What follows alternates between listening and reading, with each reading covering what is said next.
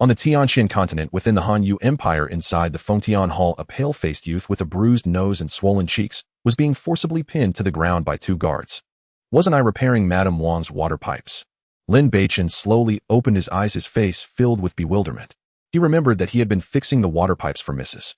Wang next door when old Wang suddenly returned home and without a word smashed a stick down on his head. When he opened his eyes again, he was already being pressed to the ground. Rebellious son, your lust knows no bounds. You actually dared to lay improper hands on your own imperial sister-in-law. A stern rebuke suddenly exploded through the hall. On the high platform at the very top of the main hall, a middle-aged man in a yellow dragon robe sat staring down at him with an icy gaze. This man was none other than the son of heaven of the Hanyu Empire, Lin Xiaotian. What is going on? Lin Beichen furrowed his brows tightly, his eyes full of confusion and bewilderment. Did I get dragged in here as a background extra or something? He tried to move his arms, wanting to push himself up and ask what was happening, but the 2 guards behind him pinned him down mercilessly. Agonizing pain surged from his knees, pressed into the floor. Your Majesty, Chainer has always been gentle by nature, modest and courteous to others. He would never commit such a depraved act. There must be some misunderstanding in this matter. I implore your Majesty to investigate thoroughly. A beautiful woman in a purple palace dress stepped forward, quickly, a trace of supplication and urgency in her eyes, her gentle voice trembling. Consort Su, what you say is quite wrong. A woman in a pink palace dress let out a derisive laugh, a hint of malice flickering in her eyes. Lin Beichen broke into his imperial sister-in-law's chambers in the dead of night.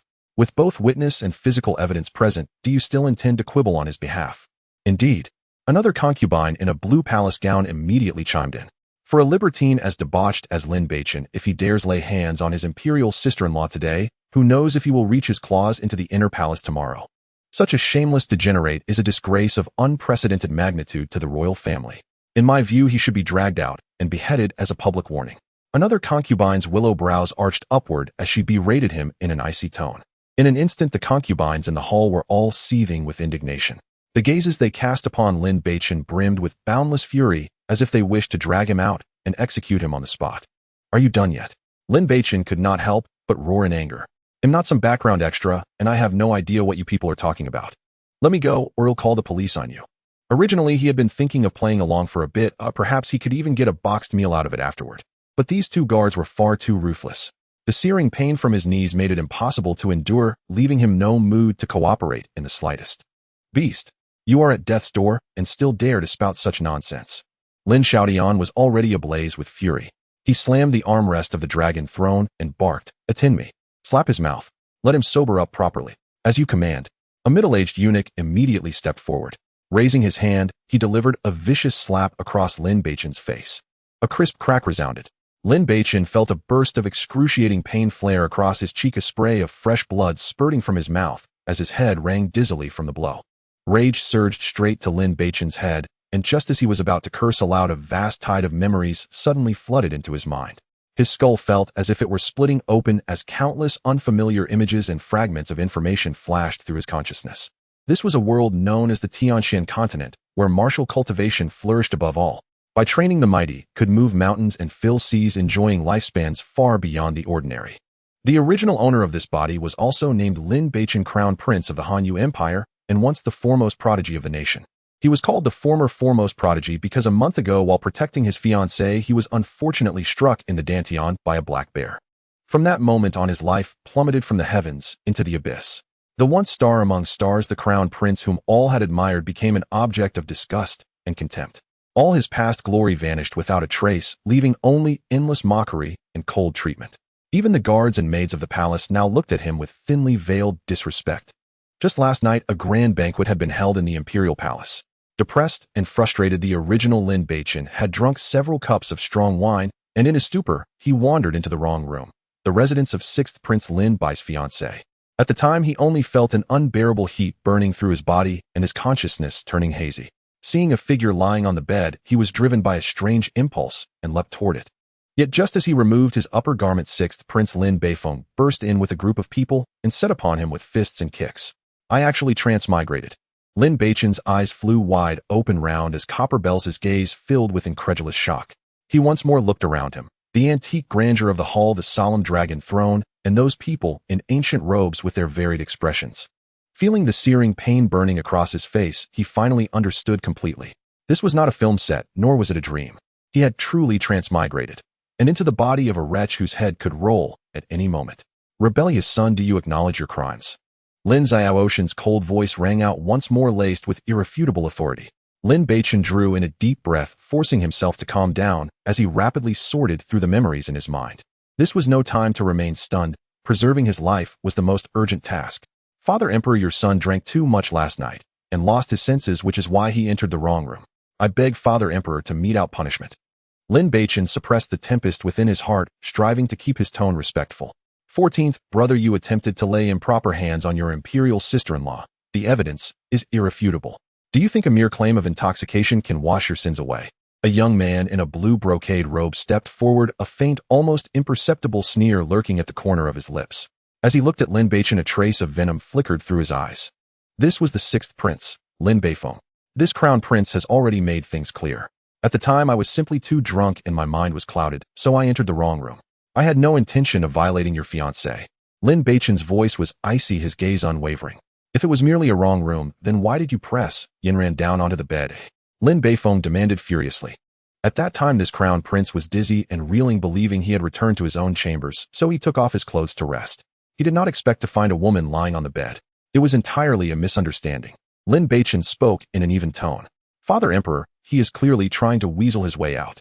Lin Beichen gnashed his teeth in fury, then turned toward Lin Xiaotian and bowed deeply.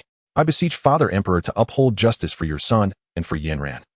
Lin Xiaoshan's gaze moved between the two of them before finally settling on a white-clad young girl standing below the dais. She wore a plain white palace dress, her bearing frosty, and her beauty peerless, though her face was somewhat pale. Xia Yanran, you are the one involved. Tell us what happened at that time, Lin Xiaotian said, his voice betraying neither joy nor anger. At Xia Yanran's words, her body trembled slightly. She hurriedly stepped forward and replied in a respectful tone, in reply to your majesty, this subject's daughter also drank a few cups at the banquet last night. I felt dizzy and so returned to my room early to rest. But not long after I lay down, I felt someone pressing down on me. When I opened my eyes, I discovered it was the crown prince. Fortunately, the 6th prince arrived in time otherwise. In truth, Xia Yanran knew very well in her heart that Lin Beichen was with great likelihood being framed. Last night, she had also felt a severe dizziness, as if someone had drugged her. Her whole body had been drained of strength. When she finally regained clarity, she saw Lin Beichen sprawled over her, his face flushed scarlet and his breathing ragged. Clear signs of having been afflicted with an aphrodisiac poison. Yet she was after all Lin Beifeng's fiancée, so it was naturally impossible for her to speak in Lin Beichen's defense. You wretched thing. Do you have anything else to explain? Lin Xiaotian's gaze once more fell upon Lin Beichen, a trace of complicated emotion flickering in his eyes. Lin Beichen's heart tightened. He knew that to argue further was meaningless. Xia Yanran's testimony had all but nailed him to the pillar of shame. He drew in a deep breath once more and spoke with sincere, respectful composure. Royal father, last night your son overindulged in wine and failed to uphold the dignity befitting a prince. I beg royal father to pass judgment and punishment. For a time, the great hall fell into silence. Everyone's gaze converged on Lin Xiaotian, awaiting his final verdict. Consort Su's hand clenched tightly around her handkerchief as she watched Lin Beichen with a face full of worry. Lin Beifeng, however, had the corners of his lips slightly upturned, a gleam of smug satisfaction flashing through his eyes. The other consorts and ministers each harbored their own thoughts as they quietly awaited the outcome. Chenur, though you were drunk at the time, the fact that you molested your royal brother's fiancée is undeniable. The honor of the imperial clan must not be tarnished. From this day forth, I strip you of the title of crown prince and dock your annual stipend for 3 years. Do you have any objections? Lin Xiaotian's voice carried a note of unyielding majesty. Your son has no objections. Lin Beichen bowed deeply in salute, the loose strands at his temples falling to cover the fleeting clarity in his eyes. Losing the position of crown prince to him was in fact a kind of release. Now that this body's dantian was crippled, the crown prince's seat was nothing but a searing brand. Whoever held it would only invite endless covetousness and schemes. Rather than cling to an empty title and live in perpetual terror, it was better to use this chance to temporarily withdraw from the limelight. Enough, today's matter ends here. All of you may disperse. Lin Xiaotian flicked his sleeve and turned to leave the hall of heavenly blessings. Hearing this, the heart Lin Beichen had been holding in suspense finally fell back into place. No matter what, his life was for the moment preserved. The consorts and princes in the hall could no longer suppress the excitement blooming across their faces.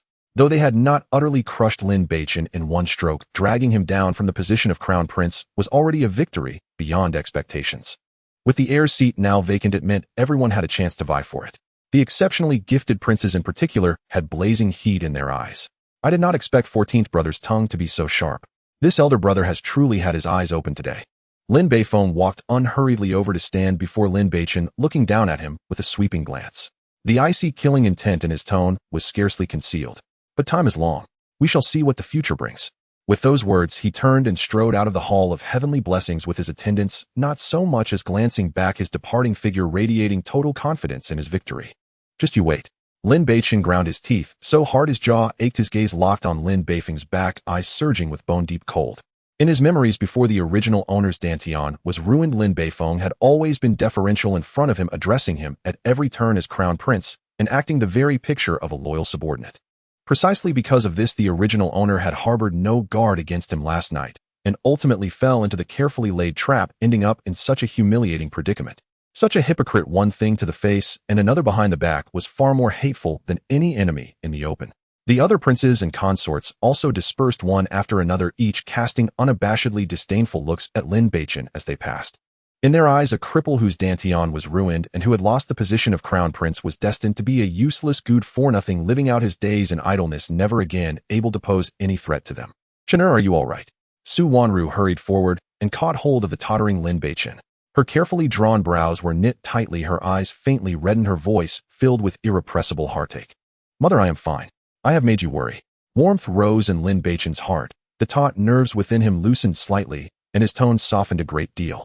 In this palace filled with schemes and calculations, the woman before him was the original owner's only warmth, and now she was the only person he could truly trust. "Chen'er, it is your mother who is useless, who could not protect you." Su Wanru's voice quivered uncontrollably, and at last tears slid down her cheeks. "Mother, this is not your fault." Lin Beichen gently shook his head, a hint of relief in his tone. "Losing the position of crown prince is not necessarily a bad thing for me. At the very least, I can enjoy some temporary peace and quiet. It is enough that you can think this way. Let mother help you back to rest first." Su Wanru sniffed hastily, wiping away her tears with a brocade handkerchief, then supported Lin Beichen as they headed toward her own sleeping palace.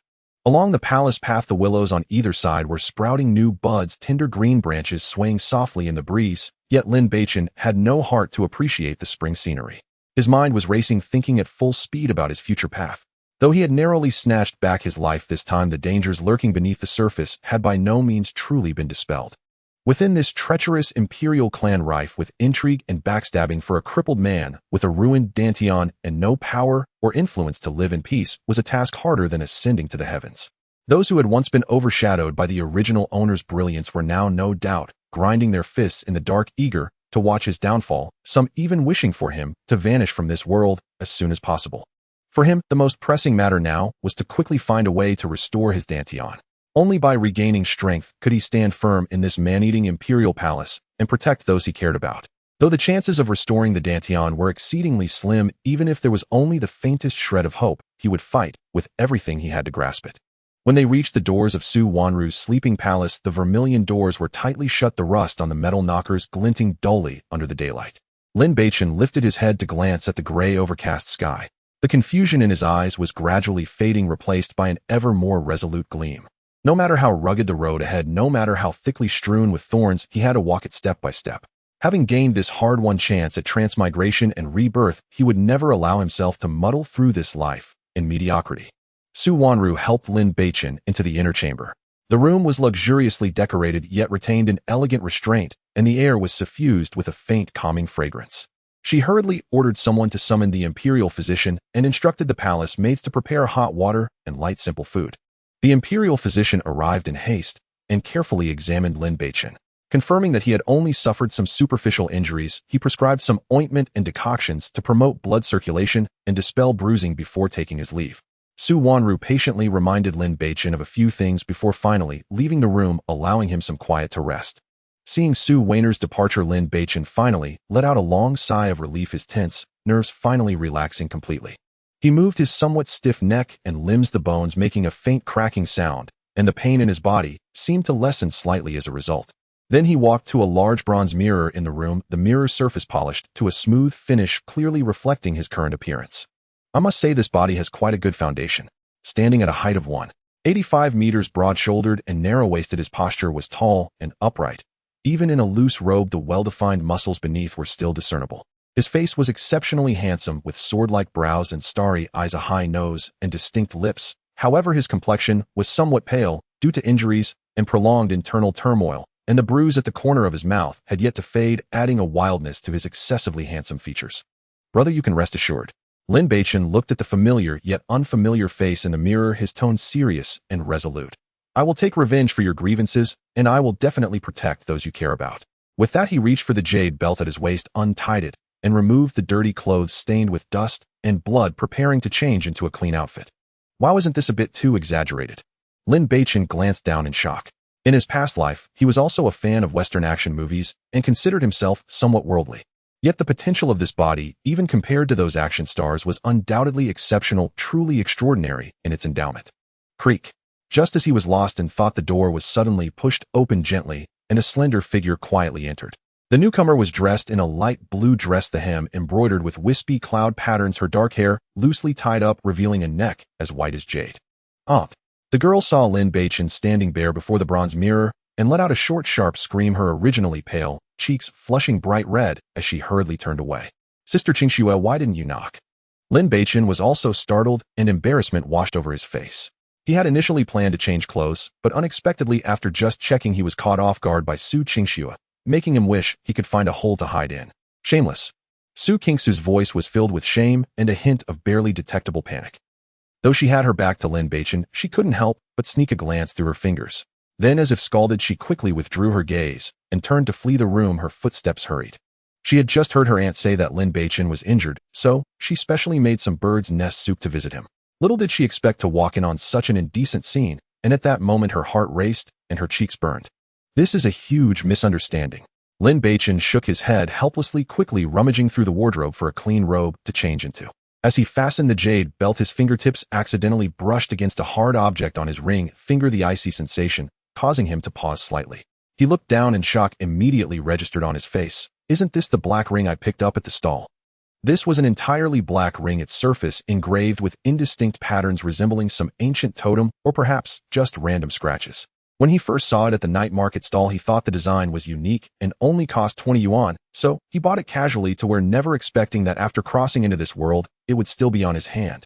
Could my crossing be related to this ring? Lin Beichen murmured to himself, a bold conjecture rising in his heart. He carefully removed the ring and held it in his palm to examine. The ring felt cool to the touch, made of a material that was neither gold nor jade nor any metal he knew. It had a strange sandy texture, as if it contained some mysterious power. Just as he was about to lean in for a closer look, the blood residue left on his right fingertip inadvertently touched the surface of the ring. Buzz! In an instant, a faint black light flashed across the ring's surface, accompanied by an indescribable pulling force. Lin Beichen barely had time to react before he felt a shimmer before his eyes, his body enveloped by an invisible force, and in the next moment, he suddenly disappeared from his spot. When he opened his eyes again, he found himself in a chaotic space. All around was a gray mist with neither sky nor ground in sight, and the air was filled with an ancient and vast aura. Where is this place? Lin Beichen's expression changed slightly as he cautiously scanned his surroundings. The sudden turn of events caused a tightness in his chest. He didn't know if he was in danger or had triggered some kind of fortunate encounter. After countless years have passed, I have finally awaited the new master of the Hongmeng ring. A hoarse and aged voice suddenly echoed in the space. Immediately after, a ghostly figure with white hair slowly coalesced before Lin Beichen like a specter. The old man was dressed in a simple gray robe devoid of any patterns, yet exuding a heavy sense of weight that spoke of time's passage. His face was lined with deep creases resembling the bark of an ancient tree, and his long beard flowed white like snow in the wind. Most striking were his eyes, seemingly murky, yet occasionally flashing with a sharp light like that of an eagle, as if they could see through the hearts of men and perceive all things in the world. Are you human or ghost? Lin Beichen was startled by this sudden apparition and instinctively took 2 steps back, adopting a defensive posture, his face filled with vigilance. This place was bizarre and unpredictable. The sudden appearance of such an old man made it impossible for him not to feel tense. If I were a ghost, you would have long since scattered your soul, and there would be no chance for you to stand here and speak. The old man with white hair gave him a disdainful glance, his tone carrying a hint of arrogance. Senior, you can't be the legendary ring grandpa, can you? Lin Beichen's eyes darted as if he had suddenly thought of something. His attitude shifted instantly to one of respect, his tone laced with anticipation and joy. In his past life, he had read many fantasy novels and short dramas, and he was well familiar with such scenarios. He especially remembered a protagonist named Xiao Huahua, who encountered a mysterious old man in a ring and subsequently reversed his fortunes, transforming from a useless individual into a powerhouse, reaching the pinnacle of life. Now that he had encountered a similar scene, could this be fate's arrangement? What ring, Grandpa? The white-haired old man's brow furrowed slightly, a look of confusion crossing his face, clearly unfamiliar with the term. It's just... Lin Beichen rubbed his hands, eagerly asking, Grandpa, are you going to take me as your disciple, teach me supreme skills, help me restore my dantian, and guide me to the pinnacle of my life? Upon hearing this, the white-haired old man's face showed clear astonishment as he deeply scrutinized Lin Beichen. How did you know? He had originally wanted to maintain the facade of a senior to test this young man's character before gradually introducing the idea of taking him as a disciple. Unexpectedly, the other party saw through his intentions at a glance and even voiced what he wanted to say. I've seen too many plots like this. Lin Beichen chuckled, then quickly composed himself and said with a bitter face, But grandfather, my situation is a bit special. My dantian has already been ruined. Do you think there is still hope? Your dantian is not completely destroyed, it is merely damaged and ruptured, and there is still a chance for repair. The white-haired elder scrutinized him for a few moments, his gaze lingering on his dantian, and spoke in a calm tone. If you are willing to take me as your master and devote yourself to practice, I have ways to help you restore it to its original state. Disciple Lin Beichen greets the master. Hearing this, Lin Beichen showed no hesitation, kneeling down to bow 3 times with utmost respect. Good. The white-haired elder smiled with satisfaction, the weariness in his eyes fading somewhat as he stroked his snow-white beard, saying, After billions of years, I, Bai Li Song, have finally awaited a successor. Master, have you been in this ring for billions of years? Lin Beichen stood up, his face displaying a hint of shock. Indeed. Bai Li Song nodded, his voice tinged with a sense of nostalgia. If it weren't for encountering you, the legendary Chaos Divine Body, I would not know how many more years I would have to remain alone in this Hongmeng ring. Chaos Divine Body. Lin Beichen's face showed curiosity as he scratched his head and asked, Is this physique really that impressive? Naturally. Bai Li Song revealed a hint of admiration, his tone carrying a sense of pride. This physique is the rarest among countless beings across the myriad realms, 1 in a billion. Those who possess this physique will have a cultivation, speed, comprehension, and affinity for the spiritual energy of heaven and earth that far exceeds that of ordinary people, truly defying the heavens. Master, did you perhaps make a mistake?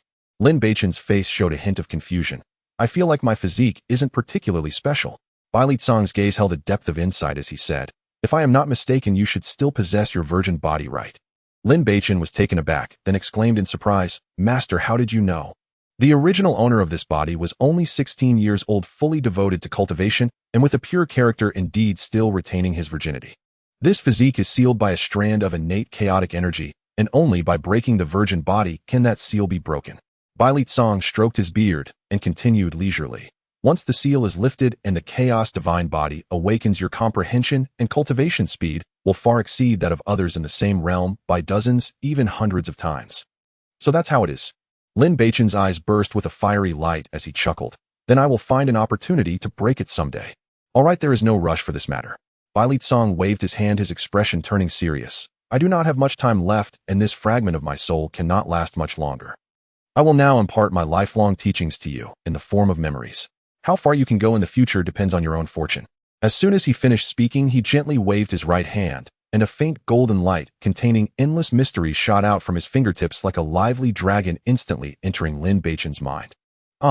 Lin Beichen felt a sharp pain in his head as countless alchemy secrets, artifact crafting blueprints, and formation memories surged in like a tidal wave, the immense information causing his head to throb painfully, unable to suppress a cry of agony. After an unknown period, when the last memory fused into his mind, that tearing pain gradually faded away. Lin Beichen closed his eyes, silently digesting the sudden influx of knowledge, his face gradually revealing excitement and exhilaration. These teachings were enough to drive anyone mad. Thank you, Master. Lin Beichen once again bowed respectfully, filled with gratitude in his heart. It's nothing. Bai Li Song waved his hand, his ethereal figure seeming to fade even more. This fragment of my soul is also on the verge of dissipating. I will now use my last bit of power to help you restore your dantian as a meeting gift from me. The path ahead you must walk on your own.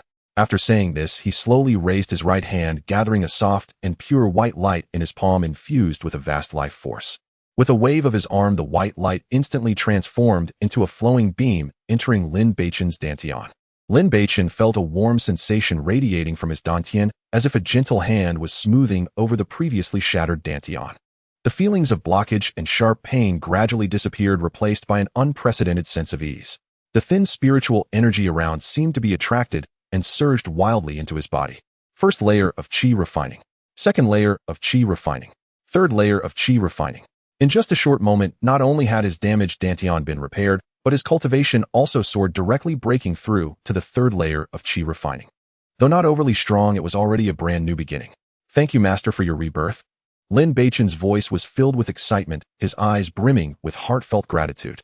Having originally crossed over into the body of a useless prince, he felt somewhat helpless, but now with so many teachings in his mind, he couldn't help but feel confident about his future.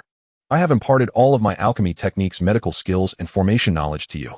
Bai Litsong smiled, his eyes reflecting a hint of expectation. If you can thoroughly study these aspects, let alone dominating the mortal realm, even in the future reigning in the divine realm, is not a mere fantasy. Just as Lin Beichen was immersed in joy, he suddenly recalled something and quickly spoke up. Master, it seems you forgot to teach me the cultivation techniques and martial skills.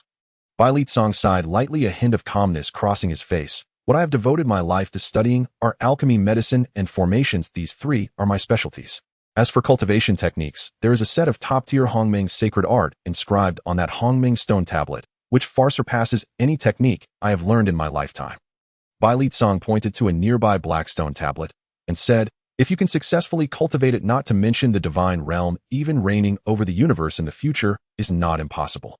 Following the direction of his finger, Lin Beichen indeed saw a completely black stone tablet, standing silently not far away.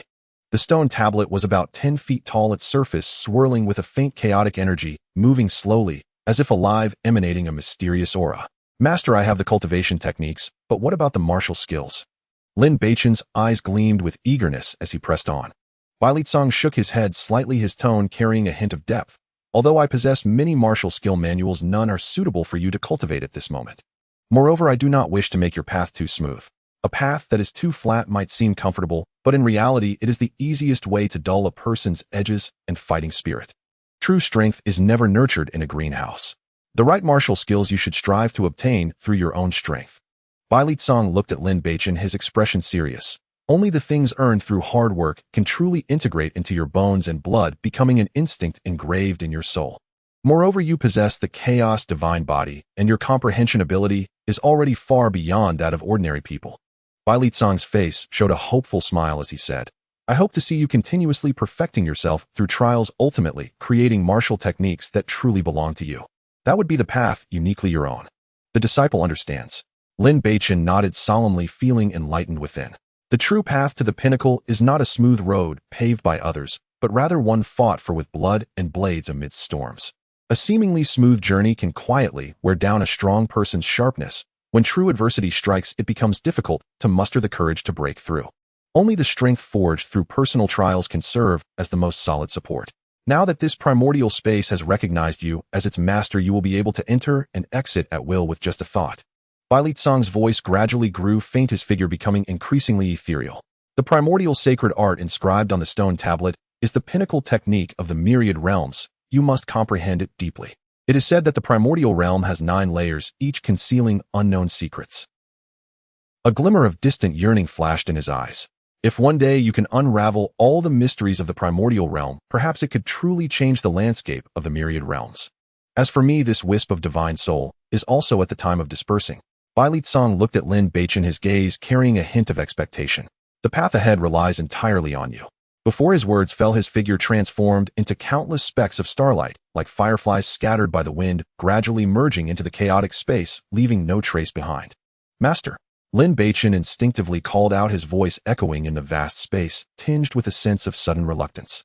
In just a brief encounter, this elder he had never met before had given him a chance at rebirth, illuminating his path forward. This kindness, this sentiment was etched in his heart like a brand. He took a deep breath, suppressing the surging emotions, and turned to look at the stone tablet inscribed with the primordial sacred art.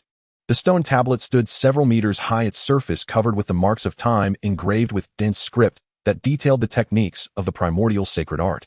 Lin Beichen carefully observed this set of techniques. Once he had completely memorized the technique, he sat cross-legged and began to focus on his cultivation.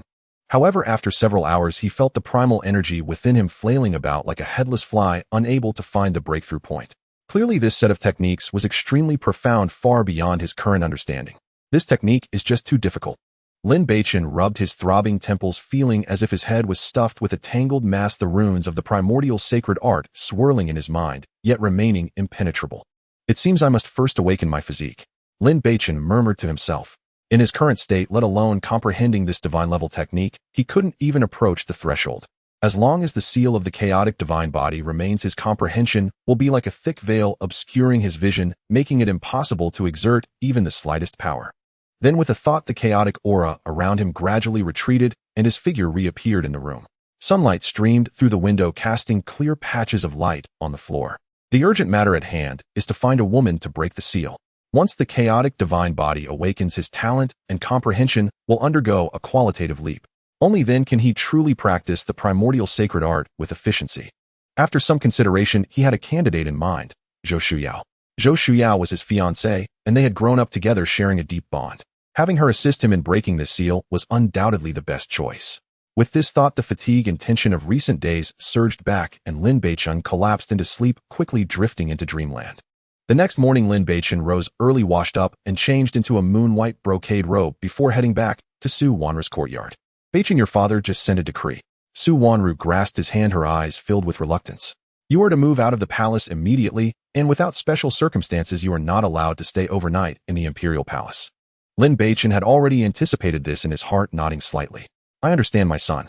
This was the inevitable result after being stripped of the crown prince title. The royal family would not allow a useless person to continue occupying resources meant for the East Palace. The palace is not like the outside. The human heart is complex, and you must be cautious in everything. Su Wanru urged carefully, her voice choked. If you encounter any difficulties, have someone return to the palace to inform your mother. Don't bear it alone. Now that her son's dantian was destroyed, and he was moved out of the palace, she feared he would be bullied outside, yet felt powerless, only able to hide her worries deep in her heart. Mother, you must take care of yourself as well. Lin Beichen gazed deeply at her, then turned to leave the palace with Su Qingshu. As they walked along the path leading out of the palace, they encountered numerous palace maids and eunuchs. Upon seeing Lin Beichen, they all stopped, but no longer bowed or greeted him as before. Their gazes were devoid of respect and reverence, replaced instead by disdain and ridicule. In their eyes, Lin Beichen was nothing more than a prince stripped of his cultivation. Without the former halo to protect him, he naturally did not deserve even a shred of respect. Lin Beichen paid no mind to their scornful looks and discussions. He understood very well that this was a world where the weak were preyed upon by the strong. Without formidable strength, one could not earn the respect of others. Today's ridicule would only serve as motivation for him to push forward in the future. The two walked in silence, the atmosphere slightly awkward. Su Qingshu kept her head down, nervously twisting the hem of her clothes. Lin Beichen cleared his throat a couple of times, taking the initiative to break the silence. Qingshu, yesterday. It wasn't what you think. I was just... I'm not blind. Su Qingshu's cheeks flushed slightly as she interrupted him sharply, her voice barely above a whisper. What were you doing? Do you really think I don't understand? Cough, cough.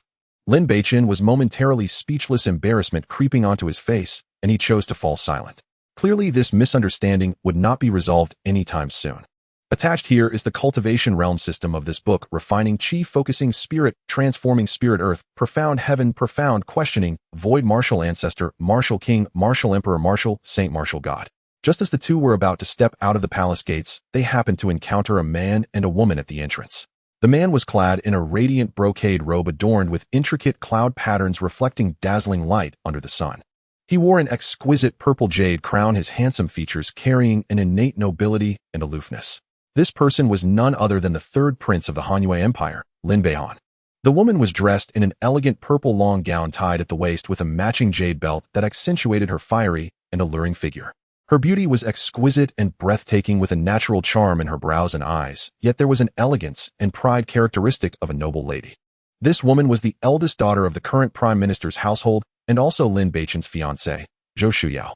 The two stood side by side, their attire complementing each other, appearing quite the match before the grand palace gates, catching the attention of the surrounding guards, who couldn't help but steal a few glances. Oh, isn't this my 14th brother? Where are you off to?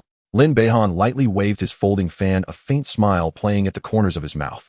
How about I escort you along with Shuyao? Zhou Shuyao stood beside him, her expression somewhat subtle.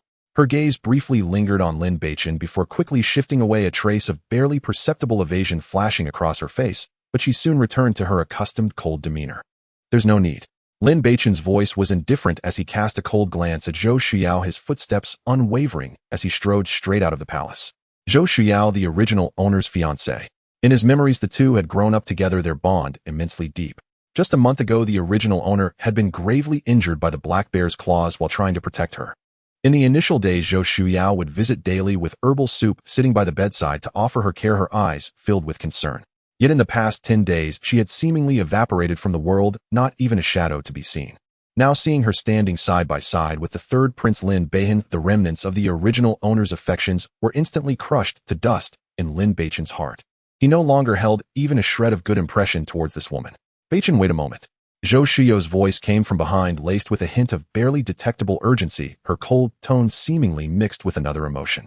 Lin Beichen slowly turned around, his gaze calm as he looked at her, devoid of any warmth from the past, leaving only indifference. Miss Zhou, is there something else? The address of Miss Zhou created a considerable distance between them. Zhou Shuyao's expression stiffened imperceptibly before she turned to Lin Beichen, her tone regaining a layer of frost. Your Highness the Third Prince, I have some private matters to discuss with Beichen. Shall we discuss our matters another day? Lin Beichen lightly waved his folding fan, a hint of playful amusement flashing in his eyes, as he smiled. Since Miss Shuyao has matters to attend to, I won't disturb you. We can talk another day. He then turned to Lin Beichen, forcing a smile, as he said, 14th brother, I'll take my leave first. We should catch up another day when there is time. With that, he cast a meaningful glance at Zhou Shuyao and turned striding into the palace with the demeanor of a victor. Beichen, I have something I want to tell you. Zhou Shuyao's voice chilled again, emanating an aura that kept others at a distance. Shuejie, please wait for me by the carriage. Lin Beichen turned to Su Qingxue, his tone softening slightly. Su Qingxue nodded slightly, casting a cold glance at Zhou Shuyao before turning to walk towards the carriage parked nearby, leaving the two alone. What do you want to say? Lin Beichen stepped forward to a spacious area outside the palace gates where no guards were passing, only the sound of the wind rustling through the treetops. He could distinctly feel the deliberate coldness emanating from Zhou Shuyao. Once Zhou Shuyao had always been like a gentle little cat, showcasing her softest side to him, her eyes filled with adoration and admiration that could not be hidden. But the woman before him now was so distant that she felt utterly unfamiliar, as if she were a different person. Beichen, thank you for your care over the years. Zhou Shuyao took a deep breath, her tone flat and devoid of any emotion. But now that your dantian has been destroyed and your cultivation lost, you no longer have the position of crown prince. We are destined to no longer belong to the same world. She took out a neatly folded piece of xian paper from her sleeve and handed it to Lin Beichen. The ink on the paper was still fresh, clearly a divorce document written not long ago. If you are willing to sign this divorce agreement, I am willing to compensate you with 1 million gold notes. Zhou Shuyao's voice was flat, her gaze fixed on Lin Beichen. Once Lin Beichen had been the most dazzling genius of the Han Empire, his position as crown prince as solid as a mountain, the dream husband in the hearts of countless noble ladies. But now he had become a cripple, his dantian destroyed, and his crown prince title lost, evidently a discarded child of the royal family. And Zhou Shuyao, now a renowned genius girl in the capital, the legitimate daughter of the prime minister's household, naturally did not wish to tie her life to a useless person with no future. Lin Beichen looked at the divorce agreement, then at Zhou Shuyao's exquisite, yet cold face, a faint cold smile tugging at his lips as his voice carried a bone-chilling tone. Zhou Shuyao, have you forgotten who saved your life under the claws of the black bear? If it weren't for me shielding you from that attack, you would have long since become the black bear's dung. How would you have the chance to stand here and discuss divorce with me? He had seen many realistic women in the short dramas of his past life, but when it was his turn, he still felt a wave of nausea. Last night, he had even thought that once the matter of his dantian restoration stabilized, he would clarify things with Zhou Shuyao, and by leveraging her help, awaken the chaos divine body. He had even entertained the thought that if he could regain the position of crown prince in the future, he might consider making her the crown princess out of gratitude for their past relationship. Of course, that was likely merely the residual obsession of the original owner. But now it seemed utterly ridiculous. Beichen, I know it's unfair for you to be divorced. Zhou Shuyao avoided his gaze, looking at the distant palace wall, her tone still cold. But now that your dantian is destroyed and you've lost your position as crown prince, do you think you still deserve me? I didn't expect you to be so realistic. It seems I truly misjudged you back then. Lin Beichen couldn't help but sneer, a hint of self-deprecation in his voice. And don't make your words sound so harsh. Zhou Shuyao's voice was cold, her tone carrying a hint of displeasure. Our relationship has always been a mutually beneficial transaction. The Zhou family chose to betroth me to you solely based on your identity as crown prince and your talents. Over the years, you have helped me greatly, but my Zhou family has also been supporting you in the court, helping to stabilize your position as crown prince. Isn't that an equal exchange? Zhou Shuyao's tone grew increasingly cold. Zhou Shuyao, I wasted my dantian for you. Lin Beichen's expression grew increasingly grim. It's only been a month and you can't wait to propose a divorce. Is this something a person can do? Didn't you always say you love me? Zhou Shuyao looked directly at Lin Beichen, a flicker of determination in her eyes. Is your love merely possessiveness? If you were truly a man, you should grant me my freedom instead of binding me to your useless self and forcing me to suffer for a lifetime. Stop feeding me these grandiloquent nonsense. Lin Beichen interrupted her sharply, coldly, saying, how much effort have I put into you over the years? Don't you know? The concentration herbs and qi refining pills you use, which of them did I not plead for from my father? Without my resources, how could your cultivation have improved so rapidly? How could the Zhou family stand firm in the court? Lin Beichen's voice turned even colder. I know you've cared for me. Zhou Shuyao bit her lip, her tone softening somewhat with a hint of complexity in her eyes, yet still resolute. But what I want is a man who can walk alongside me, not a fallen prince with a wasted dantian, powerless and without influence. Beichen, we truly are not suited for each other anymore. She paused, making what seemed like a significant concession. As long as you are willing to annul the engagement, you can propose any condition you wish. Any condition? Lin Beichen's lips curled into a faint, meaningful smile, a glint of cunning flashing in his eyes. I do have a condition. If you can agree, I will immediately sign the annulment letter. Zhou Shuyao's heart leaped with joy, and she quickly asked, as long as it's not excessive, I can agree. Lin Beichen slowly leaned closer to her, his warm breath brushing against her ear. His voice dropped to a low whisper laced with mockery, yet clear in her ears. After all the investment I've made in you over the years, shouldn't I get something in return? Zhou Shuyao's body stiffened instinctively, taking a step back, watching him warily. What exactly do you want? Lin Beichen's lips curved into a sinister smile, his gaze lightly scanning her form. As long as you spend half a month with me to make up for the emotional investment of these years, I will immediately sign the annulment letter. From then on, we will be even, and I will never entangle you again. You? Shameless. Zhou Shuyao exclaimed, her body trembling with rage, her face turning crimson, her eyes filled with disbelief and indignation. She had never imagined that the once graceful Lin Beichen, who rarely even swore, would utter such vulgar and insulting words.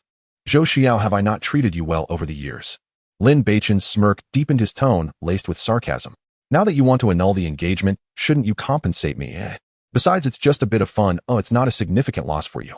Lin Beichen paused for a moment and said leisurely, on the contrary, once you rid yourself of the burden of having me as a worthless prince, you will no longer be bound by this engagement and can pursue your own happiness freely. This is an incredibly profitable deal for you. Lin Beichen, don't go too far. Zhou Shuyao suppressed the surging anger within her, her chest heaving violently, her face alternating between red and pale. Lin Beichen was indeed handsome, and he had once captured her heart. But now he was a useless person with a wasted dantian.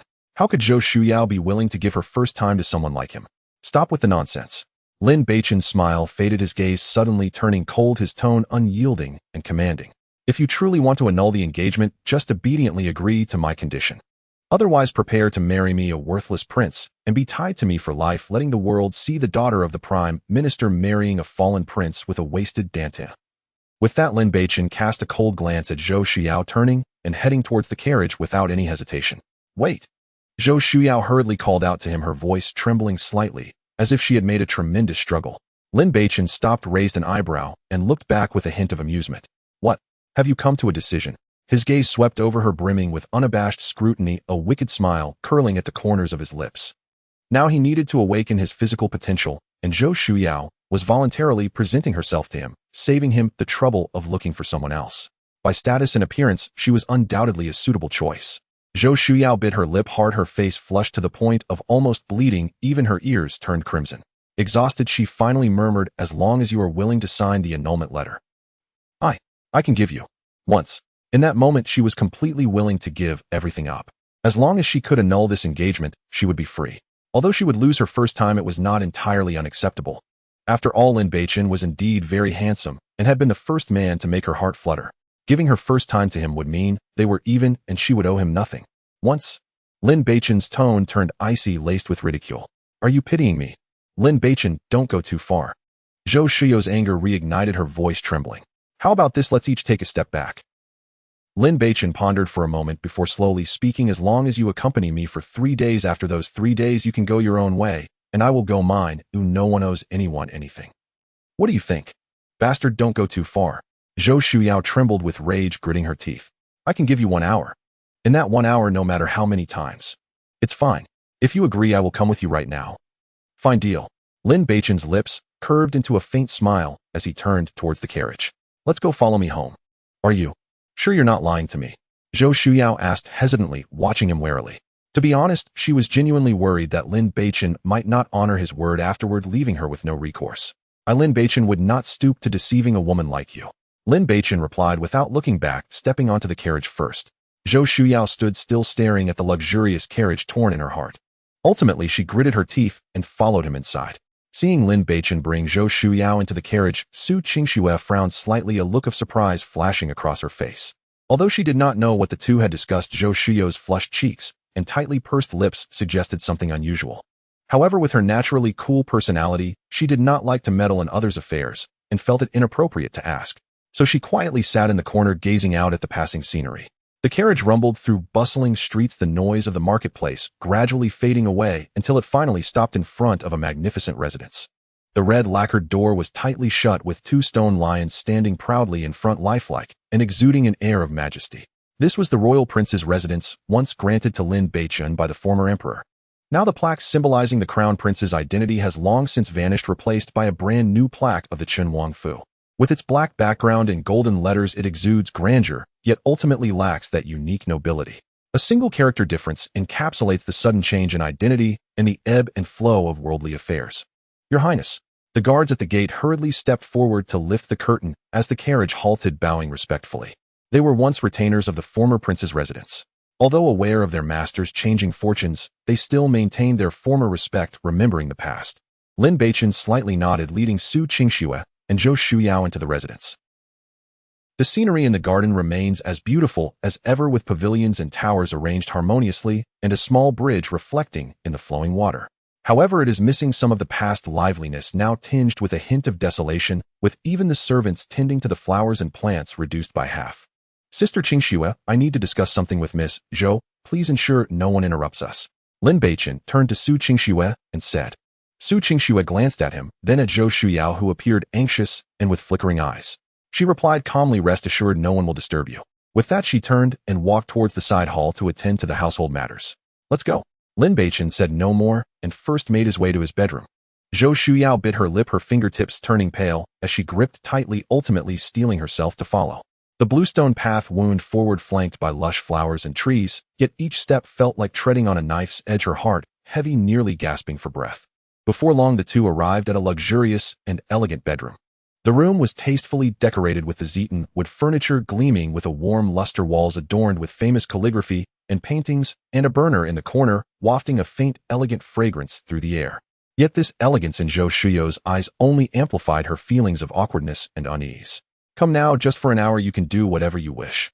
Zhou Shuyao tightly shut her eyes, her long lashes trembling slightly, her body tensed like a bow drawn to its limit, gripping her clothes tightly, her voice barely audible, like a whisper.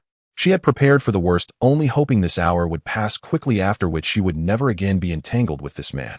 What attitude is this? Lin Beichen sat at the head of the bed, observing her resolute demeanor, a hint of coldness curling at the corners of his mouth. If you want to break off the engagement, you should at least show some sincerity.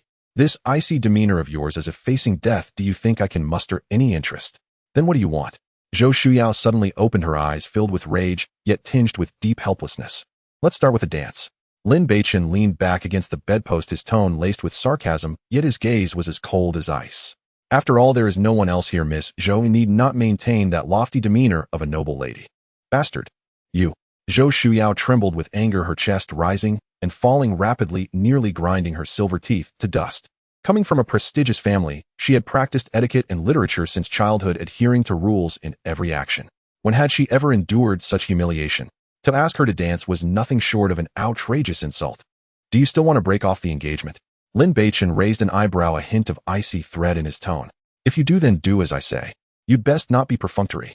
If I don't feel anything from the dance, I won't be signing that engagement dissolution letter. He wore a sly grin, yet his eyes remained clear. He wanted to see how far this woman would go to break off the engagement. The so-called true feelings in her eyes ultimately paled in comparison to power and prospects. Bastard, you're cruel. Zhou Shuyao took a deep breath, forcing herself to calm down. At this point, she had no way out. She slowly relaxed her posture, raising her hands to remove the outer veil, revealing a plain, yet form-fitting undergarment that accentuated her exquisite curves. As she shifted her steps, her graceful figure began to dance in the room. At first, she was somewhat stiff, her movements lacking fluidity, clearly showing her reluctance. But gradually she seemed to let go of all restraint, her gaze becoming dreamy, her movements more fluid, and her dance increasingly seductive, infused with a deliberate allure. Lin Beichen watched quietly, his face betraying no emotion, yet his heart felt icy. This was the woman whom the original owner had sacrificed his life to protect. For the sake of so-called prospects, she could go to such lengths. Well, in this case, the last remnants of the original owner's ties in his heart would be completely severed. Tisk, this beauty and figure truly do not disappoint. Lin Beichen picked up a glass of cold wine from the table, gently swirling it, casually appreciating, while commenting. One must admit Zhou Shuyao was indeed stunningly beautiful, especially at this moment, with her fiery figure swaying in rhythm, each curve perfectly shaped enough to captivate any man. At this moment, Zhou Shuyao had long since cast aside her remaining modesty. She knew well that if she didn't satisfy this man today, breaking off the engagement would become impossible. Her eyes shimmered with a hint of deliberate seduction as she gracefully approached Lin Beichen, her dance sleeves fluttering, bringing with them a sweet, intoxicating fragrance. About a quarter of an hour later, the air in the room seemed to ignite, gradually becoming heated, even the scent of incense taking on a hint of ambiguity. All right, that's enough. Lin Beichen set down his wine glass, his voice carrying a barely perceptible huskiness as he slightly opened his arms. Change clothes for this prince. Zhou Shuyao hesitated for a moment, her fingertips trembling slightly, but ultimately approached cautiously, carefully untying his jade belt. The silk outer robe slid down, revealing his well-defined physique. Lin Beichen took the opportunity to wrap an arm around her slender waist, leaning down to draw closer to her luscious red lips. Although he fundamentally disliked this woman's coldness and pragmatism, he couldn't help but admit she was indeed a rare beauty. Now he could conveniently use her to awaken the chaos divine body, which could be considered maximizing her utility. After this, whether it was the last remnant of the original owner's obsession or the absurd engagement and betrayal between him and Zhou Shuyao, it would all come to a complete end. The two were tightly entwined, their breaths gradually becoming rapid, infused with a hint of uncontrollable heat. Zhou Shuyao's gaze was dreamy, her lips reddened and slightly swollen from the kiss. As she leaned against Lin Beichen's arm, breathing softly, she momentarily felt dazed, as if returning to the time when they were inseparable in their youth. Back then he was the prince adored by all, and she was the childhood companion by his side with pure joy in her eyes. Lin Beichen looked at her in this state, of flicker of complex shadows passing through his eyes. Without further hesitation, he exerted his strength, lifting her horizontally and walking towards the Zeton wood bed draped with cloud-patterned curtains. The curtains slowly descended like a barrier, obscuring the gradually rising sensuality of the room, as well as the absurdity and resolution of this entanglement that were difficult to articulate. 2 hours later, the room was filled with a heavy atmosphere of intimacy. The two embraced each other, feeling a strange warmth that lingered for a moment. You promised 1 hour, and yet you... Zhou Shuyu propped herself up with her weak body, her disheveled hair sticking to her sweaty forehead. Her face bore signs of exhaustion, yet she shot Lin Beichen a fierce glare, her tone filled with reproach, hiding a complexity that even she was unaware of. Indeed, I exceeded the time. Lin Beichen leisurely straightened his clothes, a mischievous smile curling at the corner of his mouth. But you didn't tell me to stop. I lost track of time. Why didn't you remind me?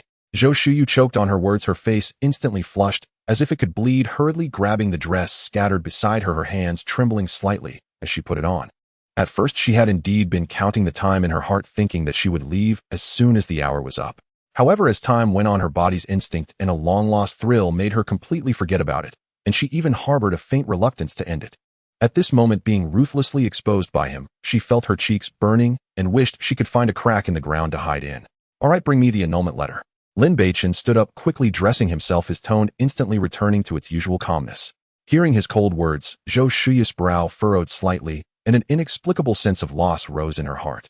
At this moment, she suddenly found herself reluctant to annul the marriage. The intimacy they had just shared felt like a warm current, diluting her inherent prejudice against the useless prince, even reminding her of the beautiful times they had spent climbing trees and watching stars together as children. But this thought flashed by quickly, and reason swiftly took over. The other party's dantian was destroyed, and he no longer held the title of prince. He was just a powerless and destitute prince. How could she entrust her life to such a person? Taking a deep breath, she suppressed the odd feeling in her heart and took out the annulment letter she had prepared long ago, handing it over. Lin Beichen took it, not even glancing at it, and directly signed his name at the bottom with a flourish. The annulment will be made public. We'll say it was your initiative, that way it can also preserve your dignity. Zhou Shuyu looked deeply at him, her gaze complex and hard to decipher, filled with guilt and relief along with a trace of indescribable melancholy. In the future, if you encounter any difficulties, as long as I can help, you can come find me. After saying that, she walked out of the room quickly, as if she were a thief, her skirt brushing against the threshold and stirring a slight breeze. Don't worry, that day won't come. Lin Beichen's voice was calm and steady, yet a meaningful smile lingered at the corner of his mouth. He could clearly feel that the chaotic divine body had awakened, and the primal energy circulating within him carried a peculiar rhythm. His comprehension and cultivation speed had made a qualitative leap, and the obscure knowledge that once filled his mind had now become clear. His future path was destined to be extraordinary. As Zhou Shuyu stepped outside, her figure paused, slightly hesitating for a moment before she gritted her teeth and quickened her pace to leave the Chen Wangfu. Sunlight poured down on her warm and bright, yet it could not dispel the inexplicable sense of loss in her heart. Lin Beichen closed the door, turning around and focusing his mind entering the Hongmeng space. Once again standing before the stone tablet inscribed with the Hongmeng sacred art, he concentrated and carefully studied each ancient character on it. This time, the once obscure and difficult formulas seemed to come alive, revealing their profound meanings clearly before his eyes. The previously insurmountable obstacles now felt as though they had been cleared away like a sudden enlightenment. Lin Beichen sat cross-legged, slowly circulating his true qi according to the guidance of the art. Threads of spiritual energy surged into his body like streams, following a guiding hand, racing through his meridians and ultimately converging in his dantian, transforming into pure spiritual power. When the time reached the next morning, Lin Beichen suddenly opened his eyes, a flash of brilliance passing through them. "I've finally entered the door." In an instant, his aura surged dramatically, the spiritual power within him gushing forth like a raging river, unstoppable. Fourth layer of the Qi refinement realm. Fifth layer of the Qi refinement realm. Sixth layer of the Qi refinement realm. Only when his cultivation stabilized at the sixth layer of the Qi refinement realm did that overwhelming momentum gradually subside. Lin Beichen felt the surging power within him, his face revealing an uncontrollable excitement. Before his dantian was destroyed, the original owner had already reached the fifth layer of the spirit-gathering realm, acclaimed as the most talented youth in the imperial city. However, ever since his dantian was damaged, he had become the target of ridicule. Even his childhood betrothed had abandoned him. Now power had returned, even more pure and promising than before. He finally saw the hope of a comeback, the possibility of reclaiming everything that belonged to him. "Brother, you can rest assured," Lin Beichen murmured to himself, confidence flickering in his gaze. "Everything you lost, I will reclaim for you." Since heaven had granted him the opportunity to live again, he naturally would not squander this precious chance. In this life, he aimed to reach the peak, to live out his own brilliance, making all those who looked down on him and underestimated him pay the necessary price. Then, with a thought, Lin Beichen left the Hongmeng ring space. Next, he would utilize the alchemy inheritance in his mind to rapidly enhance his strength. Reclaiming the title of prince was the first step, and the sixth prince, Lin Beichen, who had once schemed against the original owner, had long since been marked as a target for elimination. Meanwhile, the news of Lin Beichen voluntarily annulling his engagement with Zhou Shuyu quickly spread throughout the entire imperial capital. In tea houses and taverns, the storytellers had yet to drop their gavel when the patrons erupted into discussion. Breaking news. "The 14th prince has voluntarily proposed an annulment to Zhou Shuyu," said a middle-aged man who was drinking tea. "How is that possible?" A scholar at the next table looked astonished. The 14th prince was so infatuated with Miss Zhou, how could he suddenly annul the engagement? "Yes," said a man beside him, "Miss Zhou is his childhood betrothed. How could he bear to let her go?" "In my opinion." An old man with white hair stroked his goatee, sighing softly. "Perhaps the 14th prince cares too much for Miss Zhou, feeling that his dantian is ruined and he has lost the position of prince, so he believes he is unworthy of his beloved and thus chooses to annul the engagement." What a pity, someone clicked their tongue, a look of regret on their face. Not long ago, they were the recognized golden couple of the imperial capital, a genius prince and a prime minister's daughter. Who wouldn't envy them? Yet now they had fallen to such a state. Discussions rose and fell, with some lamenting, some speculating, and others relishing the drama, stirring the annulment case into a frenzy. Within the imperial palace in the Fengtian Hall, Lin Xiaodian was bent over the desk reviewing memorials. A vermilion brush hovered in midair, his brow slightly furrowed, as if pondering over the complicated political matters within the memorial. "Your Majesty, I have just received news that the 14th prince has called off the engagement." An old eunuch dressed in a gray robe entered quietly, his demeanor extremely respectful. Lin Xiaodian set down the vermilion brush and slowly raised his head, a flicker of confusion passing through his deep-set eyes. If Chainer cares so much for Zhou Xiao, how could he be willing to call off the engagement? According to reports from below, the old eunuch lowered his gaze and replied submissively, "Yesterday at noon, the 14th prince encountered Miss Zhou and the 3rd prince outside the palace gates, and the atmosphere was somewhat ambiguous at the time. Later, Miss Zhou returned to the Chen Wangfu with the 14th prince, and about 2 hours later news of the engagement cancellation emerged. Upon hearing this, Lin Xiaotian remained silent for a moment before waving his hand. Very well, since it is Chainer's decision, let them be. He paused, changing the subject to ask, have you found any results regarding the matter I asked you to investigate? Replying to your majesty, the old eunuch lowered his voice even further, almost touching the ground. That night, it seems both the 14th prince and Miss Xia Yanran were drugged. However, the properties of the drug are extremely peculiar and well concealed. The imperial physician did not detect anything that day. Lin Xiaotian lightly tapped the memorial with his fingertips, his expression inscrutable, and after a long while he said calmly, understood, you may leave. This servant obeys. The old eunuch bowed and exited, his wide sleeves brushing the ground, leaving the hall in silence once more with only the lingering scent of sandalwood in the air. Chainer. Lin Xiaotian gazed out at the sky framed by the palace walls, revealing a complex and inscrutable expression. It is not that your father is heartless, but rather that you are too compassionate and too sentimental. He naturally understood that Lin Beichen was likely wronged, but this son, with his dantian crippled, was destined to be unable to bear the heavy responsibility of a nation's heir. Because of this, even knowing he had been wronged, Lin Xiaotian still stripped him of his title as crown prince, a decision born of imperial weighing and a father's helplessness. In the Jinro Palace, Su Wanru was sitting by the stone table in the courtyard savoring tea. Sunlight filtered through the dense phoenix tree leaves, casting mottled shadows upon her slightly haggard face, with a few strands of hair fluttering gently in the wind. Your Highness, something is wrong. A maid rushed in through the moon gate, her voice trembling. News just came from the front courtyard that His Highness has voluntarily called off the engagement with Miss Zhou. What? Su Wanru abruptly stood up, her white jade teacup shaking in her hand, spilling some warm tea that dampened the cuffs of her purple palace robe. This is impossible. Chainer loves Xiao so much, having protected her like a treasured jewel since childhood. How could he bear to call off the engagement? Your Highness, the maid hesitated before speaking, her voice as soft as a mosquito. Could it be that Miss Zhou wanted to call off the engagement, but to preserve His Highness' face, she stated it, as if His Highness had initiated it? This Zhou Xiao. Su Wanru slammed the stone table, causing the teacups to jump, her usual gentle demeanor replaced with a cold frost on her face. Does she really think my son is easy to bully? Her chest rose and fell violently, clearly enraged.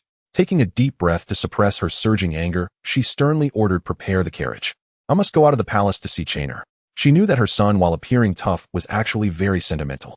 This time the engagement cancellation would surely hurt his feelings, and as a mother she needed to be by his side. Meanwhile, in the Prime Minister's residence, Zhou Xiao sat by the window gazing at the leaves drifting outside in the wind, her expression somewhat vacant, her slender fingers unconsciously twisting the window gauze. The news of the engagement cancellation had spread, and everyone in the residence praised her wisdom, saying she had cut her losses in time. Yet her heart felt empty, as if a piece had been hollowed out, an indescribable sensation swirling within her chest. Xiao? Zhou Shanglong walked in, dressed in a deep blue court robe, evidently just returning from the palace. Noticing his daughter's dazed expression, he softened his footsteps and said gently, Father knows you still have some lingering feelings, but you must think clearly. Now that he has a crippled dantian and lost his position as crown prince, he is merely a prince without a future. Staying with him will lead to no good days for you. Now that you have called off the engagement. Zhou Shanglong sat opposite her, his tone somewhat persuasive. It would be wise to associate more with the third prince. Lin Beichen has excellent talent already at the fourth layer of the concentration realm at a young age, supported by Consort Zhang. In the future, he may well secure the position of crown prince in the struggle for succession. If you can marry him, it would be a great help to our Zhou family, Zhou Shanglong stated. Zhou Xiao remained silent for a moment, ultimately biting her lip and nodding, I understand, Father. Meanwhile, in the Chun Wangfu, Lin Beichen had just stepped out of his room when he bumped into Su Qingxue, who was carrying a bowl of medicine. Aren't you usually very concerned about her? Why did you suddenly call off the engagement? Su Qingxue looked up at him, her eyes filled with curiosity and a hint of subtle probing. Miss Zhou's demeanor when she left, her cheeks slightly flushed and her walking posture a bit stiff, clearly indicated that something had happened. Though Su Qingxue had not experienced such matters, she was not dull and naturally guessed that something had transpired in the room. Yet she was puzzled, since they had just shared an intimate moment, why would they still call off the engagement? She wanted freedom, and I merely fulfilled her wish. Lin Beichen spoke in a calm tone, showing no emotion on his face. There are many beautiful women in the world. You need not be upset over such a pragmatic woman. Su Qingxue was taken aback for a moment, then couldn't help but advise, since she could choose to leave you when you were in trouble, she is not worth your concern. She is just a woman, or it is not enough to make me sad. Lin Beichen smiled faintly, his gaze clear and devoid of any shadow. Out with the old, in with the new. Are you sure you're not just putting on a brave face? Su Qingxue's face showed a hint of surprise, as she couldn't help but glance at him curiously. She had thought that Lin Beichen would at least be depressed for a long time, even isolating himself from others. After all, who in the residence didn't know about the original owner's feelings for Zhou Xiao? For her, the original owner was willing to confront the emperor and disregard his own safety. That deep affection was etched into his very bones. Yet here Lin Beichen showed not a trace of sadness on his face, as if that deeply etched love had never existed. I said it's nothing to me. Lin Beichen's smile deepened slightly, his tone casual. There are plenty of women in the world. This prince is not at the point of being devastated by a fickle woman. Then I can rest assured. Su Qingxue nodded slightly. Your Highness, the princess has arrived. A maid quickly approached from the end of the corridor, her face showing urgency with beads of sweat on her forehead. Mother, why is she here? Lin Beichen revealed a hint of surprise on his face. She probably heard about your engagement cancellation and came to see you, Su Qingxue said softly. It's just a cancelled engagement. What's there to worry about? Lin Beichen shook his head helplessly and quickly walked towards the entrance of the residence. Regardless, since his mother had made a special trip, he felt he should go out to greet her. As Lin Beichen arrived at the entrance of the residence, he encountered Su Wanru, who wore an anxious expression. Upon seeing Lin Beichen, Su Wanru seized his arm and scanned him up and down with a worried look, saying, Chainer, are you all right? Mother, what could possibly be wrong with me? Lin Beichen replied with a gentle smile. Come on, let's go inside and talk. Did that girl Zhou Shuyu take the initiative to propose the annulment of the engagement? Su Wanru's tone was filled with pain. Does she think you have fallen from power and now looks down upon you? Such an ungrateful person. Mother, you needn't worry about me anymore. Lin Beichen gently patted the back of her hand and reassured her, this matter is nothing to me at all. Since Zhou Shuyu had already given him her first time in terms of feelings and reason, she had repaid the original debt, and he had no desire to cling to the past any longer. Have you really let go? Su Wanru paused, scrutinizing his expression, and a hint of surprise crossed her face. She knew her son too well. His previous concern for Zhou Shuyu was almost etched into his very bones. Of course I have let go. Lin Beichen smiled lightly, his tone relaxed. There are countless women in this world. How could I be so foolish as to live and die for a woman who has changed her heart? Just rest assured. I'm glad to hear you say that. Su Wanru sighed in relief, her tense shoulders relaxing somewhat, though her eyes were slightly reddened. As a mother, I worry that you might not be able to cope with this after all you grew up together and have such a deep bond. Mother, I'm not a child anymore. Lin Beichen supported her as they continued into the residence. Let's sit down first. They'll have the kitchen prepare some of your favorite lotus cakes. Afterwards, Lin Beichen accompanied Su Wanru around the estate.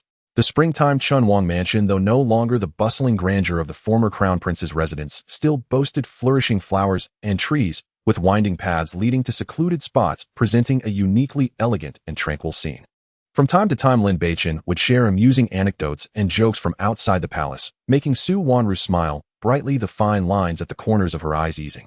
Seeing her son so relaxed and at ease, her worries gradually dissipated. At noon, the mother and son had lunch in a side hall. Lin Beichen had the kitchen prepare several dishes that Su Wanru loved, continuously serving food to her during the meal, discussing his daily life in the residence, while never mentioning the annulment or future plans, ensuring the atmosphere remained light and harmonious. After the meal, seeing that he was indeed in good spirits, Su Wanru fussed over him with a few more words of care before boarding the carriage back to the palace. Watching the carriage disappear around the corner, Lin Beichen's smile faded slightly. He understood that his mother's worries had not entirely dissipated. She simply didn't want to add to his burdens. In this deep palace, it must not be easy for her to raise him alone. Lin Beichen took a deep breath and turned back towards the Chunwang mansion. The most important thing now was to focus on enhancing his strength. Only by becoming strong enough could he protect his mother and those around him, establish a foothold in the treacherous royal battles, and even reclaim everything that belonged to him. In the following 3 days, Lin Beichen hardly stepped outside, spending all day practicing sword techniques in the Hongming space. The spiritual energy within the space was so dense that it felt almost tangible, swirling around him, isolating him from all external noise, making it an ideal place to refine his sword moves and hone his spiritual power. Holding a profound sword, he practiced the basic sword stances over and over again. The seemingly simple movements of cutting, thrusting, lifting, and flicking became increasingly fluid and exquisite under his efforts. Each strike subtly interacted with the surrounding spiritual energy, exuding a raw and domineering essence akin to the chaos of the universe's beginnings, and the sword wind howled, capable of cleaving through the condensed orbs of spiritual energy in the air. Outside the mansion, Su Qingxue saw that Lin Beichen's door was tightly shut, and he had not stepped out even once in 3 days. Assuming he was still brooding over the annulment, she chose not to disturb him, instructing the maid to warm the meals in the food box and place them at the door on schedule. In her view, Lin Beichen must still be immersed in the pain of the annulment, which was why he had locked himself away nursing his wounds alone. That morning, Lin Beichen finished his training feeling his spiritual power running increasingly smoothly, and his swordsmanship had improved significantly. After a quick wash and changing into a clean blue robe, he headed straight to the Tianxian Chamber of Commerce. The Tianxian Chamber of Commerce was a colossal entity, the foremost in the Tianxian continent, with branches across various empires dealing in everything from divine weapons and precious materials to ordinary pills and ores, essentially encompassing all goods. Remarkably, the chamber never interfered with the power struggles of any factions, focusing solely on its business. Thus, no matter how empires rose and fell, the Tianxian Chamber of Commerce remained as stable as a mountain. It was well known that while empires were like flowing water, the chamber was a solid force demonstrating its formidable influence. Before long, a majestic building appeared before him. The building was entirely constructed of green jade, shimmering with a warm luster under the sunlight. Golden wind chimes hung from the eaves, producing a melodic sound in the gentle breeze, exuding a sense of understated luxury.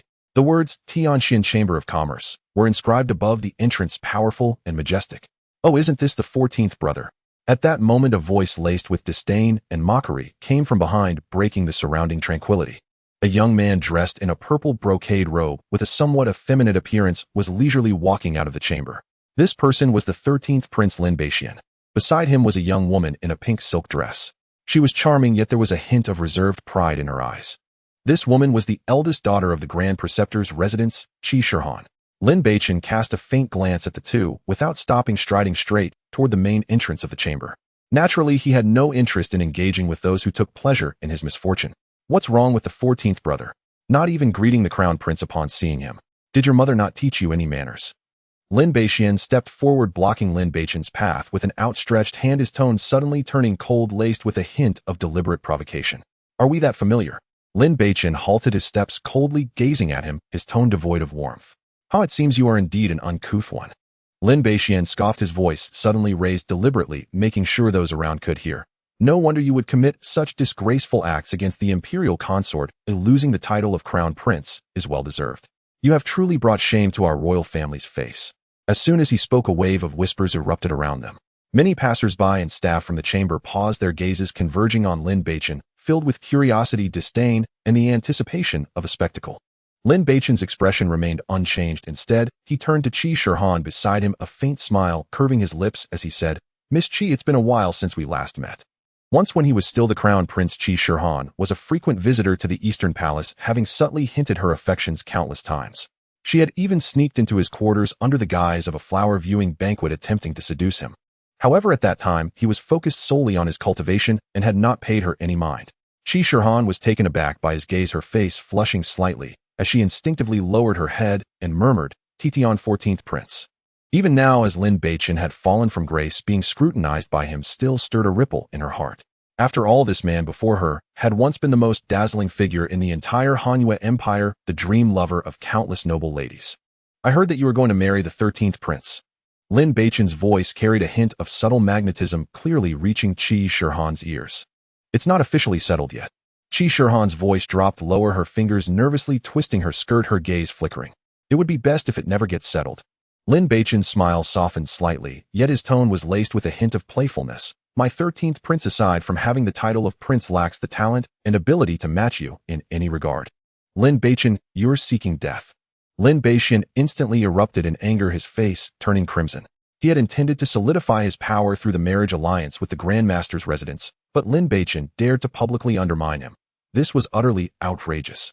Before he finished speaking, he raised his right hand, channeling the spiritual energy of the 8th level of the refining chi stage mixed with a howling wind, aiming to slap Lin Beichen's face, clearly wanting to embarrass him in public.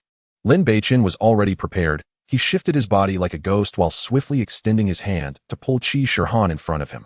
"Be careful." Lin Beichuan's expression changed dramatically upon seeing this. His raised palm froze in midair, hurriedly retracting his power. He did not want to harm Qi Shihan, as the support from the Grand Master's residence was crucial for him. However, in the midst of this retraction, his spiritual energy suddenly backfired, causing his breath to become chaotic. In that split second, Lin Beichen suddenly dashed out from beside Qi Shihan, his right leg striking like a coiled whip with a piercing sound of broken air, forcefully kicking Lin Beichen in the abdomen. Bang! A dull thud echoed. Lin Beichen felt an overwhelming power rushing toward him, sending him flying like a broken sack, crashing heavily into the stone lion at the entrance of the Merchant Association. Despicable scoundrel. Lin Beichen grimaced in pain, a bloodstain appearing on his forehead, remaining unable to rise for a long time. You stupid brat, did you think I would let this go? Lin Beichen, like a bolt of lightning, followed up without giving him a chance to catch his breath, kicking relentlessly at him. Let's see you act tough. Let's see you talk back.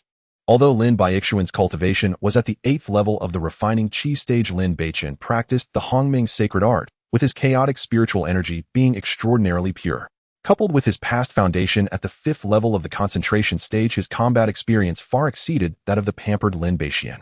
Every kick he landed carried the tremors of chaotic spiritual energy, striking Lin Beichen like a heavy hammer, causing him to scream in agony, tears nearly bursting forth. In just a brief moment, the once graceful 13th prince was reduced to a bruised and bloodied figure, his clothes stained with blood, and he could be heard intermittently cracking bones, obviously having broken more than a few. Qi Shihan stood to the side, already terrified to the point of losing her color, covering her mouth tightly with her hands, not daring to make a sound. She never expected that Lin Beichen, whose dantian had been crippled, would possess such ferocious combat power. The surrounding onlookers were also stunned by this sudden turn of events, retreating a few steps to create a space. No one expected that this so-called useless prince could beat the 13th prince to such a state. From now on, keep a low profile in front of me, or I'll hit you every time I see you. Lin Beichen placed his last foot on Lin Beichuan's face, pressing his head down onto the base of the stone lion, his eyes revealing unabashed disdain. After finishing, he brushed off the dust from his shoes, ignoring the shocked and inquisitive gazes of the onlookers, turning to stride confidently into the Tianxian Merchant Association. Lin Beichen, I'll not let this go. Lin Beichen lay on the ground, clutching his abdomen and howling, his face swollen like a dough bun, blood dripping from the corner of his mouth, yet his gaze was filled with venom, brimming with resentment and unwillingness. 13th Prince, are you all right? Qi Shihan hurriedly approached, carefully helping him up, looking at his disheveled state, her brows involuntarily furrowing. The prince, who had just been full of vigor, had suddenly turned into this state. If word got out, he would undoubtedly become the laughingstock of the entire imperial capital. I'm fine, just some superficial injuries. Lin Beichen gritted his teeth to straighten his back, each movement causing him pain, but he stubbornly refused to show any weakness. Quick, help me back. He only wanted to leave this place of trouble as quickly as possible. Staying even a moment longer made him feel as if the gazes around him were like needles piercing into him and making him uncomfortable all over. Qi Shihan did not dare to delay, half supporting and half helping him into the carriage, which quickly disappeared around the corner, leaving behind a scene of chaos and a crowd buzzing with discussion. Wasn't the 14th prince's dantian crippled? How can he still use spiritual energy? Perhaps the residual spiritual energy in his body hasn't dissipated, and the 13th prince was careless, allowing him to seize the opportunity to attack.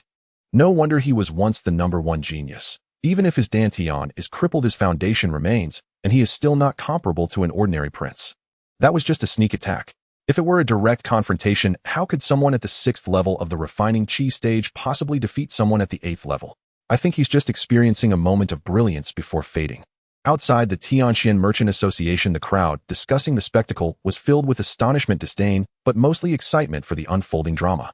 The royal princes fighting amongst themselves has always been the favorite gossip of the people in the imperial capital.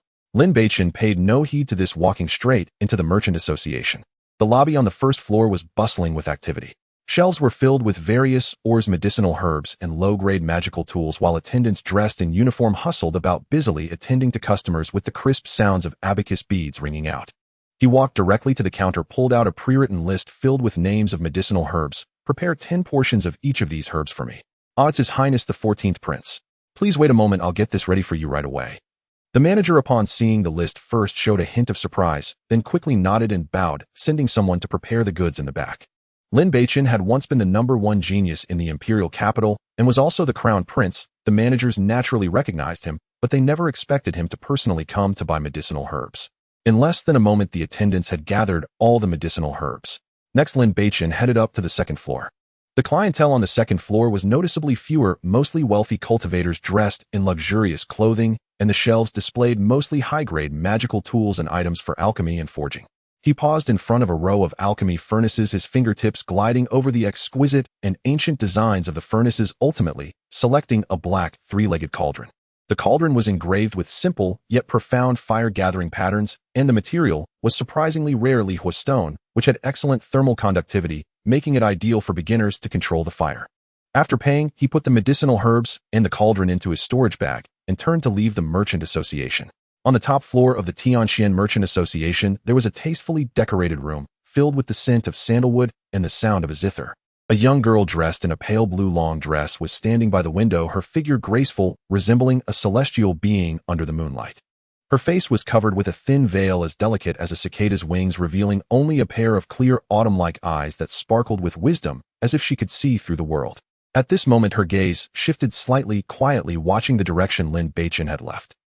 Miss Lin Beichen just bought quite a few medicinal herbs, mostly for refining, gathering chi pills and body refining pills, and also selected a Lihua stone alchemy furnace.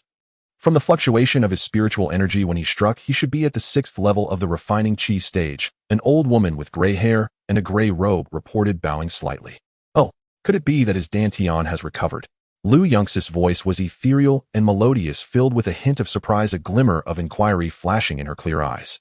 From the operation of his spiritual energy when he kicked, his dantian has indeed recovered, and his spiritual energy is significantly purer than that of cultivators at the same level. The old woman nodded, her tone affirming. This is interesting. I am indeed a bit looking forward to it now. A faint smile appeared on Lu Yunx's face, the curve of her lips faintly visible through the veil. Misses the person you are looking for him? The old woman showed a hint of curiosity. Lu Yunxi gently shook her head, her tone ethereal. Previously, Senior Tianji divined for me, saying that someone who could aid me in changing my fate resides in the Hanyue Empire, but did not specify who it is. I also don't know if it's him. His talent may be decent in the Hanyue Empire, but compared to the proud sons of those great families in Zhongzhou, the gap is not trivial. The old woman spoke truthfully, her tone carrying a hint of skepticism. Since ancient times, prodigies have faced many hardships. Lu Yunxi gazed out at the flowing clouds, a slight smile lifting the corners of her mouth. Perhaps this time having his dantian crippled is just the beginning of his defying fate. Let's wait and see. Upon returning to the Chun Wangfu, Lin Beichen saw Su Qingxue pacing anxiously at the entrance, her delicate brows furrowed, clearly having waited for a long time.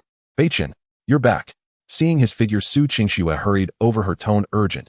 Did you just fight with the 13th prince at the Xianhuang Chamber of Commerce? Lin Beichen raised an eyebrow, slightly chuckling. News travels fast, doesn't it? It's already spreading all over the imperial capital. Su Qingxue sighed in relief upon noticing he was unscathed, then couldn't help but inquire further. But weren't you supposed to have your dantian destroyed? How could you possibly defeat Lin Beichen? He's at the 8th level of chi refinement. It was just luck, Lin Beichen replied half-truthfully with a smile. There's still a bit of spiritual energy left in my body, and I caught him off guard, which allowed me to take advantage of the situation. For now, he was still at a low cultivation level and needed to keep the matter of his dantian recovery a secret. All right then. Su Qingxue remained skeptical, but didn't press further, her tone becoming serious. But from now on you must take me with you whenever you go out. Understood. Lin Beichen replied with a smile, turning to head towards his courtyard. I'll return to my room first. Don't disturb me unless it's urgent.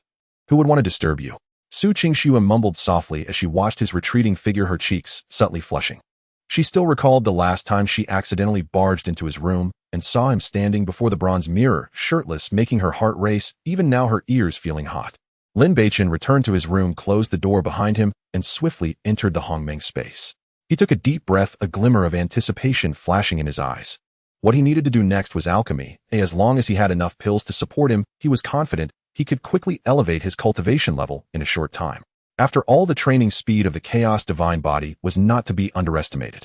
Following the alchemical memories left by Li Tsong, Lin Beichen began sorting the prepared medicinal materials one by one.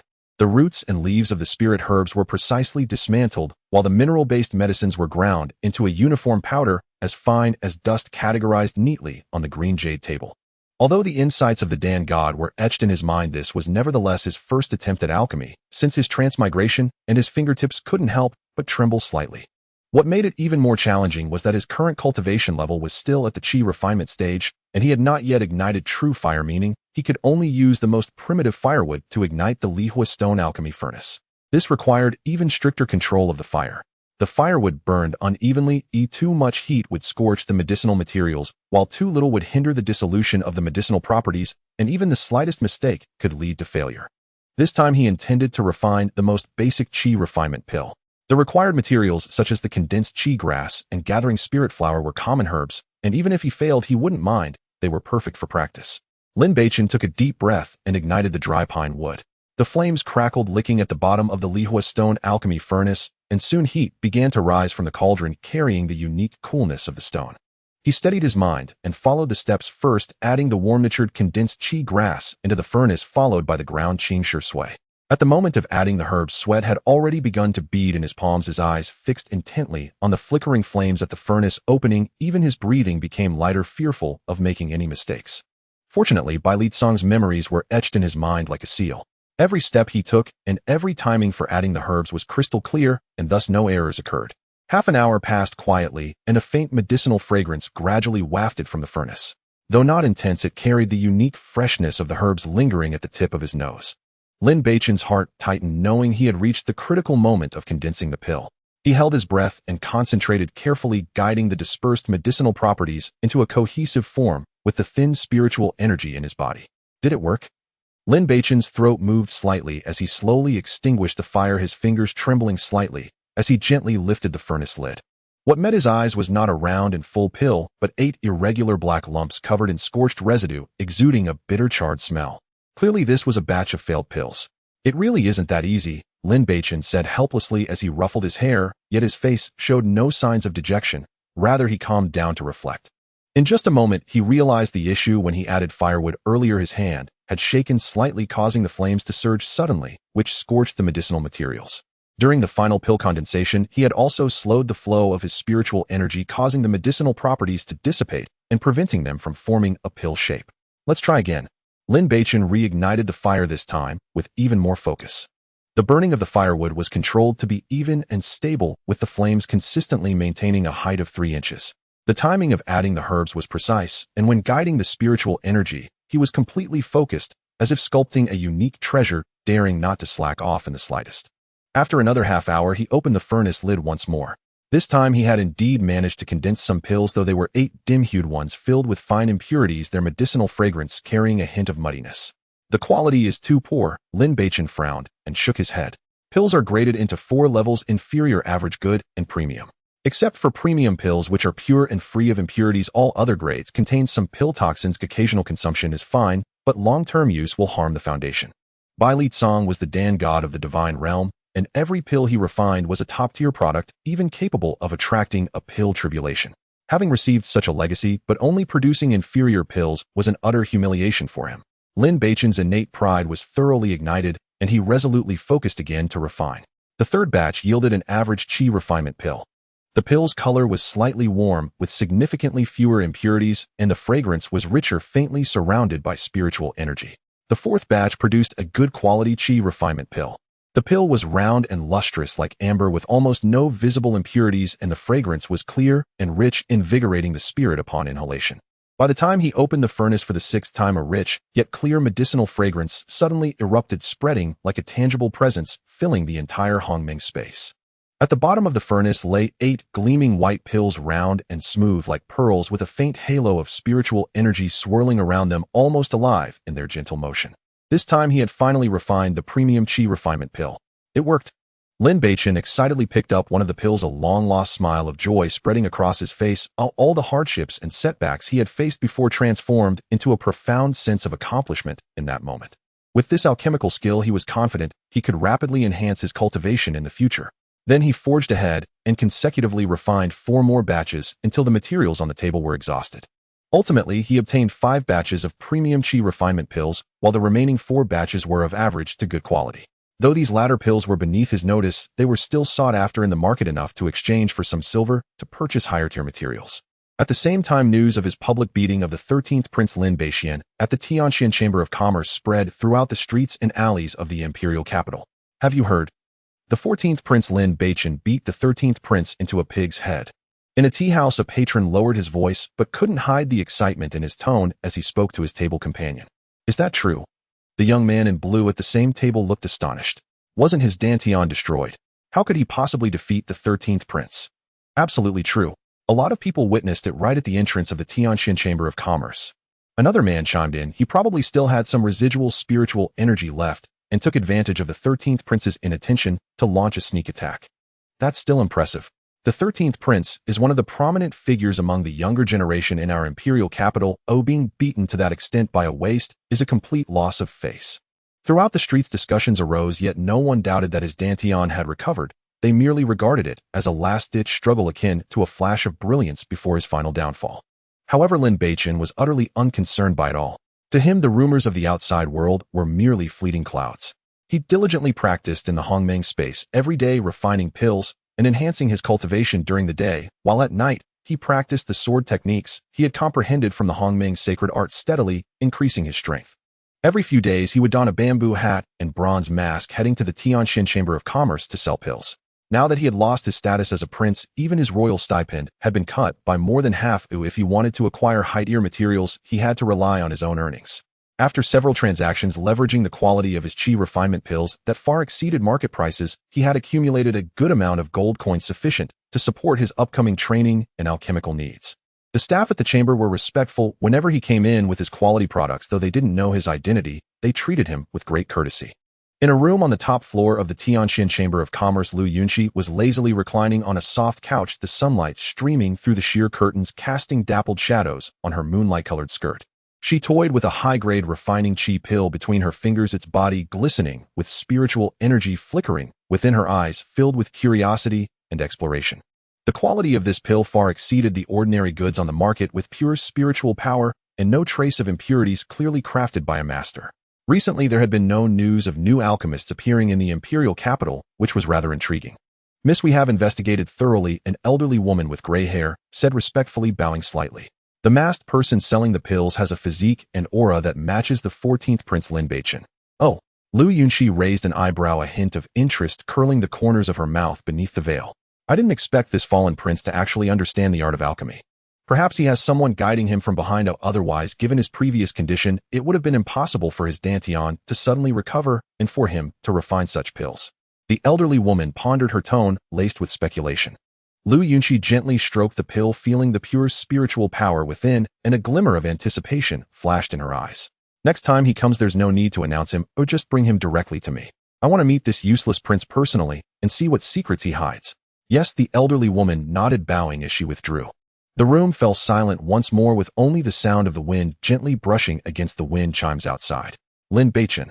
Lu Yunxi gazed out the window, her gaze landing in the direction of the Chunwang mansion, her eyes sparkling with an inexplicable light. "You better not disappoint me." At this moment, Lin Beichen was sitting cross-legged in the chaotic energy of the Hongmeng space. He pinched a high-grade refining qi pill and unhesitatingly placed it in his mouth. The pill melted upon entering, instantly transforming into a torrent of pure spiritual power that surged down his throat, quickly flowing through his limbs and bones. A warm sensation emanated from his dantian, and his aura rose visibly, with his meridians and dantian gradually expanding and solidifying under the wash of spiritual power. This time he planned to break through to the 7th layer of the refining qi realm in one go. He was well aware that once he crossed this threshold with the unique foundation of his chaotic divine body, he would have confidence to contend with even those at the 1st layer of the solidifying spirit realm, perhaps even triumph. Without realizing it, a day and night quietly passed. Supported by the continuous spiritual power from the high-grade refining qi pill, he finally succeeded in breaking through the barrier of the 7th layer. Buzz! A light sound emanated from within him as the chaotic energy around him surged violently, the spiritual power within him explosively increasing, his aura becoming richer and longer, like a bottomless deep pool. At the moment of breakthrough, Lin Beichen felt an inexhaustible power fill his body. With a slight movement of his fingertips, spiritual power howled out, carving faint traces in the air. He did not pause, took up a mysterious sword, and began practicing sword techniques in the Hongmeng space. The sword technique he practiced was called the Cold Moon Sword Art, a technique granted by his father Lin Xiaoyan when he was still the crown prince. This sword art was considered above average among the techniques collected by the royal family, known for its agility and coldness, with sword moves resembling frost flowing under the moonlight, swift and deadly. But for some reason, as he operated his spiritual power and wielded the long sword to practice the Cold Moon Sword Art, he keenly discovered numerous flaws within it. Some moves appeared exquisite, but had sluggishness in the operation of spiritual power. Some connections seemed smooth, yet revealed subtle openings in actual combat sufficient for opponents to exploit. "It seems my comprehension has improved, allowing me to notice these potential flaws in the sword techniques." Lin Beichen murmured to himself, a hint of enlightenment flashing in his eyes. With the elevation of his cultivation and the subtle influence of the memory of the pill god, his perspective and comprehension were no longer comparable to the past, and his view of techniques had drastically changed. Lin Beichen then calmed his mind and began to ponder how to perfect this sword art. He practiced repeatedly, sometimes pausing to frown in thought, tracing the trajectory of the sword moves in the air with his fingertips, and at other times swinging the long sword, trying to modify the details and adjust the nodes of spiritual power operation. With each practice and adjustment, Lin Beichen's sword technique became increasingly refined, and those potential flaws were gradually amended. The connections between the sword moves became more fluid, like clouds flowing in water, and the operation of spiritual power became more harmonious and smooth, subtly exuding a sharp edge. Meanwhile, his body movement and fist techniques also received simultaneous improvement during his training. Each leap and turn contained exquisite control over spiritual power, and his footsteps fell silently. Every move he executed was imbued with a natural grace, no longer stiff and awkward like before, and the wind from his punches even resonated with the surrounding chaotic energy. Feeling the increasingly harmonious operation of spiritual power within him and gaining deeper insights into the cold moon sword art, Lin Beichen finally sheathed his sword and left the Hongmeng space. As he pushed open the door, he saw Su Qingxue approaching with a gilded invitation in hand, her tone carrying a hint of seriousness. Beichen, this was sent by someone from the third prince. Why is he sending an invitation? Lin Beichen took the invitation, noticing the intricate cloud patterns embroidered on it, revealing a trace of surprise on his face. Tomorrow is the engagement ceremony of Lin Beichen and Zhou Shuyao. He specifically had someone deliver this, clearly intending to humiliate you. Su Qingxue said angrily. He really is quite anxious. Lin Beichen opened the invitation, his eyes showing no ripple of emotion, instead a cold smile curled at the corners of his mouth. I think you should just not go. Su Qingxue said angrily. He just wants to use this opportunity to publicly embarrass you. Go. Why not? Lin Beichen scoffed, his gaze revealing a sharp coldness. I want to see how they intend to embarrass me. But Su Qingxue's face was filled with concern. She knew too well the faces of those princes and nobles. Once Lin Beichen appeared at the engagement ceremony, he would undoubtedly be surrounded and mocked by a crowd with words like knives killing without bloodshed. No buts. Lin Beichen interrupted her, revealing a trace of disdainful smile. If I really don't go, others might think I am still hung up on that woman, unable to hold my head high after being jilted. Besides, I, Lin Beichen, have not fallen to the point of needing to hide from anyone. Su Qingxue was momentarily speechless, and after a moment she looked up and asked, you really don't care about her anymore? Of course I don't care. Lin Beichen smiled helplessly, spreading his hands. A woman who only seeks power and is enamored with authority is not worth my concern. Then why have you been cooped up in your room all this time? I thought you were heartbroken, licking your wounds alone. Su Qingxue's tone carried a hint of shyness. What nonsense are you talking about? Lin Beichen shook his head helplessly, moving his wrist as spiritual power danced at his fingertips. Do I look like someone who is heartbroken? Seeing you in such high spirits, I'll accompany you tomorrow. No problem. Lin Beichen wore a teasing smile. But you must dress up nicely. I still need you, this beautiful woman, to help me maintain the scene, letting some people see that I, Lin Beichen, am never lacking in excellent women around me. Su Qingxue nodded slightly, her cheeks flushing slightly, but her eyes revealed a hint of determination. Seeing her agree, Lin Beichen took out a small jade bottle made of sheep fat from his pocket, poured out 3 pills that were completely clear and radiating a pearly sheen, and handed them to Su Qingxue. Sister Qingxue, I have a few spirit gathering pills for you. Take them for cultivation. They should help you break through your realm. The pills felt warm to the touch, their pure spiritual energy almost spilling out, lingering at his fingertips, being high-grade spirit gathering pills, several times more superior than the ones on the market. High-grade spirit gathering pills.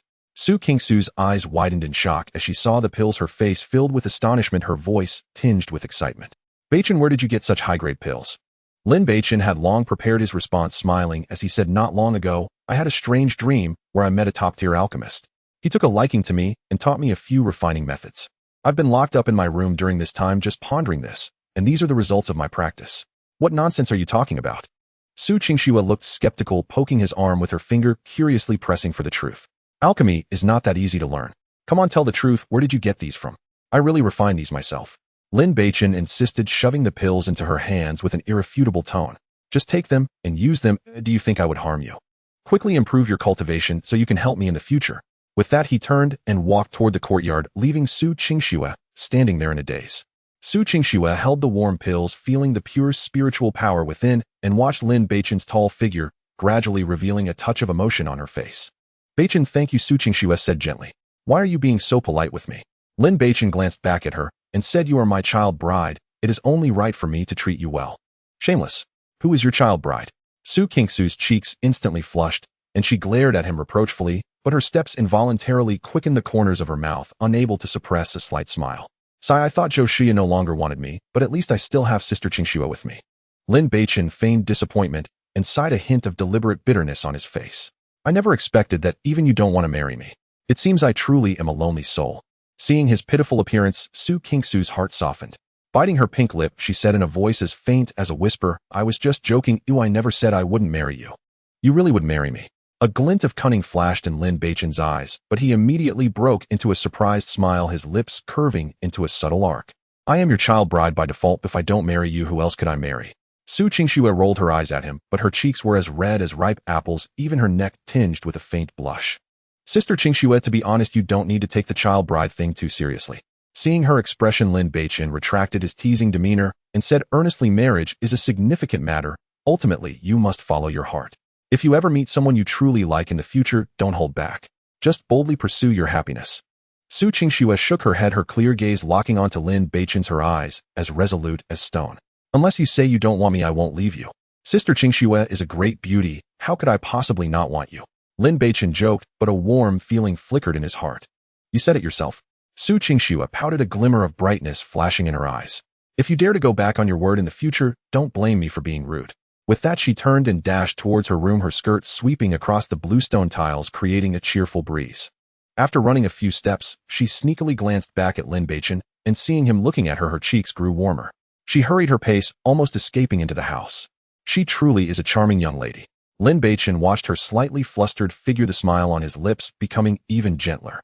Su Qingxue was indeed extraordinarily beautiful, with a graceful figure. Although she usually appeared aloof, she possessed an elegant demeanor. The previous Lin Beichen never harbored any improper thoughts towards her, not due to a lack of understanding of romance, but because they had grown up together like siblings, too familiar with each other, which diminished the spark between men and women. But now Lin Beichen's mindset had changed. Looking at this woman who treated him sincerely and stood by him unwaveringly, feelings of a different nature inevitably arose in his heart, like a spring breeze brushing across the lake, creating ripples. The following morning, Lin Beichen carefully finished washing up and changed into a purple brocade long robe, the smooth fabric embroidered with dark golden flowing cloud patterns accentuating his tall stature. His thick long hair was elegantly tied up with a jade hairpin, while 2 strands naturally fell across his forehead, making him appear both handsome and melancholic, like a peerless young master stepping out of a painting. He arrived at the inner courtyard of the mansion and happened to encounter Su Qingxue walking towards him. Today, Su Qingxue had shed her usual plain long dress, donning a snow-white gauzy gown instead. The hem was embroidered with delicate silver floral patterns, and as she moved it seemed as though moonlight flowed, perfectly outlining her figure. Her long black hair was skillfully styled into a complex bun adorned with a pearl hairpin that swayed gently with her movements. Her exquisite face was lightly made up, her brows and eyes like a painting, giving her an otherworldly appearance. In this attire, Su Qingxue exhibited less of her usual gentleness and more of an air of nobility and elegance, like a fairy who had wandered into the mortal realm. Lin Beichen gazed at the stunning woman before him, momentarily stunned, his steps instinctively halting. At this moment, he could not help but ponder that the previous Lin Beichen must have truly been out of his mind, overlooking such an outstanding beauty with both looks and talent, while foolishly being a sycophant to Zhou Shuya. What a waste. Fool, what are you staring at? Su Qingxue noticed Lin Beichen staring at her blankly, her cheeks slightly reddening. She playfully scolded him while lightly tapping him, her heart sweet as if she had drunk honey. In truth, she had long been moved by Lin Beichen. Back then, he was the Empire's acknowledged #1 genius, the focus of everyone's attention. Such dazzling brilliance would make anyone develop a fondness for him. But at that time, Lin Beichen's eyes were only for Zhou Shuya. She could only quietly hide her feelings, playing the role of older cousin, silently accompanying him, handling trivial matters, and worrying for him.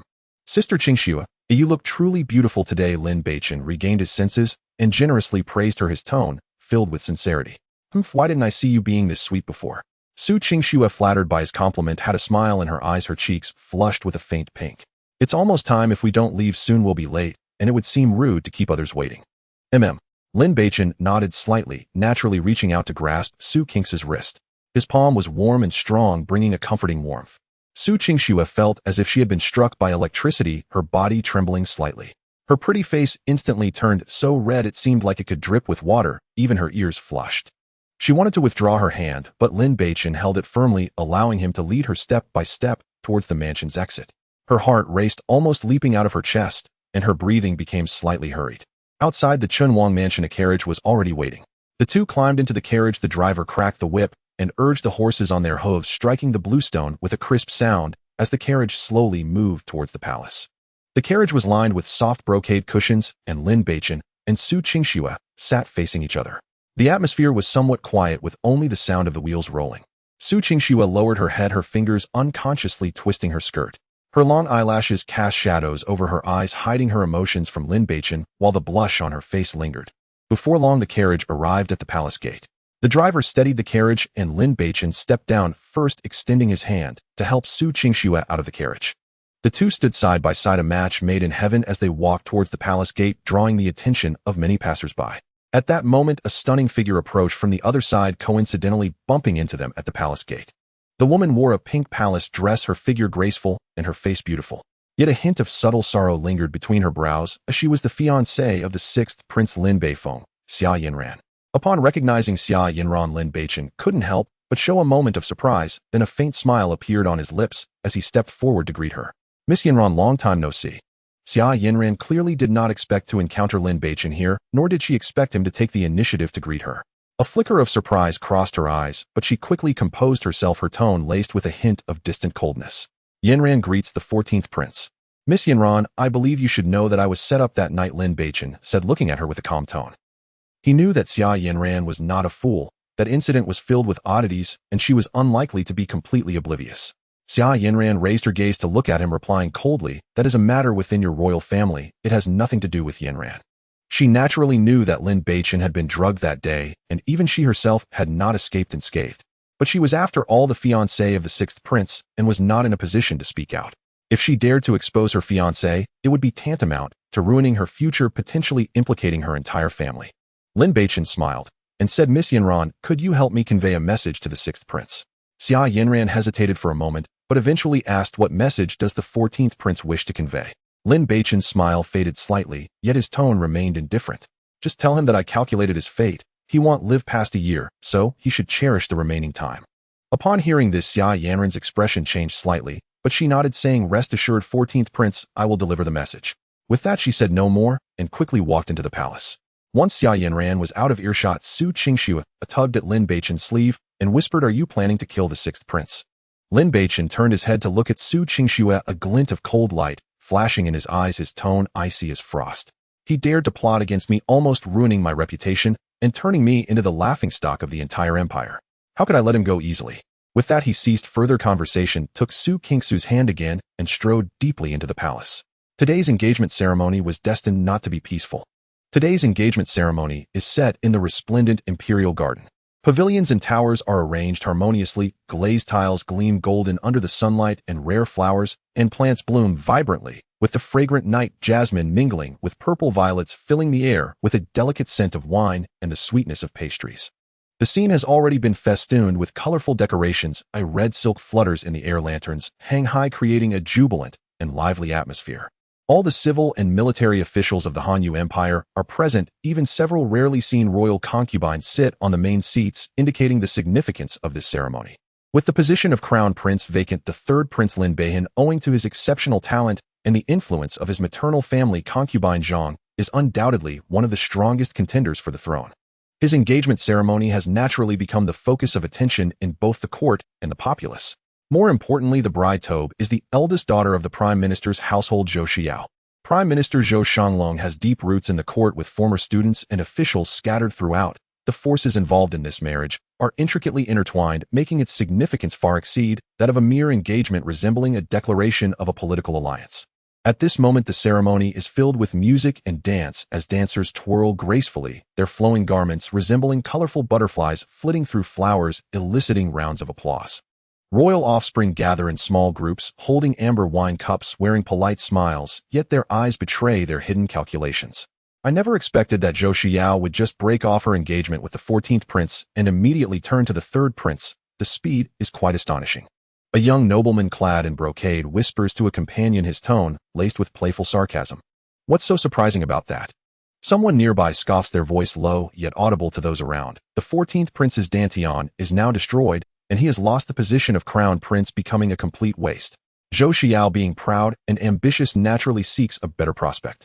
At this time, the 3rd prince is at the height of his power. How could she let go of such a substantial tree? Do you think the 14th prince will come today? Someone lowers their voice, their eyes gleaming with anticipation. I heard the 3rd prince specifically sent an invitation to the 14th prince, but I guess he wouldn't dare to come. Another person confidently states, who could bear to watch their childhood sweetheart marry someone else? Moreover, if he truly comes, he will undoubtedly be the target of ridicule and become a laughingstock. The younger generation of the imperial city gathers in a corner, discussing amongst themselves, their voices neither too loud nor too soft, just enough for those nearby to hear. At this moment, the one most pleased with himself is undoubtedly the third Prince Lin Beichen. He is dressed in a bright red brocade robe with a gemstone-studded jade belt at his waist, radiating cheerfulness as he mingles among the guests, warmly greeting the officials and nobles who have come to congratulate him, unable to hide the delight in his eyes. Zhou Xiao, on the other hand, wears a phoenix crown and a red veil, which is gently lifted at one corner, revealing her exquisite profile. She quietly follows beside him, wearing an appropriate smile, yet her beautiful eyes seem shrouded in a thin mist concealing any genuine emotion. Under another pavilion, the sixth Prince Lin Beichen is seated across from Xia Yinran. Lin Beichen fiddles with a jade ring in his hand, scanning the lively crowd, and noticing Xia Yanran's pale complexion, he curiously asks, "Yinran, why do you look unwell? Is something bothering you?" Xia Yinran lifts her gaze to him, responding in a flat tone, "It's nothing, I just ran into Lin Beichen at the palace gate." Lin Beifeng's lips curl into a disdainful arc, scoffing, "A waste who can't even keep his own woman has the audacity to attend the ceremony. Truly shameless." He pauses before asking, "By the way, did he say something unpleasant again?" "Not really." Xia Yanran raises the teacup in front of her, taking a light sip. "However, he asked me to deliver a message to you." "Oh, what message did he ask you to deliver?" Lin Beichen displays a hint of surprise, his tone filled with disdain. "He said he calculated your fortune and predicted that you wouldn't live past a year, so you should cherish the remaining time." Xia Yinran recounts in a calm tone, her expression showing no signs of disturbance. "What an outrageous fellow." Lin Beifeng suddenly slams the table, his face darkening as if it could drip water. "A waste dares to curse this prince." Just then a commotion suddenly arises in the crowd as someone points towards the entrance of the imperial garden, exclaiming, "Look, the 14th prince is here." "No way. He really dares to come. He wouldn't be trying to snatch the bride in public, would he?" "Snatch the bride? With him? He's now a waste with a destroyed dantian. What could he possibly use to compete with the third prince? He's probably here to embarrass himself." Everyone's gaze converges on the entrance, where Lin Beichen appears in a deep blue brocade robe, standing tall like a pine tree, his ink-black hair secured with a jade hairpin, his handsome face marked by clear and sharp eyes. Beside him walks Su Qingxue, in white, appearing like a fairy. The two enter the imperial garden side by side, their perfect match instantly overshadowing the joyous atmosphere. The moment they appear, they immediately draw all eyes. The murmurs in the crowd surge like a tide, filled with unreserved mockery, curiosity, and schadenfreude directed at Lin Beichen. "Oh, isn't this the 14th brother?" A teasing voice rings out. The 12th Prince Lin Beichen shakes a folding fan, a malicious smile on his lips as he saunters over. "14th brother, seeing your childhood sweetheart engaged to another, doesn't it feel like a knife cutting through your heart?" The 13th Prince Lin Beichen also joins in, his face twisted with a mocking smile. He has been holding on to a grudge since Lin Beichen beat him up at the Merchant Association entrance, now seeking an opportunity to reclaim his dignity. "14th brother, if it's really hard to bear, you might as well return to your Chun Wangfu. No one will laugh at you." The 9th Prince Lin Beichen chimes in, unabashedly mocking. Lin Beichen's eyes turn cold as he sweeps a glance at the three clowns before him, his voice as frigid as frost. "You three wastes dare to mock me. Lin Beichen, do you really think you're still the former crown prince?" Lin Beiheng's expression darkens, a powerful aura emanating from him. "Now you're just a waste, and you dare to act arrogantly here. Regardless of whether I am the crown prince or not, you three have never caught my eye." Lin Beichen responds disdainfully, his contempt palpable. "If you provoke me again, don't blame me for being rude." He has never sought trouble, but he is certainly not afraid of it. Since these people have come to provoke him, he doesn't mind giving them a profound lesson. Having decided to attend the ceremony today, he had long anticipated the scenes that would unfold and was naturally prepared to respond. "Scoundrel! How dare you publicly insult my royal brother?" Lin Beichen roared, his cultivation of the 8th layer of refining qi surging within him as the humiliation from being beaten last time surged to his heart. He raised his hand and struck towards Lin Beichen's cheek. Su Qingxu's heart tightened, and she instinctively wanted to raise her hand to block. But Lin Beichen was faster. Almost the moment Lin Beichen raised his hand, his right foot shot out like lightning, accompanied by a fierce gust of wind, accurately kicking Lin Beichen in the abdomen. Bang! A muffled sound echoed, clearly piercing everyone's ears. "Oh!" Lin Beichen let out a tragic scream, his body crashing like a kite, with a broken string onto a nearby wine table. The fine wine and dishes on the table spilled everywhere, and shards of cups and plates were scattered all around, creating a scene of chaos, splattering several nearby nobles with wine stains. This sudden turn of events silenced the scene instantly. All eyes were focused on Lin Beichen, their faces filled with shock and disbelief. How is this possible? Wasn't the 14th prince's dantian destroyed? How can he still have such strong combat power? It's probably because his spiritual energy hasn't dissipated yet, which is why he possesses such formidable strength. That makes sense, but today is the engagement ceremony of the third prince. He wouldn't dare to cause trouble on such an occasion, would he? I think he is here to cause trouble. Perhaps he still can't let go of Zhou Xiao and wants to ruin this marriage opportunity. After a brief silence, the crowd erupted into even more heated discussions. The way they looked at Lin Beichen was filled with curiosity and suspicion, which was a stark contrast to their previous disdain. You have quite the audacity, 14th brother, to cause trouble during the engagement ceremony of our third royal brother, the 12th prince. Lin Beichen said loudly, his tone fierce, yet cowardly. Shut your dog mouth, or I won't hesitate to knock you out. Lin Beichen coldly glanced at the 12th prince.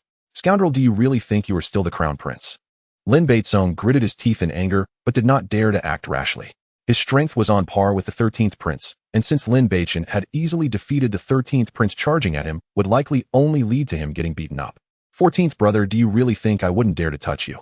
The 9th prince, Lin Beihai's expression darkened, his spiritual energy stirring within him. If you have the ability, then go ahead and try. Lin Beichen said lightly, his tone laced with undisguised disdain. Today is the engagement ceremony of our third royal brother. I can't be bothered to deal with you, let's wait and see. Lin Beihai slightly furrowed his brows, his expression growing increasingly grim. To be honest, he felt somewhat apprehensive. After all, Lin Beichen had once been the empire's greatest genius and had suppressed him for many years. Now seeing Lin Beichen so confident, he truly did not dare to act rashly. After all, there were so many people present. If he lost, it would be a great embarrassment. What's going on?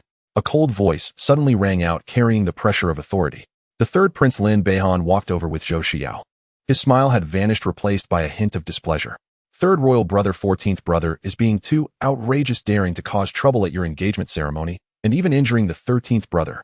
Lin Beihai said angrily, 14th brother, today is my engagement day. Are you really disregarding my authority? Lin Beichen's expression gradually turned cold as he fixed a chilling gaze on Lin Beichen. Third royal brother, with so many people watching, shouldn't you ask who struck first? Lin Beichen replied coldly, what exactly happened? Lin Beichen turned to a few nearby guards, his voice carrying a hint of authority. Replying to your highness, just now there was a conflict between the princes, but it was indeed the 13th prince who made the first move.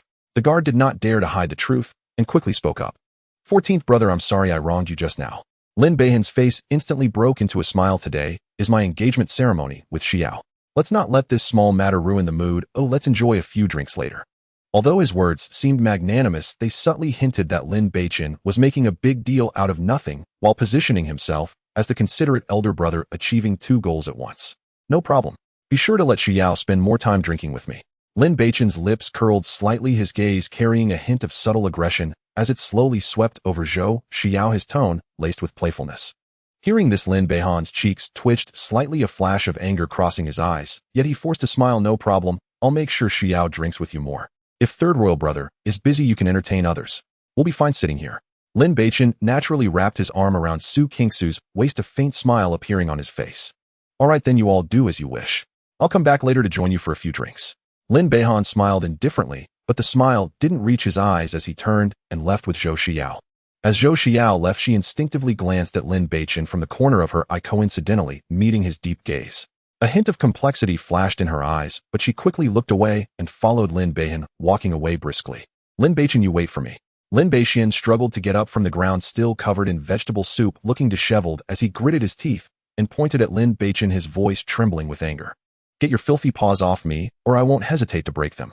Lin Beichen coldly glanced at him, a hint of disdain curling at the corners of his mouth. Lin Beichen was furious, his chest heaving violently, but ultimately he reluctantly lowered his hand. He knew he was clearly no match for Lin Beichen. He had felt the force of that kick deeply and realized that continuing to provoke him was not a wise choice. He could only swallow his anger and wait for a chance to take revenge later. Lin Beichen, now that your dantian is destroyed and you've lost your position as crown prince, I advise you to keep a low profile.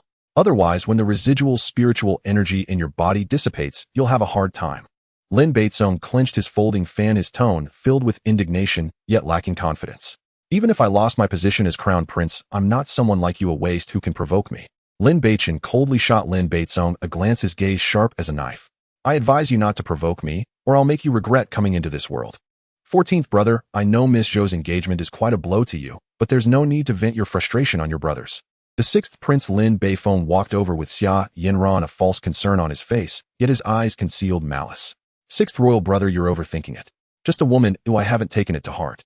Lin Beichen smiled faintly, turning his gaze to Xia Yinran beside him, his tone, teasing. Miss Yinran, your figure is looking better and better. It seems that my development of you that night had quite an effect.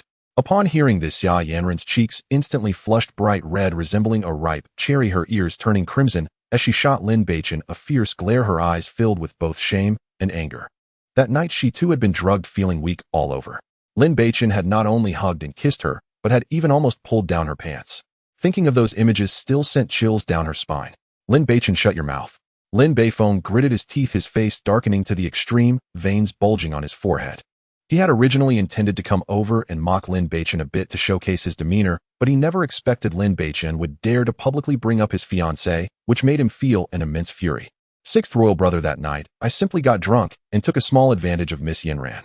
You wouldn't get angry over such a trivial matter, would you? Lin Beichen wore an innocent expression. You. Lin Beichen was infuriated, his chest feeling like it was on fire, his eyes glinting with a fierce killing intent. Qingxue, there are too many flies here, let's go sit over there. Ignoring the furious Lin Beichen took Su Qingxue and walked towards a nearby empty seat, leaving behind a group of princes with dark expressions and whispering guests. Su Qingxue's cheeks turned slightly red, but she secretly admired Lin Beichen's courage. In such an occasion, he dared to retaliate, so ruthlessly giving no face to others. This was the Lin Beichen she knew. The engagement ceremony grew increasingly lively, with guests arriving one after another. Lin Beichen remained the center of attention, spiritedly chatting with several powerful ministers, discussing plans for the future, which elicited continuous agreement and laughter from the crowd.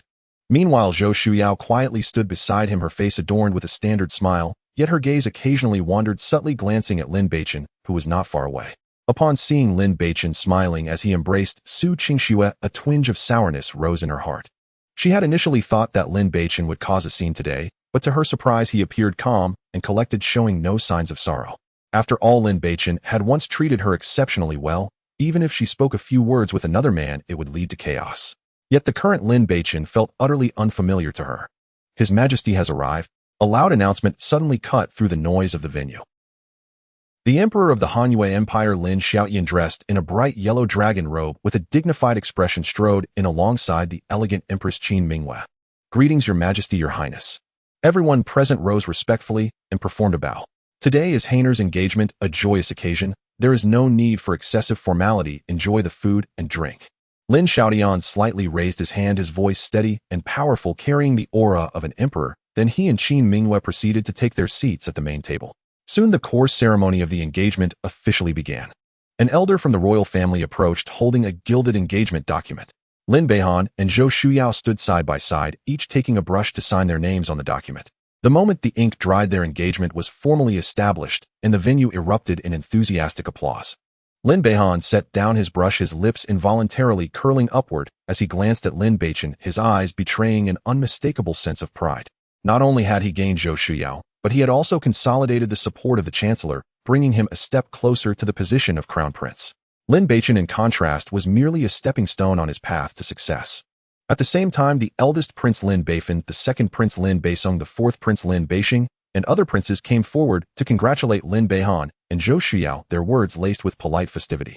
Though they were all competitors for the position of Crown Prince, the public facade of harmony had to be maintained despite their ongoing private rivalries. Yet while offering their congratulations, many gazes subtly drifted toward Lin Beichen, the former Crown Prince, their eyes revealing hints of mockery and disdain. 14th brother, with such a grand occasion as your third brother's engagement, shouldn't you come and toast? The 8th Prince Lin Beichen held up his wine glass, swirling the amber liquid inside, a mocking smile playing on his lips as he deliberately raised his voice. As soon as Lin Beichen finished speaking, all eyes turned toward Lin Beichen, each gaze brimming with anticipation, waiting to see how he would respond to this overt provocation. Seated at the main table, Lin Xiaoyan also directed his gaze toward Lin Beichen, surprise flickering in his eyes.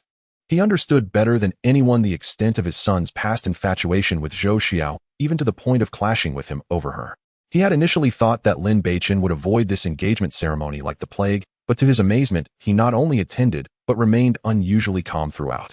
Lin Beichen still wore a faint smile as he casually picked up a glass of wine, took Su Qingxue's hand, and approached Lin Beichen and Zhou Shuyao, clearly stating, third brother, Miss Zhou, congratulations."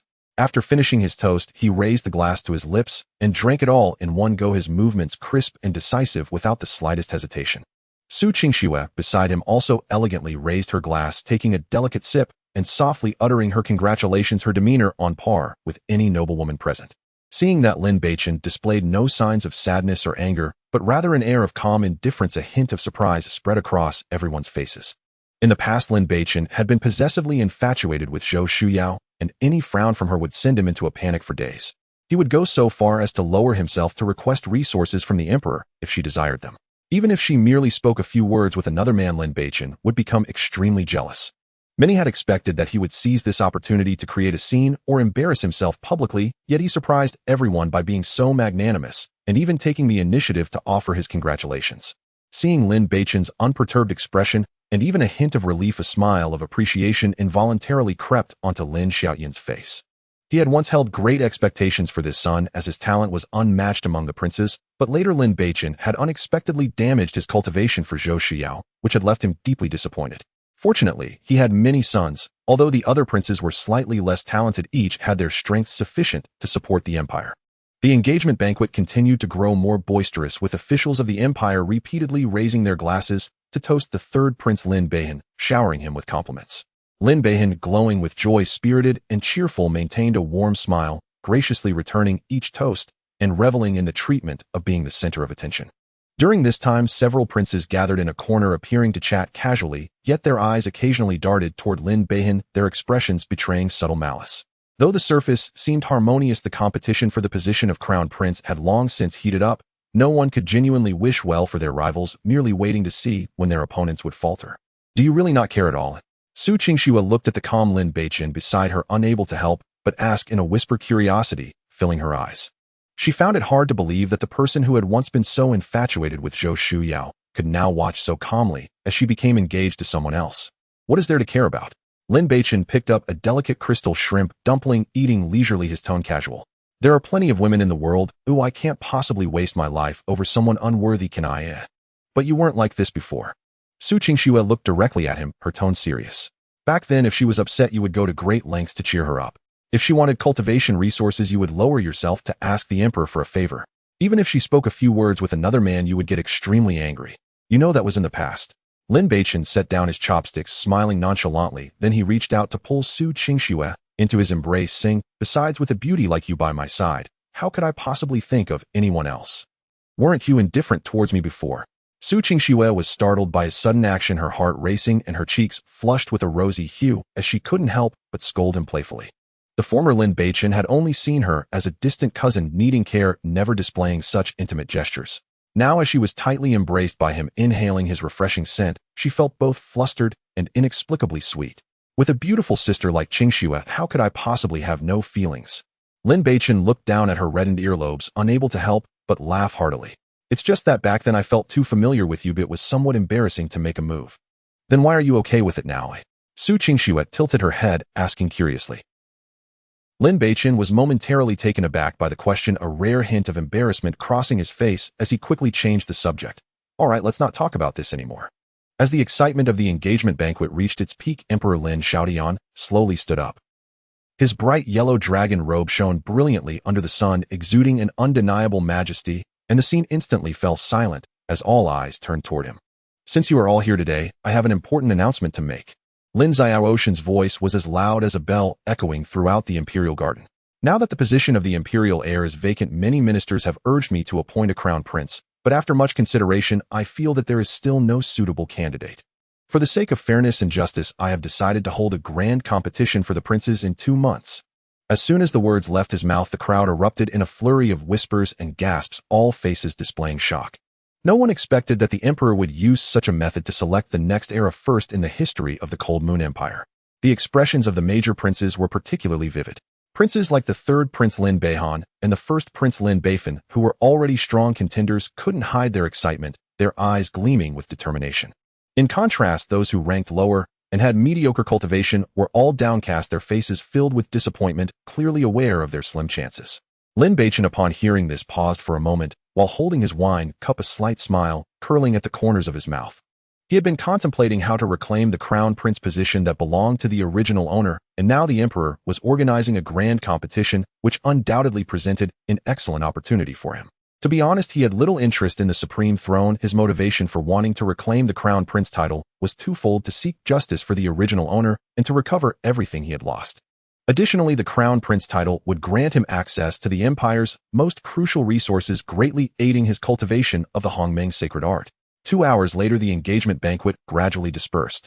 Lin Beichen left the imperial garden with Su Qingxue and returned to the Chunwang mansion. Once back, he entered the Hongmeng space again, sitting cross-legged in the chaos, focusing on alchemy. He had to give his all in the upcoming grand competition for the princes. To ensure a solid victory, he needed to raise his cultivation to the 5th level of the spirit concentration realm. After all, the leading princes currently had cultivation at the 4th level of the spirit concentration realm, and they would undoubtedly improve further in the next 2 months. Unknowingly, half a month passed. During this time, Lin Beichen rarely left his home, dedicating himself to hard cultivation in the Hongmeng space. With the help of numerous pills, his strength experienced a qualitative leap, breaking through to the 8th level of the Qi refinement realm. At the same time, his cold moon sword technique became increasingly proficient, with the sounds of wind and thunder resonating between his sword moves. Coupled with his exceptional control over spiritual power, his actual combat ability was comparable to the 2nd level of the spirit concentration realm. Such combat power was already considered top-notch among the younger generation in the imperial capital. That morning, Lin Beichen tidied up briefly and headed straight to the Tiantian Merchant Association. After half a month of arduous training, he had nearly exhausted his stock of pills and needed to purchase a new batch of herbs to continue refining higher-ear, gathering spirit pills in preparation for breaking into the spirit concentration realm. This time, he did not deliberately disguise himself, but appeared at the Tiantian Merchant Association in his original form. With his cultivation having reached the 8th level of the Qi refinement realm, and with the Hongmeng space as his support, ordinary cultivators could not harm him at all. Moreover, as the 14th prince, few dared to openly act against him in the imperial capital. "Welcome, Your Highness, the 14th prince. What can I assist you with today?" As Lin Beichen entered the Tiantian Merchant Association, a middle-aged man with a slightly plump figure and a goatee approached him with a beaming smile. "Manager son, I have a list of herbs here. Please have someone prepare them for me quickly." Lin Beichen handed over the pre-written list, which included main materials for refining gathering spirit pills, such as Xian Xinning Lu grass and Shi Shui flower. "Wait a moment, Your Highness. They'll have someone prepare this right away." Manager Sun took the list, glanced at it, nodded quickly, and turned to instruct the staff to gather the items. "Fourth brother, what brings you here?" A hearty laugh suddenly came from behind, carrying a hint of deliberate familiarity. Lin Beichen turned around to see Lin Beichen and Zhou Shuyu walking toward him. Lin Beichen held a folding fan, dressed in a moon-white brocade robe, appearing graceful and refined. Although a smile adorned his face, there was a trace of barely perceptible mockery in his eyes. As soon as Zhou Shuyu saw Lin Beichen, a flicker of surprise crossed her eyes, quickly replaced by her usual cold demeanor. "So it's my third brother. Fourth brother, with your current cultivation diminished, you could have sent someone to fetch things for you. There's no need to come here personally, it would be strenuous for you." Lin Beichen feigned concern, his words subtly mocking Lin Beichen for his wasted dantian. "Thank you for your concern, third brother. This small matter doesn't require your worrying." Lin Beichen replied in a calm tone, showing no excess emotion on his face. "Lin Beichen, the third prince, is only being kind. Oh, what is your attitude toward him?" Zhou Shuyu remarked coolly. Lin Beichen's eyes suddenly turned cold as he stared directly at Zhou Shuyu. "Zhou Shuyu, you are merely the eldest daughter of the Prime Minister's residence. How dare you call me by my name? Is that not too disrespectful to the royal family?" "You?" Zhou Shuyu's face turned pale with anger in an instant. "Fourth brother, that statement is incorrect." Lin Beichen's expression also darkened, his tone carrying a hint of displeasure. "Shuyu is my fiancée. By her standing, she can be considered your royal sister-in-law. What is wrong with her addressing you by your name?" "Third brother, that assertion is flawed." Lin Beichen curled his lips into a cold smile. "She has not yet wed you illegally. She is not my royal sister-in-law. According to the imperial ceremony, her calling me by name is a disrespect to the royal family. As a prince third brother, you should not be ignorant of such rules, should you?" His voice was not loud, yet it clearly reached those nearby, causing several customers who were selecting herbs to pause and curiously watch the scene. Zhou Shuyu's face alternated between shades of blue and white, left speechless by Lin Beichen's retort, biting her lip tightly as anger and grievance flickered in her eyes. Lin Beichen was momentarily at a loss for words, his expression dark enough to drip water. "Your Highness the 14th, I apologize for my earlier words." Zhou Shuyu forced down her inner anger and spoke. For some reason, seeing Lin Beichen's indifferent expression stirred a sense of inexplicable irritation within her. The Lin Beichen of the past had always gazed at her. Every one of her expressions could stir his emotions. Yet now he hesitated to even spare her an extra glance. This immense disparity left Zhou Shuyu feeling both furious and somewhat lost. It was precisely for this reason that she had been unable to restrain herself and had retorted at him earlier. However, she did not expect Lin Beichen to publicly reprimand her, leaving her feeling both angry and wronged. Your Highness the 14th, the medicinal herbs you requested have been prepared, totaling 500,000 gold notes. At that moment, Manager Sun approached with several handmaidens carrying a few heavy wooden boxes, wearing a courteous smile. Thank you, Manager Sun. Lin Beichen smiled as he turned and handed over a 500,000 gold note from his pocket. Crimson blood flower. Zhou Shuyou's gaze inadvertently swept over a crimson flower in the hand of a handmaiden, and she couldn't help but exclaim in surprise, her eyes revealing an unmistakable fervor. She quickly turned to Lin Beichen, her tone tinged with urgency. Your Highness the 14th, can you let me have that crimson blood flower? Her face rarely showed a hint of expectation, and her gaze even carried a bit of pleading. The crimson blood flower is an extremely rare medicinal herb that has remarkable effects on cultivators at the concentration realm trying to break through their bottleneck. If refined into a crimson blood pill, it would be enough for her to solidly advance a small realm. She came to the Tianxin Chamber of Commerce specifically to find the crimson blood flower, hoping to enhance her cultivation before the disciple selection ceremony at the Qingyan sect. This way she could free herself from the constraints of royal marriage and truly take control of her own destiny. I'm sorry, but this crimson blood flower is very important to me, and I can't give it to you. Lin Beichen's tone was calm as he casually stored all the medicinal herbs into his storage bag. Upon hearing Lin Beichen's straightforward refusal, Zhou Shuyao's brow furrowed instantly, and her expression turned extremely unpleasant. In the past, whenever she desired something, Lin Beichen would go to great lengths to obtain it for her. Yet now she merely wished for the crimson blood flower in his possession, and he had unhesitatingly rejected her. This stark contrast left her feeling deeply disappointed and angry.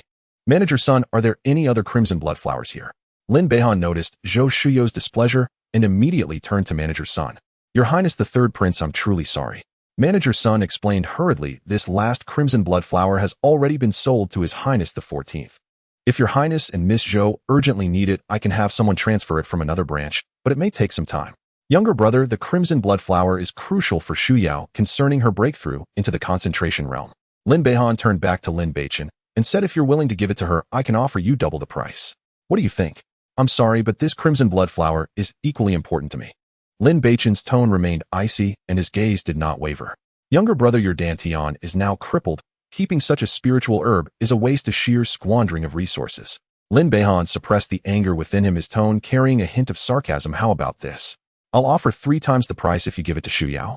Third brother, I've told you this crimson blood flower is very important to me. I cannot give it to Zhou Shuyao.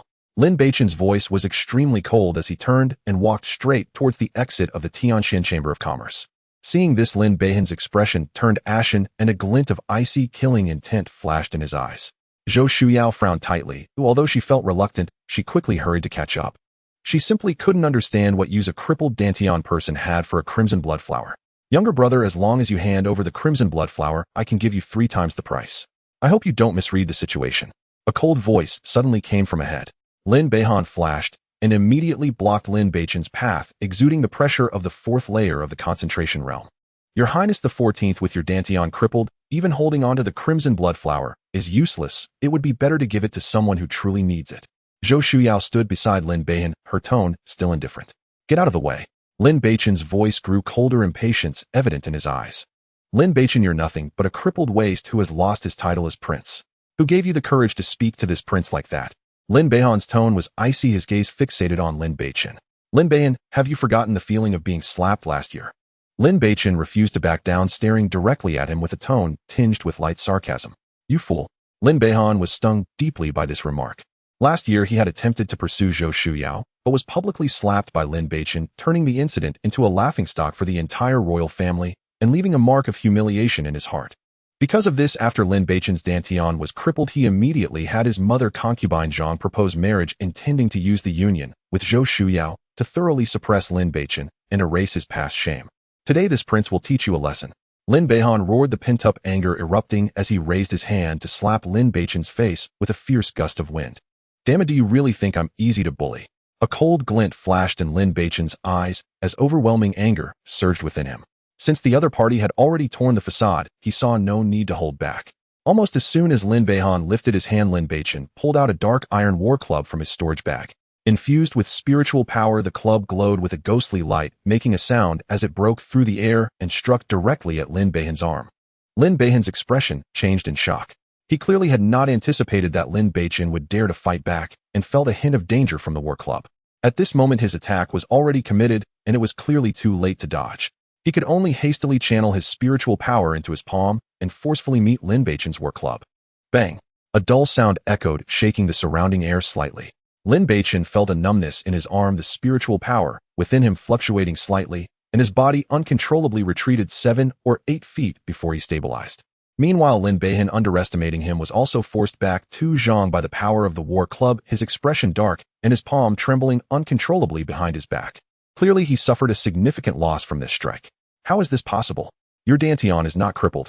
Lin Beichen was both shocked and furious, staring at Lin Beichen with disbelief. The force of that last strike had clearly reached the 8th layer of the Qi refinement realm, even showing signs of approaching the 9th layer. Lin Beichen, if this is all you're capable of, then in the Prince competition 6 months from now, you will still be trampled under my feet. Lin Beichen shook his slightly numb arm, a trace of unabashed mockery appearing on his face. You fool, today this prince will make you pay. Lin Beichen's eyes flickered with venomous light as he suddenly waved his folding fan, a dazzling beam of light bursting forth, carrying a fierce energy directed straight at Lin Beichen's dantian. He had made up his mind to cripple Lin Beichen once more. He could not allow him to rise again, otherwise he would never have another chance to seize the throne. Moreover, in the eyes of everyone, Lin Beichen was already a waste whose dantian was crippled. Even if he were to be crippled again, it would only be seen as a recurrence of an old injury, and no one would suspect him. Stop! A stern voice suddenly resounded like thunder striking from a clear sky. Immediately after, a woman with white hair dressed in a dark green brocade robe appeared before Lin Beichen. At the moment she appeared, a magnificent aura spread out like an invisible barrier, instantly dissipating Lin Beichen's fierce energy. The newcomer was none other than the president of the Tianxian Chamber of Commerce, Lu Qin. President Lu, this is a dispute among young disciples of the imperial family. Are you meddling too much? Lin Beichen's face turned pale with rage, his tone icy as he fixed his gaze on Lu Qin, his heart ablaze with fury. Moments ago he was on the verge of crippling Lin Beichen, only to be thwarted by this old woman. How could he swallow this anger? Lin Beichen, if you want to fight elsewhere, I naturally wouldn't bother. Lu Qin's voice was cold, meeting his gaze without fear. But here is the territory of my Tianxian Chamber of Commerce, and you have no right to wreak havoc. Her tone carried an undeniable authority, and a powerful pressure emanated from her, causing the surrounding air to drop a few degrees. Lin Beichen's face flickered between shades of blue and white. Under Lu Qin's pressure, he found it hard to breathe. He was well aware of the depth of the Tianxian Chamber of Commerce. Even his father had to give them some regard. He could not confront them heat and here. 14th brother, I was impulsive just now, please don't take it to heart. Lin Beichen took a deep breath, forcing a warm smile onto his face. His tone softened significantly. Since you are unwilling to part with the blood-red flower, I won't push the issue. Stop with the hypocritical words. The moment you attacked me, your fate was sealed. Lin Beichen's voice was chilling, sending shivers down spines. Fine. Lin Beichen trembled with rage, saying angrily, today, I will spare you for President Liu's sake. We shall see. After speaking, he shot Lin Beichen a fierce glare and turned to leave. Beichen has your dantian. Really recovered. Zhou Shuyao watched Lin Beichen's upright figure, her voice tinged with barely concealed excitement as her gaze remained fixed on him. Zhou Shuyao, we are not familiar with each other. You have no right to call me Beichen. Lin Beichen shot her a cold glance, his tone full of disdain. You. Zhou Shuyao felt a jolt in her heart at his icy demeanor, her face revealing a hint of anger. She did not expect Lin Beichen to be so heartless, not even recalling a shred of their past affection, leaving her with no face at all. Thank you, President Lu, for your rescue. Lin Beichen ignored Zhou Shuyao further, turning to Lu Qin to bow respectfully, his tone sincere. You are too kind, Your Highness.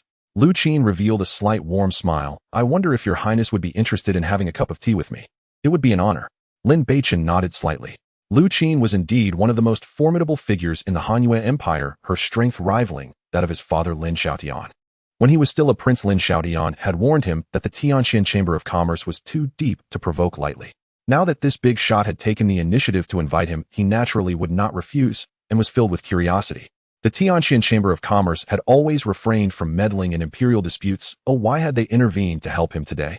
Following Lu Qin, Lin Beichen entered the Tianxian Chamber of Commerce once more. Watching Lin Beichen's departing figure, Zhou Shuyao's expression darkened to the extreme, her heart filled with mixed emotions. The previous annulment of their engagement was not due to her having no feelings for Lin Beichen, but because she could not accept marrying a man who had lost his cultivation. But she never expected that less than a month after the annulment Lin Beichen's dantian would miraculously recover. This stirred a bittersweet feeling within her and further solidified her resolve to grow stronger. She understood that only by possessing great strength could she truly control her destiny, making her previous decision a correct choice. On the other side, Lin Beichen followed Lu Qin all the way to the top floor of the Tianxin Chamber of Commerce. It was unusually quiet here, lavishly decorated, yet maintaining elegance with an understated nobility reflected in the carved beams and painted rafters. Standing on the rooftop terrace, one could almost take in the entire view of the Hanyue imperial city. At the same time, Lin Beichen keenly sensed that there were several powerful auras hidden around the top floor, each one not weaker than the offerings of the imperial family. At that moment, he couldn't help but feel a shock. It seemed the rumors from the outside were true. The ironclad chamber and the ever-flowing empire were no mere words. The strength of the Tianxin Chamber of Commerce was probably more terrifying than anyone could imagine. Soon the two entered a luxurious and elegant room. In the center of the room was a pear-wood tea table with the fragrance of tea wafting through the air. At that moment, a woman with a graceful figure and elegant demeanor stood by the window, facing away from them, gazing at the scenery outside. "Miss, I have brought him." Lu Qin stood respectfully behind the woman, her attitude contrasting sharply with the assertiveness she had shown to Lin Beichen. "Aunt Qin, you may leave for now." The woman's voice was melodious, slowly turning to face Lin Beichen, her gaze carrying a hint of inquiry. Her face was so beautiful that it almost seemed unreal, exuding both purity and nobility, flawless in every aspect. Her thick black hair fell like a waterfall over her shoulders, her eyes as clear as autumn waters, yet possessing an alluring charm that made one unable to resist looking deeper. Lu Qin nodded slightly, then turned and exited, gently closing the door behind her, leaving the space for the two of them. Lin Beichen's heart stirred again. He did not expect that someone of Lu Qin's caliber would show such respect before this woman. This made him more curious about the woman before him, while also adding a measure of caution. "Miss, may I ask why you have summoned me?" Lin Beichen clasped his hands slightly, his attitude humble. Although he was a prince of the empire, he dared not be careless in front of this woman. His intuition told him that this woman's strength was unfathomable, possibly terrifyingly powerful. There is no need for the 14th prince to be nervous. Lu Yunxi walked to the tea table, gracefully, elegantly pouring a cup of fragrant tea for Lin Beichen. "I called you here with no ill intentions. I simply want to befriend you and strengthen our cooperation." "What do you wish to cooperate with me on?" Lin Beichen raised the teacup, gently sipping at a hint of curiosity on his face. "If I am not mistaken, the high-quality pills sold by the chamber before should have all been refined by you, right?" Lu Yunxi got straight to the point, her gaze fixed on him. Lin Beichen was slightly taken aback, but maintained his composure, nodding slightly. "Indeed, those pills were refined by me." At this juncture, concealing the truth was meaningless. Since the other party had come to find him, it was clear they were fully confident. "The 14th prince is quite young, yet your alchemy skills are remarkable. It's truly admirable." Lu Yunxi's eyes flashed with appreciation as she continued, "I hope you can provide our Tianxin Chamber of Commerce with a large quantity of pills over the long term. In return, we can increase your profit by 10% on top of the original price." What does the 14th prince think? The high-quality pills Lin Beichen had sold previously had caused quite a stir in the market, bringing in significant profits for the chamber. She naturally wanted to secure this money-making source firmly. "I am open to cooperation." Lin Beichen set down the teacup, his tone resolute. "However, you must agree to one condition." "Please, young Master Lin, go ahead." Lu Yunxi gestured for him to continue.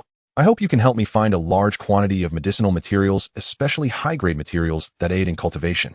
Lin Beichen looked at her earnestly, saying, "Of course, I will purchase these materials at market price. I won't let the chamber suffer any losses." He was currently in dire need of resources, and the Tianxin Chamber of Commerce had a vast network across the continent. Having their assistance in gathering materials would undoubtedly save him considerable effort. "That won't be a problem." Lu Yunxi nodded readily. "As long as it's the materials you need, no matter how rare, I will have people do their utmost to collect them for you. Then let us have a pleasant cooperation." Lin Beichen smiled faintly. He could see that Lu Yunxi was not only stunningly beautiful, but also an astute and capable woman. Building a good relationship with someone like her was undoubtedly more beneficial than detrimental, and he naturally did not reject the cooperation. Lu Yunxi also smiled, raising her teacup to Lin Beichen, saying, "To a pleasant cooperation." As the fragrance of tea lingered, their gazes met in the air, reaching a certain understanding. This seemingly simple cooperation might unexpectedly impact the entire landscape of the Hanyue Empire in the near future. Meanwhile, the news of Lin Beichen's dantian recovery spread through the streets and alleys of the imperial capital like it had sprouted wings. "Have you heard? The dantian of the 14th Prince Lin Beichen has recovered." In a tea house, a young scholar in blue lowered his voice, astonished. "No way." The burly man at the next table looked skeptical. His dantian was confirmed to be destroyed by the imperial physician. Even the emperor acknowledged it. How could it possibly recover? I can't explain it, but the news is absolutely true. The scholar continued. I heard he has already reached the 8th layer of chi refinement, and just this morning, he had a confrontation with the 3rd prince right outside the Tianxin Chamber of Commerce. No wonder he was able to beat up the 13th prince a few days ago. It turns out his dantian was never truly destroyed. Someone suddenly realized. I always said, how could the Empire's #1 genius fall so easily? In my opinion, his dantian merely suffered an injury. It wasn't completely destroyed, which is why it gradually healed. That makes sense. Now it was a lively topic. The entire imperial capital was buzzing with discussions about Lin Beichen's dantian recovery. In tea houses and taverns everywhere one could hear discussions about him. Some were astonished, some were hopeful, and others were secretly sweating. In the palace inside the Fengtian Hall, Your Majesty, we just received news that the 14th prince's dantian has recovered. The eunuch Wei Zhongxian bent forward, cautiously approaching Lin Xiaotian. Beichen's dantian has recovered. How is that possible? Lin Xiaotian abruptly slammed down the memorial in his hand, his face displaying disbelief and shock. Your Majesty, it is absolutely true. The 14th prince's dantian not only recovered, but his cultivation has reached the 8th layer of chi refinement. Just earlier, he had a conflict with the 3rd prince right outside the Tianxin Chamber of Commerce. Wei Zhongxian hurriedly detailed the conflict between Lin Beichen and Lin Beichen. Good. Lin Xiaotian repeated good 3 times, his shock gradually transforming into a comforting smile with a hint of barely noticeable excitement in his eyes. He abruptly stood up and paced a few steps in the imperial study. It seemed that the once extraordinarily gifted son was returning. However, in other corners of the palace, the atmosphere gradually turned heavy. In the chambers of the various princes and the palaces of the concubines, discussions about Lin Beichen were echoing everywhere.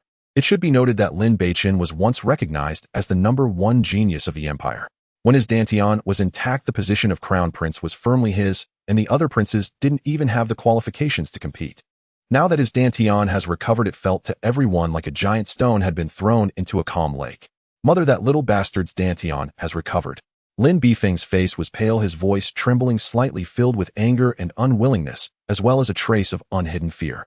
Strange, his dantian was clearly destroyed. The imperial physician diagnosed it 3 times. How could it suddenly recover? Zhang Sinyu's brow furrowed, her face full of confusion, then her expression darkened, revealing a hint of malice. What good is it to say this now? Lin Beifeng irritably raked his hair, his face dark enough to drip water. If he fully recovers with his temperament, he will definitely seek revenge on me. Just thinking about the things he had done to Lin Beichen made him shiver.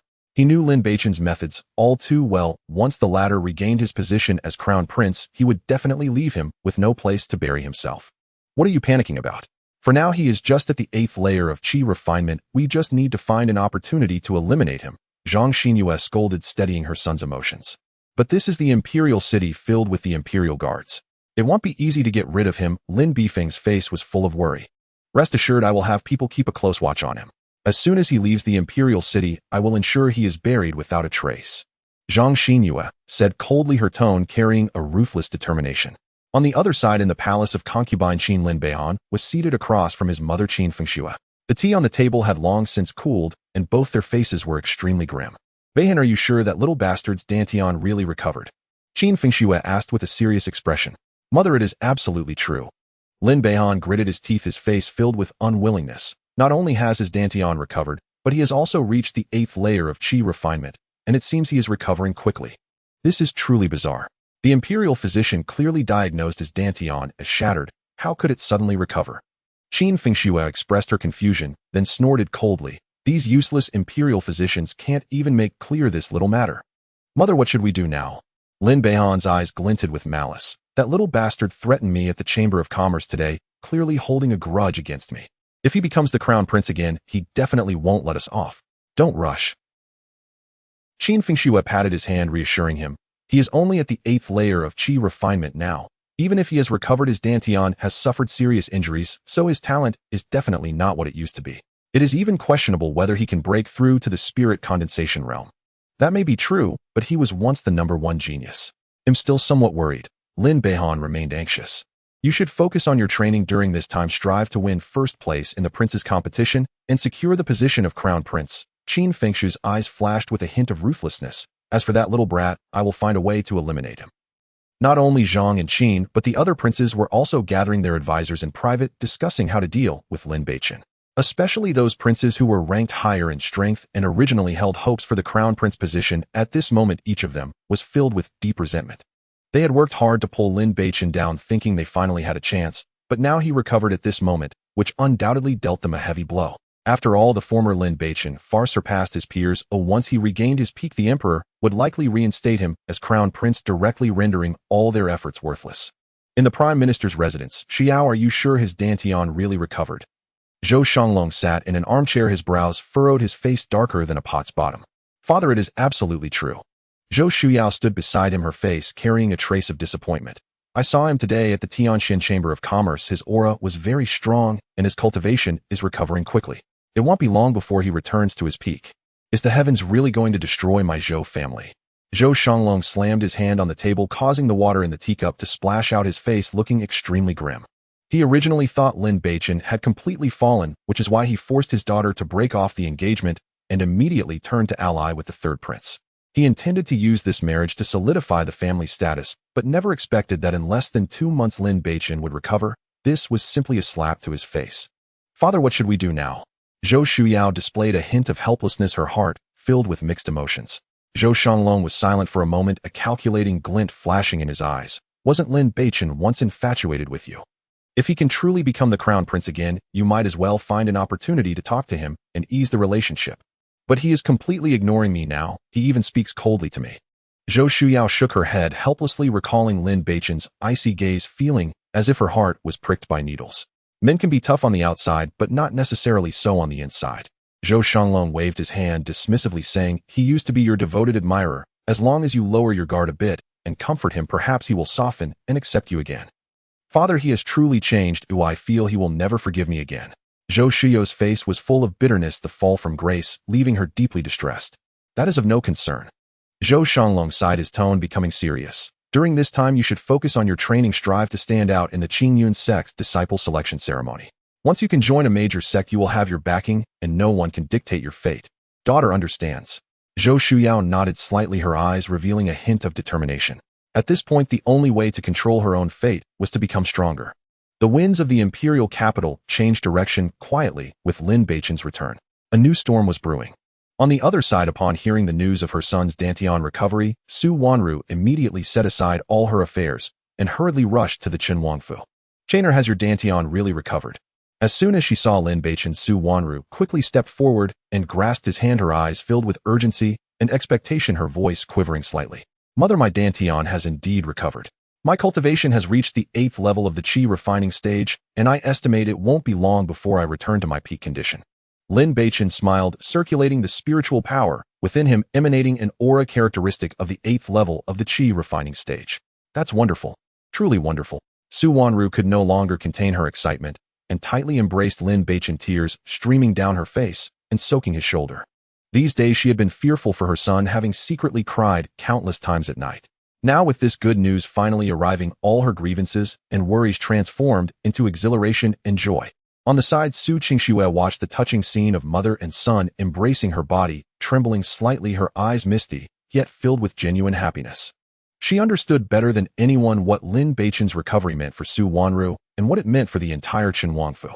Mother, I am sorry for worrying you during this time. Lin Beichen gently patted his mother's back, speaking with determination. From now on, I will no longer let you suffer any grievances. Silly child, what are you saying? Su Wanru released him, wiped her tears, and then pulled him to sit down in the hall, curiously asking, Chainer, what exactly happened? How did your dantian suddenly recover? Didn't the imperial physician say? Mother, the truth is my dantian was not completely shattered at that time. It was merely severely injured, which is why it gradually recovered. Lin Beichen had already prepared his explanation, half true and half false. So is your dantian fully healed now? Are there any hidden injuries left? Su Qingxue, concerned, inquired, her eyes filled with worry. Rest assured, it has fully recovered and not a trace of hidden danger remains. Lin Beichen confidently stated, given my current recovery speed, it won't be long before I return to peak condition, and I may even be stronger than before. That's wonderful. Su Qingxue genuinely rejoiced for him, smiling as she said, now that your dantian has recovered, you will surely reclaim the crown prince position in the imperial competition 6 months from now. That is only natural. Lin Beichen looked at her teasingly, saying, at that time, I will make you the crown princess. How about that? Chainer, you too. Su Wanru watched the affectionate interaction between the two, glancing back and forth between them, a knowing smile flashing in her eyes. Mother cousin Qingxue has been my child bride since childhood. Isn't it only right for me to make her the crown princess? Lin Beichen laughed heartily, his tone carrying a hint of mischief. Chainer, although Qingxue is nominally your distant cousin, I have seen her true feelings for you over the years. Mother has noticed them all. Su Wanru's face was filled with a loving smile as she earnestly advised, she is a good girl, you must treat her well in the future and not let her suffer. Rest assured, mother, I will cherish her. Lin Beichen replied with a smile, gazing gently at Su Qingxue. Little rascal who said, I wanted your affection. Su Qingxue blushed slightly under his gaze, playfully scolding him, but her heart felt sweet. Lin Beichen laughed heartily and then instructed the servants to prepare food and drinks, enjoying a pleasant lunch with his mother and Su Qingxue. In the evening, Su Wanru earnestly reminded Lin Beichen several times to cultivate diligently and be cautious in all things before reluctantly returning to the imperial palace. In the following days, Lin Beichen devoted almost all his time to training in the Hongming space. The Hongming sacred art operated ceaselessly, nourishing his meridians and dantian with chaotic spiritual energy, and his strength surged rapidly. Of course, he did not forget about collaborating with the Tianqian Chamber of Commerce. Every few days, he would refine a batch of top-tier elixirs, send them to the Tianqian Chamber of Commerce for sale, and then exchange them for a large quantity of necessary medicinal materials. Every time Lin Beichen visited the Tianqian Chamber of Commerce, Lu Yunqi would always find time to have tea and chat with him. Their conversations ranged from insights on refining elixirs to the customs and culture of the empire, and even to peculiar tales from the cultivation world, broadening their topics. What had initially been a purely cooperative relationship quietly transformed during these interactions, gradually evolving towards friendship. Lu Yunqi admired Lin Beichen's talent and composure, while Lin Beichen respected her wisdom and grace. Unknowingly, half a month passed. After this period of intense training, Lin Beichen's cultivation skyrocketed, breaking through to the 9th level of the qi refining stage. Now his internal spiritual power was more condensed and robust, and combined with his increasingly refined Han-Yu sword technique, he possessed the strength to contend even against an ordinary 3rd-level spirit-gathering stage cultivator. After some contemplation, Lin Beichen decided to venture out for a period of practice. He understood very well that merely secluding himself for hard training was not the best way to enhance his strength. Only through practical combat and struggling on the edge of life and death could he maximize his potential, solidify his cultivation, and even comprehend new realms. To ensure his safety during the practice, before departing, Lin Beichen specifically refined a batch of high-quality healing pills, detoxification pills, and explosive pills for emergencies. Then he donned a plain coarse robe, applied some disguise powder to his face, and wore a wide-brimmed hat that concealed most of his features, quietly leaving through the back door of the Qinhuangfu.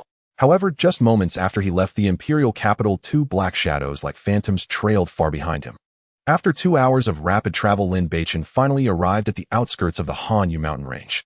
The Han-Yu mountain range is the largest mountain range in the northern part of the Han-Yu Empire, stretching for thousands of miles, with towering peaks and ancient trees reaching the sky, where one can frequently see millennia-old trees soaring into the clouds, blocking out the sun.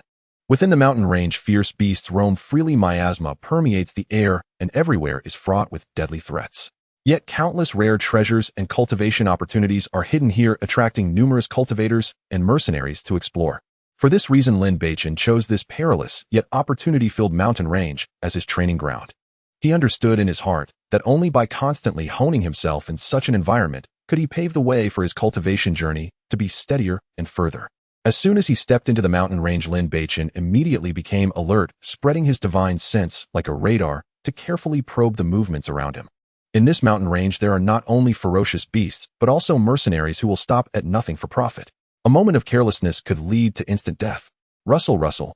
Suddenly, a rustling sound came from the grass, not far ahead, breaking the silence of the forest. Lin Beichen frowned slightly, almost instantly drawing the long sword from his back, as the sound emerged, channeling spiritual power into it, causing it to emit a chilling gleam. His gaze was sharp as an eagle locking onto the dense forest ahead, every muscle in his body tense, ready to respond to any sudden situation. Bang! Just then, a huge black shadow suddenly sprang out from the grass, landing heavily in the clearing before Lin Beichen. The tremendous impact shook the ground, sending up a cloud of dust, and the surrounding trees were shaken, causing leaves to fall. Lin Beichen focused his gaze and saw a gigantic rat staring at him, with its copper-like crimson eyes fixating on him. This rat was over a meter tall, covered in hard black scales that glimmered coldly, with long drool dripping from the corners of its mouth, exuding a nauseating stench of blood. This rat is way too huge. Lin Beichen was taken aback by this colossal creature, instinctively taking a few steps back, but quickly composed himself. From his memories, he recognized that this rat was likely the common black-scaled rat found in the Hanyu mountain range. However, the size of this one was evidently much larger than the usual black-scaled rats, its strength comparable to that of a first-level spirit-gathering stage human. These beasts are inherently timid, yet incredibly vicious. If they encounter a powerful cultivator, they will flee without hesitation. However, if they meet someone of lower cultivation, they will cruelly torture and kill them. Seeing Lin Beichen retreat, the black-scaled rat's eyes flashed with a hint of ferocity, letting out a sharp screech, and lunged fiercely at Lin Beichen. Seeing the black-scaled rat charging at him, Lin Beichen displayed no fear on his face, instead a glimmer of excitement flashed in his eyes. This was the first time he had confronted a beast heathen since his transmigration, and the blood within him seemed to boil. He took a deep breath, his spiritual power surging beneath his feet. Instead of retreating, he advanced, wielding his long sword, which cut through the air with a sharp whoosh, aiming directly at the black-scaled rat's face. The black-scaled rat had an exceptionally keen sense, and the moment Lin Beichen struck, it sensed the deadly threat. At this moment, it had already leapt into the air, and its forward momentum left it no time to change direction. It could only wildly swipe, its claw covered in black scales, generating a howling wind as it struck towards Lin Beichen's sword. Seeking death. A cold light flashed in Lin Beichen's eyes as he swiftly twisted his wrist, unleashing the spirit snake from the cold moon sword technique. His figure moved like a swift serpent, instantly sliding to the side, narrowly avoiding the black-scaled rat's claw. Simultaneously, his long sword struck like a venomous snake's tongue, swiftly slicing through the rat's neck like lightning. Poochie! With a soft sound, blood gushed forth like a fountain. The seemingly fierce black-scaled rat couldn't even let out a cry before its massive body crashed heavily to the ground, twitching a few times before falling silent.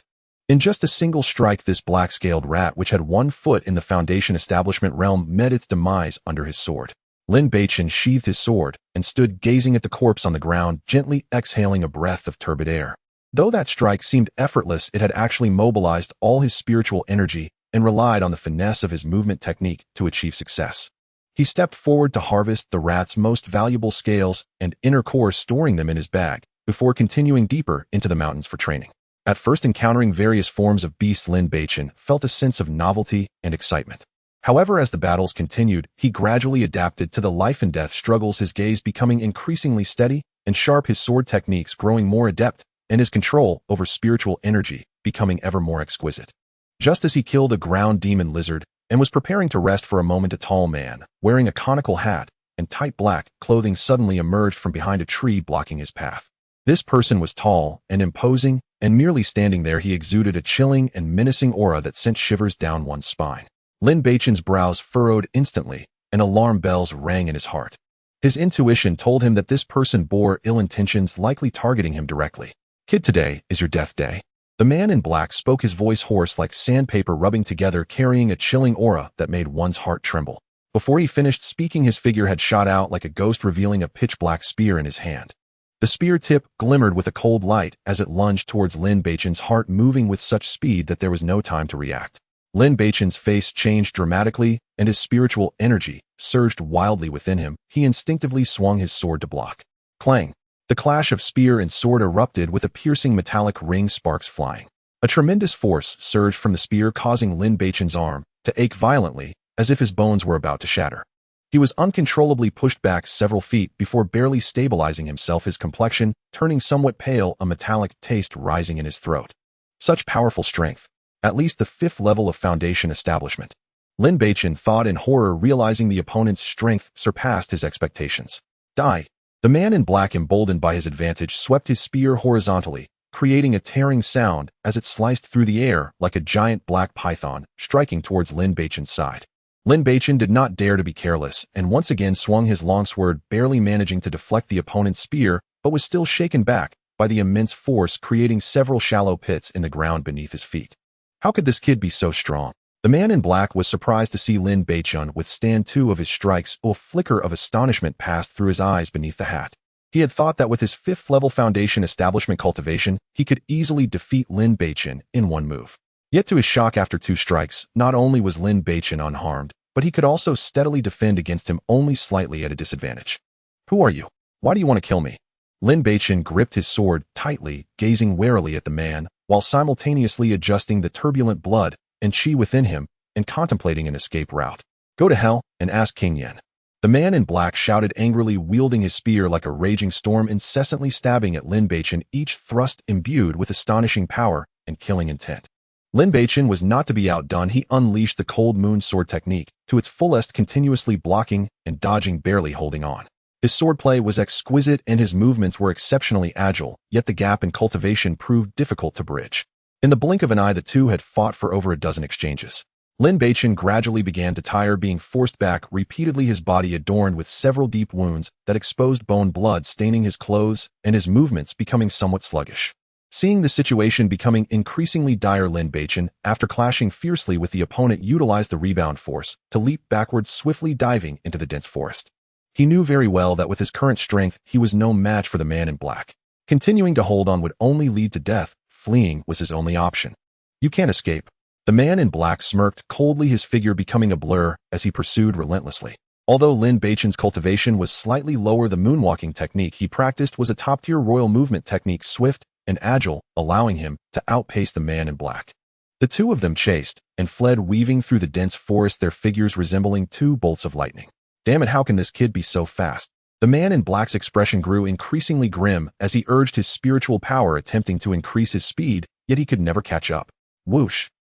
As Lin Beichen fled with all his might, just as he was about to shake off the man in black, a sharp sound of air being sliced through suddenly came from the side.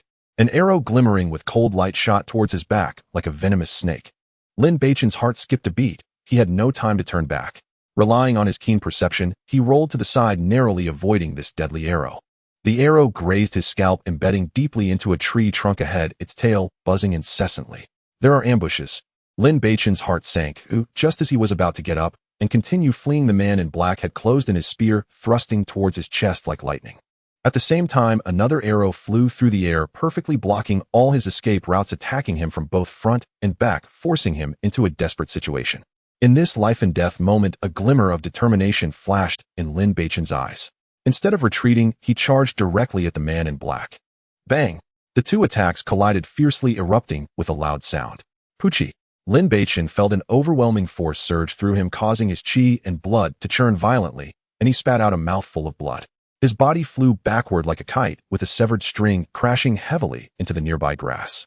At the same time, a third arrow followed, closely aimed directly at his face. At the critical moment, Lin Beichen, enduring excruciating pain, rolled over sharply, spinning in the air like a top, narrowly dodging this arrow once more. Though he avoided the fatal strike, the arrow still grazed his shoulder, leaving a long bloody gash as blood gushed forth, and the pain nearly made him faint. Upon landing, Lin Beichen dared not linger for a moment. Enduring the pain, he transformed into a blur, exerting every last ounce of strength to escape frantically into the depths of the forest. Seeing this, the man in black pursued once more, while the hidden archer continued to shoot arrows, launching a remote assault and giving Lin Beichen no opportunity to catch his breath. At this moment, Lin Beichen was feeling an unprecedented level of tension. This was the closest he had come to death since his transmigration. The injury on his shoulder was excruciating, and most of his spiritual energy had been depleted, yet he dared not stop, with only one thought in his mind: to survive. Having finally crossed over, he absolutely could not die here. After a thrilling chase, Lin Beichen gradually shook off his pursuers, relying on his familiarity with the terrain and his exquisite agility. At a corner, he spotted a rushing river, and a glimmer of hope flashed in his eyes. Seizing the moment when the black-clad pursuers were obscured by the trees, he plunged into the icy waters, drifting downstream with the current. "Damn it! How can this brat run so fast?" The black-clad man arrived at the riverbank, glancing at the turbulent waters, his face dark with anger, yet he could only stop in his tracks. The river was complex and fraught with dangers beneath the surface. Recklessly entering the water to search was akin to seeking one's own death. The archer, hidden in the shadows, upon seeing Lin Beichen vanish into the river, furrowed his brows slightly. After a moment of silence, his figure flashed and disappeared into the dense forest, showing no hesitation. The two of them came from different factions tasked with assassinating Lin Beichen. Now that their target had escaped, they naturally would not linger here nor reveal their identities. Under the river, Lin Beichen held his breath, sinking with the flow of the water, allowing the icy currents to carry him away. He knew this was only a temporary safety. Those people would not let it go. Lin Beichen drifted downstream for several kilometers until the current began to slow. Taking advantage of the cover provided by the trees on the bank, he quietly crawled ashore. Once on land, he was soaked to the skin, but dared not hesitate for a moment. He quickly wrung out the water from his clothes and ran towards the deeper forest in the distance. Eventually, he found a cave under a concealed cliff just large enough for one person to enter, and he hid inside temporarily. After being soaked in river water, the wound on his shoulder was now throbbing with blood and dirt mingling together, looking particularly gruesome. He knew he had to tend to his wound and restore his spiritual energy if he was to survive this pursuit. Once inside the cave, Lin Beichen carefully scanned his surroundings. Confirming it was safe, he took out the hemostatic powder and clean cloth he had prepared beforehand. He gritted his teeth and cautiously applied the powder to the wound. The sting made him gasp, but he bore it silently. Having treated his wound, he sat cross-legged, activating the Hongmeng's sacred art to begin restoring his injuries and depleted spiritual energy. Outside the cave, the night deepened with the sounds of insects and beasts echoing, while inside it was exceptionally quiet save for Lin Beichen's steady breaths. The next morning, as the first rays of sunlight filtered through the leaves into the cave, Lin Beichen slowly opened his eyes. He assessed his condition. The wound on his shoulder had scabbed over, the pain had considerably lessened, and the spiritual energy he had expended the previous day had mostly recovered. In fact, due to the tempering from this life and death struggle, his spiritual energy flowed even more coherently. He stood up, stretching his limbs, producing a series of soft cracking sounds. "Don't let me find out who you are, or you will pay a painful price." Lin Beichen growled softly, a glint of viciousness flashing in his eyes. He was well aware that this assassination was no accident. It was highly likely orchestrated by someone within the royal family. After all, once word of his recovery spread, those princes who coveted the position of crown prince would be the first to act. These individuals would never allow him to regain his strength and threaten their positions. In the days that followed, Lin Beichen became even more cautious, training in the mountains while remaining alert to his surroundings. He continually sought battles with various beasts, pouring all his effort into each encounter to hone his combat skills. Through repeated life and death struggles with the beasts, his cold moon sword technique grew increasingly refined, with his sword moves becoming seamless, exuding a chilling intent. The moonwalk technique also became more agile, often allowing him to evade fatal attacks at critical moments. Unknowingly, his aura had grown more stable, and his gaze held a determination and fierceness rare among his peers. During this period, Lin Beichen collected numerous rare herbs and some highly resilient beast skins, planning to bring them back to the imperial capital for sale in exchange for cultivation resources. Just as he was preparing to return to the imperial capital, a white figure rushed towards him from afar, moving as fast as lightning, and in the blink of an eye appeared before him. The newcomer was a woman. She wore a white garment, her features exquisite and stunning, and her figure alluring and graceful. However, at that moment her face bore an unusual flush, her breathing slightly rapid, and there was blood at the corner of her mouth, with her white attire stained with varying shades of blood, indicating she had sustained serious injuries. "Help me cover." The woman glanced at Lin Beichen, a hint of pleading in her eyes. Before her words fell, her figure flickered, and like a ghost, she vanished into the dense thicket nearby, instantly concealing her presence. Lin Beichen frowned slightly, not wishing to meddle. He was in no position to protect himself and truly did not want to get involved in this unclear conflict. Just as he was about to turn and leave, a purple figure came rushing from afar, accompanied by a sharp sound of air being sliced, and instantly hovered in front of him. This person was tall and handsome, but emanated an indescribable sinister aura, particularly with those eyes that seemed like poison daggers radiating a chilling, killing intent. At just one glance, Lin Beichen felt a tingling sensation on his scalp, as if his heart was gripped tightly by an invisible hand. "Have you seen a woman in white pass by here?" The man in purple spoke, his voice laced with a cold arrogance. The immense pressure emanating from him pressed down on Lin Beichen as if it were a tangible force. The pressure was so intense that Lin Beichen could hardly breathe. If it weren't for his strong will, an ordinary chi refining realm cultivator would have likely been paralyzed with fear or even begged for mercy. Lin Beichen's mind raced, and he immediately feigned an expression of utmost terror, trembling as he raised a hand pointing to the left. "Look. I saw her. She just flew past over there." Upon hearing this, the purple-clad man's eyes flashed with a fierce light, not the slightest hint of suspicion crossing his mind. He casually unleashed a fierce palm wind towards Lin Beichen, which transformed into a purple streak, chasing off in the left direction. Faced with the sudden and terrifying palm wind, Lin Beichen's pupils dilated, feeling for the first time in his life the clear scent of death. The power contained within that palm wind far exceeded his understanding of cultivators, even surpassing that of his father. He dared not show any carelessness, instantly channeling all the spiritual energy within him, crossing his arms in front of his chest, attempting to block this terrifying strike. Poof!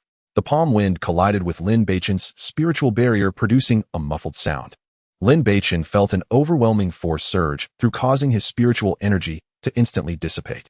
The bones in his chest felt as if they were struck by a heavy hammer, producing a clear sound of shattering.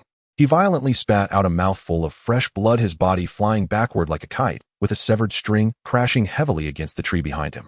Before he hit the ground, his vision darkened, and he completely lost consciousness. "Hey, are you alright?"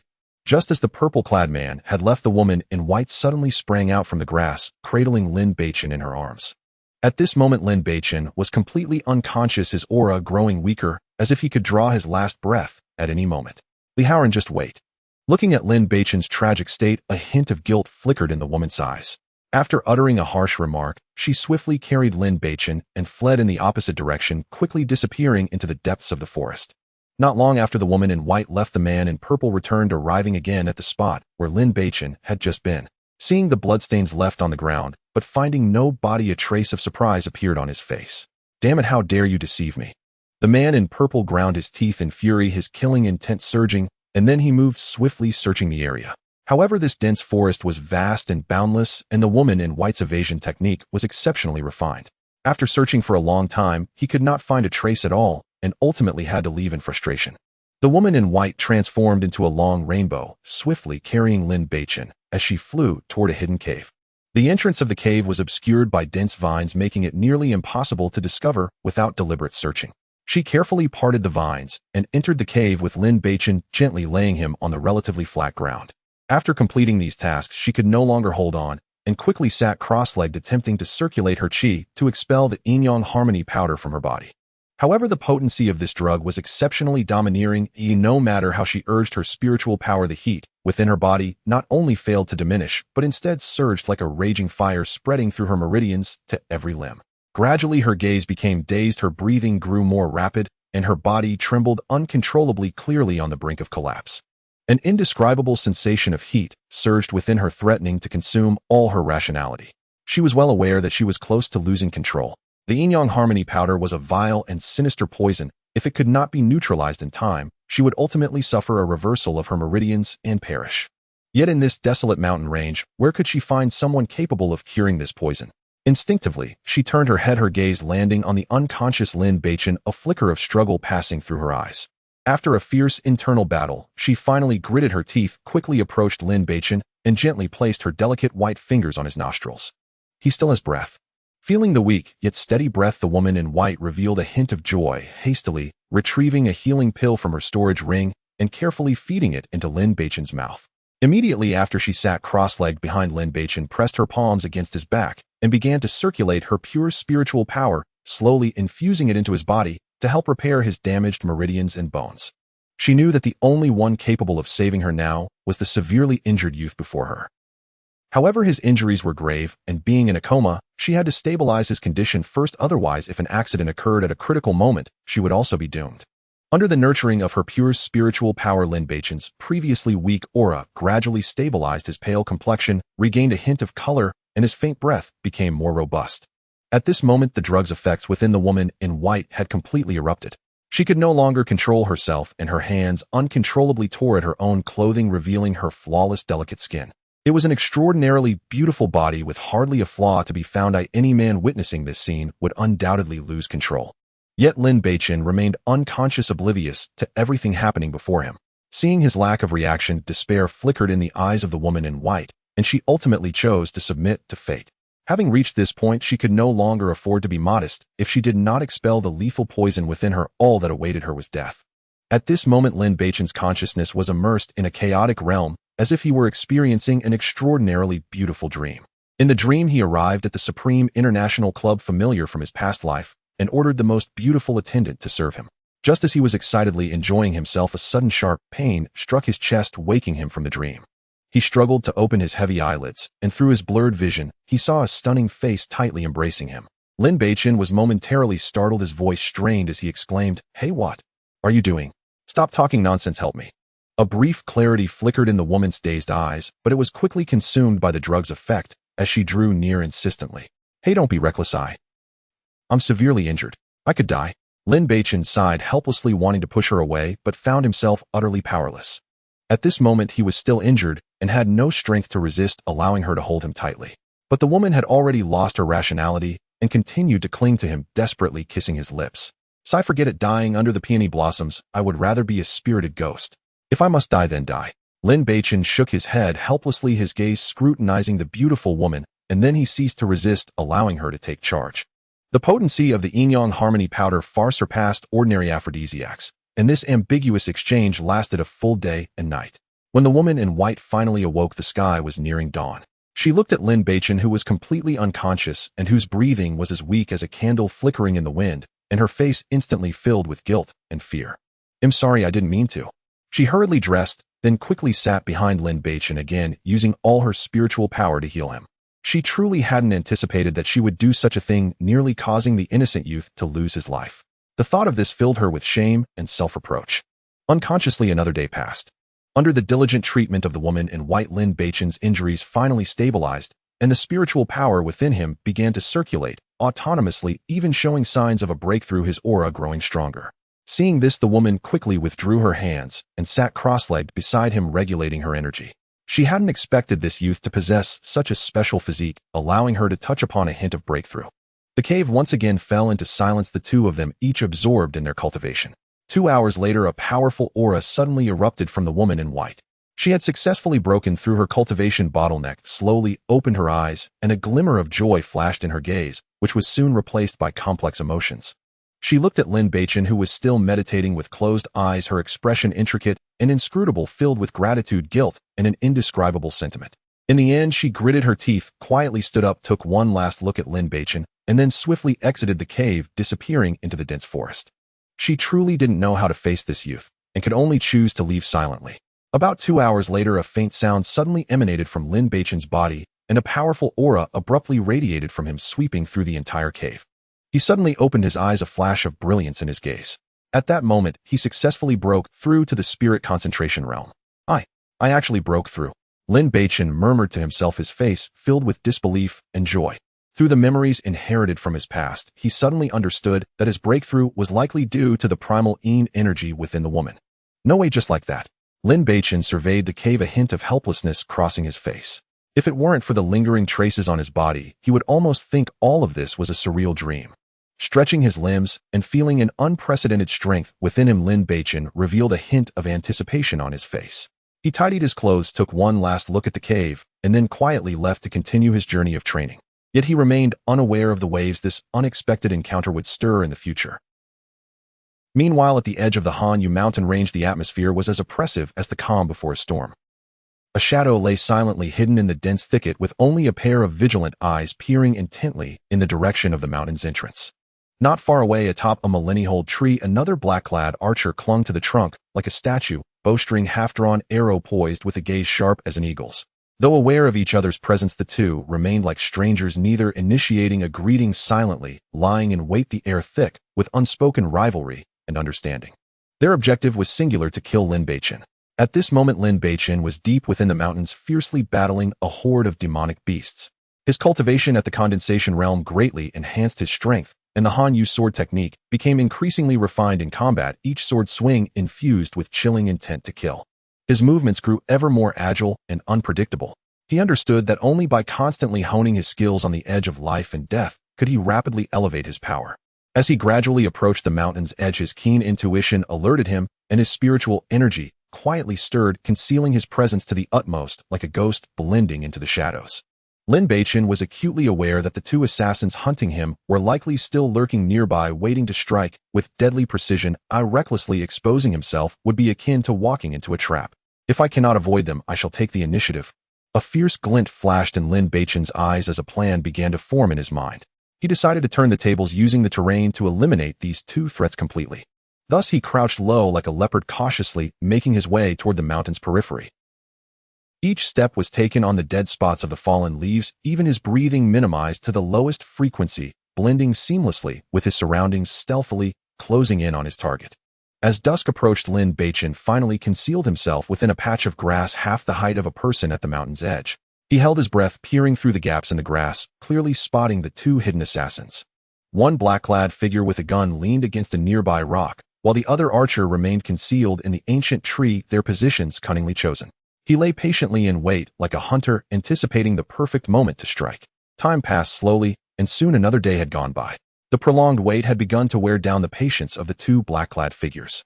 The gunman found a concealed corner, pulled out some rations and a water pouch, eating cautiously while vigilantly scanning the surroundings. The archer in the ancient tree also relaxed slightly, taking down a wine jug from his back, sipping a mouthful of strong liquor, yet his gaze never left the mountain's entrance. Though their movements were light, they did not escape Lin Beichen's keen eyes. I must eliminate the archer first.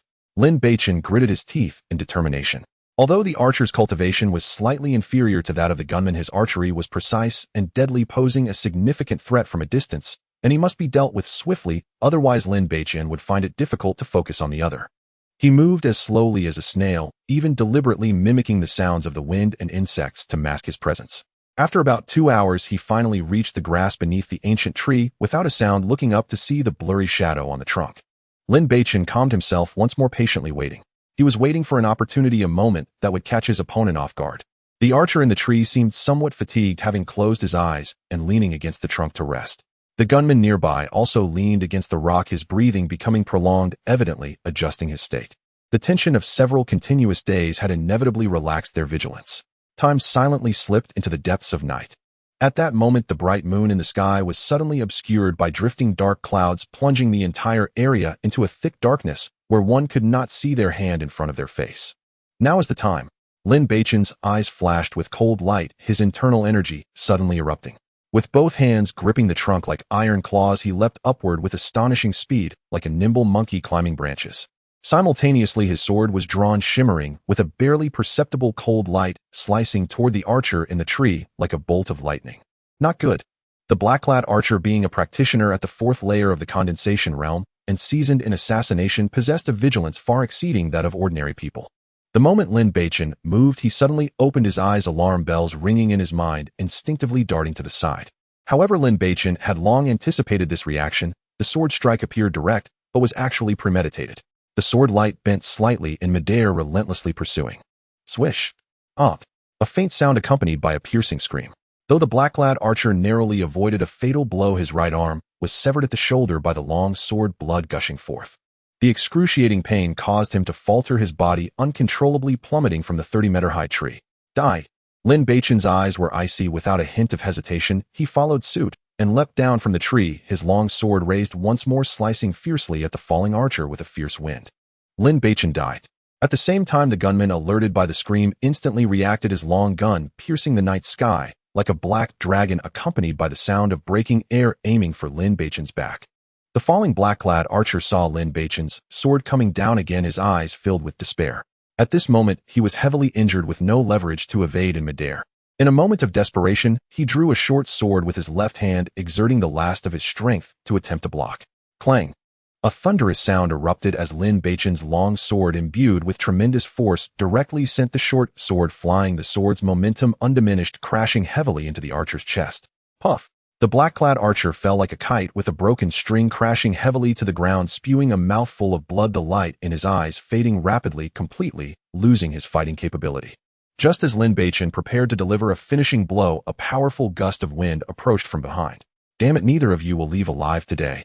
Lin Beichen roared, twisting his body fiercely, abandoning the chance to finish off the archer, and swung his sword back, with furious spiritual energy, striking at the incoming long gun. Clang! The clash of metal reverberated, deafeningly, sparks exploding in the darkness. Lin Beichen felt a tremendous force surge through him, his arm going numb as he was forced back 7 or 8 steps before stabilizing himself, his chest surging with blood and energy. The gunman was also forced back 4 or 5 steps, his grip on the gun feeling faintly numb, a glimmer of shock flashing in his eyes. He hadn't expected that in just a few short days Lin Beichen had broken through to the condemnation realm, and his strength was so formidable. Without hesitation, he swung his gun once more, attacking Lin Beichen. Lin Beichen also refused to back down, similarly swinging his sword to meet the attack. The gunman roared, and the long gun transformed into a myriad of gun shadows, enveloping Lin Beichen like a torrential rain, each strike viciously aimed at vital points. Lin Beichen showed no fear, pushing the Han Yu sword technique to its limits, engaging in a fierce battle with the black-clad man. In an instant, the forest was filled with surging energy, trees swaying, the sharp sounds of clashing weapons intertwined with the booming explosions of spiritual energy. The battle quickly escalated to a fevered pitch, the scene becoming increasingly perilous, with a thick, killing intent permeating the air. As the battle raged on, Lin Beichen gradually fell into a disadvantage, with several wounds on his body, his clothes soaked in blood. Yet his eyes remained clear, showing no signs of panic. He blocked and dodged while intently observing his opponent's spear technique, capturing every subtle flaw. As a chaos divine body, his comprehension far exceeded that of ordinary people. At this moment, under the pressure of life and death, it was pushed to the extreme. In just a moment, he caught a fleeting gap in the seemingly impenetrable spear shadows of his opponent. Whenever the opponent executed the counter-spear move, there was a momentary defensive gap in the left shoulder. In the blink of an eye, the two had fought for over 100 rounds. Lin Beichen grew increasingly bold, gradually stabilizing the situation by seizing the flaws, and even managed to counterattack at times. Meanwhile, the cloaked gunman became increasingly flustered, cold sweat beading on his forehead, and a strong sense of unease rising within him. He simply could not understand how his opponent, clearly only at the first layer of the concentration realm, possessed such outrageous combat strength. His spiritual power was remarkably pure, and his sword techniques were exceptionally vicious, as if he could predict every one of his movements. Not far away, the black-clad archer lay on the ground, pale-faced, his eyes filled with anger and resentment. He was gravely injured from his fall, and had also broken an arm, unable to draw the bowstring, forced to watch the battle stalemate. At this moment, he could only pray in his heart, hoping the gunman could turn the tide, though otherwise he too would not escape death. Just then, the gunman executed the counter-spear move once more, the spear tip sweeping in with a fierce gust of wind. A glint flashed in Lin Beichen's eyes as he seized this fleeting opportunity. His figure spun like a top, evading the spear tip, while his long sword shot out like a spirit snake from its hole, instantly lunging toward the opponent's wrist that gripped the spear. The gunman let out a cry of anguish as the sword light cut a deep wound into his wrist, revealing bone. He could no longer hold onto the spear, which clattered to the ground. His reaction was swift. He immediately drew a long sword from his storage pouch and engaged Lin Beichen once again, though his momentum had weakened significantly. However, Lin Beichen now fully grasped the initiative, his sword techniques growing increasingly fierce, pouring down like a torrential storm, forcing the black-clad man to retreat repeatedly, his wounds multiplying. Lin Beichen, just wait.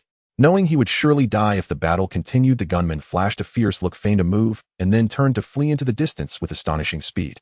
You can't escape. Lin Beichen would not let him go. He executed the moon step to its fullest, his figure darting like lightning as he pursued.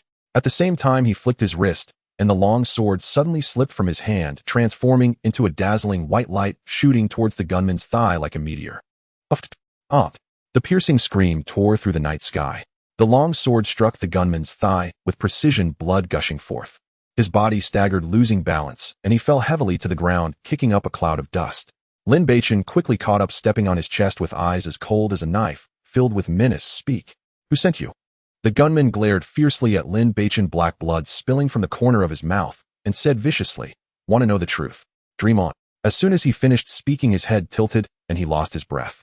Lin Beichen's heart sank as he quickly bent down to remove the mask from the man's face, revealing a complexion that was dark and green, clearly having committed suicide by poison. Meanwhile, not far away, the black-clad archer made the same choice.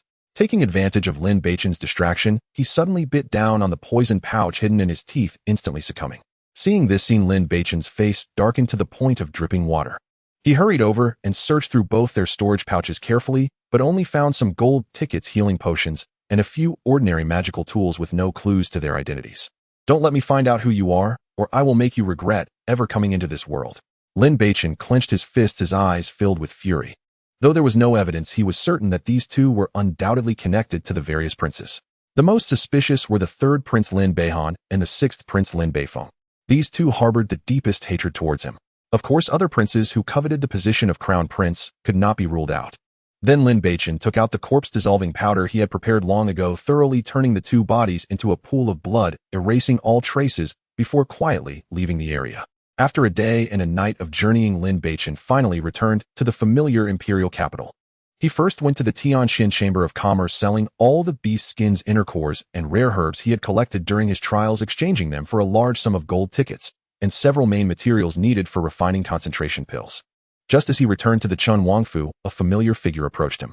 "Beichen, where have you been these days?" Su Qingsu's face was filled with worry, her eyes slightly redrimmed, clearly concerned. "I was out on a training expedition for a few days." Lin Beichen looked at her caring gaze, feeling warmth in his heart, and a mischievous smile appeared on his face. "What's the matter? Did you miss me, Sister Qingxue?" Who missed you?" Su Qingsu's face flushed, and she quickly turned her head away, her tone slightly flustered. "Annie has come by several times asking about you. I was just a bit worried." "I see." Lin Beichen nodded with a smile. "Then you should send someone to the palace to inform my mother that I have returned." So, she doesn't worry. I will send someone right away. Su Qingxue nodded slightly, her gaze unconsciously examining him up and down, hesitantly asking, Beichen, what level of cultivation are you at now? Why do I feel like you're different? I've restored to the concentration realm. Lin Beichen smiled, no longer hiding, circulating the spiritual power within him, a wave of concentration realm aura slowly emanating. That's wonderful. Su Qingxue's face instantly blossomed with a surprised smile, instinctively grabbing his arm. Feeling the soft touch on his arm, Lin Beichen instinctively glanced at her slightly heaving chest and couldn't help but tease, I didn't expect Sister Qingxue to look slender yet be quite substantial. You? Su Qingxue instantly reacted, her stunning face flushed like a ripe apple. She quickly released her grip, her face filled with anger. You shameless scoundrel. Just now, in her moment of excitement, she hadn't noticed their posture. Now, having been pointed out by Lin Beichen, she felt her cheeks burn, embarrassed to the point of wishing to find a hole to hide in. Sister Qingxue. Lin Beichen looked at her shy demeanor, feeling even more heated, a glimmer of expectation appearing on his face. Since there's nothing going on, why not come to my room for a chat? Su Qingxue was stunningly beautiful with a curvy and alluring figure. To say that he had no thoughts while having such a beauty nearby would be clearly impossible. What do you want to do? Su Qingxue immediately looked at him with vigilance, like a startled fawn, her hands instinctively covering her chest. Just a chat about life, discussing cultivation insights. Lin Beichen's lips curled into a sly smile, though his tone feigned seriousness. You little rascal, don't think I don't know what you're up to. Su Qingxue's cheeks grew even redder as she couldn't help but glare at him, her eyes carrying a hint of shyness that even she hadn't noticed. Then tell me, what do I want to do? Lin Beichen's lips curled into a mischievous smile as he pulled her into his embrace. You little rascal, I'm not ready yet, don't act recklessly. Su Qingxue felt her heart race, quickly lowering her head, not daring to meet Lin Beichen's gaze. Alas, it seems I can only solve it myself. Lin Beichen shook his head helplessly and turned back to his room. Shameless scoundrel. Hearing Lin Beichen's words, Su Qingxue couldn't help but recall the scene of him standing in front of the copper mirror, bare-skinned. In the cold moon palace inside the chamber of imperial concubine Zhang, Lin Beifeng rushed in, his face marked by shock and reluctance, his voice trembling slightly. Mother, Lin Beichen has returned. How is that possible? Zhang Xinyue, reclining on the soft couch, abruptly sat up straight, disbelief written all over her face. Abeo is at the 4th level of the concentration realm and is skilled in archery. How could he possibly be defeated by a mere qi refining brat? According to reports from below, Abeo is already dead, his body turned into a pool of blood. Lin Beifeng clenched his fists, his eyes filled with unwillingness. Could there be someone secretly protecting him? Zhang Xinyue furrowed her brows tightly, her fingers unconsciously tapping on the edge of the couch, doubt swirling in her heart. Mother, will our assassination attempt be exposed? A hint of worry appeared on Lin Beifeng's face, his voice tinged with fear. If the emperor finds out, the consequences would be unimaginable. Rest assured, Zhang Xinyue's eyes flashed with a ruthless glint. Then she comforted him. Abeo is a death warrior raised by our subordinates. He could never betray us. What should we do next? Lin Beifeng asked, filled with concern. Right now, your most important task is to focus on your cultivation. Zhang Xinyue said solemnly. In just over 20 days, the royal prince contest will take place. Even if his cultivation rises rapidly, he cannot pose a threat to you in such a short time. I understand, mother. Lin Beifeng nodded, a fierce glint flashing in his eyes as he turned to retreat to the side hall to cultivate. Meanwhile, in the chamber of concubine Qin, the atmosphere was even more oppressive. Lin Beichen sat across from Qin Fengxue. The tea before them long cold, their faces sullen enough to drip water. Mother, I just received news that Lin Beichen has returned to the Chun Wangfu. How could he not even handle a qi refining brat? It's an utter waste of the resources I've invested over the years. Qin Fengxue slammed her teacup down heavily, her tone as cold as ice, her eyes filled with disappointment and rage. Mother, we have underestimated him too much. Lin Beichen took a deep breath, his brows furrowing slightly. You need not worry. Qin Fengshue's eyes flashed with seriousness, then she regained her composure. The day of the royal prince contest is approaching. No matter how talented he is, he cannot threaten you in such a short time.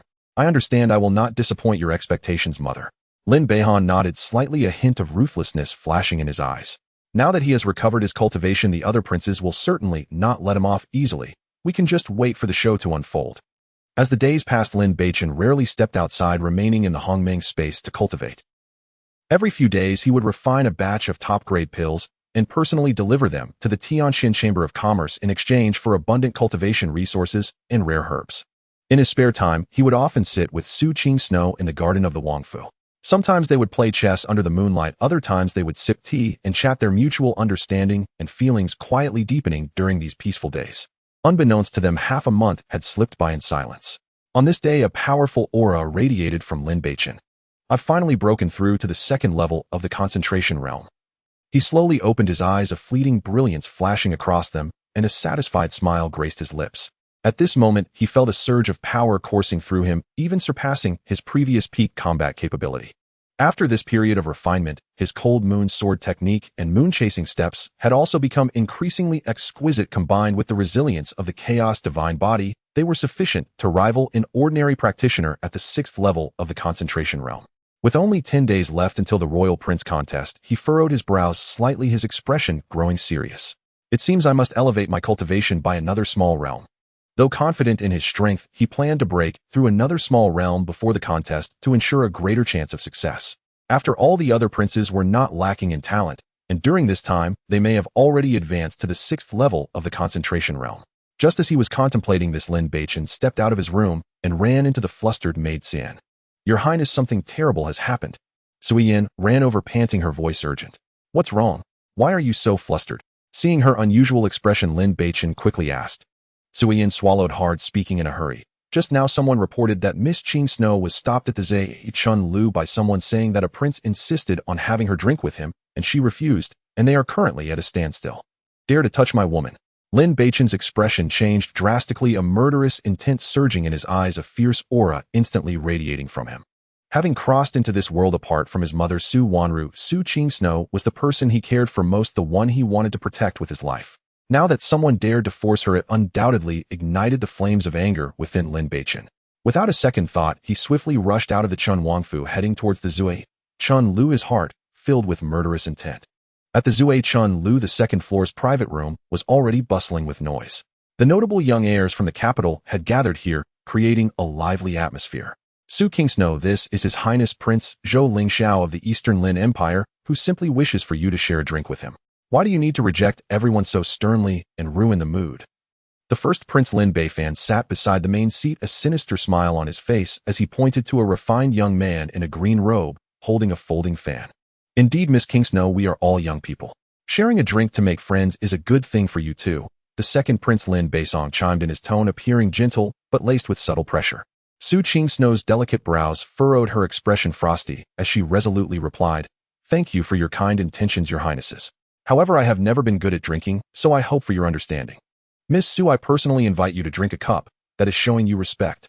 Zhou Lingxiao closed his folding fan, his sharp gaze fixed on Su King Snow, his tone growing colder as he displayed a hint of arrogance and displeasure. "Don't be ungrateful and ruin my mood." The atmosphere in the room grew heavy, and the faces of the gathered crowd were filled with mockery.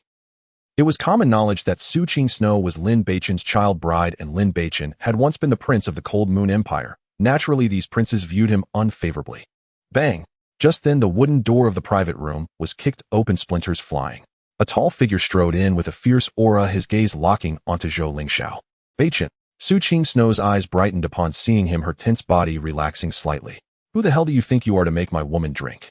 Lin Beichen's voice was icy cold, his gaze fixed intently on Zhou Lingxiao, an overwhelming killing intent radiating from him, causing the temperature in the room to plummet. "Lin Beichen, you are so bold. How dare you publicly insult Prince Lingxiao? Do you know your crime?" The ninth Prince Lin Beihai immediately jumped out, pointing at Lin Beichen and shouting angrily, his eyes gleaming with glee. He had long viewed Lin Beichen unfavorably and saw this as a perfect opportunity to take action. "Shut up." Lin Beichen's gaze turned cold, too lazy to waste words with him, and he raised his hand to deliver a slap. Slap. A crisp and resounding sound echoed in the room. Lin Beihai hadn't even reacted before he was sent flying by the slap, crashing heavily onto a nearby table. Food and drink spilled everywhere, and he was covered in greasy soup and chives, looking utterly disheveled. You dare to hit me." Lin Beihai clutched his swollen cheek, shouting in shock and anger, his eyes filled with disbelief. The other geniuses in the private room were all stunned, their faces showing expressions of shock as they gasped. No one expected Lin Beichen to recover his cultivation so quickly that he could slap Lin Beihai, a third-layer practitioner of the concentration realm, flying with a single blow. Such strength is truly terrifying. "If you say one more word, I will kill you." Lin Beichen's gaze was sharp as a sword, coldly sweeping over Lin Beihai, the murderous intent in his tone unmistakable. Lin Beihai was taken aback by his icy stare, instantly feeling as if he had fallen into an ice cave. He instinctively closed his mouth, no longer daring to utter another word. He could clearly sense that Lin Beichen was genuinely intent on killing this time, Provoking him further now could lead to severe consequences. Lin Beichen, you have immense courage to hit your own brother. Lin Beichen, sitting nearby, spoke with a gloomy expression, his eyes filled with malice and ill intent. I did hit him, what can you all do about it? Lin Beichen's gaze coldly swept over everyone in the private room, a hint of undisguised disdain appearing on his face. Zhou Xiue, sitting not far away, looked at Lin Beichen's imposing demeanor and felt a complex mix of emotions arise within her, even a faint sense of regret. She could clearly feel that Lin Beichen had already reached the second layer of the concentration realm, and his combat power far exceeded that of his peers. At this rate of recovery, it wouldn't be long before he returned to his peak, possibly even more terrifying than before. Thinking of this, her heart ached with pain and disappointment. 14th brother beating the crown prince in public is a serious crime. The first prince, Lin Beichen, darkened his face and spoke in an icy tone, a powerful aura emanating from him. Lin Beichen, how dare you strike your own brother? Back when I was still the crown prince, you were nothing before me. His words struck like an invisible slap, harshly hitting Lin Beichen's face, causing the expressions of everyone present to change drastically. No one expected Lin Beichen to dare to directly provoke the crown prince, showing no regard for him at all. Lin Beichen, uninterested in the reactions of others, turned his gaze towards Zhou Lingxiao, sitting in the middle. Kneel and apologize immediately, and I might spare your life. Lin Beichen, do you think this prince would kneel to apologize? Zhou Lingxiao's face revealed a hint of disdain. Then die. Lin Beichen's eyes filled with cold light, a Qingxian sword appearing in his hand out of nowhere, cutting through the air with a sharp sound as he suddenly struck at Zhou Lingxiao. This strike was both quick and ruthless, aimed directly at his neck, clearly intent on killing. You. Zhou Lingxiao's face suddenly changed dramatically. He hadn't expected Lin Beichen to strike so swiftly, leaving him no time to react. At the critical moment, he desperately lunged to the side, trying to evade this fatal blow. With a sharp sound, blood splattered. Although Zhou Lingxiao narrowly avoided a fatal hit, his entire right arm was severed at the shoulder by the Qingxian sword, hot blood instantly staining the ground. Oh! Zhou Lingxiao let out a piercing howl, rolling on the ground, while clutching the severed arm, his once handsome face twisted in agony. You bastard! I will definitely kill you. He simply could not accept that as the Eastern Forest Prince he had been publicly disarmed. This was an immense humiliation. Kneel and apologize immediately, or the next sword will take your dog head. Lin Beichen was like lightning appearing in front of Zhou Lingxiao, the tip of the Qingxian sword pressed against his neck. The cold touch made Zhou Lingxiao shiver, his furious roar abruptly stopping. I am the prince of the Eastern Forest Empire. Do you dare to kill me? Do you not fear igniting a war between our two nations?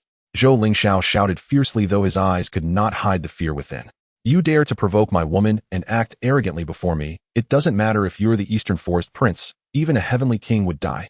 Lin Beichen's eye shot forth a cold glare, his wrist flicking slightly, the blade drawing a line of blood across Zhou Lingxiao's neck. No, don't kill me. I apologize. I apologize. Zhou Lingxiao's face turned pale with fear, his legs trembling slightly as he knelt on the ground, looking at Su Qingxue with trembling eyes. Miss Su, I'm sorry. It was my fault, though I was blind and foolish. Please, in your magnanimity, spare me. He could clearly feel that Lin Beichen's murderous intent had reached its peak, and if he did not apologize now, the other party might really cut his throat. Though kneeling to apologize was a bit humiliating compared to losing his life, humiliation was clearly the better option.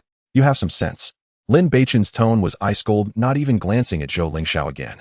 He lifted his foot and delivered a heavy kick, sending Zhou Lingxiao flying, as if he were trash. Lin Beichen, Zhou Lingxiao is a guest of our Hanyu Empire.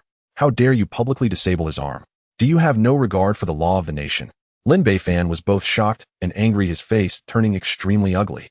If Zhou Lingxiao encounters an accident in the capital of Hanyu, the Eastern Forest Empire will demand accountability, and these princes cannot escape responsibility. Lin Beichen, you are truly lawless. I will definitely report this matter to Father Emperor and ensure you face severe punishment. Lin Beichen feigned indignation, though a trace of malicious pleasure flickered in his eyes. You can report it however you like. Lin Beichen's gaze coldly swept over the gathered princes, his tone carrying an unmistakable warning. But if you dare to provoke me again, don't blame me for not remembering our brotherly bond. With that, he no longer paid attention to the other's ugly expressions, turning to Su Qingxue, gently taking her hand and softly saying, let's go. A warm current surged through Su Qingxue's heart as she followed Lin Beichen out of the drunken spring tower, leaving behind a scene of chaos and the complex gazes of the crowd. This is simply outrageous. The second prince, Lin Beichen, was the first to react, angrily slamming his hand on the table as he stood up. This brat is so arrogant and tyrannical, we must report this matter accurately to Father Emperor. Indeed, Zhou Lingxiao is a prince of the Eastern Forest. If he is injured in our capital, it could affect the relationship between our two nations. Lin Beichen must be held accountable. The other princes echoed in agreement, their eyes filled with malice, wishing they could immediately throw Lin Beichen into the dungeons. They originally thought Lin Beichen's dantian was destroyed and that he had lost his position as crown prince, so he posed no threat to them. However, they never expected that in just 2 months he not only recovered his cultivation, but also became powerful enough to easily crush his peers and even dare to openly challenge them, causing everyone to feel a strong sense of crisis. If he continues to develop like this, it won't be long before they all find themselves trampled underfoot. Then everyone hurriedly carried the unconscious Zhou Lingxiao rushing towards the palace, clearly intending to complain to the father emperor. At the back, Zhou Shuiyue watched Lin Beichen and Su Qingxue leave together, her brows tightly knitted, a wave of regret surging within her. For some reason, seeing Lin Beichen so recklessly and fiercely protect Su Qingxue stirred a deep, indescribable jealousy in her heart. She even thought that if she hadn't withdrawn her engagement back then, perhaps it would have been her standing behind Lin Beichen now. Once this thought arose, it could no longer be suppressed, making her mood increasingly heavy, her steps becoming slightly unsteady. Beichen, I'm sorry for causing you so much trouble. Su Qingxue's eyes glistened slightly, her face filled with guilt and unease. It's nothing, just a minor inconvenience. Lin Beichen replied with a warm smile, gently wiping away the tears at the corner of her eye. But that Zhou Lingxiao is the prince of the Donglin Empire. Su Qingxue bit her lip, her voice tinged with worry. You've crippled his arm. What if the Donglin Empire uses this as an excuse to retaliate? What then? The relationship between the two countries is already tense. If this matter is not handled properly, it could very likely lead to greater turmoil. Lin Beichen tightened his grip on her hand, his tone filled with unwavering confidence. The Donglin Empire and my Hanyue Empire are evenly matched. My father would never punish such an outstanding genius as me over this minor issue. He understands Lin Xiaoshan's character, which appears strict, but is actually quite protective, especially of talented offspring. Beichen, the crown prince, and the others will definitely go to the emperor to report you. Su Qingxue still felt uneasy and quickly cautioned. When the time comes, make sure your attitude is a bit better. Don't provoke the emperor. Got it? Stop worrying unnecessarily. Lin Beichen chuckled as he ruffled her hair, his eyes filled with warmth. After saying this, he took Su Qingxue's hand and quickened his pace towards the Chunwangfu. At the Hanyue Palace in the Fengtian Hall, Lin Xiaodian was seated on the dragon throne, focused on reviewing memorials. Your Majesty, something big has happened. A hurried shout broke the tranquility of the hall. The chief eunuch Wei Zhongxian rushed in from outside, his face etched with urgency. Lin Xiaodian slightly raised his head, setting down the red brush, his brow furrowed. What's the matter that has you so flustered? Your Majesty, I just received news that the 14th prince at the Zue Chun building severed Zhou Lingxiao's right arm with a single sword strike and knocked him unconscious on the spot. Wei Zhongxian panted as he spoke. Now the Donglin Empire's envoy is waiting outside the palace, demanding an explanation. Otherwise they won't let it go easily. How is this possible? Lin Xiaodian abruptly straightened in his dragon chair, shock evident on his face. Zhou Lingxiao's cultivation has reached the 4th level of the condensing spirit realm. Chainer just recently recovered. How could he possibly be his match? Your Majesty, this is absolutely true. Wei Zhongxian quickly explained. According to reports from below, the 14th prince's cultivation has already returned to the 2nd level of the condensing spirit realm, and his combat power is extraordinarily formidable. Zhou Lingxiao had virtually no ability to retaliate against him. Upon hearing Wei Zhongxian's account, Lin Xiaoshan's shock gradually faded, replaced by an unmistakable sense of pride and gratification. He suddenly slammed his hand on the armrest of the dragon chair, exclaiming, Good. What a good kid. Truly worthy of being my son, Lin Xiaodian. In just 2 short months, not only has he recovered to the 2nd level of the condensing spirit realm, but he's also managed to defeat a practitioner at the 4th level. He truly has not disappointed me. Wei Zhongxian stood by, astonished that the emperor was not angry, but rather delighted.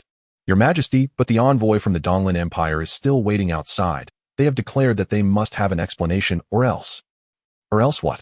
Lin Xiaoshan's eyes flashed with a hint of coldness, his tone dripping with undisguised disdain. The Donglin Empire is ambitious and has long coveted my Hanyue Empire's territory. Even without today's incident, they would eventually resort to arms against us. To think they want me to give them an explanation is simply wishful thinking.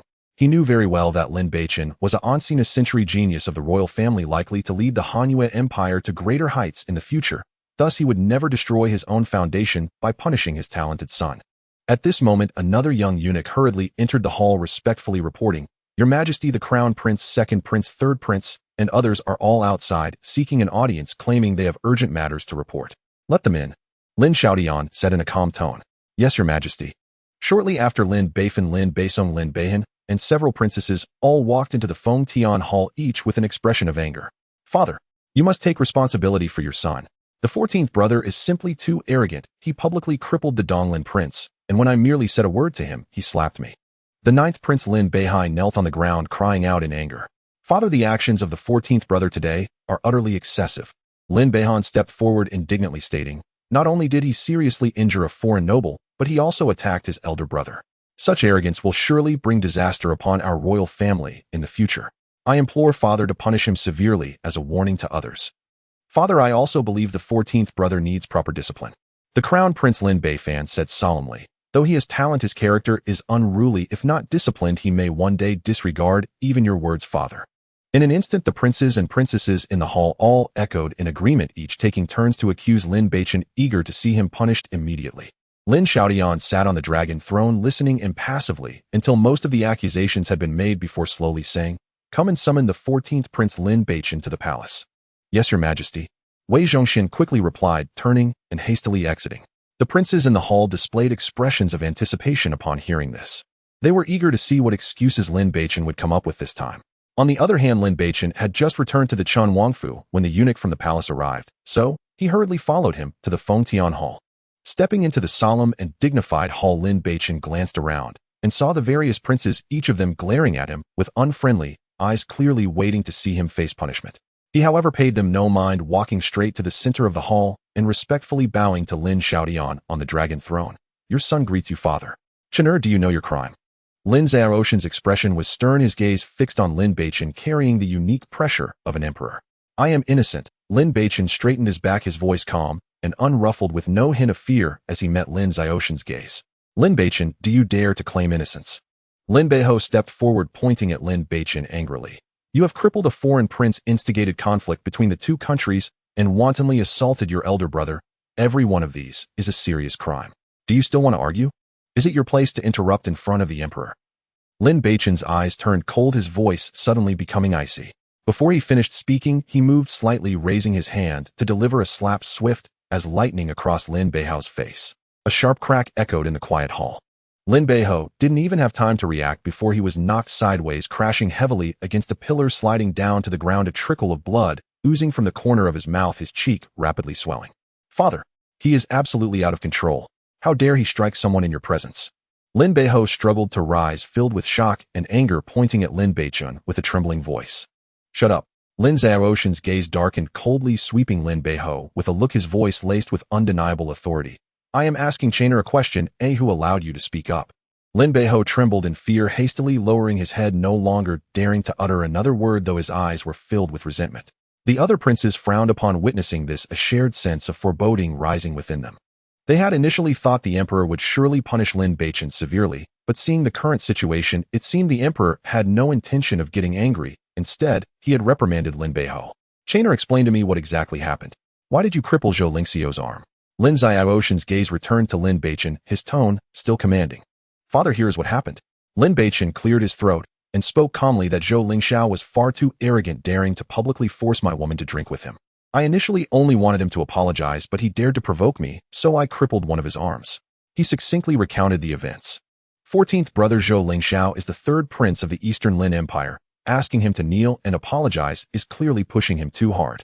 Moreover, you publicly crippled his arm, which is undoubtedly a provocation towards the Eastern Lin Empire and could very well ignite a war between our two nations.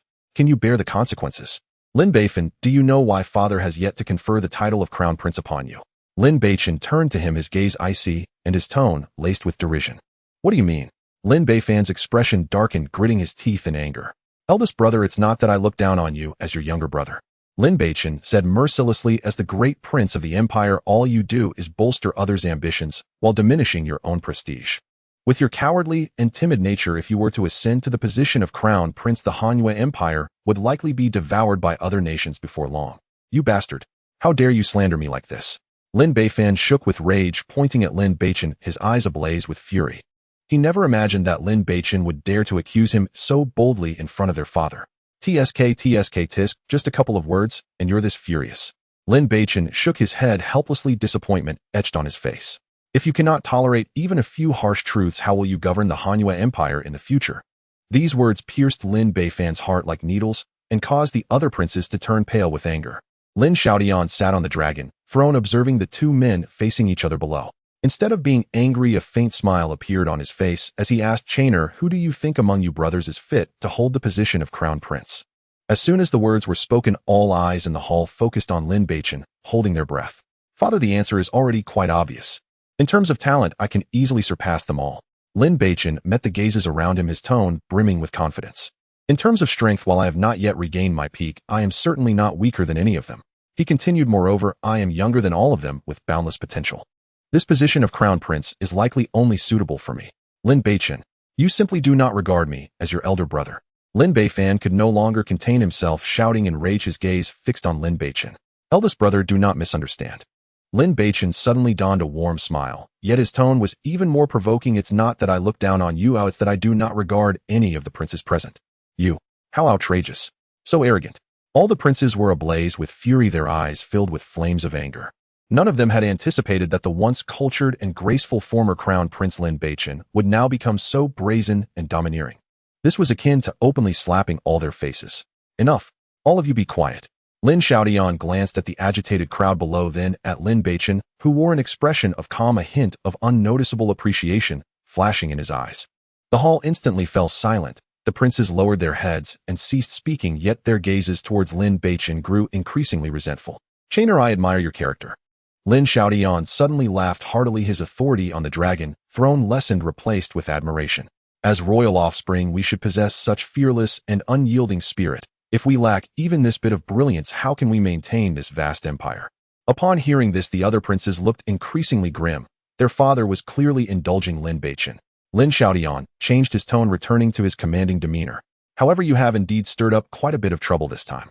In the royal competition half a month from now, you must secure first place. If you cannot achieve this, I cannot protect you, and will have to expel you from the Han Empire to quell the anger over at Eastern Lin." Though his words sounded severe, they were in fact a clear path laid out for Lin Beichen. As long as he could win in the competition, all mistakes could be forgiven. "I will not let father down." Lin Beichen bowed in acknowledgement, his tone respectful, yet filled with unyielding determination. The position of Crown Prince was originally his, now it was merely returning to its rightful owner. The other princes felt a surge of anger, their eyes toward Lin Beichen burning with resentment and unwillingness. They had gone to great lengths to suppress Lin Beichen and had finally seen him fall from grace, yet they never expected their father to be so biased. If gazes could kill, Lin Beichen would have been torn to shreds. Lin Xiaodian swept his gaze over the various expressions in the room and slowly spoke. "You all should cultivate diligently during this time. The Qingyun sect will soon come to the empire to recruit disciples. If you can be selected, it will be a once-in-a-lifetime opportunity for you." A glimmer of anticipation appeared on his face. The Qingyun sect is the top sect within 1,000 miles. If royal offspring could enter its ranks, it would be an immense advantage for the Han Empire. "I shall strive with all my might in my cultivation and will not let father down." Upon hearing this, the eyes of the princes instantly lit up, each bowing in reply, their gazes filled with determination. While the position of Crown Prince is indeed tempting, it pales in comparison to the prospect of joining the Qingyun sect. After all, the Han Empire is merely a secular kingdom, while the Qingyun sect is a true cultivation sect. Once one steps onto the path of immortality, the future achievements are limitless, and what is a mere secular Crown Prince position worth? However, everyone knew that the Qingyun sect has extremely stringent criteria for accepting disciples, and ordinary cultivators cannot pass. "All right, you all may leave." Lin Xiaodian waved his hand, his gaze returning to the memorials. "I take my leave, father." Lin Beichen once again bowed and calmly exited the Fengtian Hall. Though the other princes were unwilling, they could only suppress their emotions and take their leave. As they stepped out of the main hall, many cast glances at Lin Beichen's back, their eyes still filled with malice, clearly not intending to let the matter rest. The hall quickly returned to silence, and Wei Zhongxian stepped forward respectfully, asking, "Your Majesty, the envoy from the Eastern Lin Empire is still waiting outside the palace. How should we handle this?" Lin Xiaodian did not even look up, replying lightly, "You take some gold tickets from the treasury and send them over, speak to them politely, and handle the matter smoothly." He knew well that although the Eastern Lin Empire was dissatisfied, they would not dare to go to war with the Han Empire over a single prince. Giving them some benefits would be enough to temporarily quell their anger. "The old servant understands." Wei Zhongxian respectfully complied and bowed as he exited. Lin Xiaodian set down his red brush, a deep smile curving at the corners of his mouth. He was curious to see just how far this son whose cultivation had been restored could grow in the future. Leaving the palace, Lin Beichen walked briskly, heading towards the Chunwangfu. The afterglow of the setting sun cast a warm light upon him, elongating his shadow. The recent confrontation at the Fengtian Hall not only failed to dishearten him, but instead ignited his fighting spirit. As he approached the bamboo forest near the Chun Wangfu, a slender figure blocked his path. Zhou Xiao stood gracefully in a light purple dress at the entrance, her beautiful face displaying a complex expression, her eyes reflecting both anticipation and a hint of unnoticeable pleading. Beichen, can we talk? Her voice was soft, tinged with caution. Lin Beichen paused, the corners of his mouth slightly rising, his gaze falling upon her face. What does Miss Zhou wish to discuss? In truth, the decision to break off our engagement was entirely due to family pressure, not my own will. Zhou Xiao lowered her head slightly, her long eyelashes hiding her emotions, her voice carrying a hint of deliberate regret. You aren't having second thoughts, are you? Lin Beichen interrupted her words, a cold smile tugging at his lips, his tone dripping with sarcasm. Zhou Xiao suddenly lifted her head, her beautiful eyes locking onto his, a flash of determination crossing her gaze. Yes, I truly regret it. Beichen, can you give me another chance? After the incident at the Zue Chun Lu, she realized Lin Beichen's strength had returned and his future prospects were boundless. It was precisely for this reason that she sought him out again, hoping to reconcile. Zhou Xiao, your demeanor truly disgusts me. Lin Beichen's smile faded, his cold glance sweeping over her. Since you chose to break off the engagement back, then why come seeking me again?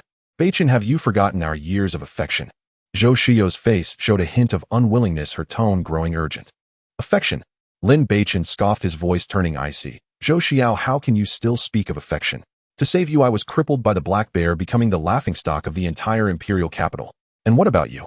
Just under a month later, you sought to break off the engagement with me. Now that you see my strength restored, you wish to come back. Do you think Lin Beichen is someone you can summon and dismiss at will?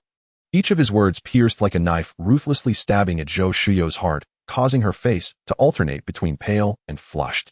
Beichen, I know I wronged you before, but if you could just give me another chance, I promise to treat you well and make amends for my previous mistakes. Make amends? Lin Beichen chuckled coldly, his gaze sharp as a blade. You are already engaged to the third prince. Even if I were willing to give you a chance, do you think you could just tear up the engagement at once? Zhou Xiao was at a loss for words, but then a glimmer of hope reignited in her eyes. Beichen, the Qingyun sect will soon be selecting disciples. With our talents, we will definitely pass the selection and enter the Qingyun sect. Once they're away from the imperial capital, no one can bind us again. Then you will meet someone even better than me and abandon me without hesitation, won't you? Lin Beichen interrupted her again, his tone filled with disdain. I know exactly what kind of person you are. At your core, you are restless, always chasing after the stronger. I certainly do not wish to be betrayed by you for a second time. He paused, his gaze wandering over her, a wicked smile curling at the corner of his mouth, his tone flippant. Of course, if you just want to play with me to alleviate your loneliness, I could indulge you. Bastard, how have you become like this? Zhou Xiao trembled with rage at his words, her face flushed, her eyes filled with shame and anger. She never expected that the once gentle and refined prince would turn into this. What I have become has nothing to do with you. Lin Beichen's smile vanished, his eyes turning icy once more. Stop pretending to be innocent in front of me. If you want to play, I will accompany you anytime. If you want me to take responsibility, don't even think about it. He finished speaking and did not spare Zhou Xiao another glance, turning to stride into the door of the Chun Wangfu, leaving her standing there trembling with anger. Lin Beichen, you wait for me. Zhou Xiao gritted her teeth, glaring fiercely at the closed door, her eyes filled with resentment. There are plenty of men in this world. Do you really think Zhou Xiao would only marry you? She thought that by lowering herself and actively seeking reconciliation, Lin Beichen would surely forgive her for the affection he once had for her. But to her utter surprise, he not only refused her feelings, but treated her as someone he could toy with. This left her feeling both furious and humiliated. She stomped her foot and turned away in anger. In the Changyue Empire within the Chungli Hall, the atmosphere was tense and charged.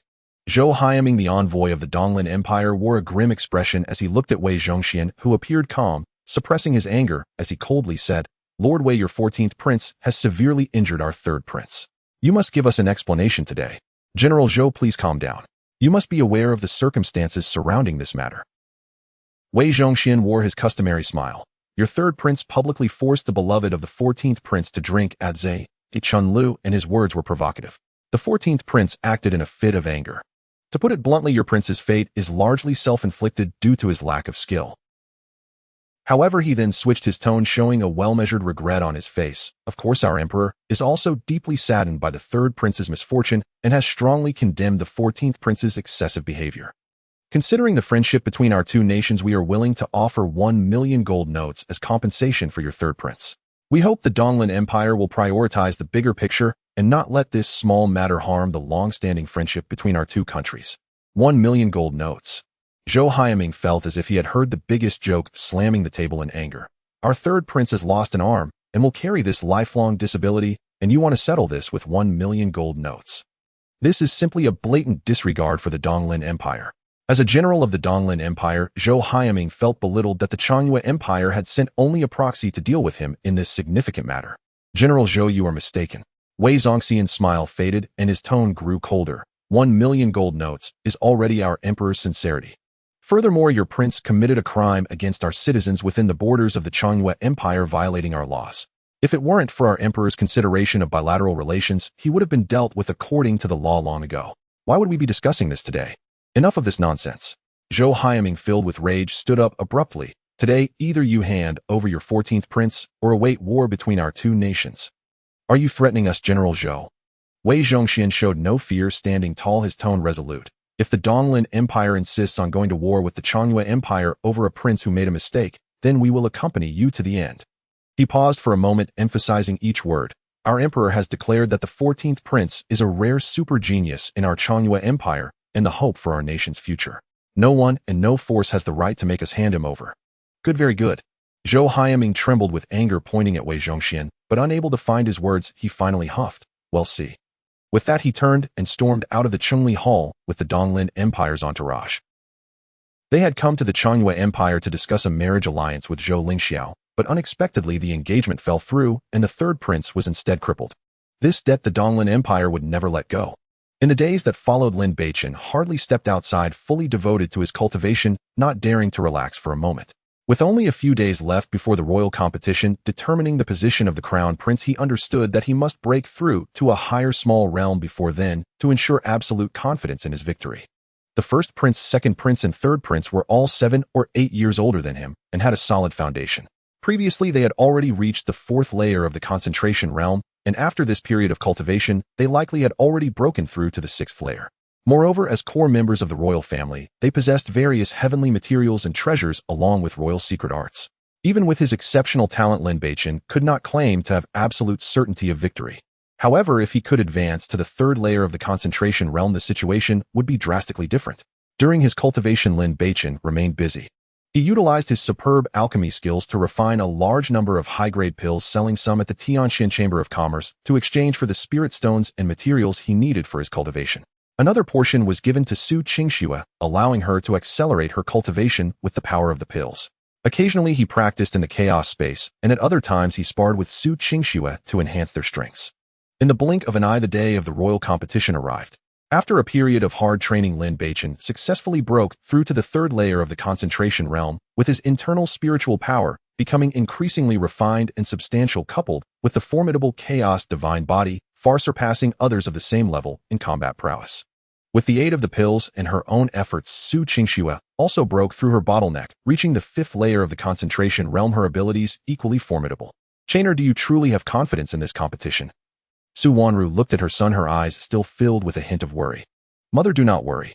Lin Beichen revealed a calm and confident smile. With my current strength, none of the princes of the Cold Moon Empire can truly threaten me.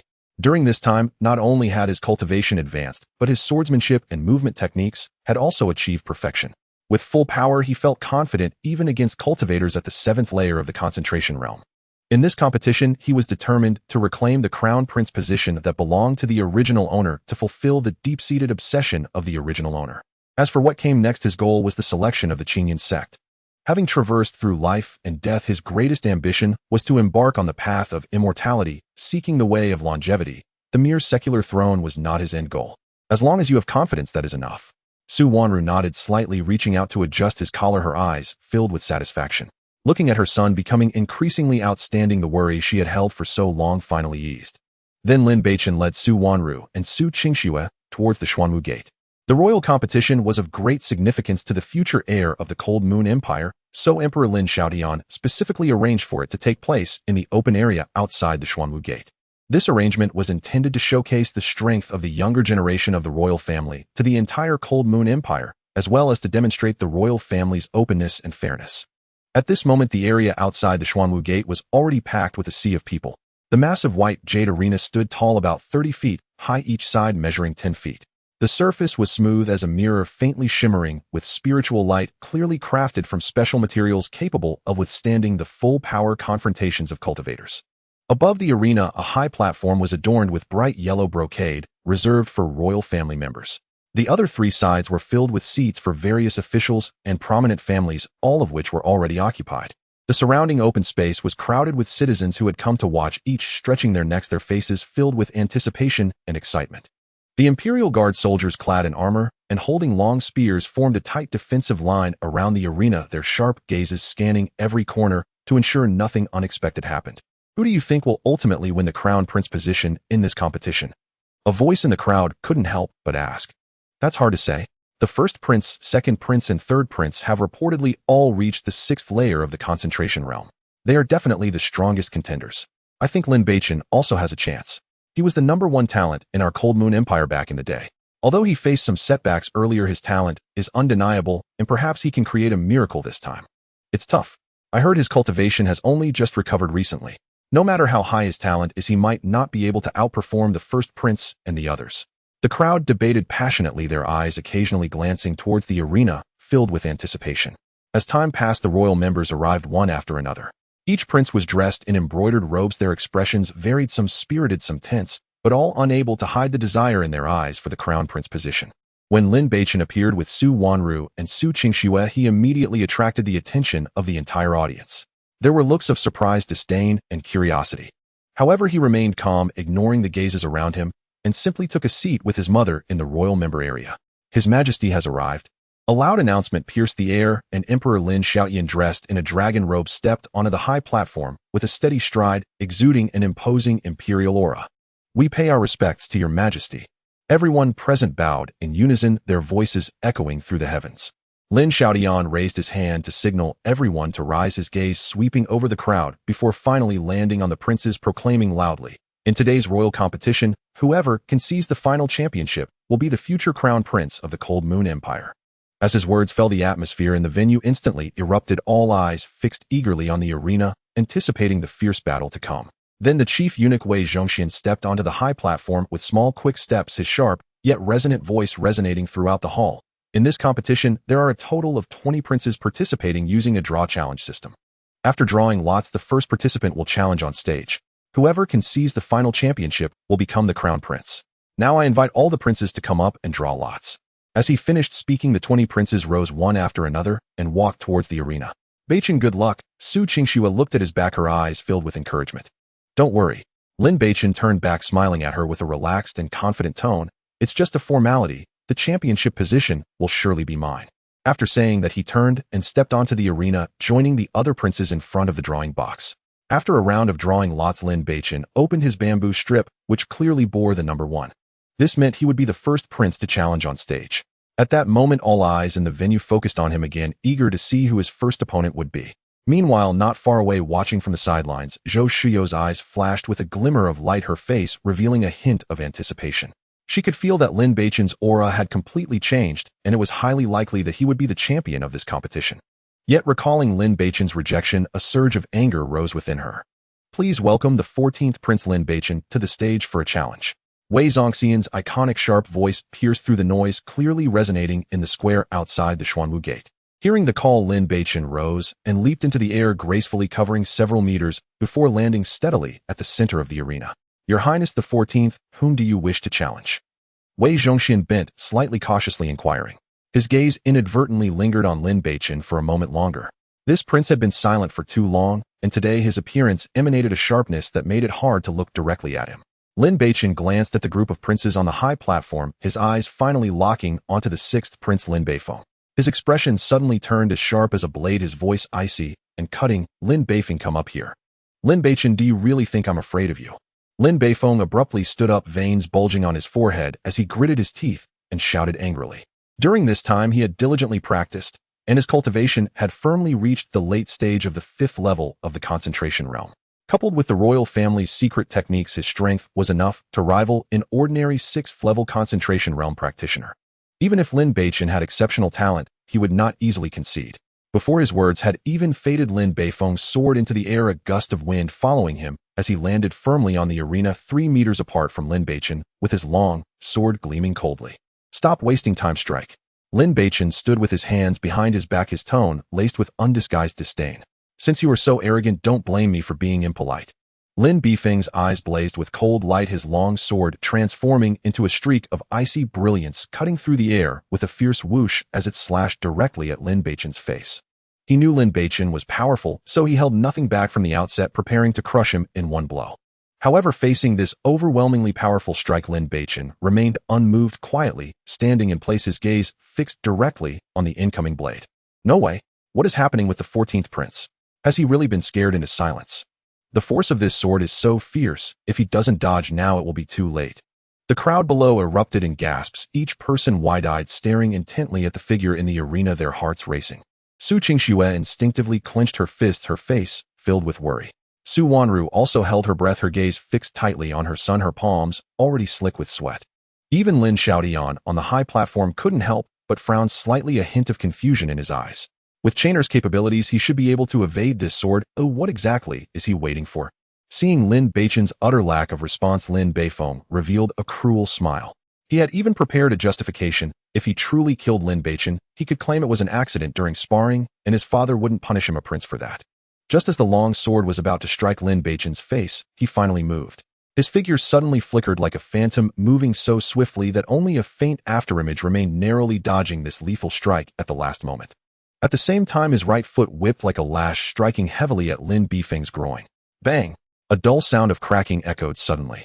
Lin Beifeng's sword strike abruptly halted, the cruel smile on his face freezing, instantly replaced by sheer agony. He didn't even have time to scream before his body flew backward like a kite, with a broken string crashing heavily to the ground beneath the arena, curling up in a ball, twitching uncontrollably. After a long moment, he finally let out a heart-wrenching scream, his voice filled with endless pain and despair, sending chills through the listeners. At that moment, everyone felt a chill in their groin, their legs instinctively tightening a bit. The waiting imperial physician nearby rushed over with a medicine box, carefully beginning to examine the situation. On the high platform, concubine Zhang's face turned pale as she suddenly stood up, her voice trembling as she asked, "Dr. Li, how is Finger?" Dr. Li examined for a moment, stood up with a complex expression, and bowed to concubine Zhang, saying, "Report to concubine Zhang, the 6th prince has no fatal injuries, but his vital area has been shattered. He may find it difficult to engage in intimate relations in the future." "What a..." Concubine Zhang felt as if struck by lightning, nearly falling to the ground. Her only hope was her son, and now he had become a cripple. How could she accept that? She abruptly turned to Lin Beichen on the arena, her eyes shooting out flames of resentment, and shrieked, "Your Majesty, Lin Beichen is truly too cruel. During a spar between brothers, he dares to be so vicious. Please, Your Majesty, uphold justice for Finger." Lin Xiaotian furrowed his brows, his gaze landing on Lin Beichen with a tone that carried authority. "Chainer, why did you use such heavy hands?" Lin Beichen spread his hands, innocently speaking calmly, "Father, I didn't expect it to turn out like this. I just casually blocked with a kick and didn't mean to strike at 6th brother's vital area. It was purely an accident." He even turned to the writhing Lin Beifeng on the ground, feigning regret, as he sighed, "6th brother, I truly feel sorry for you. How about I find you some nourishing herbs later?" You did that on purpose." Lin Beifeng trembled with rage upon hearing this, spitting out a mouthful of blood as his vision darkened, collapsing unconscious on the spot. "Damn bastard. I will kill you." Concubine Zhang completely lost her reason, frenziedly rushing toward the arena, striking toward Lin Beichen with a fierce palm, clearly enraged. "Zhang Xingyue, you seek death." Su Wanru, who had been glaring from the high platform, suddenly launched forward, directly slapping Zhang Xingyue across the face. Slap. The sound of the slap echoed throughout the square. Concubine Zhang stumbled, half her face instantly swelling, looking at Su Wanru in disbelief. "You dare hit me? What if I do?" Su Wanru stood protectively in front of Lin Beichen, her gaze icy as she looked at her, her tone filled with fierce maternal instinct. "If you dare to touch my son, don't blame me for being rude. Your Majesty, look, these two are so arrogant and overbearing. You must uphold justice for me and Finger." Concubine Zhang covered her face, turning to Lin Xiaotian on the high platform, pleading tearfully. Lin Xiaoshan's expression darkened, impatience flashing in his eyes, and he shouted angrily, "Nonsense. During the prince's competition, how can a concubine from the harem interfere? Guards, take concubine Zhang down and throw her into the cold palace. Without my command, she shall never set foot outside again." Yes. Several guards who had long been on standby stepped forward, disregarding concubine Zhang's struggles and cries, directly lifting her and dragging her toward the palace. Your Majesty, spare me. I was wrong. Please show mercy. Concubine Zhang, terrified, cried out in despair, but Lin Xiaodian remained unmoved, his gaze as cold as ice. Once Concubine Zhang was dealt with, Lin Xiaodian spoke solemnly. The competition continues. Wei Zhongxian quickly regained his composure, turning to Lin Beichen on the arena, bowing and saying, Your Highness the 14th, according to the rules of the competition, you may choose to continue your challenge or take a moment to rest. Please make your choice. Lin Beichen's gaze crossed the crowd, landing directly on the third Prince Lin Beichen on the high platform. A cold smile curved his lips as his voice resonated clearly throughout the arena. Lin Beichen, come down for a battle. Lin Beichen slowly stood up, exuding a chilling aura, his eyes darkly fixed on Lin Beichen, his tone laced with mockery. 14th brother, do you really think that defeating 6th brother gives you the right to challenge me? In an instant, all eyes in the arena focused on the two of them, as if the very air had solidified. One was the former crown prince making a strong return after a long silence, and the other was the current hot contender, both among the most outstanding talents of the royal family. This showdown was undoubtedly the most anticipated highlight for everyone. Among the crowd, Zhou Shuyo's heart raced uncontrollably, her gaze fixed unwaveringly on the two on the arena. One was her childhood betrothed, and the other was her current fiancé. Yet at this moment, her heart uncontrollably wished for Lin Beichen to win, even desiring him to decisively kill Lin Beichen. In doing so, he would be able to break free from the secret of their betrothal. On the arena, the gazes of Lin Beichen and Lin Beichen clashed fiercely in the air, as if the surrounding atmosphere had solidified under this invisible tension. Even the wind seemed to have come to a halt. The murmurs from the crowd gradually faded, and everyone held their breath, waiting for the grand duel to commence.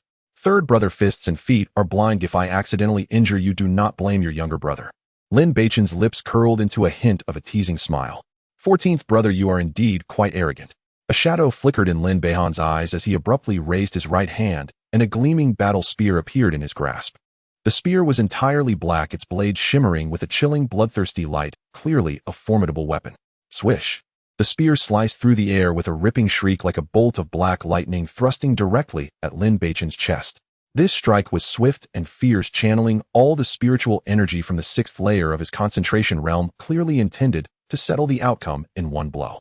Last time you tried to cripple my dantian, today this debt must be settled. A tide of murderous intent surged within Lin Beichen, yet his face revealed no emotion. Just as the spear was less than half a foot from his chest, he suddenly swayed, sliding out to the right, like a ghost, narrowly evading this thunderous strike. Take another move from me. Lin Beichen quickly twisted his wrist, sweeping the spear horizontally, with a whistling gale aiming straight for Lin Beichen's side, the attacks seamlessly connecting. Lin Beichen lightly tapped the ground with the tips of his feet, his figure soaring into the air, like willow fluff, effortlessly dodging once more. Seeing this, Lin Beichen's assault grew even more ferocious, the spear dancing in his hand. With the might of a tiger, a flurry of black spear shadows surged towards Lin Beichen, each strike aiming for vital points, clearly intending to overwhelm him in one go. However, Lin Beichen remained calm and composed, his steps following the profound moonwalking technique, weaving through the dense barrage of spear shadows, his figure flickering unpredictably, as if strolling leisurely in a garden. No matter how swift Lin Beichen's attacks were, they were always deftly evaded by him. The crowd below watched in astonishment. This was no sparring, it was evident that Lin Beichen was toying with his opponent. At the moment, Lin Beichen's heavy strike missed, exhausted of old strength, and without new strength, a flash of brilliance flickered in Lin Beichen's eyes, and he finally made his move. Seizing this fleeting opportunity, he kicked out with his right foot, like a steel whip, accurately striking the midsection of the spear. Clang! A piercing sound of metal clashing rang out. Lin Beichen felt an overwhelming force surge from the spear, numbing his arm, causing the spear to uncontrollably change direction, crashing heavily against his own dantian with a fierce gust of wind. Puff! Lin Beichen seemed to be struck hard. A mouthful of fresh blood gushed out. His body flew backward like a kite, with a severed string, crashing heavily onto the arena, his breath instantly becoming weak, his face pale as paper. You actually crippled my dantian. Lin Beichen struggled to lift his head, his right hand clutching his dantian, his eyes filled with despair and fear. He could clearly feel that his cultivation had been completely ruined. The imperial physician dared not delay, rushing onto the arena to carefully examine Lin Beichen's injuries. On the high platform, Qin Gaifai's expression changed drastically, and she suddenly stood up from her seat, stumbling towards the front of the stage, looking at her son, who was on the verge of collapse, and yelled with a trembling voice, "Your Majesty." Lin Beichen was too ruthless. He actually crippled Hainer's dantian. Such a madman must not be spared. Saying this, she knelt before Lin Xiaoyan, crying heart-wrenchingly. Lin Xiaoshan's expression also darkened, an intimidating pressure radiating from him, as he suddenly stood up, his gaze fixed fiercely on Lin Beichen, his voice laced with suppressed anger. Lin Beichen, do you know your crime? He could tolerate competition among the princes, but directly crippling someone's dantian and severing their path of cultivation was intolerable. Father, I truly did not mean to. Lin Beichen said respectfully, maintaining a sincere tone. Just now I merely kicked the third brother's spear, and unexpectedly it rebounded and accidentally injured his dantian. This was purely an accident. He indeed did not directly attack Lin Beichen's dantian. All his actions fell upon the spear, yet everything was the result of his meticulous calculations. The angle and force of the spear's rebound had long been within his control. What seemed like an accident was in fact a carefully laid trap. Nonsense. You did it on purpose. Qin Guifei suddenly raised her head, pointing at Lin Beichen, her eyes filled with resentment and madness. You just want to ruin my son's future. I will kill you. Qin Guifei, please provide evidence when you speak. Lin Beichen's tone was neither warm nor cold, calmly looking at her. From beginning to end, I never touched the third brother's dantian. This was entirely the result of the weapon's rebound. Surely I cannot be blamed for this. Father, Lin Beichen clearly did it on purpose. The first prince, Lin Beichen, stood up at the right moment, speaking in a deep voice. With his strength, defeating the third brother would be as easy as lifting a hand, yet he deliberately chose this method, clearly premeditated. Indeed, father. The ninth prince, Lin Beichen, echoed with a face full of schadenfreude, his anger bubbling. He previously crippled the sixth prince, and now he has crippled the third prince. His methods are so vicious that if he is not severely punished, we brothers may all fall victim to his schemes in the future. In an instant, other princes and concubines who held grievances against Lin Beichen stood up one after another, each voicing their accusations with anger, as if they wanted to nail him to the pillar of shame. Chainer, at this point, what else do you have to say? Lin Xiaodian suppressed the anger within him, glaring sharply at Lin Beichen, as if trying to see something from his face. As an emperor, how could he not see the oddities in this? Lin Beichen's seemingly unintentional kick was too precisely timed to call it an accident, seemed too coincidental. However, since Lin Beichen had already been crippled, if he were to further deal with Lin Beichen, an ancient century genius, it would undoubtedly be self-mutilation. Lin Beichen met Lin Xiaoshan's gaze, his tone remaining sincere. Father, in martial arts, sparring accidents are inevitable. Although I have made a mistake, it was certainly not intentional. If you punish me for this, I willingly accept, but I hope you will see clearly.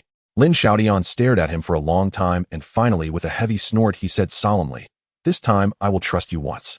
In the upcoming competition, if you harm any other brothers again, do not blame me for being unmindful of father-son relations. I obey, father. Lin Beichen respectfully bowed in response. He was well aware that this was the best outcome. Lin Beifeng and Lin Beichen were the deepest obsessions of the original owner. Now that both had been crippled, it also marked the complete resolution of that enmity. Father, is it really going to end like this? The second prince, Lin Beifeng, asked with an unwilling face. Enough. Lin Xiaodian coldly shot him a glance. Since Chainer did not act with intent as brothers, how can you be so aggressive? All of you stay in line. The princes were silenced by his glare, lowering their heads and daring not to say more, but the looks they cast at Lin Beichen grew even more complex, filled with fear, resentment, and a hint of indescribable dread. The competition continues. Lin Xiaodian ordered again. The crowd below instantly erupted, the discussions surging like a tide. Is the emperor being too partial to the 14th prince? He actually crippled 2 people, yet suffered no punishment. Yes, if this were any other prince, they would have long been thrown into a dungeon. What do you know? Someone in the crowd whispered back. What the royal family values most is top-tier geniuses. A monster who can defeat a 6th-layer cultivator at the 3rd layer has a value far beyond that of Lin Beichen or Lin Beifeng. Even if the emperor feels heartache, now he cannot punish a genius who may one day lead the empire to rise for the sake of 2 cripples. This does make sense. The crowd suddenly realized, their gazes towards the tall figure on the arena completely transformed. This former prince who had once fallen into disgrace had not only returned, but also brought with him an unstoppable brilliance, declaring his strong comeback. Meanwhile, the Prime Minister Zhou Shanglong furrowed his brows, his face dark enough to drip water, as waves of indescribable regret and frustration surged within him. He initially advocated for his daughter Zhou Xiao to marry Lin Beichen, believing that Lin Beichen, having lost his dantian and fallen from the position of prince, would inevitably become a useless prince with no chance of redemption. However, he never expected that within a few short months Lin Beichen not only miraculously restored his dantian, but also under the public gaze defeated the 3rd prince Lin Beichen. This was simply shooting himself in the foot. Now, with the entire court watching, the marriage of the Zhou family had become a complete joke. The face of the prime minister had been thoroughly disgraced. Zhou Shanglong clenched his fists, his gaze complex as he looked at the spirited figure on the arena, regretting it deeply. On the arena, Wei Zhongxian approached Lin Beichen and bowed, asking, 14th Prince, do you choose to continue challenging, or would you like to step down and rest for a moment? Lin Beichen curled his lips into a cold, sharp arc, his tone assertive and unquestionable. Continue the challenge. However, I have no interest in taking them down one by one. He paused, sweeping his gaze over the many princes on the high platform, his voice suddenly rising. All of you come at me together. Let's not waste time. What? Is he really challenging all the princes by himself? A wave of astonishment erupted from the crowd. Even Lin Xiaodian on the platform was slightly taken aback, a hint of surprise flashing in his eyes. The many princes were infuriated, their faces flushing red with rage. 14th brother, are you sure you want to challenge all of us? The eldest prince, Lin Beichen, asked in a deep voice, suppressing his anger with a hint of disbelief. Yes. Lin Beichen met their gazes, his tone icy. Come at me together, don't waste time. He held no sentiment for these so-called brothers. When he was in trouble, these people either kicked him while he was down or stood by with cold indifference, each one eager to see him stomped down. Utterly arrogant. Since you choose to seek your own demise, we shall fulfill your wish. The fourth prince, Lin Beichen, shouted angrily, malice evident in his eyes. Exactly. We will all join forces to show him what it means to be outmatched. The fifth prince, Lin Beichen, gritted his teeth in agreement, clearly provoked by Lin Beichen's arrogance. In an instant, the remaining dozen princes glared, their eyes burning with fury as they looked at Lin Beichen. Seeing this, Wei Zhongxian quickly turned his gaze to Lin Xiaodian on the high platform, asking for permission. Your Majesty, this. Lin Xiaodian remained silent for a moment, a glimmer of anticipation in his eyes as he slowly spoke. Since Chainer wishes to challenge everyone, let him give it a try. He had to admit his son had changed drastically. The Lin Beichen of the past was polite and gentle, treating everyone with modesty, but now he was decisive and sharp, radiating brilliance. For some reason, he found himself liking the current Lin Beichen even more, because a royal heir with blood and means could uphold the future of the Hanyue Empire. With the emperor's approval, the remaining princes could no longer contain themselves and leaped onto the arena, surrounding Lin Beichen in a fan shape, all on high alert, as they clearly intended to take him down together. 14th brother, from now on, don't blame us for using our numbers against you.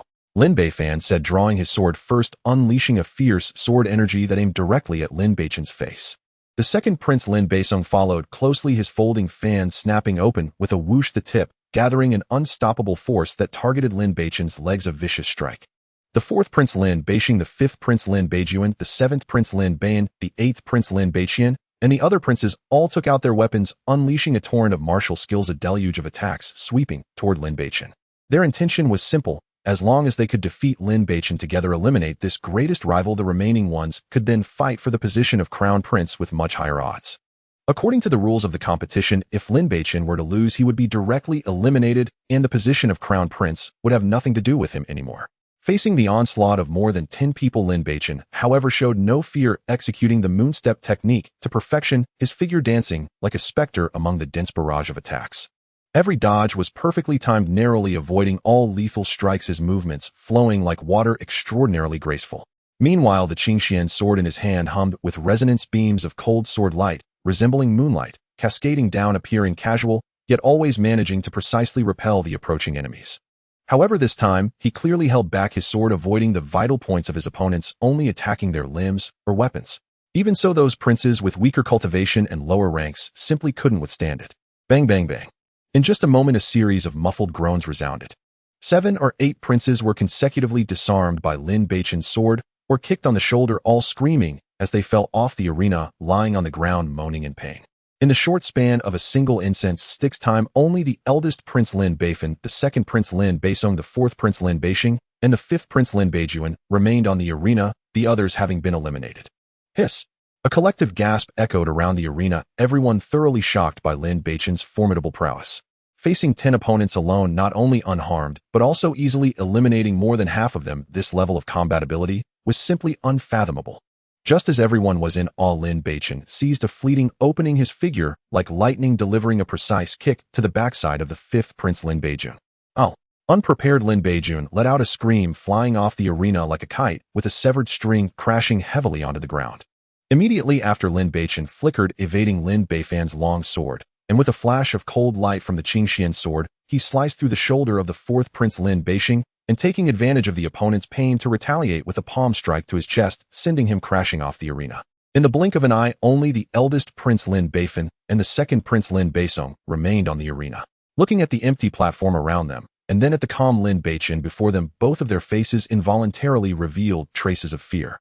They could clearly sense that Lin Beichen had not even exerted his full strength. The previous battle seemed more like he was toying with them. I lost. Lin Beichen gritted his teeth, ultimately putting down his long sword, his voice laced with bitterness. He knew very well that continuing to fight would only be self-humiliation. I also concede. The second Prince Lin Beichen wore an expression of deep reluctance, yet could only helplessly retract his folding fan. The victor was now clear. Wei Zhongxian hurriedly stepped forward, his voice sharp, yet resonant, as he announced congratulations to the 14th prince for winning the championship of this prince competition. On the high platform, Lin Xiaotian stood up, a look of satisfaction spreading across his face, as he declared, "Chainer, from this day forth you shall be the crown prince of my Hanyue Empire. I thank Father Emperor for your grace." Lin Beichen bowed respectfully, his voice steady and powerful. In that instant, the entire square erupted. Cheers and applause surged like a tidal wave, continuing endlessly. Among the crowd, Su Wanru covered her mouth, tears silently streaming down her face, yet her expression was filled with excitement. Her son had finally returned, once again standing at the pinnacle. Su Qingsnow stood beside her, gazing at the tall figure on the arena, her eyes shimmering with tears, yet a radiant smile blossomed on her lips. She knew that the era belonging to Lin Beichen was just beginning. "Congratulations, Your Highness, on reclaiming the position of Crown Prince." The Chancellor Zhou Shanglong was the first to approach, bowing with a smile perfectly suited for the occasion. However, that smile bore a hint of insincere flattery. Just moments ago, he had lamented over his daughter's marriage prospects, but now he was eager to lower his stance even further. The rise of Lin Beichen was already a foregone conclusion, and the Zhou family could no longer afford to offend this future heir. "Congratulations, Your Highness." At the same time, officials from the capital city bowed in reverence, filled with respect and congratulations. Officials who once avoided Lin Beichen now looked at him with a gaze brimming with unmasked eagerness. Lin Beichen stood on the platform, surveying the bowing officials below, his face radiating calm confidence. He raised his hand, slightly signaling everyone to stand, his voice clear. "You are all too kind." On the high platform, Lin Xiaotian looked at his spirited son with pride in his eyes, saying, "My son, your return to the pinnacle brings me great comfort. I hope you will continue to strive and lead our Hanyue Empire to restore the glory of our ancestors. Father, my ambition lies in cultivation, seeking the path of eternal life." Lin Beichen turned around, his attitude humble, yet his tone firm. "The affairs of the state still require your majesty and the ministers to oversee." He spoke from the heart. To him, the secular imperial power was merely a means to fulfill the original owner's desires and protect his mother and Su Qingxue. What he truly yearned for was the legendary path of immortality, breaking free from the shackles of the mundane. Lin Xiaotian, however, took this lightly, patting his shoulder with a smile, saying, "No worries, just focus on your cultivation. The affairs of the empire are in the hands of your father and the officials. There is no need for you to worry." In this world that revered martial strength, personal power was the strongest assurance. As long as Lin Beichen was strong enough, even if he did not engage in politics, he would still be the sturdiest shield for the Hanyue Empire, intimidating neighboring nations. Over the years, Lin Xiaotian had been suffocated by the empire's decline, surrounded by powerful nations, while the Hanyue Empire struggled. Now the emergence of this unparalleled genius, Lin Beichen, was undoubtedly the dawn of hope for the empire. His greatest hope was that Lin Beichen would pass the selection of the Qingyun sect and become a core disciple of the sect. With a major sect as a backing, the Hanyue Empire could finally find stability. As for the court's political affairs, he, being young and capable, could manage for several more decades, and when Lin Beichen was ready to take over, he could simply hand it over. At this moment, the defeated princes and princesses also stepped forward, wearing smiles filled with complexity as they congratulated Lin Beichen. Even with all their grievances, they understood that Lin Beichen's talent and strength were undeniable, and to offend such a prodigy would be tantamount to self-sabotage. "Your Highness, I was wrong before. Please do not hold it against me," the 9th Prince Lin Beichen said sincerely. Other princes followed suit, apologizing to Lin Beichen with humble attitudes. "No need for formalities, brothers. As long as you do not scheme against me behind my back, I will not hold grudges against you." Lin Beichen replied mildly. After all, they were still brothers, and he naturally did not want to take matters too far. "Rest assured, Your Highness. Since Father has chosen you as the crown prince, we will never plot against you. We will fully support you." The first Prince Lin Beichen spoke. Though he felt reluctant, he knew that only Lin Beichen could lead the Hanyue Empire to its peak. Continuing to oppose such an extraordinary prodigy was unwise. That evening, a grand celebration banquet was held in the palace to congratulate Lin Beichen on his elevation back to the position of crown prince. The banquet hall was brightly lit, filled with melodious music and the fragrant aroma of wine. Officials and representatives from noble families gathered together, toasting Lin Beichen with words filled with flattery and goodwill. Lin Beichen responded with composure, a calm smile on his face, neither appearing arrogant nor losing the dignity of a crown prince. Beichen, congratulations to you. Zhou Xiao approached with a wine cup in hand, her face adorned with a carefully crafted smile, attempting to draw closer. Lin Beichen glanced at her, his tone indifferent. Miss Zhou, I hope you do not hold it against me for inadvertently incapacitating your fiancé today. His words bore a deliberate distance, like a thin needle piercing through Zhou Shuyou's facade of calm. Her smile faltered for a moment before she forced a smile, saying, Your Highness did not do it on purpose. How could I blame you? That's for the best. Lin Beichen nodded slightly before turning to walk away, not even sparing her an extra glance. Zhou Xiao watched his departing figure, her fingers tightening around the wine cup, her expression darkening bit by bit. The Lin Beichen of the past had always followed her with his gaze, but now he lacked even the interest to say a word. This immense disparity stirred feelings of unutterable grievance and anger within her, yet she had no outlet. At this moment, Lin Beichen was surrounded by a group of noble young ladies. Each one was stunningly beautiful and poised, their eyes filled with admiration and infatuation as they gazed at him. The families behind them had long since covertly signaled that if they could marry the crown prince and become the crown princess, or even the future empress, it would be a once-in-a-lifetime opportunity for the families. Facing the enthusiasm of the young ladies, Lin Beichen felt quite helpless. Fortunately, Su Qingxiu had been quietly standing by his side, inadvertently blocking much of the excessive closeness. At the climax of the banquet, Lin Xiaotian stood up once more, proclaiming loudly, Today, two joys arrive. I also have another announcement. From this day forth, Su Wanru is appointed as the imperial concubine, equivalent to the vice empress overseeing the matters of the harem. Upon hearing this, the entire assembly was astonished. Su Wanru, who had previously been an unremarkable concubine, had now risen to become the powerful imperial concubine, a clear sign of Lin Xiaotian's direct support for Lin Beichen. Sitting at the banquet, Su Wanru was momentarily stunned, tears welling up in her eyes as she rose to thank Lin Xiaotian, her voice choked with emotion. Years of endurance and grievance finally dissipated in that moment. The banquet lasted nearly 5 hours before finally dispersing.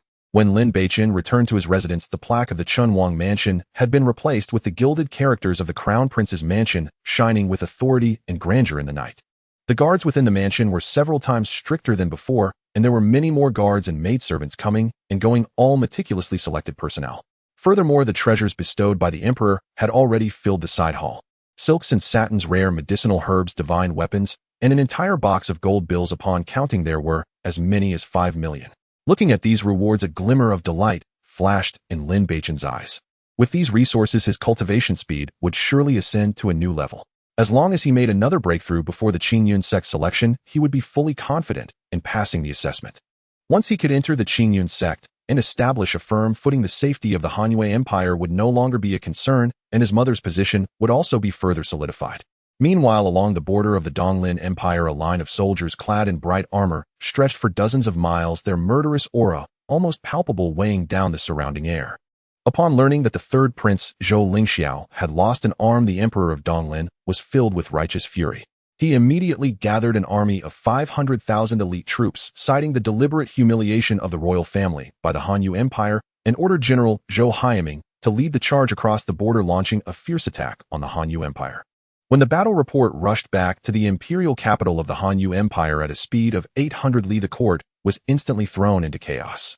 The officials exchanged worried glances. The military generals rubbed their fists in anticipation, eager to go into battle.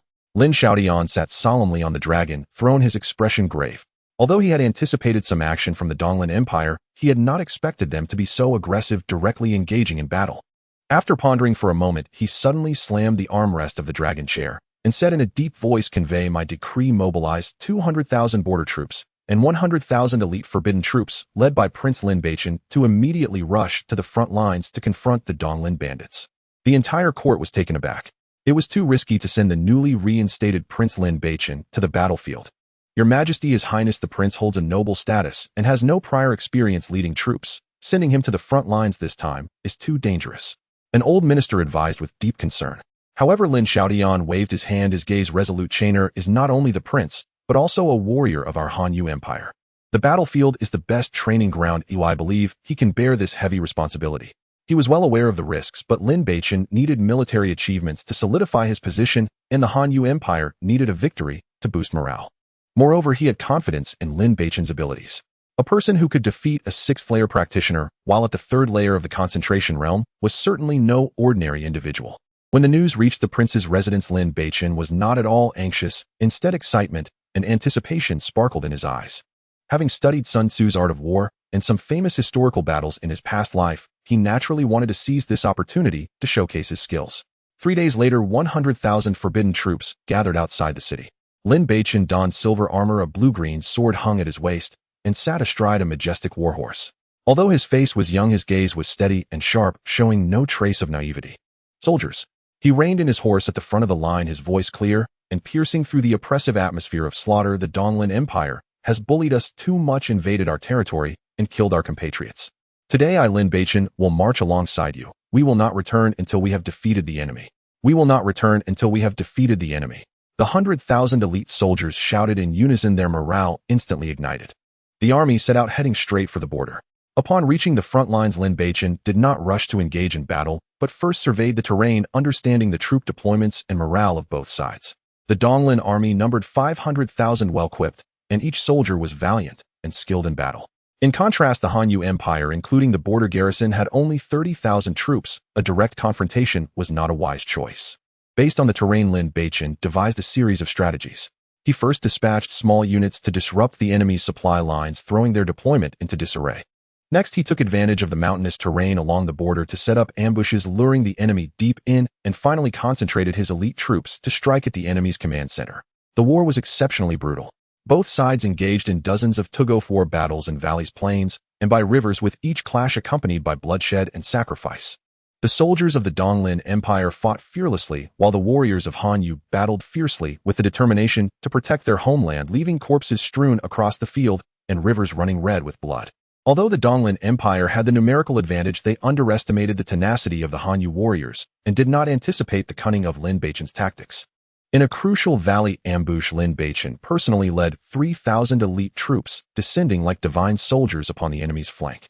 He took the lead, his blue-green sword transforming into a streak of light, slaying 3 Donglin generals and tearing open a gap. Kill. The Hanyu soldiers, inspired by the prince's bravery, surged into the gap like a tidal wave, encircling the Donglin army. This battle lasted an entire day, with the Donglin army suffering heavy losses and being forced to retreat 200 li. For the next month, Lin Beichen executed several brilliant ambushes, utilizing terrain and tactics to win against a larger force, relentlessly exhausting the 500,000 Donglin troops, leaving them in dire need of supplies. After suffering close to half their forces, the Donglin Empire could no longer hold out and could only send envoys to seek peace. Ultimately, both sides signed a ceasefire agreement, with the Donglin Empire choosing to withdraw. Everyone understood that this was merely a temporary calm. Having suffered such a significant loss, the Donglin Empire would never let it go easily, and future conflicts were inevitable. Yet for the Hanyu Empire, this was a hard-earned victory. When Lin Beichen returned triumphantly with his army, the entire imperial capital was deserted, with citizens spontaneously flooding the streets to welcome him. They held flowers and fine wine, shouting for the prince, their eyes filled with reverence. This young prince was not only invincible in the arena, but also displayed wisdom and valor on the battlefield, repelling 50,000 enemies, with 30,000 troops safeguarding his homeland. Upon hearing the news, Lin Xiaodian personally went out of the city to welcome Lin Beichen and generously rewarded all the generals who had made contributions. After this battle, Lin Beichen's prestige in both the military and among the people was solidified, and no one dared to question his position as the prince. Moreover, he himself, after being baptized by blood and fire, shed the last remnants of his naivety, his eyes now filled with a decisive sharpness, and he successfully broke through to the 4th layer of the concentration realm. He knew this was just the beginning. Whether it was the threat from the Donglin Empire or the upcoming selection for the Qingyun sect, all awaited his confrontation. But he felt no fear. A few days later, Lin Beichen returned to the Tianxin Chamber of Commerce. As soon as he stepped into the elegant 2nd floor, he saw Lu Yunxi standing by the window, gazing at the street scene outside. Hearing his footsteps, she turned around, her eyes flashing with surprise. "Lin Beichen, I didn't expect your cultivation to have improved so quickly. I owe my progress today largely to the medicinal materials you provided, Miss Yunxi." Lin Beichen stepped forward, his face filled with sincere gratitude. Lu Yunxi had provided him with many rare medicinal materials, and all at a low price. This goodwill he had always remembered. It was worth noting that the Hanyu Empire was merely a secular realm, where many commonly used medicinal materials were hard to find, yet Lu Yunxi always managed to procure them easily, indicating she had extraordinary connections. Lu Yunxi smiled and waved her hand, pouring him a cup of hot tea. "Why be so polite? You paid with silver notes, and I provided the medicinal materials. It was a fair trade." Though that may be so, the value of some medicinal materials cannot be measured by silver notes.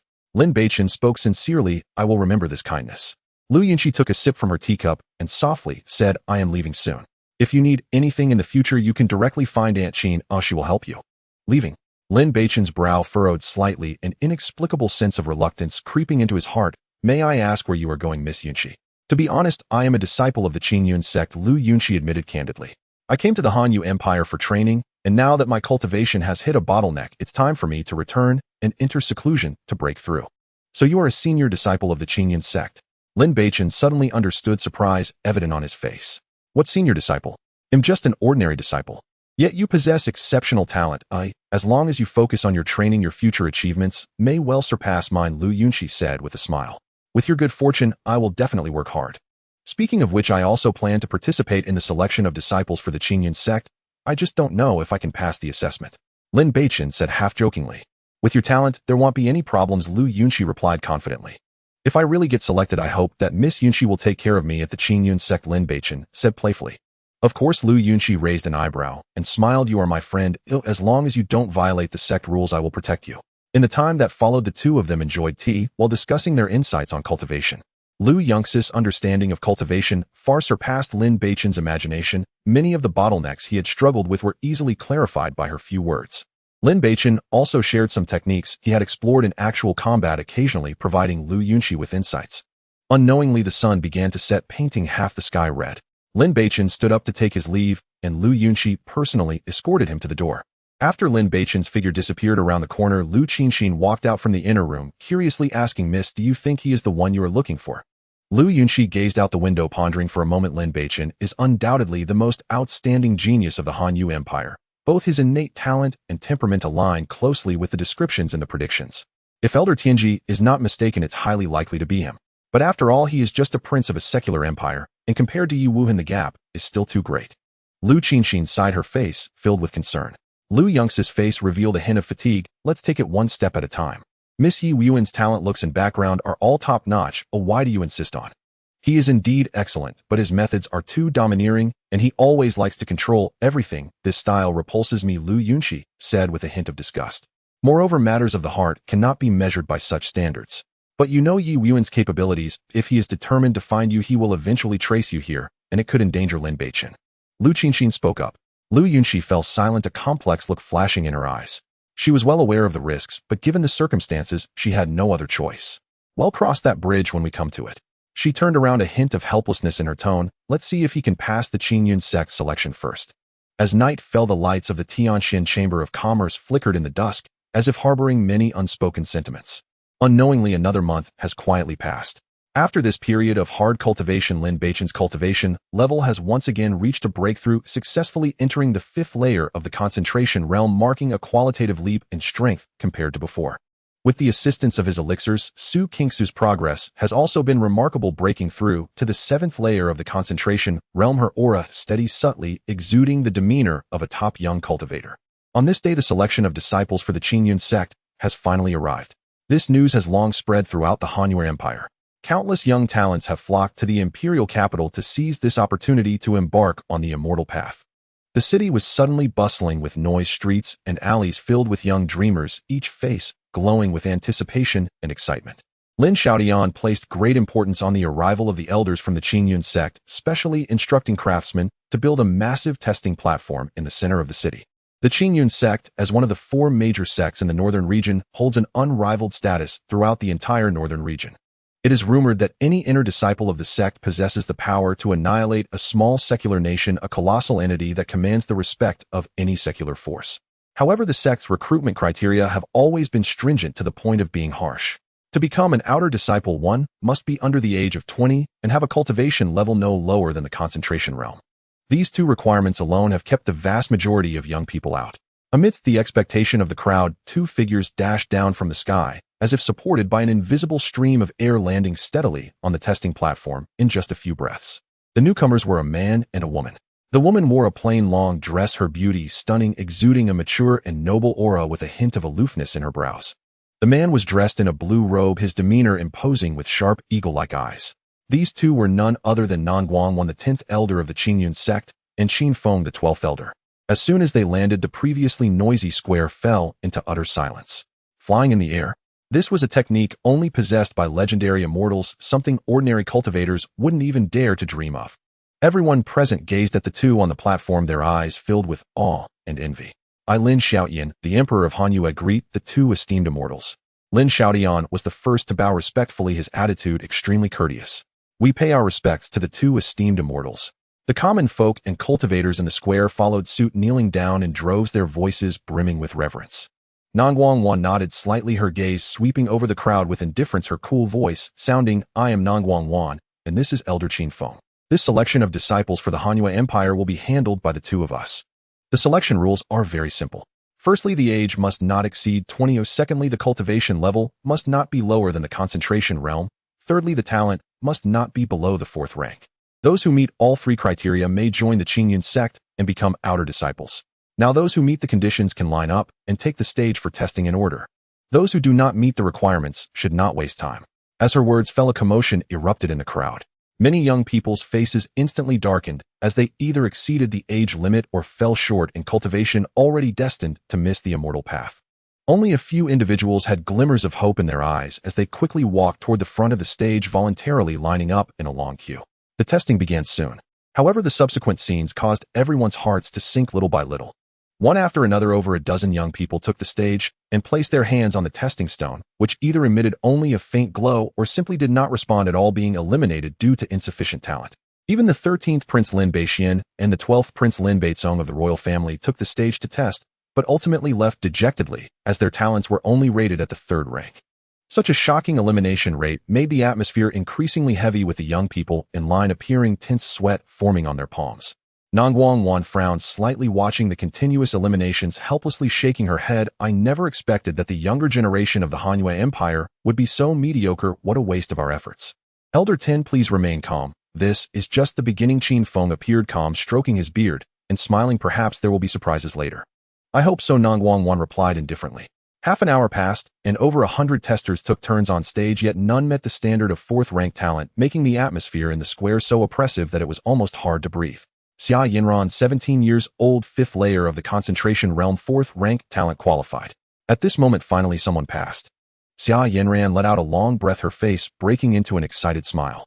Below the stage, Minister Xia Donghai was moved to tears while surrounding officials hurried forward to congratulate her, finally adding a touch of brightness to this gloomy selection. Next, Zhou Xia, holding up her dress, walked gracefully onto the testing platform, all eyes focused on her. As one of the 4 great talents of the imperial capital, she was undoubtedly very confident in her talent. Yet despite this, she felt an overwhelming nervousness within. After all, this test was crucial to her fate. Zhou Xia took a deep breath, suppressing her anxiety, and gently placed her right hand on the cold testing stone. In an instant, the testing stone erupted with a brilliant blue light, dazzlingly bright, seemingly revealing a hint of purple. Zhou Xia, 16 years old, 6th layer of the concentration realm, 7th-rank talent. Qualified. Nangguangwan's voice held a barely perceptible excitement. 7th-rank talent. Qin Feng was also somewhat surprised. "I never expected that such a talent would be hidden in this small Hanyu Empire." Zhou Xia, upon hearing this, instantly radiated with a joyful smile, her lips involuntarily curling into a proud grin. She knew what 7th-rank talent meant, enough to make her stand out in the Qingyun sect. "Zhou Xia, do you wish to take me as your master?" Nangguangwan spoke first, her eyes revealing an obvious intention to recruit. "Disciple Zhou Xia pays respects to master." Zhou Xia did not hesitate, bowing gracefully with a clear voice. Qin Feng, standing nearby, looked a bit sullen. He too wanted to take this good seedling, but Nangguangwan got to her first. "Good child, rise. From today onward you shall be my disciple, Nangguangwan." Nangguangwan helped her up, revealing a satisfied smile. Zhou Xia stood up, her gaze instinctively sweeping toward the crowd, precisely landing on Lin Beichen, her eyes carrying a hint of provocation and pride. Meanwhile, the scene erupted in a clamor, with countless people congratulating Chancellor Zhou Shanglong. After all, becoming a disciple of an elder of the Qingyun sect meant that the Zhou family would soar to new heights, and in the future, even the emperor would not dare to offend the Zhou family lightly. The testing continued. Soon it was Su Qing's turn. She walked to the front of the stage, a hint of nervousness on her face, instinctively looking at Lin Beichen below. Seeing the encouragement in Lin Beichen's eyes, Su Qingxue took a deep breath, steadied her mind, and pressed her hand on the testing stone. The stone instantly lit up with a dazzling green light, shining as brightly as Zhou Xia's. Su Qingxue, 17 years old, 7th layer of the concentration realm, 7th rank talent. Qualified. Qin Feng's voice could not hide his excitement. Su Qingxue immediately breathed a sigh of relief, turning to look at Lin Beichen, her face blossoming with a radiant smile like sunlight after a rainstorm. Lin Beichen nodded gently at her, his eyes filled with appreciation. Su Qingxue, do you wish to take me as your master? Qin Feng, fearing being overshadowed, quickly asked. Disciple Su Qingxue pays respects to master. Good, good. Qin Feng clapped and laughed heartily. I never expected that this Hanyue Empire would hide two 7th-ranked talents truly worth the trip. 7th-ranked talent, even within the Qingyun sect, is considered a top seedling with an immeasurable future ahead. To receive such disciples is also a great honor for the elders, even earning praise from the sect. Soon it was Lin Beichen's turn. He walked slowly onto the testing platform, and all eyes instantly focused on him. Everyone wanted to see how the prince who had achieved great military feats on the battlefield measured up in terms of talent. Lin Beichen's expression was calm as he gently placed his palm on the testing stone. 1 second, 2 seconds, 3 seconds. Time seemed to freeze, and the testing stone remained completely still with not even a glimmer of light appearing. What's going on? Why is there no reaction from the prince's testing stone? Could it be? The prince has no spiritual roots. But his cultivation has improved so quickly it doesn't seem right. The crowd erupted in a flurry of discussions, with some gloating, others expressing regret, and many displaying looks of disbelief. Nangong Wan frowned slightly and shook her head. Lin Beichen, 16 years old, 5th layer of the concentration realm, no spiritual root reaction, disqualified. Strange, Qin Feng said, his expression also puzzled. Even the most ordinary of useless spiritual roots should produce a weak reaction. How can this little guy have no response at all? Perhaps he simply has no talent for cultivation, Nangong Wan said indifferently. Rapid improvement in cultivation doesn't necessarily indicate talent. It could be due to other opportunities. What a waste of expression. I thought he might surprise me. Qin Feng waved his hand, somewhat frustrated. Lin Beichen raised an eyebrow and said, both of you, I assure you, I am not without spiritual roots. Perhaps the testing stone is simply of too low a grade to measure my talent. He possessed the Chaos Divine Body, an extremely rare top-tier talent, and it was only natural that an ordinary testing stone could not carry his aura, thus failing to register any results. However, if his talent could not be measured, he would be unable to join the Qingyun sect, which would undoubtedly be a significant loss for him. Nangong Wan, however, was becoming impatient. Little guy, our Qingyun sect's testing stone can even measure those with Earth-grade talents. Your complete lack of response is proof of having no spiritual roots. You can go now, don't delay the others' testing. Lin Beichen pressed his lips together, said no more, and turned to leave the testing platform. He was absolutely confident in his talent. The testing stone's failure to register did not imply his inadequacy. Lin Beichen, I never expected you to be a trash, without even spiritual roots. A disdainful female voice suddenly rang out. Zhou Shuyu had somehow arrived at the bottom of the platform, wearing an expression of barely concealed pride and contempt. Zhou Shuyu. Lin Beichen frowned slightly, his tone carrying a barely perceptible chill. We were childhood friends. Must you trample me down to feel happy? Zhou Shuyu was momentarily speechless by his question, her cheeks flushed, slightly unsure how to retort. You are excellent. I am unworthy of you. Is that satisfactory? Lin Beichen shot her an annoyed glance. Since the moment you called off our engagement, we have been even. Can you please stop bothering me from now on? After saying that, he no longer looked at Zhou Shuyu's unpleasant expression and walked directly towards the area where the royal family was situated. Zhou Shuyu glared at his back, her face darkening to the point of seeming ready to drip water. She did not intend to step on Lin Beichen, she merely wanted him to see that she had now joined the Qingyun sect and had a bright future ahead. Her choice to break off the engagement was not a mistake. Yet Lin Beichen's attitude felt like a dull knife, cutting her heart uncomfortably. Meanwhile, Lin Xiaotian looked at his son stepping down from the platform, revealing a complex expression. He found it hard to believe that his most prideful son would be without spiritual roots. Chainer, there's no need to be too downcast. Lin Xiaotian quickly stepped forward, gently patting Lin Beichen's shoulder, his tone filled with comfort. Not being able to embark on the path of immortality is not necessarily a bad thing. The cultivation world is a survival of the fittest, fraught with danger at every turn. He paused before continuing. Staying in the Hanyue Empire, you can live your days peacefully and enjoy life, which is not necessarily worse than those cultivators living on the edge of danger. Father, I do not lack spiritual roots. Lin Beichen raised his head, a confident smile appearing on his face. It's just that their testing stone is too low grade to measure my extraordinary spiritual roots. Lin Xiaotian looked at the determination in his son's eyes, feeling a stir in his heart. He solemnly said, no matter whether you have talent or not, as long as you wish to cultivate, your father will fully support you. Thank you, father. Lin Beichen felt a warmth in his heart, and a hint of emotion flickered in his eyes. In this world, having such a father who supports him unconditionally is indeed a blessing. Time passed slowly amid the expectations and disappointments of each tester, and before long, it was nearing noon. The testing that had stirred the hearts of the entire imperial capital finally came to an end. In the end, only Zhou Shuyo, Su Qingxue, and Xia Yanran passed the testing and earned their qualifications to enter the Qingyun sect. Qin Feng stepped forward and announced solemnly, "Congratulations on passing the assessment. From today onward, you will be outer disciples of the Qingyun sect." Zhou Shuyu and Xia Yanran immediately broke into excited smiles, their eyes sparkling with dreams of the future. However, Su Qingxu's face showed little joy. Instead, she wore a hint of disappointment, instinctively turning her gaze toward Lin Beichen's direction as if making a difficult decision. After a moment, Su Qingxue took a deep breath and quickly walked up to Qin Feng, respectfully bowing. "Master, I have a request, and I sincerely hope you will grant it." "Oh, what is it?" Qin Feng, noticing her earnest expression, asked gently. "Master, although Lin Beichen was unable to measure his spiritual roots, his cultivation speed is truly rapid, and he possesses an extraordinary ability to challenge beyond his level, far surpassing ordinary cultivators. I earnestly request Master to give him a chance to enter the Qingyun sect." Su Qingxue knelt down, her attitude extremely sincere. "You mean that Lin Beichen who has no reaction from the testing stone?" Qin Feng raised his eyebrows slightly, clearly surprised. "That's him." Su Qingxue nodded eagerly, her tone urgent. "Please trust me, Master, he is far from being an ordinary person." "Qingxue, it's not that I don't want to help you." Qin Feng shook his head helplessly.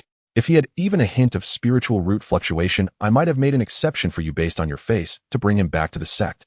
But this little guy doesn't even have a trace of spiritual root response. Even if I brought him back, he would find it hard to achieve anything in the future." "Senior." Lin Beichen stepped out from the royal family group, humbly, standing beside Su Qingxue. He respectfully bowed to Qin Feng. "I sincerely request you to give me a chance, or I will not disappoint you in the future." "Master, please give him a chance." Su Qingxue pleaded again. Even if he truly achieves nothing in the future, the only wasted time would be his own. Qin Feng looked at the kneeling Su Qingxue, then at Lin Beichen, who wore a determined expression. After pondering for a moment, he spoke. "Lin Beichen, it's not that I am unwilling to help you, it's just that the sect has its own rules. You have no spiritual roots, allowing you to become an outer disciple would indeed be against the rules." He shifted his tone. "If you are willing to start from a servant disciple, I can consider bringing you back to the Qingyun sect. If in the future you can elevate your strength to the spirit transformation realm, you will still have the opportunity to become an inner disciple." "Thank you, Senior. I am willing to start as a servant disciple." Lin Beichen replied without hesitation, a glimmer of light flashing in his eyes. He understood that although he possessed the chaos divine body and had access to top-tier techniques, without exposure to higher-level cultivation resources, his strength would be hard to elevate quickly, and over time, he would waste his talent. Though the status of a servant disciple in the Qingyun sect was not high, there was at least room for advancement. As long as his strength was sufficient, he could eventually access more core resources. The Han Empire, after all, was merely a mundane realm. Even if his alchemy skills were exceptional, lacking top-tier spiritual herbs would hinder him from achieving great things. "In that case, you may return to the Qingyun sect with me," Qin Feng said with a flat expression and a calm tone. "What? The Crown Prince would rather be a servant disciple at the Qingyun sect than stay in the Empire. I heard that servant disciples can receive at least one spirit stone each month, something we in the Han Empire could only dream of." Rather than looking down on Lin Beichen for becoming a servant, the crowd felt a twinge of envy. After all, that was the legendary Cultivation sect, and even being a servant meant being one step closer to the path of immortality. At that moment, Nangong Wan suddenly stepped towards Lin Xiaoyan, her gaze sharp as a blade, and asked seriously, "Lin Xiaoyan, I heard that Zhou Shuyao has an engagement with your third son, Lin Beihan." Lin Zhaoshan's heart sank, and he hurriedly bowed and replied, "Reporting to the esteemed one, Shuyao and my son Beihan have long been engaged." Nangong Wan's eyes turned icy, her tone carrying an undeniable pressure.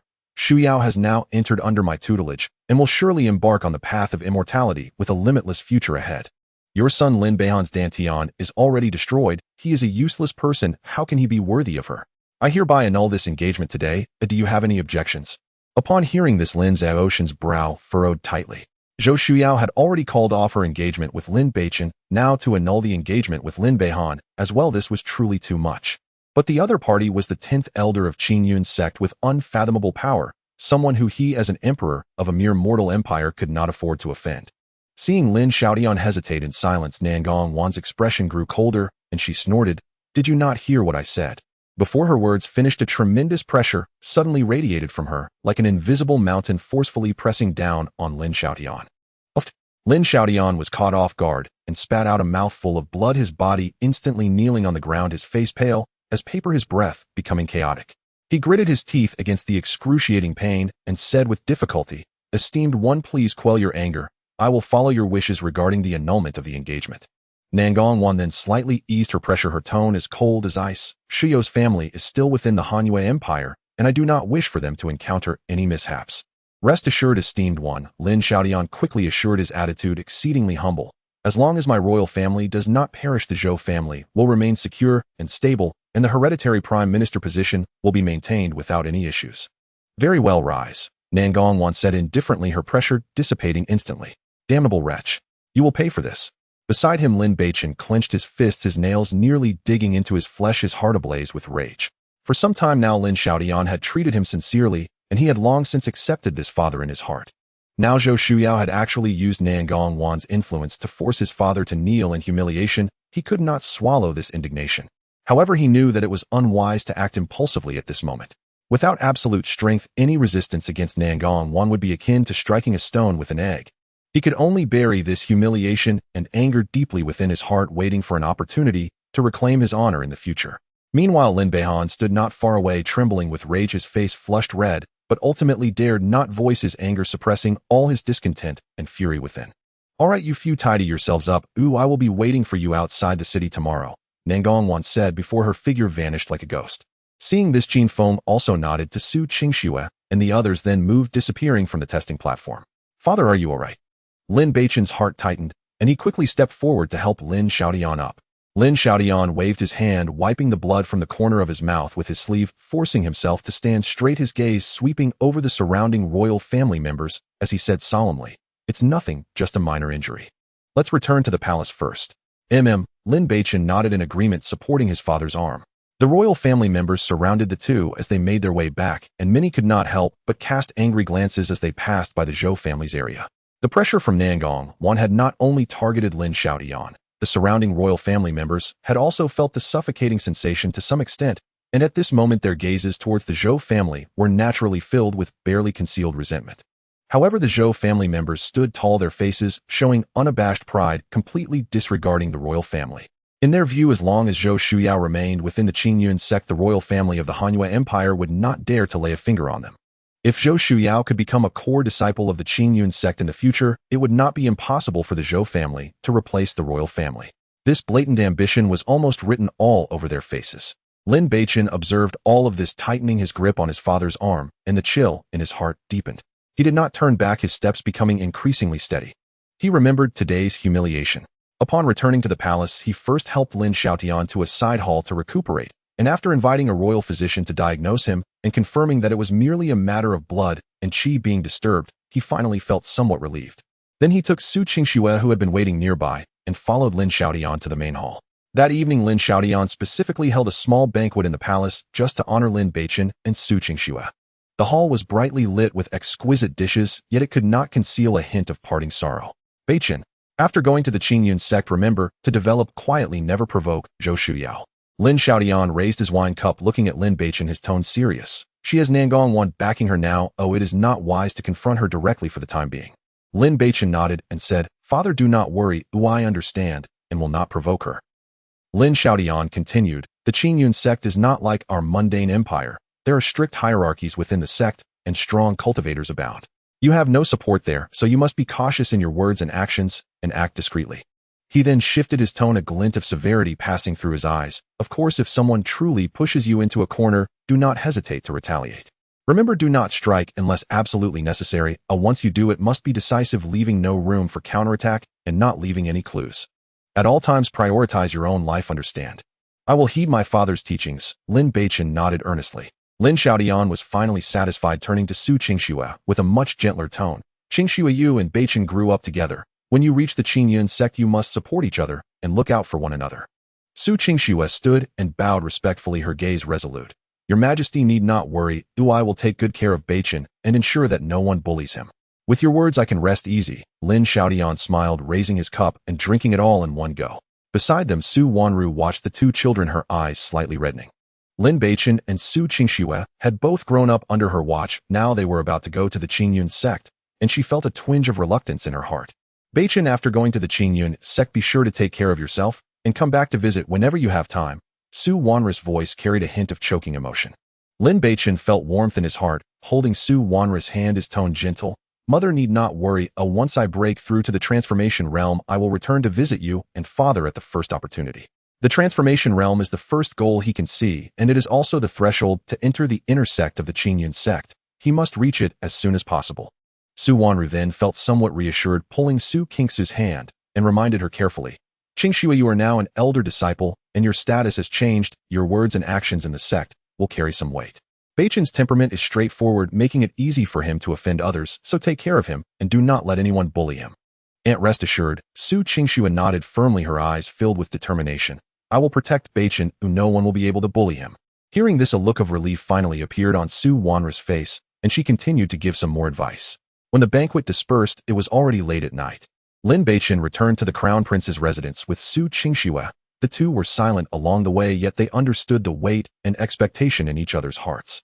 Tomorrow's parting would mark the beginning of their divergent paths. Whether the road ahead would be smooth or thorny depended entirely on themselves. Meanwhile, the Prime Minister's residence was bustling with another scene. Since the news of Zhou Shuyao becoming a disciple of Nangong Wan spread, officials of all ranks in the imperial capital had practically trampled the doors of the Prime Minister's residence, coming to congratulate. Now, with the 10th elder of the Qingyun sect as their backing, and Zhou Shuyao being such a gifted disciple, the future power of the Zhou family was almost limitless. Various prominent families in the imperial capital were eager to establish connections with the Zhou family, even if it was just to present a generous gift to get acquainted.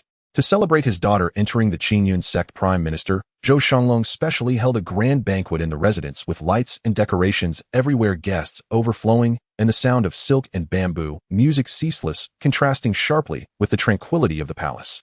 In the banquet hall, Zhou Shuyao sat at the main seat, still wearing that cold demeanor, seemingly oblivious to the flattery and praise around her. But if one observed closely, they would notice the corners of her tightly pressed lips slightly curling upward, a hint of uncontainable pride hidden between her brows. She raised her teacup, gently blowing away the foam, secretly rejoicing in her heart. Fortunately, Lin Beichen had rejected her proposal for reconciliation back then, otherwise she would have had to go through the trouble of annulling another engagement. Now she was a direct disciple of an elder in the Qingyun sect. Her future was bright. And Lin Beichen was merely a waste who could only serve as a servant disciple. In the future, when they met again, he might not even have the qualification to look up to her. Thinking this, Zhou Shuyou's pride grew even more, and she raised her teacup, taking a delicate sip. The next morning, as dawn broke, lights had already illuminated the prince's residence. Lin Beichen donned a brand new purple brocade robe, his long black hair elegantly tied up, with a jade hairpin exuding an air of grace and nobility. Su Qingxue had also completed her makeup, dressed in a loose-fitting white garment, her long hair meticulously arranged into an elegant coil, with 2 strands of hair cascading down from her temples, enhancing her ethereal beauty, resembling a celestial being under the moonlight. At this moment, the exterior of the prince's residence was already filled with royal family members who had come to bid farewell. Even several princes who had previously been in rivalry with Lin Beichen had personally arrived, their faces bearing complex and inscrutable expressions. The current situation of the royal family was delicate. The future stability of the Hanyue Empire largely depended on the development of Lin Beichen and Su Qingxue at the Qingyun sect. Lin Xiaodian accompanied Su Wanru personally, escorting Lin Beichen and Su Qingxue out of the city, followed by a grand procession of the royal family. Along the way, Su Wanru's eyes were slightly red, holding onto their hands and chattering incessantly from advice on clothing to meals, her words filled with reluctance. Lin Beichen and Su Qingxue listened patiently, nodding in agreement from time to time, their hearts warm. Their procession slowly traversed the streets of the imperial capital, with many citizens who had heard the news standing by the roadside to send them off. In the hearts of the people, Lin Beichen was the youthful hero who had repelled the Dongling Empire and protected the nation. Now he was heading to the Immortal Gate, and everyone wanted to catch a final glimpse of the prince's elegance. Wishing the prince a safe journey. Return after mastering your skills. The chorus of blessings echoed, and Lin Beichen paused to bow towards the citizens on both sides of the street, his gaze gentle yet resolute. Before long, the group arrived outside the city. At this time, a considerable crowd had already gathered outside the city, appearing as a dark mass of people come to bid farewell. Just then, the sound of carriages approached, and Minister Xia Donghai arrived with his daughter Xia Yinran. Today, Xia Yinran wore a pale blue dress, her face reflecting a mix of anticipation for the future and a hint of anxiety about leaving. Greetings, Your Majesty, greetings, Your Highness. Xia Donghai hurriedly stepped forward, respectfully bowing to Lin Xiaodian and Lin Beichen, his demeanor scrupulously formal. No need for such formality, Donghai, Lin Xiaodian replied with a slight nod, though a hint of complexity crossed his mind. He had originally hoped that some of the royal siblings would succeed in the Qingyun sect's test, even if only as outer disciples, yet the results were disappointing. Instead, it was Zhou Shuiyue from the prime minister's residence who became a direct disciple of an elder, and even Xia Yanran from the minister's residence became an outer disciple, leaving him feeling somewhat humiliated and inevitably frustrated. Xia Donghai, being astute, had already perceived Lin Xiaoshan's thoughts. He turned to Xia Yanran and earnestly cautioned, "Yanran, now that you are entering the Qingyun sect alongside the prince and Miss Qingxiu, and make sure to interact more within the sect and look out for each other. Do not emulate those who forget their friends for profit, thus coldly severing old ties." He had always been loyal to the royal family, having raised Lin Xiaodian himself. Even when Lin Beichen was castrated, he never allowed his daughter to withdraw from the engagement and even advised her to remain prudent. "Rest assured, father, I understand." Xia Yanran nodded in agreement. Lin Xiaodian felt a warmth in his heart upon seeing this, looking at Xia Yanran with a gentle smile. "Yanran, you have grown up before my eyes. I am truly happy for you to join the Qingyun sect. But as for your engagement with Beifeng, let it be." He paused, his tone sincere. "Beifeng is currently ill and truly unworthy of you as a disciple of the Qingyun sect. In the future, if you meet someone suitable, boldly pursue your own happiness without any concerns." Xia Yanran's eyes sparkled with surprise upon hearing this, and she quickly bowed in gratitude. "Thank you, Your Majesty, for your understanding." She had been indifferent to this engagement, but due to the royal family's reputation, she had been reluctant to speak up. Now that Lin Xiaodian had taken the initiative to raise it, it perfectly resolved her predicament.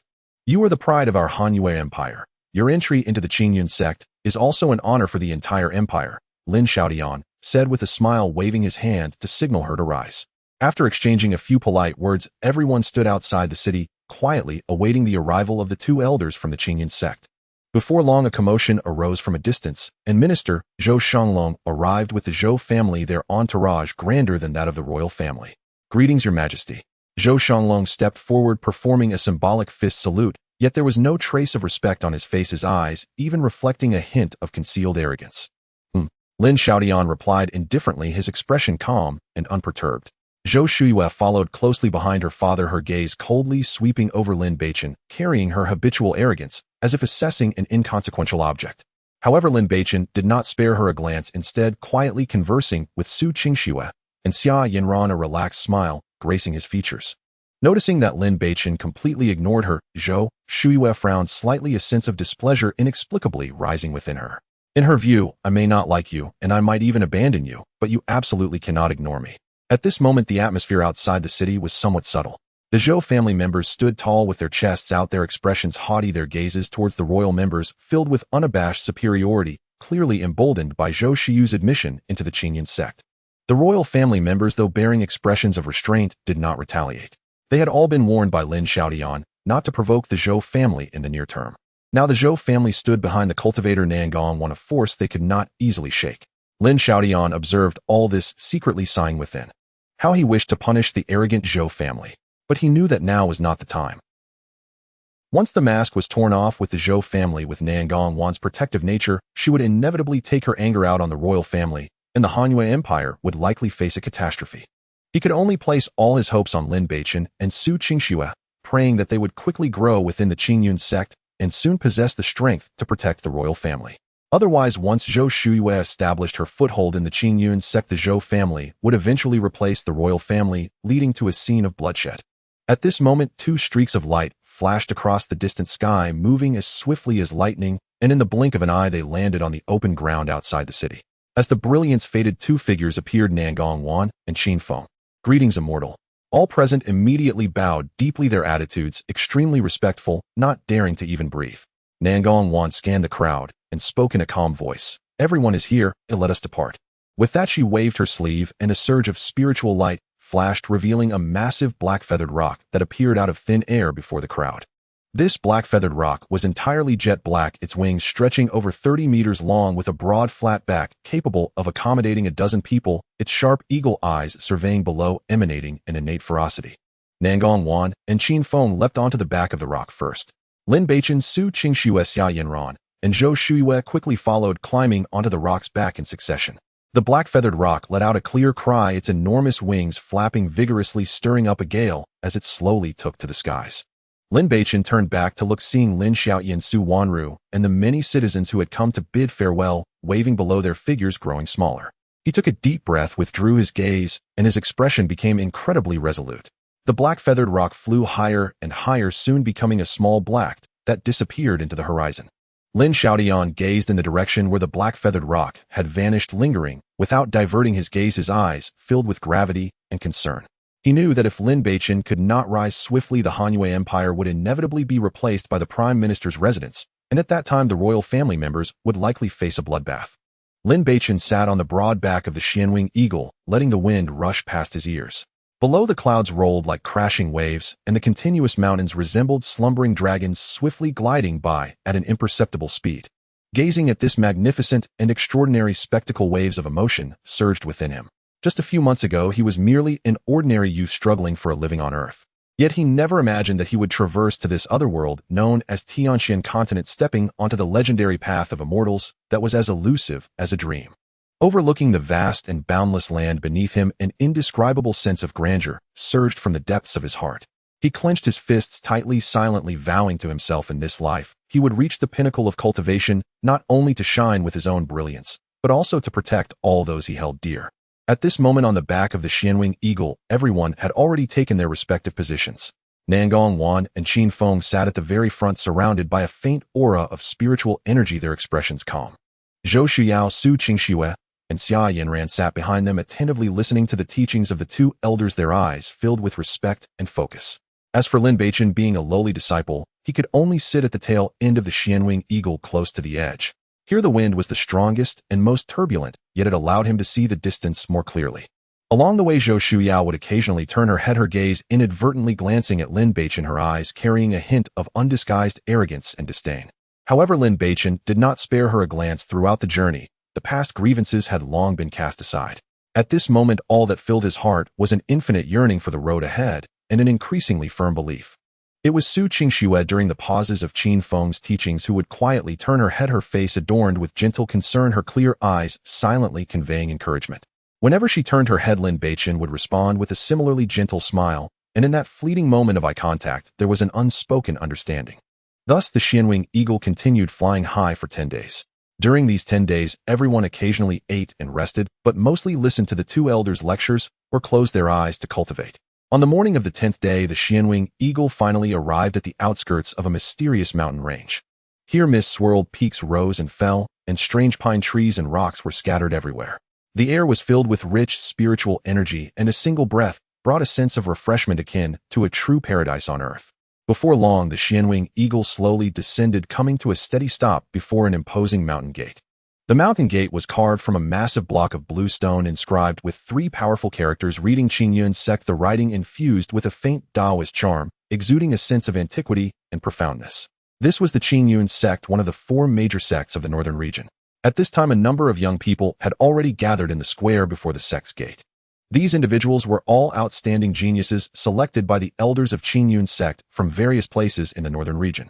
From the fluctuations of spiritual power radiating from them, their cultivation levels had at least reached the spirit concentration realm, with some particularly strong individuals already in the late stage of the spirit concentration realm. Elder Nangong, Elder Qin, weren't you supposed to be in the Cold Moon Empire? Why did you only bring back 4 people? A middle-aged man dressed in a gray Taoist robe and with a thin face approached. He was evidently also an elder of Qingyun sect. Nangong Wan replied in a flat tone, there were only 2 promising candidates over there. The others had truly poor talent. She paused and asked, by the way, elder son, weren't you in the East Forest Empire? How were the candidates over there? Alas, the situation is about the same. Elder son shook his head, then smiled. They are all from mortal realms. What outstanding talents could possibly emerge? Speaking of which, he stepped aside, revealing a white-clad girl who had been following him. Nangong Wan glanced over and was slightly surprised. This girl is quite good. Oh, at such a young age, her cultivation has actually reached the 8th level of the spirit concentration realm. Elder son displayed a hint of pride, stroking his short beard. This is a new disciple I received from the East Forest Empire, named Zhou Ningbing. Her talent barely reached the 7th rank. Zhou Ningbing pays her respects to the 2 elders. The white-clad girl stepped forward respectfully, performing a bow, her voice crisp. However, when her gaze swept over Lin Beichen, an imperceptible chill of murderous intent flashed in her eyes, so quick it was almost an illusion. Lin Beichen felt a slight chill in his heart, his brows furrowing imperceptibly, yet his face remained calm and unflustered. He never anticipated encountering Zhou Ningbing, the third princess of the East Forest Empire here. Zhou Ningbing, as the greatest genius of the East Forest Empire, had fought against him during the Great War between their two nations. Their strengths had been evenly matched, and neither had gained the upper hand. Now encountering her again at Qingyun's sect with her vengeful nature, she would undoubtedly seek an opportunity for retaliation, which made him feel the need to be cautious. After bowing, Zhou Ningbing retreated behind Elder Sun, but the faint hostility lingered around Lin Beichen. What a coincidence, my master and Elder Qin also each took in a disciple with 7th rank talent. Nangong Wan smiled faintly. Oh, a small cold moon empire actually produced 2 7th rank talent disciples, which is quite surprising, Elder Sun said, showing a hint of astonishment on his face. This is indeed unexpected.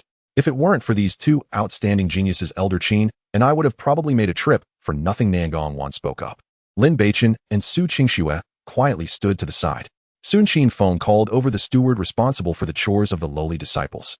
Steward Gua, this is Lin Beichen. He has been assigned to your lowly disciple courtyard. Please take him to report. Yes, Elder Qin, Steward Gua replied respectfully. Su Qingxue, seeing this, hurriedly stepped forward, looking at Lin Beichen with reluctance. Beichen, you must cultivate well. I will come to see you often. You cultivate well too, don't worry about me. Who knows, I might even become an inner disciple before you, Lin Beichen said, with a light smile gently ruffling her forehead. Su Qingxue nodded. Not far away, Zhou Ningbing, upon hearing Qinfeng say that Lin Beichen was just a lowly disciple, couldn't help but curl her lips into a cold and cruel smile. In her eyes, a waste who couldn't even measure his spiritual roots was destined to have no future. Once she established her footing in Qingyun's sect and advanced her cultivation, killing him would be as easy as raising her hand. Under Steward Gua's guidance, Lin Beichen followed him through the mountain gate along a secluded path leading to the lowly disciple courtyard. The courtyard was located at the outermost area of Qingyun's sect, surrounded by simple wooden houses and workspaces. Lin Beichen, from today onwards, you are a lowly disciple of our Qingyun sect. Steward Gua stopped, turned around, and said seriously, your daily task is to care for the demonic beasts in the back mountain. As long as you complete your duties on time, you may freely allocate the rest of your time. But if you slack off, don't blame me for enforcing the sect's regulations. The disciple understands and will strive to complete the tasks without slacking off. Lin Beichen nodded slightly in response. Steward Gua nodded in satisfaction and called out to a tall young man not far away, Fat Tiger. Steward Gua, what can I do for you? The man named Fat Tiger approached, exuding a fierce aura, but wearing a warm smile on his face. This is the new lowly disciple, Lin Beichen. Arrange a place for him to stay and explain the rules of the lowly disciple courtyard, Steward Gua instructed. Rest assured, Steward Gua, I will take care of it. Fat Tiger responded confidently. Steward Gua said no more and turned to leave. Kid, what's your name? The smile on Fat Tiger's face instantly vanished, replaced by an arrogant and domineering expression as he looked down at Lin Beichen, his tone dripping with condescension. I am Lin Beichen, pleased to meet you, senior brother. I hope for your guidance in the future. Lin Beichen slightly cupped his fists, his tone calm and unruffled, neither trying to ingratiate himself nor showing any sign of timidity. Lin Beichen, no matter what your status is outside, once you enter the miscellaneous disciples' courtyard, whether you are a dragon or a tiger, you must behave accordingly. You will do as I say, understood? Fat Tiger said coldly. Understood, senior brother. Lin Beichen nodded nonchalantly. That's good to hear. A hint of satisfaction appeared on Fat Tiger's face as he pointed to a large water tank not far away and then at the piles of dirty clothes beside it. Do you see that? First fill that water tank and then wash these clothes clean. If you dare to slack off, don't blame me for being rude. Lin Beichen followed his pointing direction and saw that the water tank was 3 zhong high and 2 zhong wide. Even with his 5th level of foundation establishment, it would take him at least half a day to fill it. Looking at the pile of clothes, there were probably thousands of pieces. If he were to wash them one by one, he would be lucky to rest by the early hours of the morning.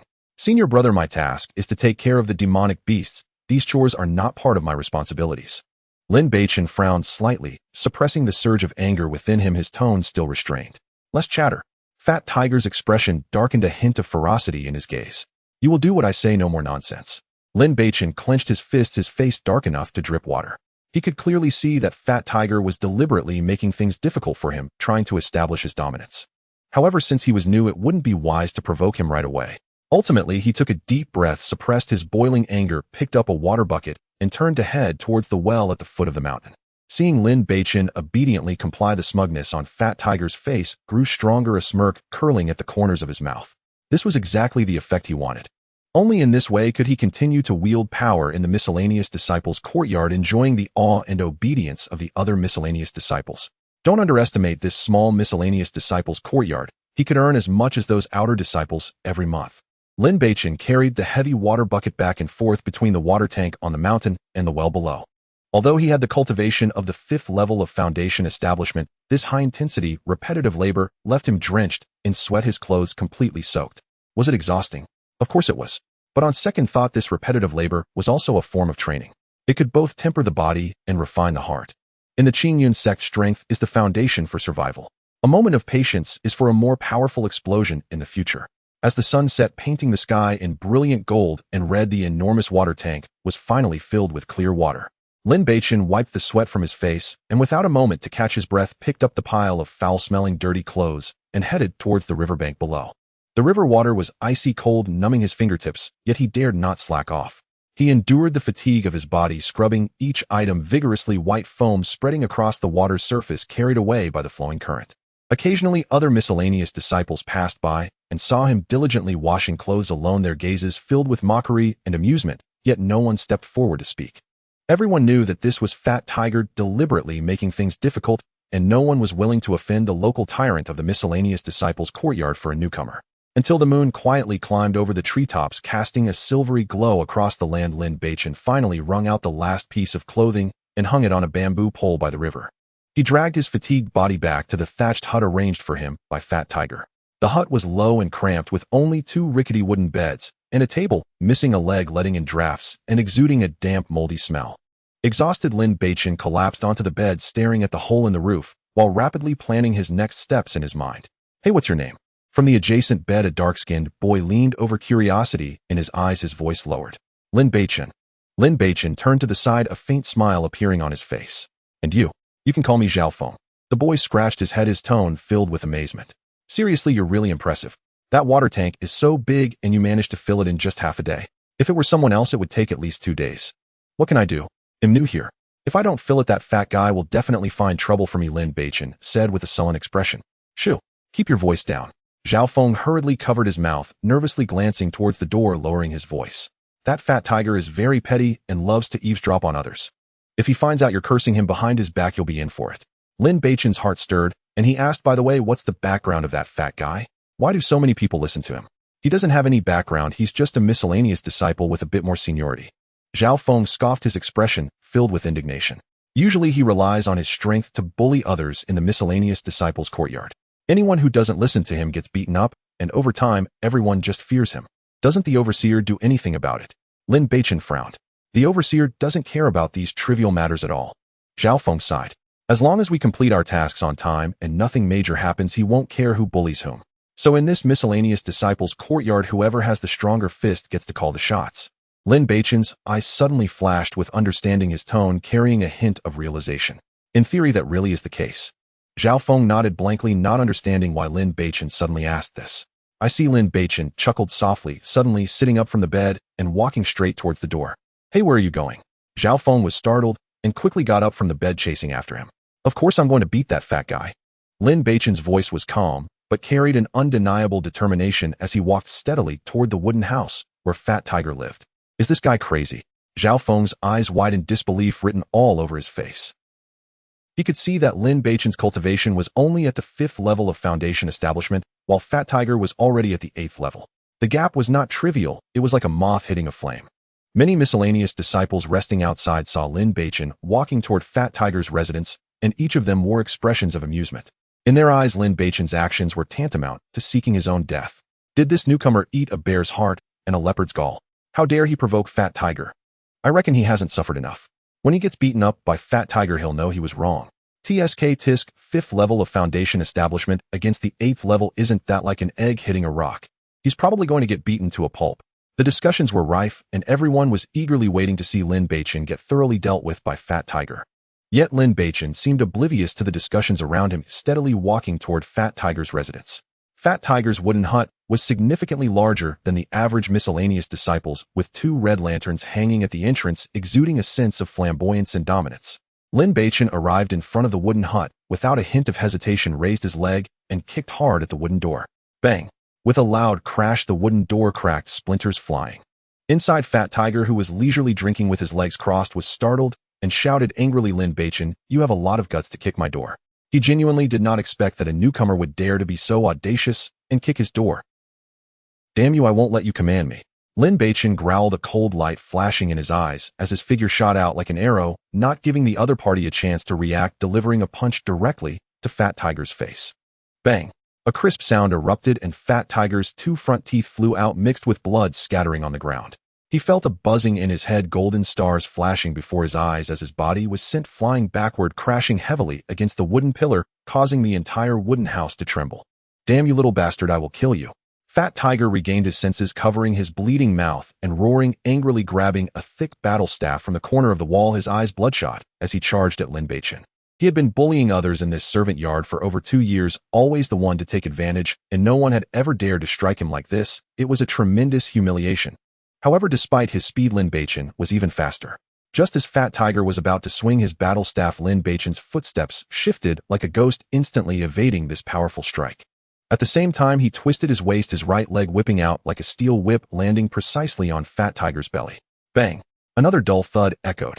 Fat Tiger was struck hard, a mouthful of blood mixed with bile spewing out his body, crashing through the back window of the wooden house, falling onto the muddy ground outside, kicking up a cloud of dust.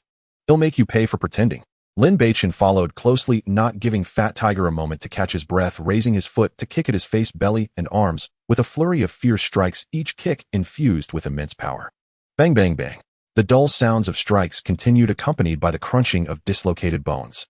In less than a moment, Fat Tiger was beaten to a pulp, his face swollen and bruised, his eyes blackened, his arms and legs twisted at odd angles, lying on the ground like a dead dog, emitting a series of pig-like painful howls. Now will you submit? Lin Beichen spoke with a tone as cold as ice, stepping on Fat Tiger's head, pressing his face firmly into the muddy ground, looking down at him with disdain.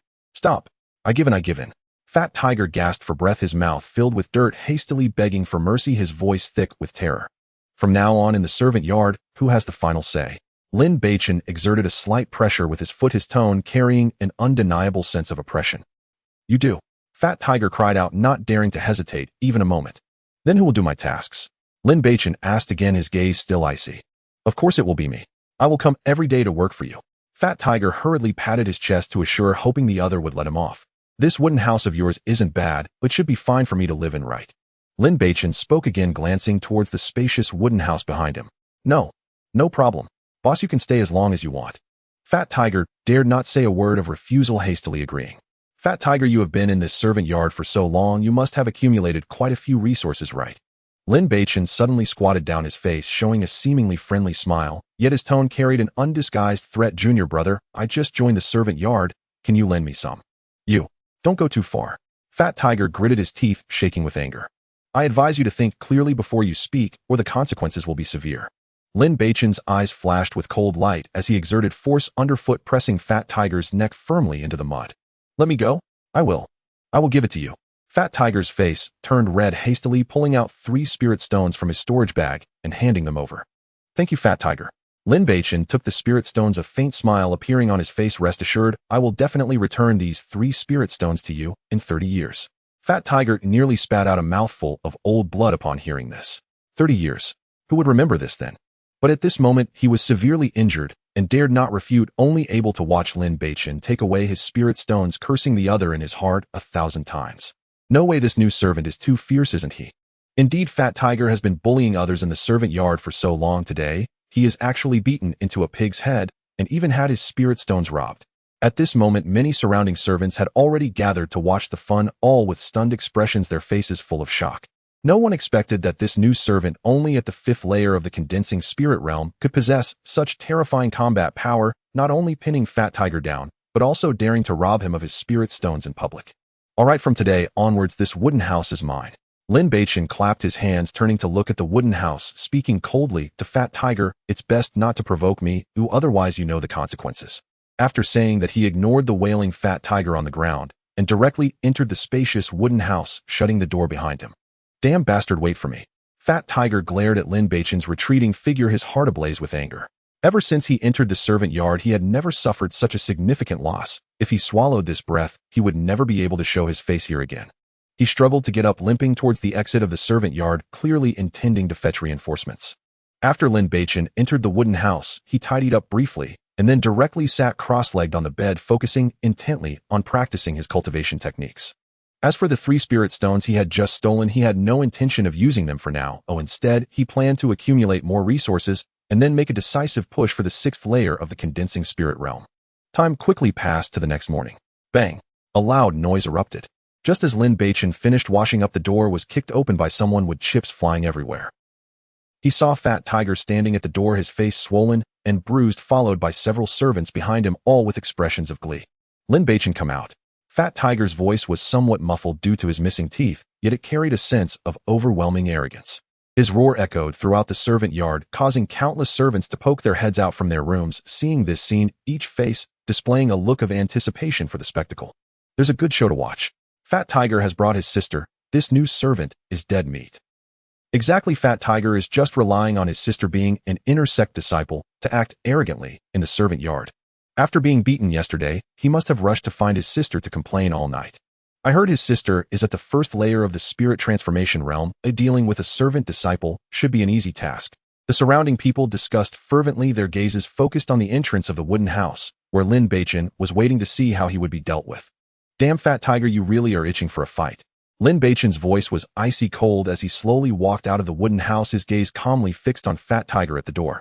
You little punk, you're the one who beat my brother and robbed him of 3 spirit stones.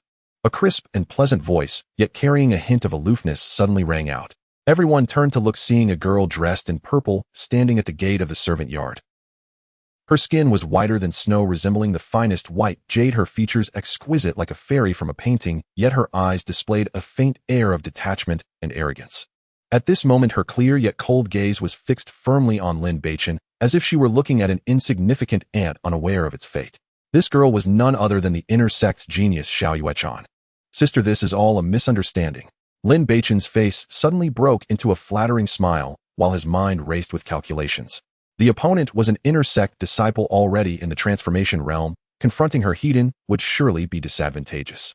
The only way was to stabilize her first, and then seek an opportunity for a sneak attack. Stop talking nonsense. Xiao Yuechan was completely unimpressed by his act, her voice as cold as ice. Hand over the spirit stones, kneel down, and slap yourself 100 times, and I might overlook your bullying of my brother. Her eyes glinted with a murderous intent, clearly dismissing this servant disciple. Sister, is it really necessary to be so ruthless? Lin Beichen feigned fear, his body slightly trembling. Don't test my patience. Xiao Yuechan's voice grew even colder, her right hand already resting on the hilt of her sword, ready to strike at any moment. All right, I admit defeat. Lin Beichen put on a look of humiliation, pulling out 3 spirit stones from his storage bag, while bending his legs slightly, preparing to kneel. You little brat, are you scared now? What happened to your arrogance from last night? Fat Tiger watched with glee, a smug look on his face. Xiao Yuechan remained cold and indifferent, her gaze filled with undisguised disdain as she fixed her eyes on Lin Beichen, waiting for him to kneel in humiliation. Just as Lin Beichen's knee was about to touch the ground, a cold glint flashed in his eyes, and the spirit stones in his hand suddenly vanished, replaced by a black long staff. You filthy bitch, die. Lin Beichen roared, swinging the long staff with a fierce whistle through the air towards Xiao Yuechan's arm. The strike was quick and fierce, with an unexpected angle that caught everyone off guard. You seek death. Xiao Yuechan's face changed drastically, never expecting that this servant disciple would dare to launch a sneak attack. At this moment, she had no time to evade, and could only grit her teeth, channeling all her spiritual energy into her left arm, hoping to block the blow. The long staff struck heavily against Xiao Yuechan's arm, producing a dull thud. A clear sound of a bone breaking followed as Xiao Yuechan's left arm bent at a strange angle, her originally beautiful face contorting in agony. She couldn't help but let out a suppressed cry of pain, her body forced back several feet before she barely managed to steady herself. Damn bastard, he'll kill you. Xiao Yuechan was filled with shock and fury, enduring the pain of her severed arm as she fiercely drew her sword and slashed towards Lin Beichen's face. Do you really think I'm afraid of you? Just as her sword was drawn, Lin Beichen's long staff, like a persistent parasite, swung back with fierce wind. Clang, clang, clang. The long staff clashed violently, with the long sword sparks flying and the harsh sound of metal ringing echoed throughout the servants' courtyard. Lin Beichen, seizing the advantage, unleashed a torrential barrage of attacks, while Xiao Yuechan was injured and her breath was in disarray, forcing her to retreat continuously. With every strike aimed at her vital points, Xiao Yuechan found herself in a precarious position, caught off guard. Is this too exaggerated? A mere servant disciple actually broke the arm of an inner sect disciple. The surrounding servants were utterly stunned, eyes wide with disbelief. No one expected that this seemingly one-sided oppression would turn into such a situation. "You little bastard, since you dared to hurt my sister, I will fight you to the death." Fat Tiger, seeing the situation turn bad, could no longer afford to be afraid, picking up an iron rod and attempting to sneak attack Lin Beichen from behind. Facing Fat Tiger's attack, Lin Beichen was completely unfazed. His footwork shifted as if he were leisurely strolling, dodging the attack, while his long staff continued its relentless assault on Xiao Yuechan. He knew that only by defeating this highest-ranked inner disciple could he ensure his own safety. Meanwhile, a stunning figure swept across the sky above the servants' courtyard. Upon catching sight of the two fighting below, the beautiful figure suddenly halted in midair, her gaze fixed intently on Lin Beichen. "Is it really him?" The woman murmured, a hint of surprise flashing across her face before she quietly concealed herself among the clouds, silently observing the two battling below. She never expected that the boy she had crossed paths with for just one day would actually arrive at the sect she belonged to. Remembering that day, a slight blush crept onto her stunning face. The battle below grew increasingly fierce. Although Xiao Yuchan's cultivation far surpassed Lin Beichen's, her left arm was broken, obstructing her spiritual energy, and she was caught off guard, unable to unleash even a third of her strength. At this moment, she was forced into a desperate situation by Lin Beichen, having taken several blows. Her originally pristine purple robe was now covered in dirt, and blood trickled from the corner of her mouth. Amid the chaos, Lin Beichen seized an opening and swung his staff at Fat Tiger's abdomen, sending him flying again.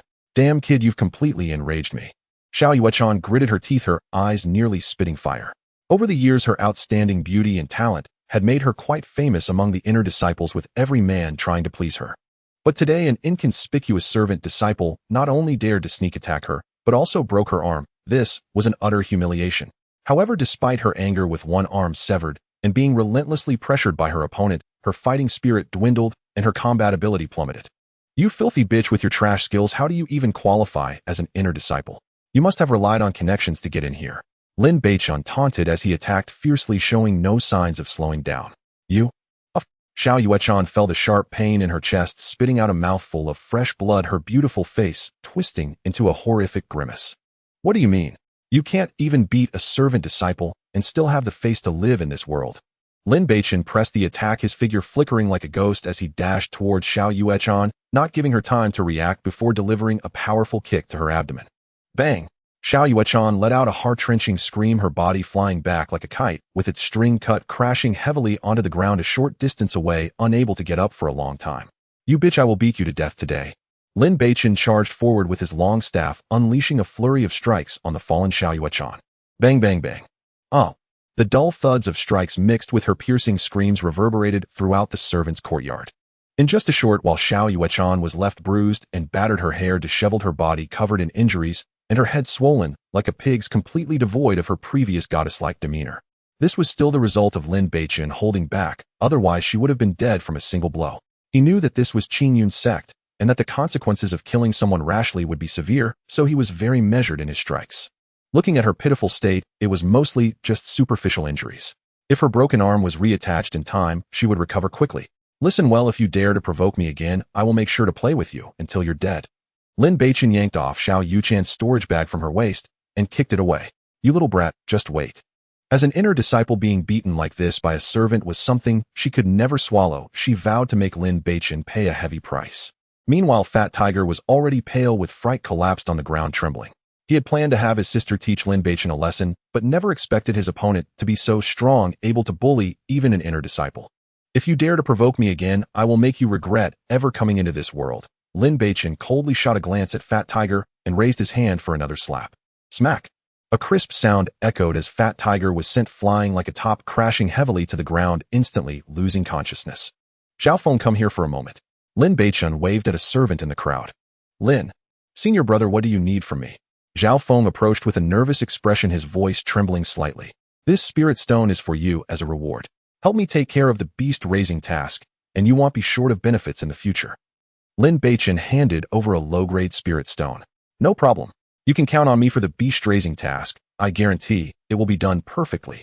Xiaofeng's face instantly lit up with joy as he accepted the spirit stone, nodding repeatedly.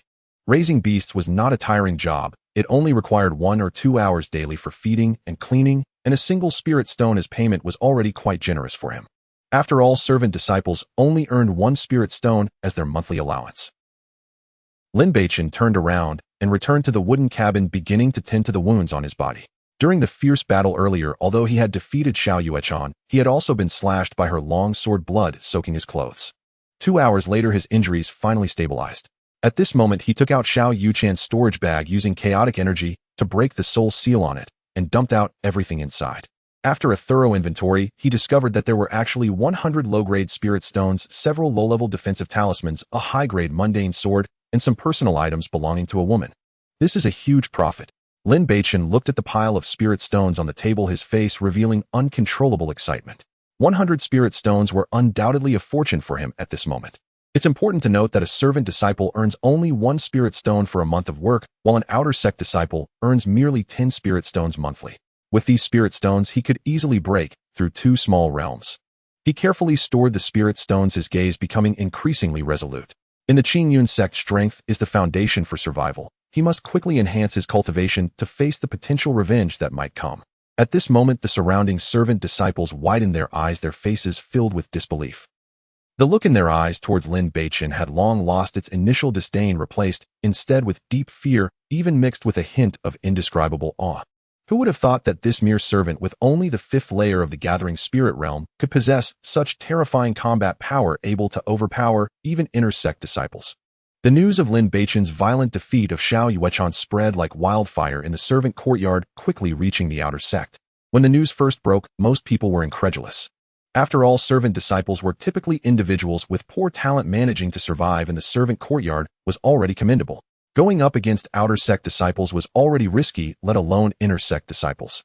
However, as more and more people confirmed the authenticity of the news, the outer sect erupted in a frenzy, with many becoming curious about this servant disciple named Lin Beichen. After returning to the wooden cabin, Lin Beichen paid no attention to the discussions outside, but instead pulled out a sect manual from the storage bag and began to read it carefully. It was urgent for him to quickly understand the rules of Qingyun sect, what actions were permissible, what were not, and how to acquire resources within the sect. Having just offended Xiao Yuechan with her temperament, she would definitely not let it go easily. Before she returned with her people for revenge, Lin Beichen had to hasten to improve his cultivation. After all, he was just a servant disciple with a lowly status in the sect. If he were to be killed by an inner sect disciple for some reason, the other party would likely only face a few days of confinement, which was hardly a significant matter. After understanding the sect's rules, Lin Beichen frowned and left the wooden cabin, heading towards the garden where the spirit beasts were kept. He planned to find a secluded spot to refine all the spirit stones he had just obtained, aiming to break through to the 6th layer of the gathering spirit realm in one go. Once he achieved this realm, he would be fully confident in defeating Xiao Yuechan. As long as he could demonstrate sufficient talent and strength, he would naturally attract the attention of the higher-ups in Qingyun sect. At that time, his status would rise and his safety would be better guaranteed. Arriving outside the garden where spirit beasts were raised, Lin Beichen immediately spotted Zhao Feng, who was feeding the beasts. "Senior brother Lin, what brings you here?" Zhao Feng, seeing him approach, quickly set down his tasks, his tone much friendlier than before. "Is there a relatively quiet place nearby?" "I'm looking for a place to cultivate," Lin Beichen asked directly. "Yes." Zhao Feng pointed to a pine tree not far from the cliff. "There's a natural small cave behind that tree, which is generally unvisited. It's definitely safe for your cultivation there." "Thank you very much." Lin Beichen nodded in gratitude, then instructed, "I'll be cultivating there from now on. If someone in charge comes looking for me, please let me know." After saying this, he walked straight towards the pine tree. Arriving at the cliff's edge, Lin Beichen indeed found a small cave hidden behind the pine tree, with the entrance covered by vines, making it hard to notice unless one looked closely. He pushed aside the vines and entered the cave, finding it about a dozen square meters in size, dry and neat. Indeed, a good place for cultivation. Lin Beichen set up some simple defensive measures at the cave entrance to ensure he would notice anyone approaching, then focused his mind and entered the Hongmeng space. He took out the 100 low-grade spirit stones and began to operate the Hongmeng sacred art, fully dedicating himself to refining them. As the technique was activated, the spiritual energy contained in the spirit stones was gradually absorbed into his body, flowing slowly through his meridians, constantly nourishing his dantian and meridians. Gradually, he was enveloped by a faint aura of spiritual energy, his breath steadily rising and the light in his eyes becoming increasingly resolute. On another mist-shrouded spirit energy-rich peak of Qingyun sect, Zhou Shuyao was soaking in a steaming medicinal bath, various rare herbs floating in the tub, emitting a captivating fragrance. The pure medicinal power seeped through her skin, continually nourishing her limbs and bones, and her aura was gradually becoming stronger. This medicinal bath was specially prepared for her by Nangong Wan, aimed at enhancing her talent and expanding her meridians. At this moment, Nangong Wan sat beside the tub, personally guarding her, occasionally channeling gentle spiritual power to guide the medicinal effects for better absorption. Xiao, follow the method I taught you to guide the spiritual power to circulate through your meridians, expanding each channel. Although the process may be painful, you must endure. It will be incredibly beneficial for your future cultivation. Nangong Wan's voice was gentle, yet carried an undeniable authority. Zhou Shuyao tightly closed her eyes, her brows slightly furrowed, clearly enduring the pain of the medicinal power washing through her meridians, yet she nodded vigorously, silently reciting the technique, while absorbing the medicinal effects and laboriously expanding her blocked meridians. After an unknown amount of time, Zhou Shuyao's aura began to fluctuate wildly, a powerful spiritual energy emanating from her body. Shortly thereafter, her cultivation started to soar, gathering spirit realms 7th layer, 8th layer, 9th layer. After about a day and night, when Zhou Shuyao stepped out of the room clad in a white robe like snow, her demeanor was even more ethereal, and her aura was firmly established at the peak of the gathering spirit realm, just one step away from the transformation realm. Thank you for your cultivation, master. Zhou Shuyao bowed respectfully to Nangong Wan, her face filled with uncontainable joy. Not bad. Nangong Wan looked at her, a hint of a satisfied smile appearing on her face. I didn't expect your talent to be far better than what was shown during the tests. You managed to fully absorb the effects of the medicinal bath and even eliminated the hidden impurities in your body. It seems that the test did not reveal your true potential. She had already known Zhou Shuyao was talented, but she didn't expect her to be this extraordinary. It seems she hadn't misjudged her. Today's achievements are all thanks to your great kindness, master. I will never forget this gratitude. Cultivate diligently. The outer sect competition is coming soon. Nangong Wan said lightly. If you can win first place in the competition, you will be directly promoted to an inner sect disciple and enjoy better resources. I will definitely do my utmost to cultivate and will not disappoint your expectations, master. Zhou Shuyao nodded vigorously, her eyes sparkling with visions of the future. Take these martial techniques and practice them. If you have any questions, feel free to ask me anytime. Nangong Wan handed over several blue-covered books containing intricate martial techniques before turning to leave the room. Zhou Shuyao took the techniques and flipped through a few pages, her face filled with excitement and enthusiasm. Lin Beichen, did you see this?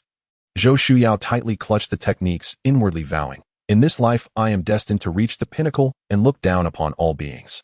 And you, merely a rootless waste, will forever struggle at the bottom. We are not even from the same world. The annulment of our engagement was not out of lack of feeling, but because you are not worthy of me. She lifted her gaze towards the mist-shrouded peaks outside the window, her eyes filled with confidence and pride, as if she could already see herself standing at the pinnacle of the cultivation world in the future. In the inner disciple area, a quaint courtyard is filled with the mingling scents of medicine and resentment. Xiao Yuechan sits on a stone bench, her left arm heavily bandaged and suspended in front of her chest, her once delicate face swollen like a fermenting dough, bruises of blue and purple marring her beauty, completely devoid of her previous cold and charming demeanor. Her gaze is as cold as ice, fixed intently on the stone table in the courtyard, her knuckles turning white from the force of her grip, clearly pushed to the brink of fury. As a newly admitted genius girl of the inner sect, she has always been surrounded by admirers, the center of attention. Wherever she goes, she had never suffered such humiliation. Now being reduced to this state by a mere servant, the looks of mocking pity from several female disciples make her want to find a crack in the ground to hide in. Sister, that little bastard is too arrogant. I must cripple him. Fat Tiger gritted his teeth, covering his still aching face. He has been used to bullying in the servants' quarters, but being beaten to a pulp by a newcomer, losing both spirit stones and his lodging, has bottled up a rage within him ready to explode. Rest assured, once him healed, I will make that little brat pay 1,000-fold. Xiao Yuechan trembled with anger, her voice quivering. I will let him know the consequences of offending me, Xiao Yuechan. At that moment, an angry voice came from outside the courtyard. Junior sister Xiao, who is the blind fool that dared to hurt you like this? A young man in a moon-white robe, tall and upright, hurriedly approached with a concerned expression. His name is Li Yaoyin, the most attentive among Xiao Yuchan's many admirers. Upon hearing that Xiao Yuechan was hurt, he abandoned his cultivation and rushed over immediately. Li Shixiang. Xiao Yuchan's eyes glistened with a hint of grievance, her voice lowered. Li Shixiang, it was that new kid from the servants' quarters who did this. That scoundrel is so despicable, he actually ambushed my sister. Fat Tiger quickly stepped forward, embellishing the story, portraying himself and his sister as completely innocent. Such audacity. Li Yaodian was filled with rage, his eyes shooting out a sharp light. A mere servant dares to ambush junior sister Xiao? Take me to him now, or I will break all his limbs.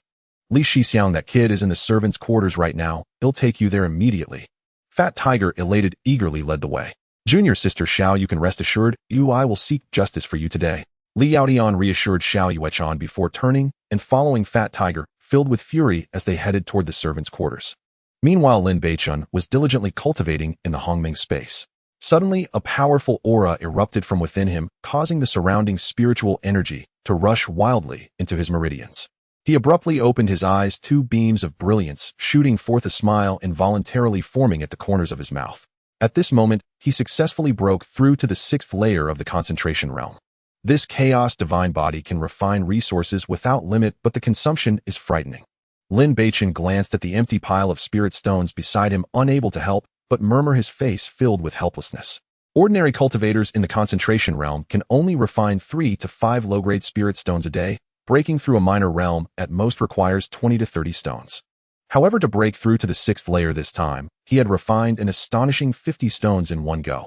Moreover, he felt that with his physique, breaking through to the 7th layer would require at least 100 spirit stones. Truly a money-eating beast. Lin Beichen rubbed his nose, a pang of pain surging in his heart. The remaining 50 spirit stones would need to be used sparingly.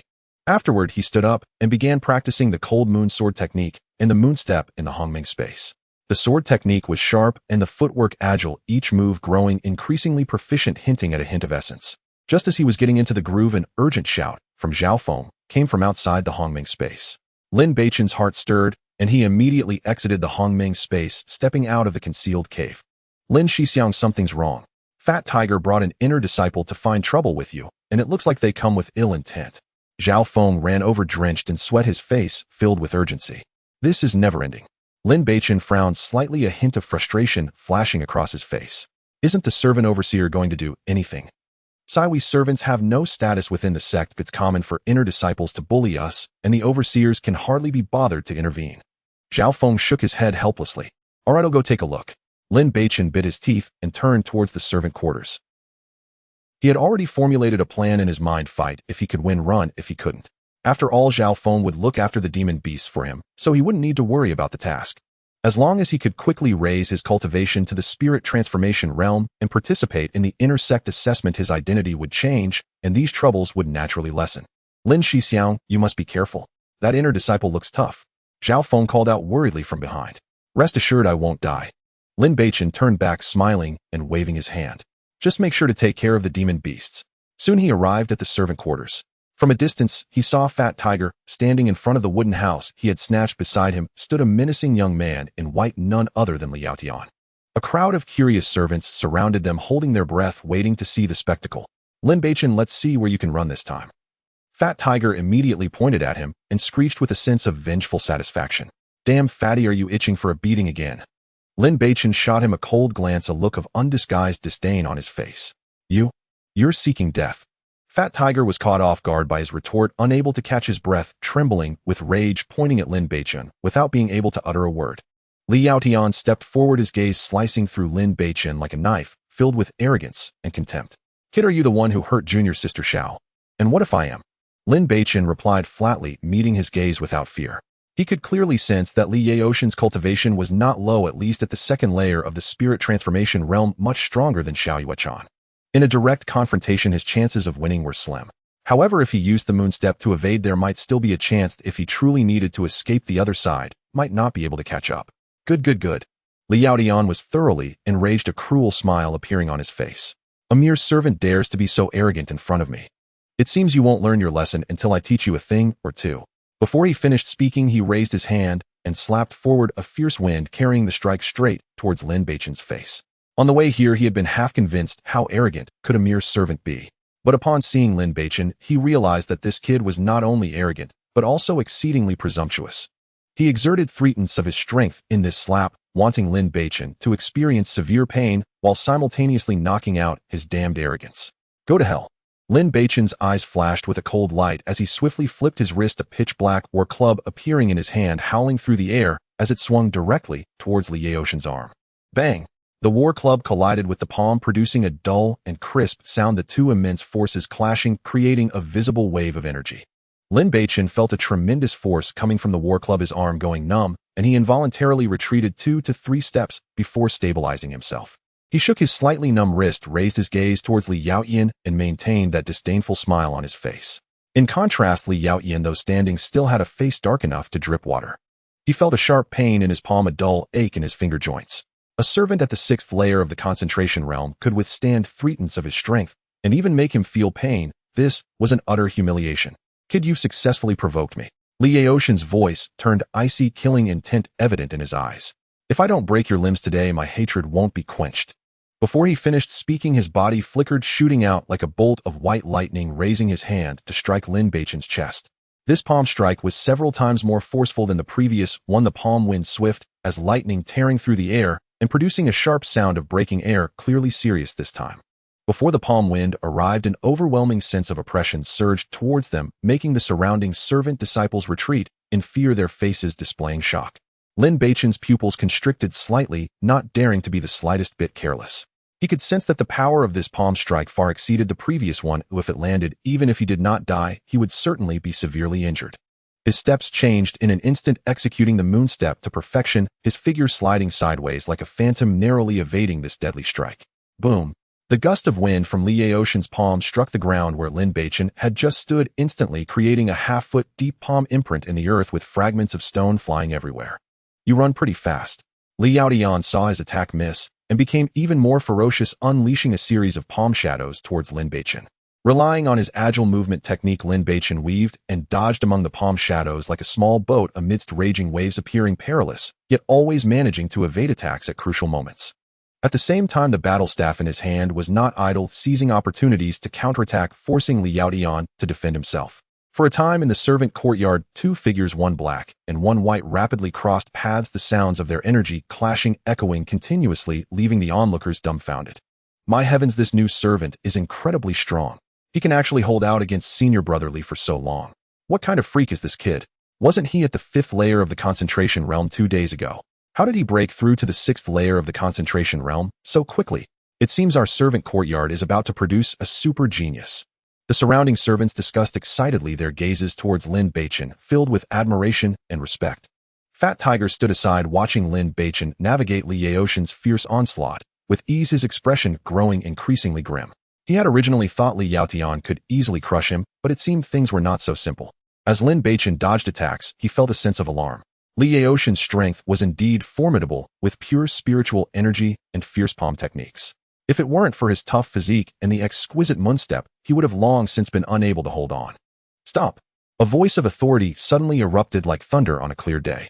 Following that, a vast and overwhelming force of spiritual energy descended from the sky, forming an invisible barrier that forcibly separated the two combatants.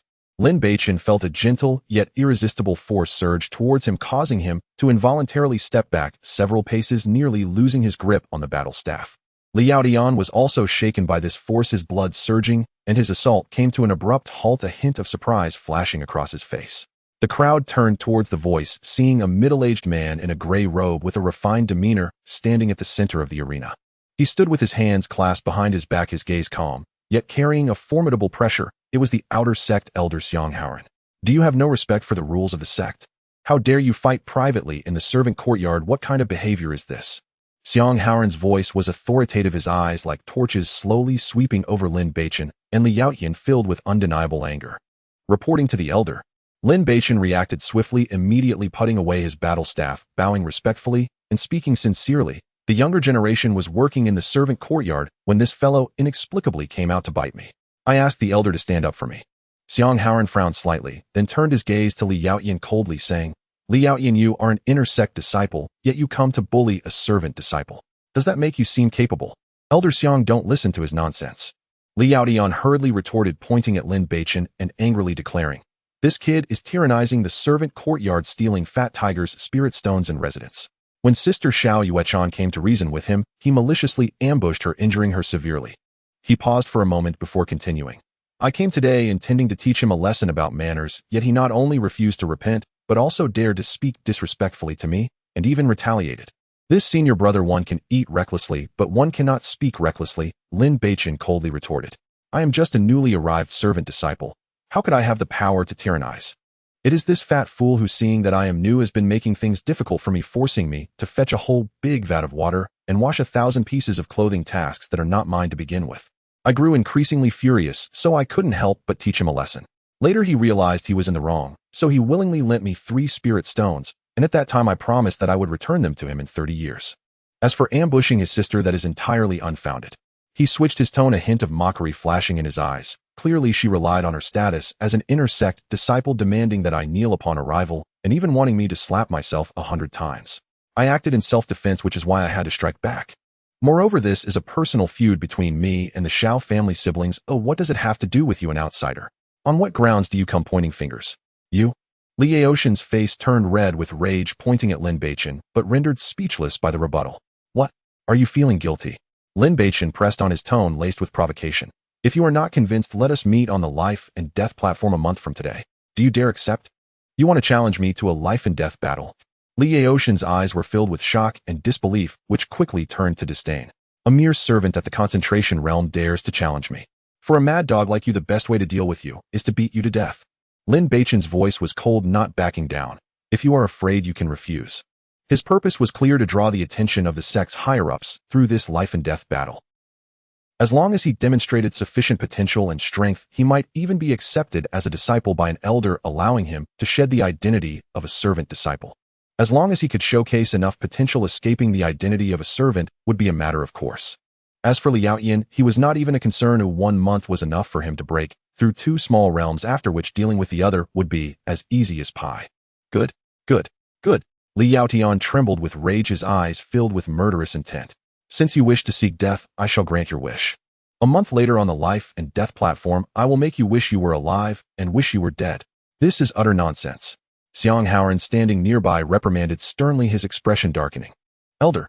Yet Lin Beichen refused to relent, looking up to meet Xiang Haoran's gaze, speaking respectfully, yet firmly. According to the sect's rules, if there are unresolved grievances among disciples, they may be resolved through life and death battles.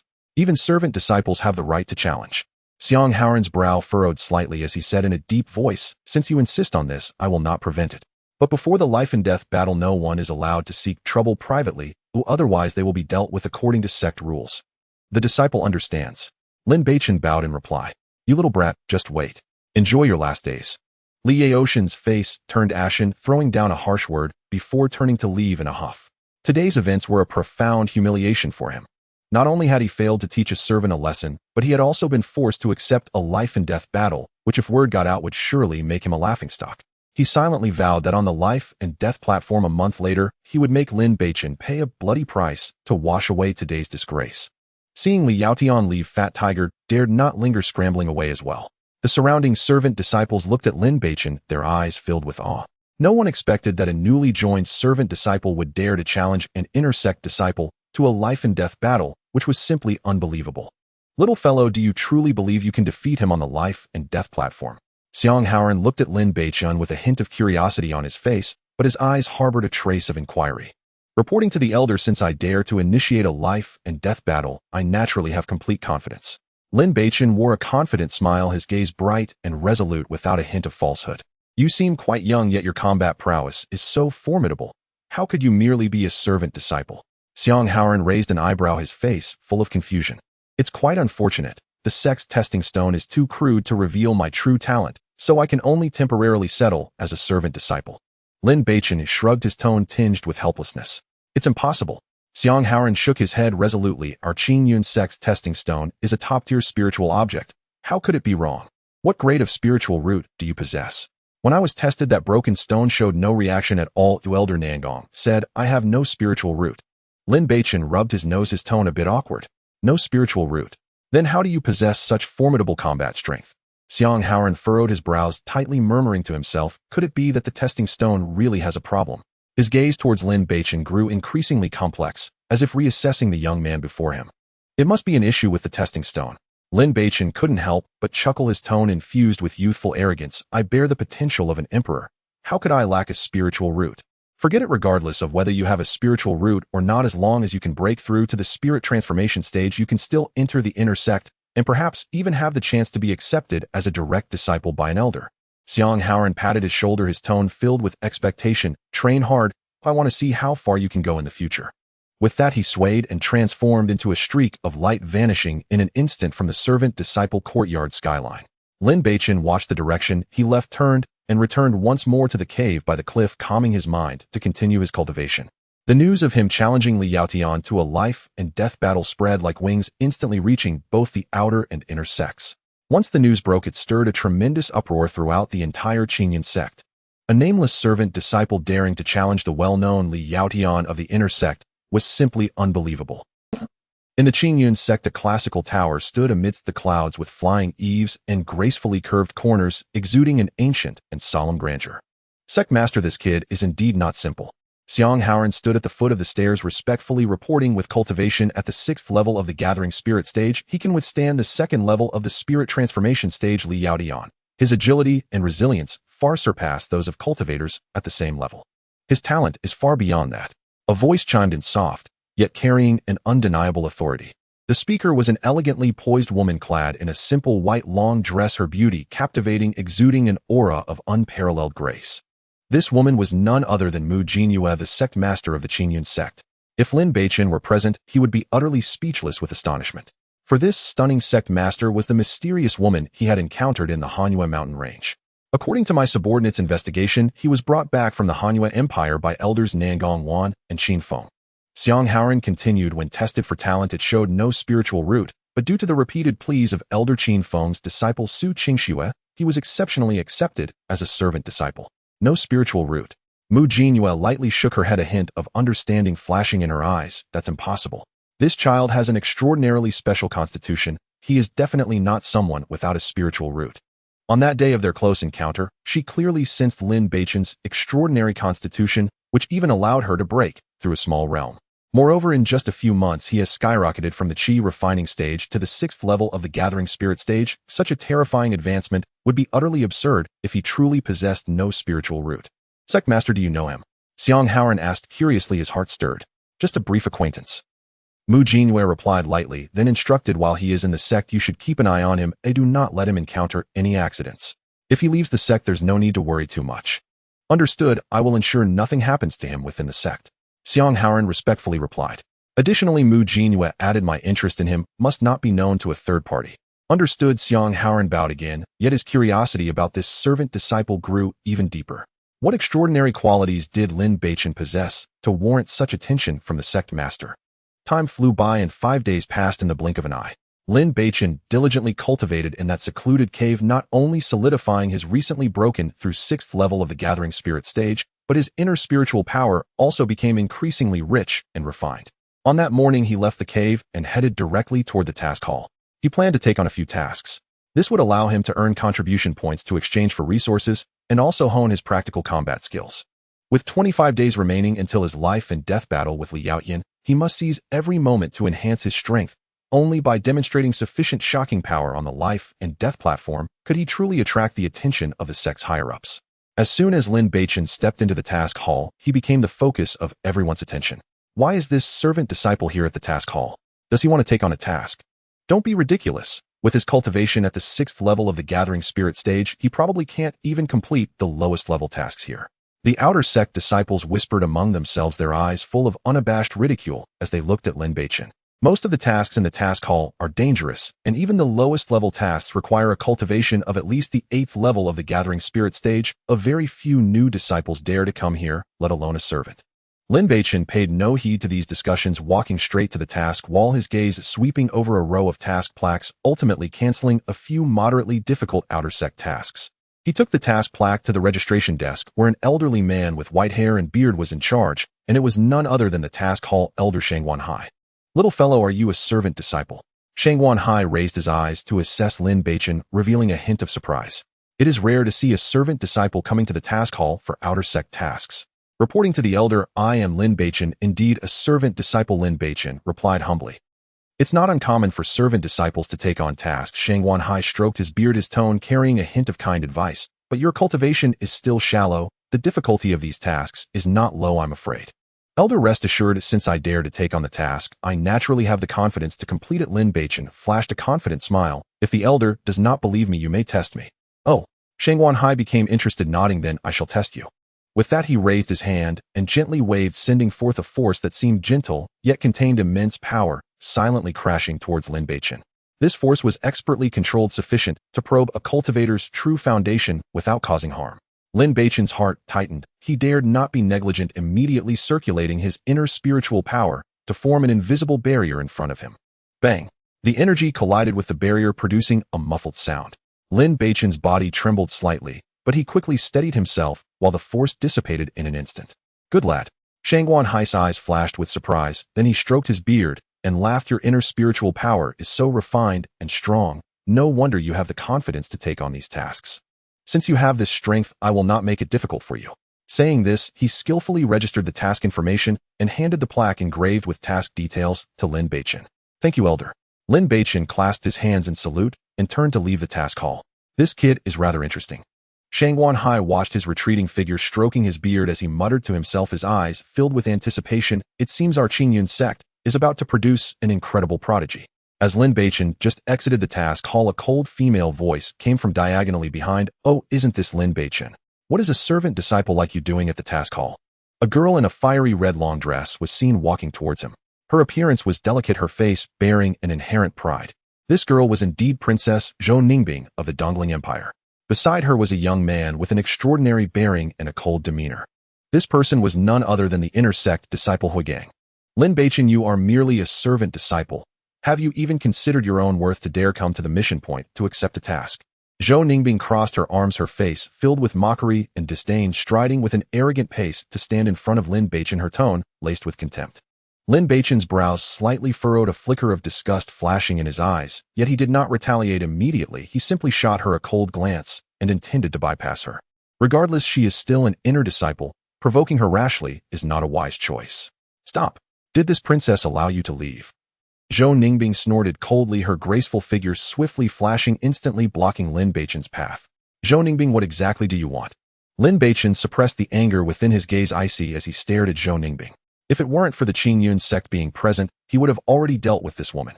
Lin Beichen, if you kneel and apologize, I can overlook the matter of you crippling my brother's arm. Zhou Ningbing's expression was indifferent, her demeanor exuding superiority. Go to hell. Lin Beichen's anger erupted instantly, his right foot kicking out like lightning, landing a fierce blow to Zhou Ningbing's groin.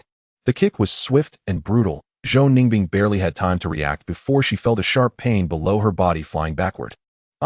She crashed heavily to the ground, her face turning pale, her body curling up tightly, her hands clutching her groin as she lay there in pain, letting out a scream akin to that of a slaughtered pig. Zhou Ningbing glared at Lin Beichen with fury, her eyes filled with hatred and resentment, mumbling curses incoherently. Damn bastard, you dare to ambush this princess. Just a useless one. Do you really think that by becoming an elder's disciple you have the right to be arrogant before me? A hint of disdain appeared on Lin Beichen's face. Beside them, Huigang, witnessing this scene, was filled with rage, shouting, Bold servant, how dare you attack junior sister Zhou? With that, he flashed forward, unleashing a terrifying punch that surged towards Lin Beichen. Lin Beichen's heart sank as he quickly circulated his internal spiritual energy, meeting Huigang's punch with his own. Boom! The two fists collided violently, creating a deafening sound. A powerful shockwave emanated from the point of impact, sweeping outward, causing the ground around them to be engulfed in dust and nearby trees to sway precariously. Puff! Lin Beichen felt an overwhelming force hit him, his arm instantly losing sensation, as if his organs had shifted, and his body uncontrollably flew backward. In midair, he executed a flip, turning to disappear from everyone's sight. Huigang had already reached the third layer of the transformation realm, far beyond what Lin Beichen could contend with, so he decisively chose to flee. The scene was one of shock. Everyone was stunned by the unfolding events. They did not expect a servant disciple to dare injure the elder's disciple and even confront inner disciple Huigang Heiden. Could it be that this guy is Lin Beichen, who dared to challenge senior brother Li to a life-and-death battle? Who else could be such an arrogant servant disciple? Even junior sister Zhou can provoke. The discussions outside the mission hall grew louder as everyone watched Lin Beichen's retreating figure, their eyes filled with shock and disbelief. Damn bastard, just you wait. Zhou Ningbing's face was ashen, her lips tightly bitten, her whole body trembling slightly from anger and humiliation. Having been the third princess of the Dongling Empire her whole life, she had never suffered such humiliation. Being publicly kicked in the groin was an utter disgrace. This grudge she would remember. Rest assured, junior sister Zhou, the monk can run, but the temple cannot be escaped. Huigang quickly stepped forward to reassure her, a glint of malice flashing in his eyes. That brat has to return to the sect. When he does, we will slowly settle the score with him and make him pay the price. Thank you, senior brother Hua. Zhou Ningbing nodded, suppressing the intense pain below as she awkwardly left the mission hall with Huigang's support. At this moment, the pain in her groin was unbearable. If it weren't for the crowd, she would have already removed her pants to check. Meanwhile, Lin Beichen had long since left the Qingyun sect's grounds, racing towards the Qingyun mountain range in the distance. He intended to use this mission opportunity to hone his combat skills in the mountains, striving to solidify his recently stabilized cultivation. The Qingyun mountain range was vast and boundless, stretching tens of thousands of miles. Deep within the mountains, mist swirled home to various powerful demonic beasts and countless rare spirit herbs, making it a treasure trove for countless mercenaries and low-tier cultivators. Upon entering the outskirts of the mountains, Lin Beichen immediately concealed his aura, his eyes sharpening. He knew well that the demonic beasts in this range were much stronger than those in the Cold Moon Mountain range, and a moment of carelessness could lead to death. To ensure safety, he drew the Qingxian sword from his back and cautiously began to explore the outskirts of the mountains. The task he accepted was not particularly difficult: hunt a peak bloodthirsty demon wolf at the spirit-gathering realm and collect 10 blood-gathering herbs. These tasks were well within his capabilities. Initially facing the more ferocious demonic beasts in the Qingyun mountain range, Lin Beichen was somewhat cautious. For instance, the bloodthirsty demon wolf was not only incredibly fast, but also possessed venomous fangs. He expended considerable effort before managing to slay it using the agile Ji-Yu step and cold moon sword technique.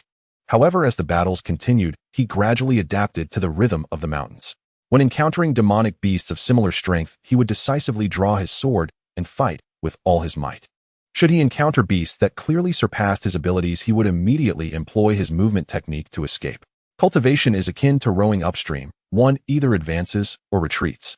Only through constant tempering at the edge of life and death can one better awaken their potential, making their capacity for challenging beyond their level increasingly formidable. Unbeknownst to him, 10 days had passed.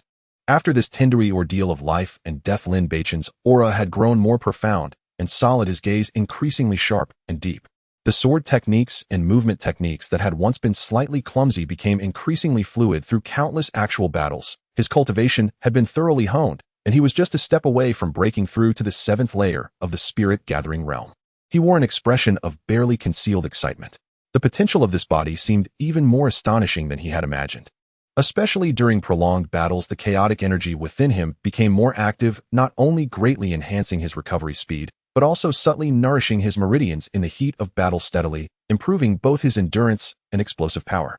That morning, Lin Beichen finally completed all the tasks, even gathering several rare medicinal herbs. It's time to return to the sect. Lin Beichen stretched lazily, preparing to turn and head back, when suddenly a thunderous roar echoed behind him. Roar! He turned sharply, only to see a girl in a white dress, her aura cold, sprinting towards him at high speed. Her hair was disheveled and her skirt was smeared with dirt, appearing quite disheveled. Behind her, a massive black giant ape was hot on her heels. This giant ape stood nearly 3 meters tall, covered in dense black fur, its eyes blood red, emitting an angry roar, its gaping maw releasing a foul stench and the smell of blood. It's the sky-devouring giant ape. Lin Beichen's expression changed drastically as he turned and dove into a nearby thicket. This sky-devouring giant ape was immensely powerful, with a violent and bloodthirsty nature. Even an adult could easily tear apart a transformation realm cultivator. Although this one appeared injured, the fierce aura it exuded was beyond what he could contend with at present. He was not foolish enough to risk his life for a stranger. The roar of the sky-swallowing giant ape echoed, shaking the leaves violently. The girl in white saw that the giant ape was relentless in its pursuit, and she turned around to engage in battle with it once again. In an instant, a fierce clash erupted between a person and a beast in the forest.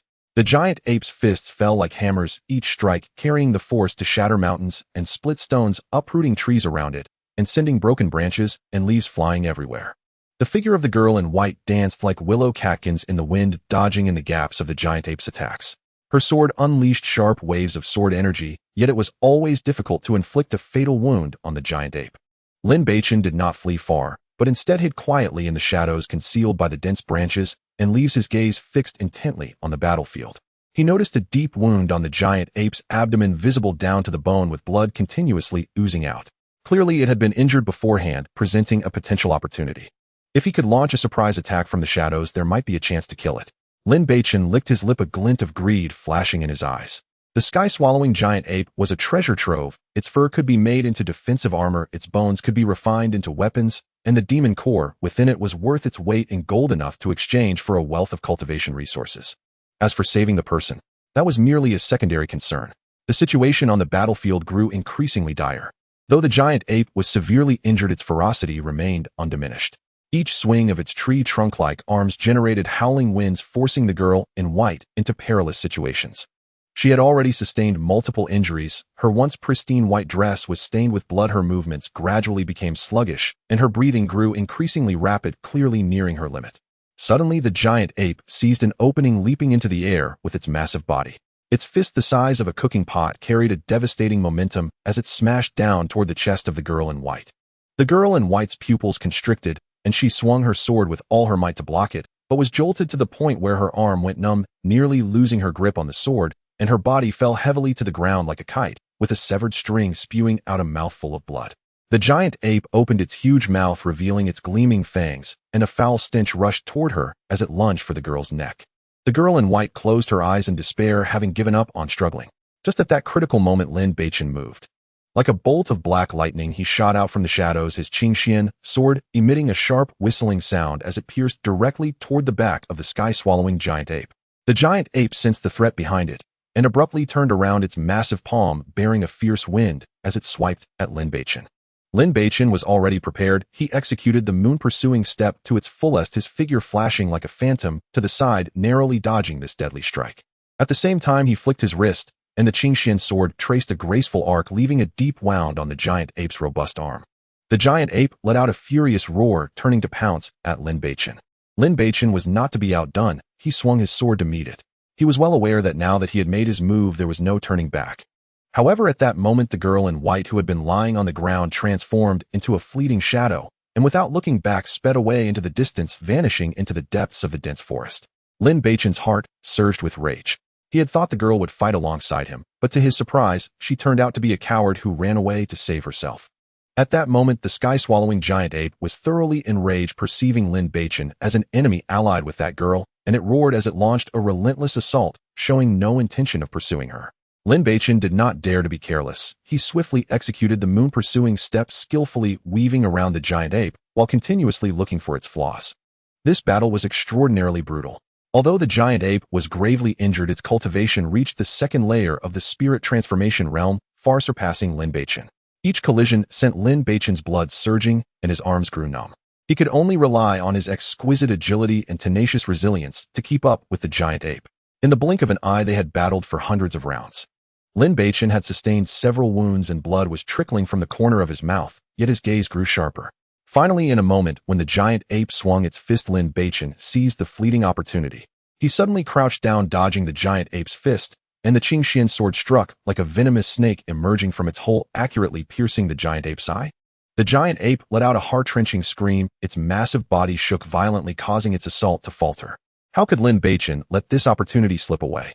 He took advantage of the moment to rush forward, thrusting the Qingxian sword again, cutting through the giant ape's arm's wound and severing its tendons. With a crisp sound, the giant ape's arm fell weakly. Losing an eye and an arm diminished its combat effectiveness, and the giant ape's assault weakened significantly. Lin Beichen, invigorated as if on a high, intensified his offensive, weaving sword light that continuously left new wounds on the giant ape. Ultimately, after 1,000 rounds of blood-soaked battle, Lin Beichen pierced the heart of the sky-swallowing giant ape with his sword. The ferocious beast finally let out a reluctant roar, its massive body crashing to the ground, utterly lifeless. Lin Beichen leaned on his sword, panting heavily, sweat soaking through his clothes, and the wounds on his body throbbed painfully from the moisture. He looked at the massive corpse on the ground, finally revealing a tired, yet satisfied smile. This battle was worth it. The sky-swallowing giant ape was a treasure trove, just its tough hide was enough to trade for a substantial number of spirit stones, let alone its invaluable inner core.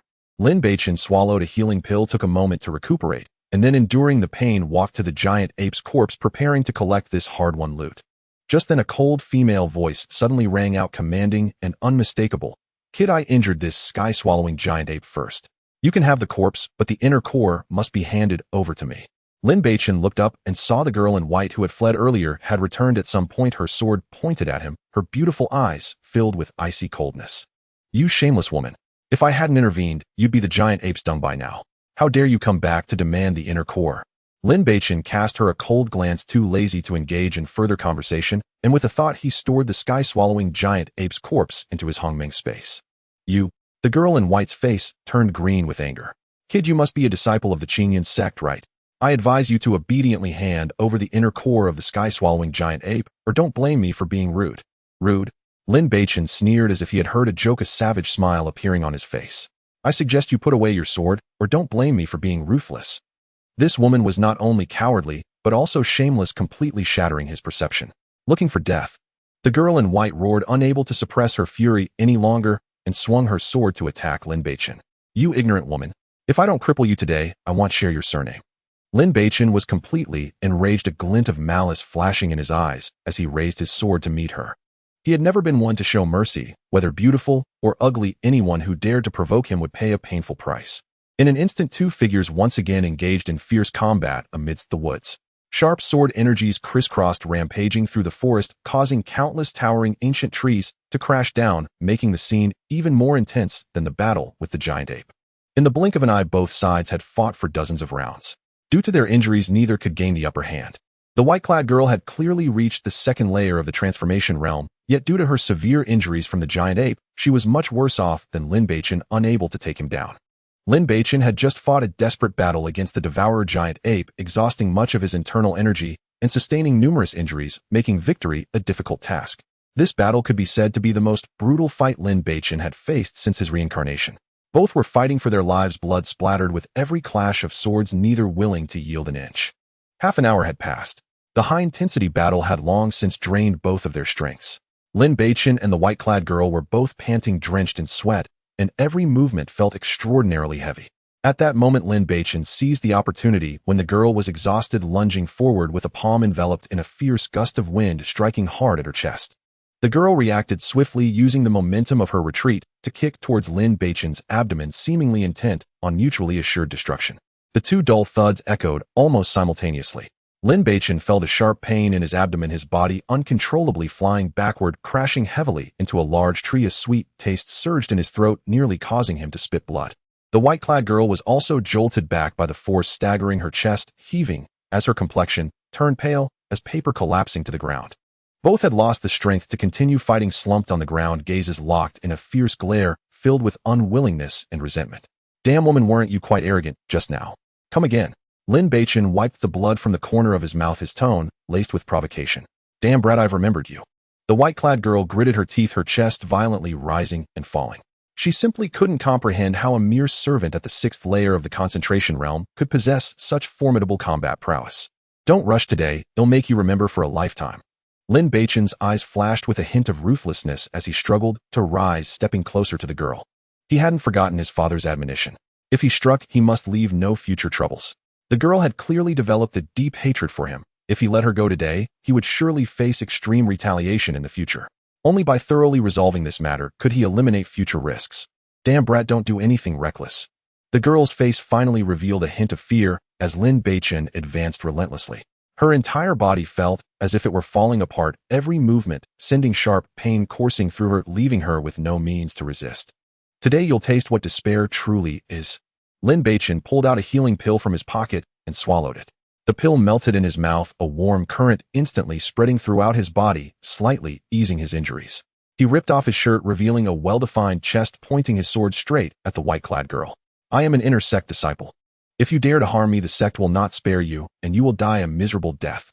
The girl shrieked with a color of false bravado, her grip on the sword trembling. You dare to threaten me, even at death's door? Lin Beichen scoffed coldly, suddenly swinging his sword, slicing through the air towards the girl's head. Seeing this, the girl summoned her last ounce of strength to block the strike with her sword. Clang! The two swords clashed, sparks flying. The girl felt a numbness in her arm as her sword was violently knocked from her grasp, landing in the grass some distance away.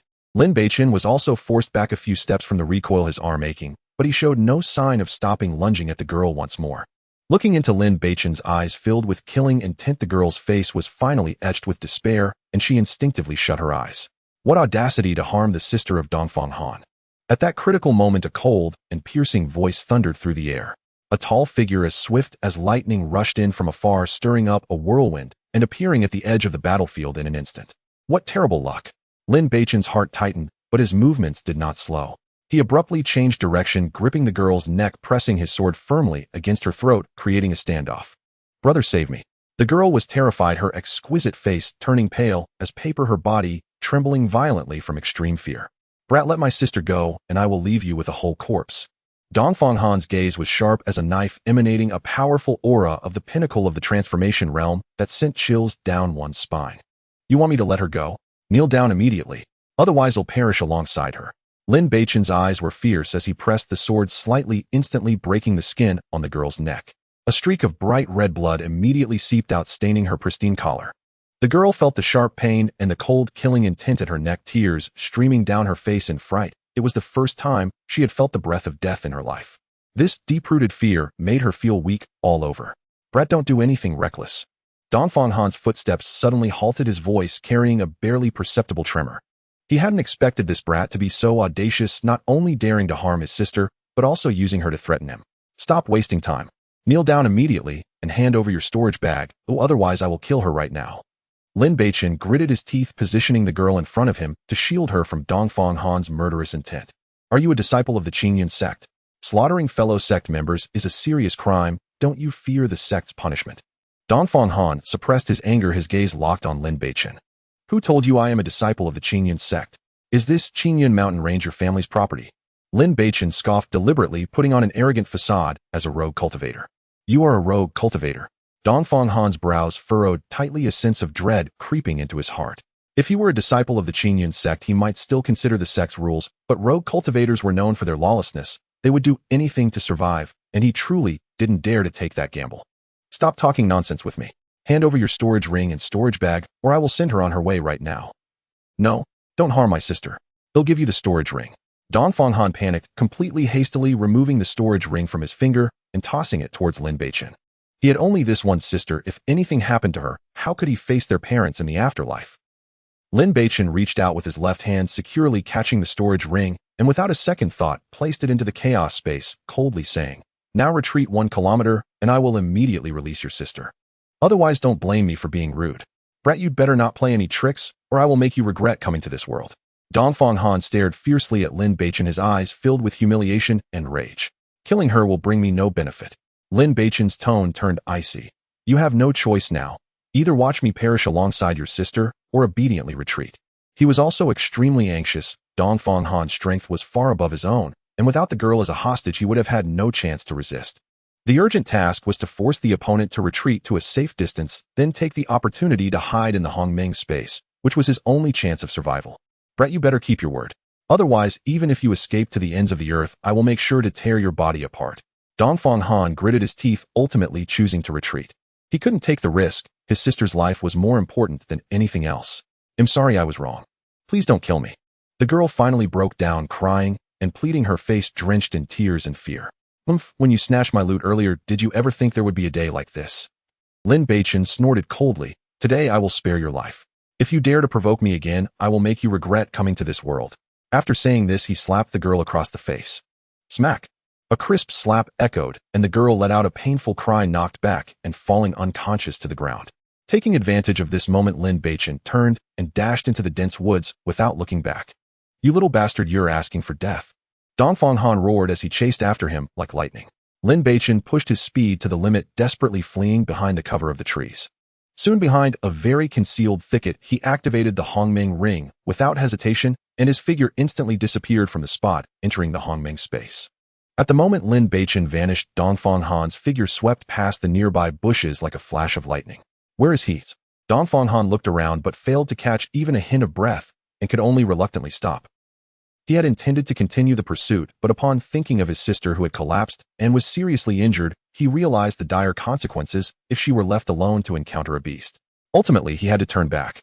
In the Hongmeng space, Lin Beichen slumped to the ground, gasping for breath, his back drenched in cold sweat.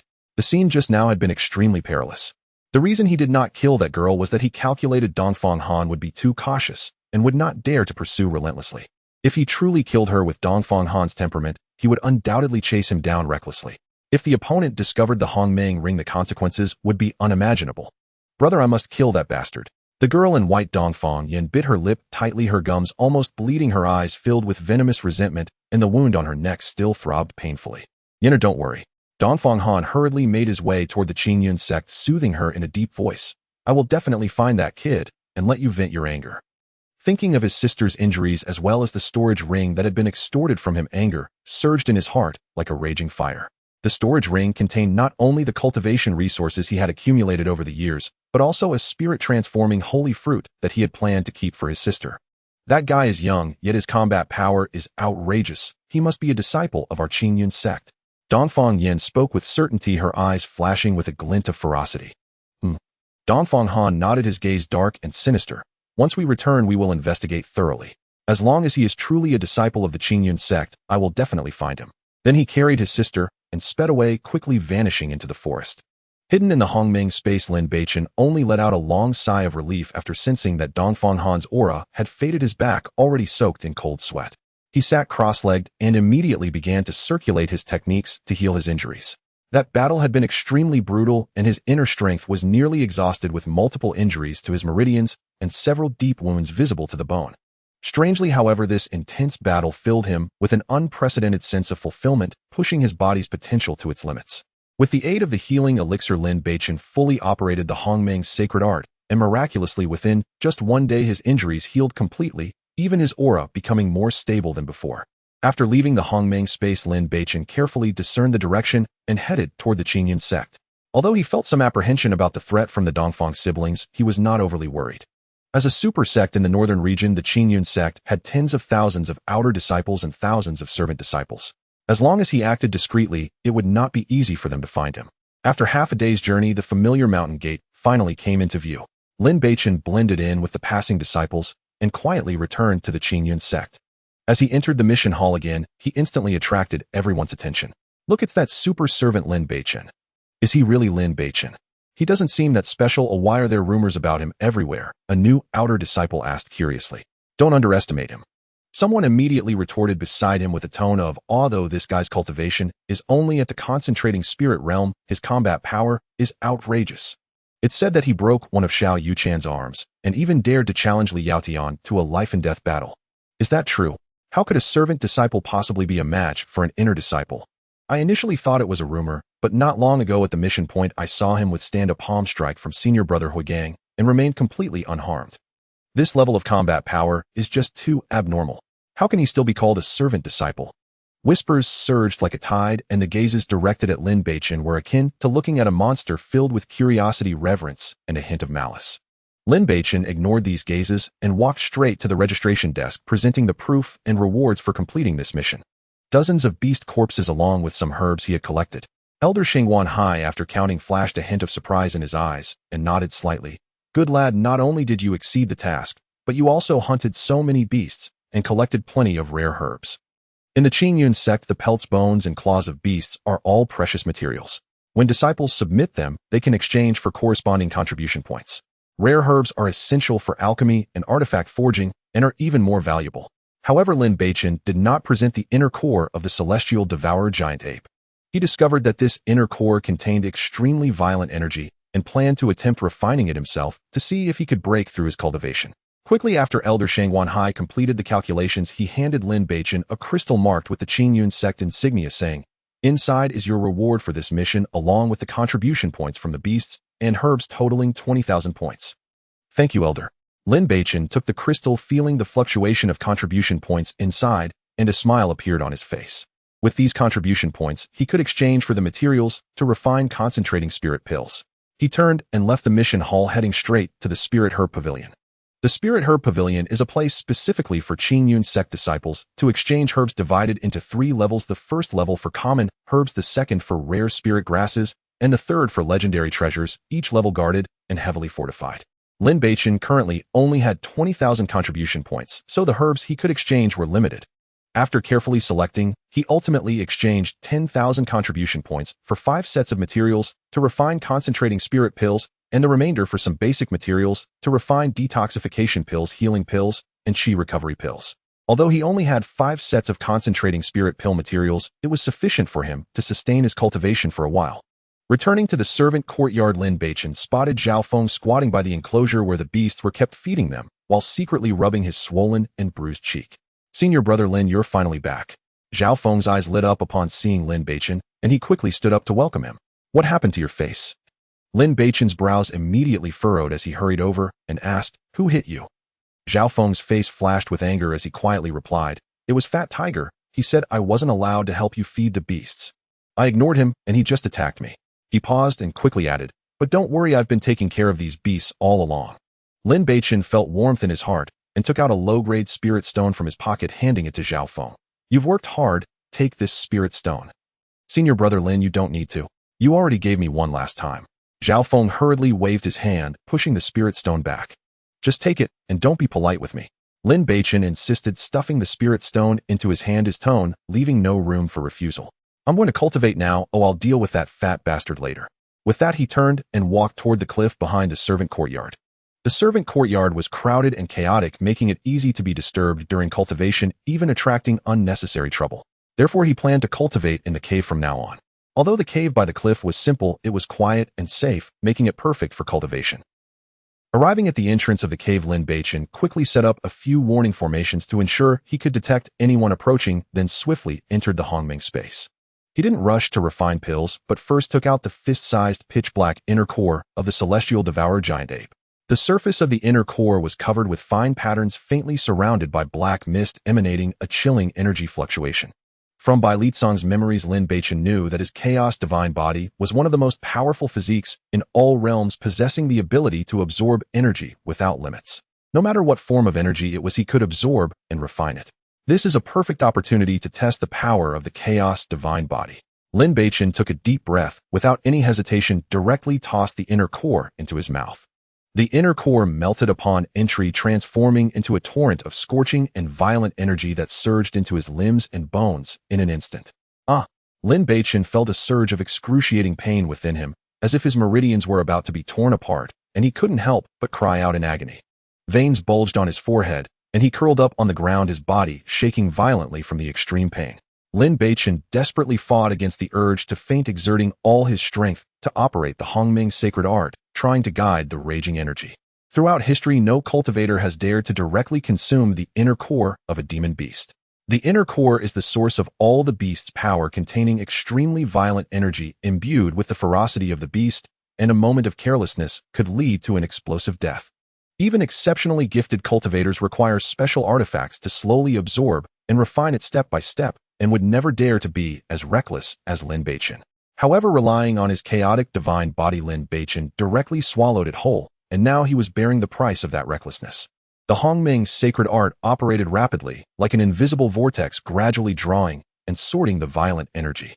As time passed under the refining of the Hongming sacred art, the turbulent energy within him gradually became more docile, and his aura was visibly increasing. Half an hour later, a crisp sound echoed within Lin Beichen's body, as if some kind of shackles had been broken, and his cultivation level had swiftly broken through to the 7th layer of the concentration realm. However, the remaining energy within him was still raging, continuously impacting his meridians. Lin Beichen dared not be slack, continuing to operate his technique and frantically refining the energy. By the following morning, when the last trace of violent energy was completely absorbed, Lin Beichen's cultivation had broken through to the 8th layer of the concentration realm. This feels amazing. Lin Beichen suddenly opened his eyes, a sharp brilliance shooting from them as a fierce aura erupted from his body, and his entire demeanor underwent a tremendous transformation. At this moment, every gesture he made was imbued with a sharpness that was reminiscent of a peerless sword just drawn from its sheath, making it hard for others to look directly at him. Feeling the ample spiritual power within him, Lin Beichen felt a wave of exhilaration. He then took out the exchanged medicinal materials and began to focus on alchemy. With the support of his 8th layer of the concentration realm cultivation and his exquisite alchemical skills, he refined all the medicinal materials into pills in just one morning. 5 bottles of concentration pills, along with some detoxification pills, healing pills, and recovery pills. Now that his cultivation had significantly improved, his foundation was not yet stable, making it temporarily unsuitable to consume these pills. After some thought, Lin Beichen decided to sell these pills for more contribution points to exchange for higher-level cultivation resources. Having made up his mind, he packed his things and left the cave, heading towards the Disciples Trading Market. The Outer Disciples Trading Market is a place where outer disciples exchange resources and artifacts. It is crowded and bustling, making it a suitable location to sell pills without drawing too much attention. Under the guidance of several outer disciples, Lin Beichen wound through the market and finally arrived at the Outer Disciples Trading Market, which is situated in an open valley specifically set up by the sect for the disciples trading. At this moment it was afternoon, and the valley was bustling with people, the sounds of haggling and shouting filling the air, creating a lively atmosphere. Both sides of the road were lined with various stalls, some covered with coarse cloth displaying freshly picked spiritual herbs, with dew still clinging to the leaves. Others displayed yellowed talismans, and some had rusty artifacts that were clearly entry-level goods. Most of the transactions here involved low-level resources. Truly valuable items would never be easily displayed in such a place. Lin Beichen browsed through the crowd, getting a rough sense of the market's prices, and eventually stopped in a relatively secluded corner. He took out a folded wooden table from his storage bag, set it up, and found a piece of white cloth to write a line on it. A divine physician descends to the world specializing in difficult and complicated diseases. Additionally, premium concentration pills, detoxification pills, healing pills, recovery pills, and yin-yang harmony pills for sale, limited quantity, first come first served. As soon as the stall was set up, the somewhat ostentatious words attracted quite a few gazes like a magnet. This kid has quite a mouth, calling himself a divine physician. A bearded man scoffed, crossing his arms and watching the commotion. Look at him, so young, probably just learned a bit of alchemy, and he dares to come here to swindle people. Most of his pills are likely of poor quality. A disciple in green chimed in. Let's go check if they are truly premium pills. It'll be obvious at a glance. Unable to contain their curiosity, some people started walking towards the stall, and soon others followed quickly, surrounding Lin Beichen's small stall. Hey, are these pills really okay? A tall man squeezed to the front, his eyes filled with doubt. The quality of pills is easy to discern, and if they are fake, you can deal with me as you wish. Lin Beichen remained composed, taking out a concentration pill and handing it over. Senior brother, you might as well check it yourself. The man accepted the pill, rubbing its surface with his fingers. The pill was round and full, with an even color and a faint halo swirling around it. Bringing it close to his nose, a refreshing herbal fragrance instantly filled the air, invigorating the mind. This is truly a premium pill, the man exclaimed in surprised disbelief etched on his face. The crowd around them immediately erupted. Let me see. Let me see. Indeed, there are pill patterns. This fragrance is much richer than the high-quality pills I bought last time. Exclamations rang out one after another, and the way everyone looked at Lin Beichen completely changed from initial skepticism to eagerness. Junior brother, how much are you selling this concentration pill for? Someone eagerly asked. Lin Beichen cleared his throat and proclaimed, premium concentration pill, 3 low-grade spirit stones, each, or 500 contribution points. Premium healing pill, 2 spirit stones, each, or 400 contribution points. Detoxification pills and recovery pills, 1 spirit stone, each, or 200 contribution points. Of course, I also have some special yin-yang harmony pills and some special pills for treating specific issues. A glimmer of mischief flashed in Lin Beichen's eyes. As soon as he finished speaking, the area in front of the stall erupted in excitement. Give me 5 concentration pills. They'll pay with contribution points. I want 10 healing pills. Do I have enough spirit stones? Give me 2 yin-yang harmony pills. The efficacy of premium pills far exceeded that of ordinary pills, greatly aiding cultivation progress. The crowd couldn't hold back any longer, eagerly pulling out money to buy. In no time, Lin Beichen's stall was surrounded with hands continuously passing spirit stones and contribution crystal stones. He was busy but couldn't hide the smile on his face. In less than half an hour, all the pills he brought were sold out. Apologies everyone, but the pills are sold out for today. Lin Beichen smiled and cupped his hands, saying, if you need more, I will be here at the same time tomorrow. Welcome to come again. The gains from this sale far exceeded expectations. Roughly calculated, he earned nearly 40,000 contribution points and over 30 low-grade spirit stones. Even deducting costs, he still made over 20,000 contribution points.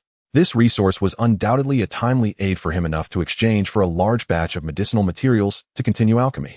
However, due to his young age, although people believed in his pills, no one dared to let him treat them, so the divine physician's signboard was temporarily just for show. As Lin Beichen was packing up his stall and preparing to leave, a surprised female voice suddenly came from behind him. Lin Beichen, what are you doing here? A girl in a long emerald green dress stood not far away, her figure graceful and her expression proud. This girl was Zhou Shuyu. Beside Zhou Shuyu stood a young man dressed in inner disciple robes, tall and handsome, holding a folding fan. This man was named Li Fengyan, one of the many suitors around Zhou Shuyu. Zhou Shuyao. Lin Beichen lifted his head coldly, looking towards the source of the voice, a hint of surprise flashing in his eyes. In less than a month, Zhou Shuyao had surprisingly broken through to the pinnacle of the concentration realm, her aura much stronger than before. Lin Beichen, I never expected your cultivation to improve so quickly. Zhou Shuyao smiled lightly as she walked slowly in front of him, the innate pride between her brows still undiminished. Lin Beichen could not be bothered to respond to her and turned to leave the trading market. He had no fondness for this self-righteous and extremely pragmatic woman and naturally did not wish to interact with her. Lin Beichen, Zhou Shuyo's brows furrowed, her stunning face suddenly covered with a layer of cold frost. She had initially intended to flaunt in front of Lin Beichen and enjoy a taste of his envy, but she did not expect him to ignore her so blatantly, which made her quite displeased. Is there something you want? Lin Beichen slowly turned his head, his gaze coldly landing on her face. Lin Beichen, we come from the same place. Is it too impolite not to greet each other? Zhou Shuyo's voice was icy, her tone clearly laced with displeasure. Sorry, I'm not familiar with you, and there's no need for me to greet you. Lin Beichen's voice grew even colder. After speaking, he turned again and walked towards the market exit. Kid stopped right there. Li Fengyan, who was nearby, suddenly moved, blocking Lin Beichen's path like a shadow. He had long seen that Zhou Shuyao and Lin Beichen were at odds, and as one of Zhou Shuyo's many pursuers, he naturally wanted to seize this opportunity to show off. Excuse me, senior brother, is there something you need? Lin Beichen frowned slightly forcefully, suppressing the anger within. Li Fengyan in front of him had already reached the third layer of the spirit transformation realm, evidently higher than himself. Unless absolutely necessary, he did not wish to conflict with him. Of course, if the other party insisted on bullying him, he would never let himself be bullied. Kid, considering that you and Zhou Shimi come from the same place, I don't wish to make things difficult for you. Li Fengyan stared coldly at Lin Beichen, his tone filled with disdain. Go over and apologize to her, and this matter will be over. Zhou Shuyao, arms crossed, wore a smirk on her face, clearly enjoying the spectacle and showing no intention to stop it. I did nothing wrong, well, why should I apologize? Lin Beichen retorted coldly, his annoyance unmasked in his gaze. You little brat, you're just a servant disciple. Not greeting an outer sect disciple is already rude. Li Fengmian's voice suddenly turned cold, a powerful aura emanating from him pressing down on several lower-level disciples nearby, who instinctively took a step back. Apologize to Zhou Shimi right now, and I will overlook your insolence. What he said was indeed the sect's rule. Servant disciples must salute and address outer and inner disciples as senior brother or senior sister when they meet. However, usually everyone does not take it too seriously, but Li Fengyan insisted on bringing up the rules at this moment, clearly trying to make things difficult. Zhou Shuyao, are you sure you want me to apologize? Lin Beichen's gaze passed over Li Fengyan, coldly looking at Zhou Shuyao. I never said I would apologize, but since senior brotherly insists on following the rules, I can't say much. Zhou Shuyo's smugness grew, her tone brimming with schadenfreude. Senior brother Li, if you want to be a sycophant, that's your business, but it's best not to provoke me, otherwise it'll make you regret coming into this world. Lin Beichen's voice was cold and piercing, his gaze unflinchingly meeting Li Fengmian's. He did not wish to cause trouble, but he was certainly not afraid of it.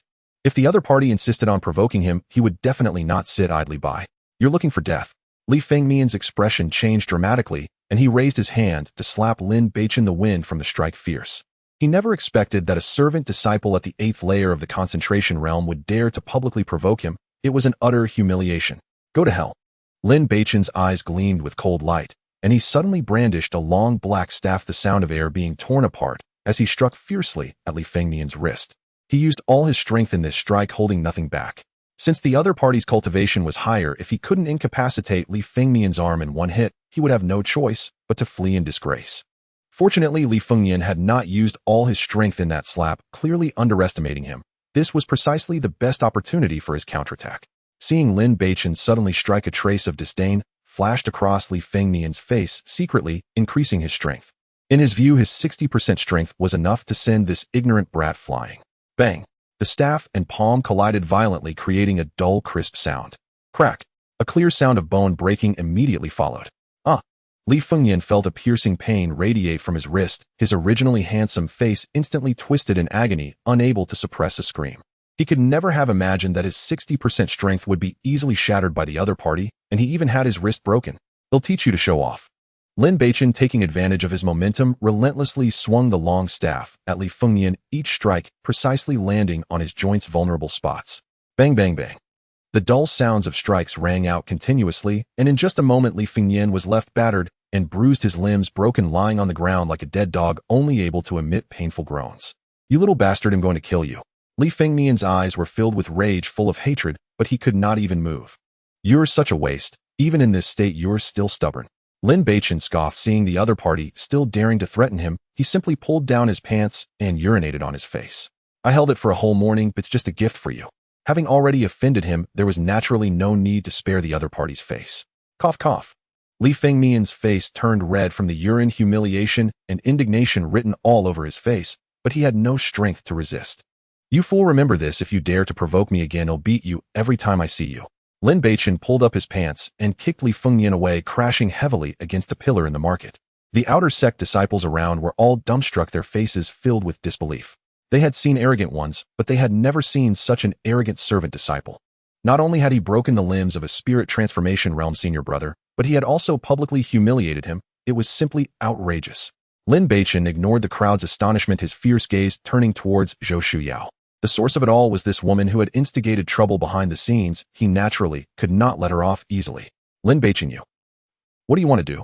Zhou Shuyao instinctively took a few steps back, a hint of undeniable fear flashing in her eyes. She never expected Lin Beichen's combat strength to be so formidable. Even Li Fengyan of the third layer of the spirit transformation realm was easily crippled. You filthy bitch, you really pushed me too far? Lin Beichen shouted angrily, raising his hand to deliver a slap straight to Zhou Shuyao's face. You bastard. Zhou Shuyao was both shocked and furious, raising her hand to counter with a palm strike, channeling her spiritual power to the extreme. Bang. The two palm energies collided. Lin Beichen remained unmoving, while Zhou Shuyao was forced back, repeatedly retreating 7 to 8 steps before managing to stabilize herself, her arm tingling. Before she could react, Lin Beichen dashed forward like lightning and delivered another slap. This time his movements were even faster and more accurate, striking Zhou Shuyao squarely on the face. Smack! A crisp sound of a slap echoed throughout the market. Zhou Shuyao felt a searing pain on her face, her head going blank as her body uncontrollably flew backward, crashing heavily to the ground. Filthy bitch, this is for causing trouble. This is for pretending in front of me. Lin Beichen quickly caught up to Zhou Shuyao on the ground and rained down slaps. After dozens of slaps, Zhou Shuyao's originally exquisite face instantly became swollen and bruised, blood trickling from the corner of her mouth, losing all her previous arrogance. Stinking woman, do you submit? Lin Beichen said, stepping on her head and pressing her firmly to the ground. I won't let this go. Zhou Shuyao's voice was hoarse, her gaze filled with resentment and unwillingness. Shameless wretch, if I hadn't saved you back, then you would have died in the Hanyue Mountains. The more Lin Beichen spoke, the angrier he became, kicking her head with another fierce blow. Not only are you ungrateful, but you also dare to provoke me. Don't think that just because you have become a disciple of an elder you are impressive. Before long, I will still enter the inner sect. If you dare to mess with me again, I will wipe out your entire family. After finishing his words, Lin Beichen kicked Zhou Shuyao into a nearby filthy ditch and left the outer sect trading market without looking back, leaving behind a scene of devastation and shocked disciples. Is this guy a freak? How can a mere servant disciple be so fierce? A disciple couldn't help but exclaim. Exactly. His combat power is simply absurd. Zhou Shuyao is a direct disciple of Elder Nangong, a beautiful genius among the newly promoted disciples, yet she was beaten like this. Another disciple quickly echoed. The outer sect disciples watching the scene erupted in discussion, each one dumbfounded and whispering to one another. Everyone looked in the direction Lin Beichen had left, their eyes filled not only with shock, but more so with an indescribable awe. Zhou Shuyao struggled to crawl out of the filthy ditch, her once beautiful cheeks swollen like a bun, blood oozing from the corner of her mouth, her eyes burning with a flame of anger. She never expected that Lin Beichen, who had once cared for her so much, would be so ruthless towards her. Lin Beichen, I will definitely kill you. Zhou Shuyao gritted her teeth, her eyes filled with a chilling, murderous intent. From childhood to now, she had always been the center of attention, gifted and beautiful, a focal point wherever she went. How could she endure such public humiliation? Being slapped in the face while being stepped on and then kicked into a filthy ditch, this was a brutal trampling of her pride. Not far away, Li Fengyan lay on the ground, his limbs twisted at odd angles, his eyes also filled with endless resentment. He was an inner sect disciple at the third layer of the spirit transformation realm, somewhat famous among his peers, yet now he had been crippled by a servant and publicly humiliated. He could not swallow this humiliation. If it weren't for my carelessness, how could that brat possibly injure me? Li Fengyan gritted his teeth, secretly vowing that once he recovered, he would make Lin Beichen experience the most painful punishments in the world to wash away today's disgrace. Almost simultaneously, the news of Lin Beichen's brutal beating of Li Fengyan and Zhou Shuyao spread like wings throughout the outer sect, even reaching the inner sect. Once the news broke, the entire Qingyun sect was thrown into an uproar. What? A servant disciple crippled Li Fengyan, who was at the third layer of the spirit transformation realm, and kicked Zhou Shuyao, Elder Nangong's disciple, into a filthy ditch. How is this possible? When did such a fierce character emerge among the servant disciples? I heard that Lin Beichen previously agreed to a life-and-death duel with Li Yaotian. At that time, everyone thought he was seeking his own death, but now it seems that this guy might really be a super genius. Countless disciples were utterly shocked, discussing fervently. In the history of the Qingyun sect, servant disciples have always been at the bottom. Not to mention challenging inner sect disciples, even being able to lift their heads in front of outer sect disciples is already quite good. Yet Lin Beichen not only achieved this, but did it in such a shocking manner, completely shattering everyone's perceptions. In the inner sect area within a tasteful courtyard. Upon hearing the news, Li Yaoshan's face instantly turned extremely ugly. The cup of tea in his hand was crushed with a loud crack, spilling tea everywhere. With only about 10 days left until the life and death duel, Lin Beichen's displayed strength had already far exceeded his expectations. Even Li Fengyan at the third layer of the spirit transformation realm was defeated. Although he was at the second layer, could he really secure a win? An ominous premonition spread in his heart. Senior brotherly, don't worry too much. Xiao Yuechan, sitting beside him, spoke with a hint of disdain. Lin Beichen's victory over Li Fengyan was entirely due to Li's senior brother's carelessness. In terms of true strength, he may not necessarily surpass you. But this kid's cultivation has increased too rapidly. Li Yaoshan's face darkened, his brows furrowed tightly. From the 6th layer of the concentration realm to the 8th layer, how long has it been? With only about 10 days until the life and death duel, what if he breaks through another small realm? I fear I wouldn't be his opponent. The more he thought, the more alarmed he became, and he even felt a hint of regret. Initially, in a moment of impulse to show off in front of Xiao Yuechan, he accepted the life and death duel, but now it seemed that he had provoked a hidden genius. If he had known that Lin Beichen had such talent, even if he had 100 guts, he wouldn't dare to offend such a person for a woman. But now it was too late for regrets. If he didn't participate in the life and death duel, he would become a laughingstock in the inner sect and would have no way to stand firm in the future. But if he went, could he really secure the win? How about we go meet him now? Xiao Yuechan frowned slightly and spoke. Let's first probe his details. If his strength truly is absurdly strong, we can just avoid the fight and find an excuse to cancel the life and death duel. If his strength isn't that strong, well, find a reason to make him go up for the duel immediately. Li Yaodian was silent for a moment, gritting his teeth. All right, let's go meet him. He had already made up his mind. If Lin Beichen's strength truly exceeded his too much, he would rather lose some face to avoid the fight than gamble with his life. But if Lin Beichen's strength was inferior to his, then he would directly provoke him, making him go to the life and death arena immediately. The two exchanged glances, then stood up and hurried toward the servant disciples' courtyard. In another more elegant courtyard of the inner sect. Brother, I finally found the whereabouts of that brat. Dongfang Yen rushed into the courtyard anxiously, her face filled with barely contained anger, her originally beautiful face twisted with excitement. Oh, where? Dongfang Han suddenly stood up from the stone bench, his eyes shooting a piercing murderous intent, causing the surrounding air to seem to drop several degrees. That brat's name is Lin Beichen, the super servant disciple that's been causing a stir lately. Dongfang Yen gritted her teeth as she spoke. Thinking of the humiliation she suffered at Lin Beichen's hands, she trembled with rage, wishing she could tear him into 1,000 pieces. What an arrogant brat. A mere servant dares to touch my Dongfang Han's sister and even extort my storage ring. He's truly seeking death. Dongfang Han's eyes shimmered with cold light, his body exuding a chilling, murderous aura. Sister, I must kill him. I want him to pay a bloody price. Dongfang Yan's eyes were filled with resentment, her delicate hands tightly clenched together, clearly furious to the extreme. Yet she forgot that if it weren't for Lin Beichen saving her, she would have been devoured by the heavenly swallowing giant ape long ago. Don't worry, he's just a servant. Killing him will only get me scolded a few times by the sect, it's nothing. Dongfang Han's tone was icy as he reached out to grab Dongfang Yan. Let's go, we'll head to the servant courtyard now, and let that brat know what happens when you cross us. He had already made up his mind to kill Lin Beichen. No matter what, he absolutely could not allow this servant who humiliated his sister and stole his storage ring to live. Qingyun's sect within a grand and imposing palace.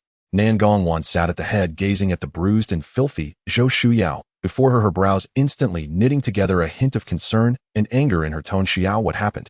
Who did this to you? In her domain, how could someone dare to lay hands on her personal disciple? This was undoubtedly a slap in her face. It was Lin Beichen.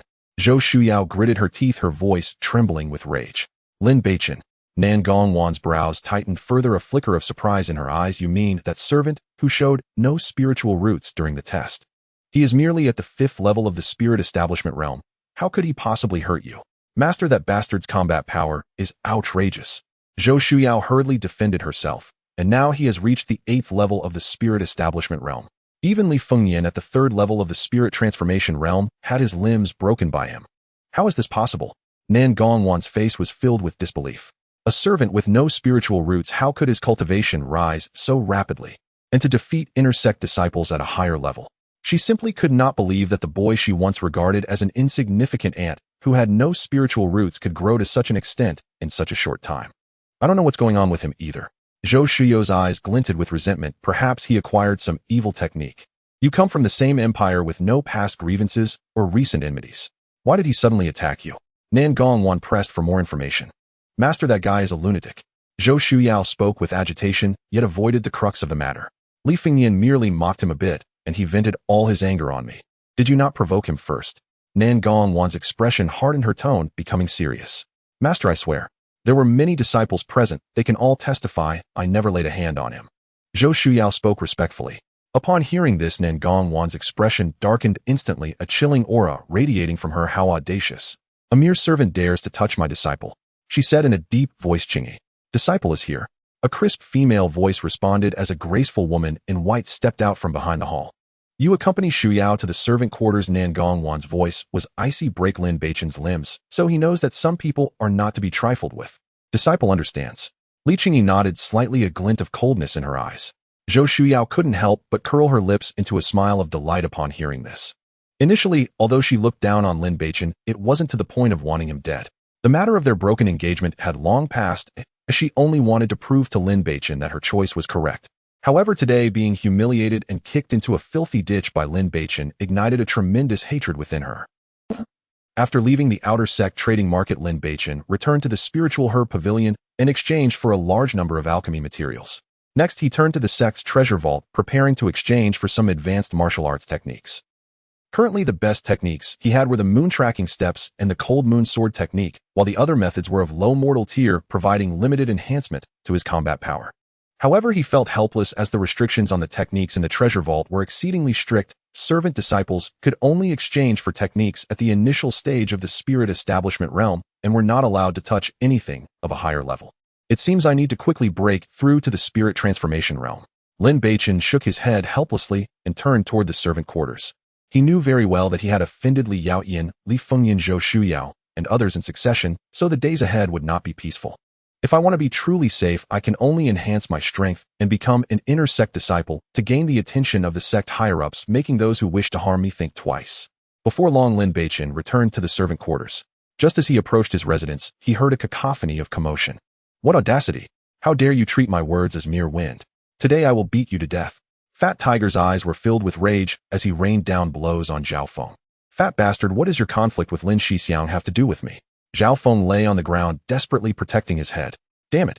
Lin Beichen's anger flared instantly as he pushed through the crowd. Lin Beichen.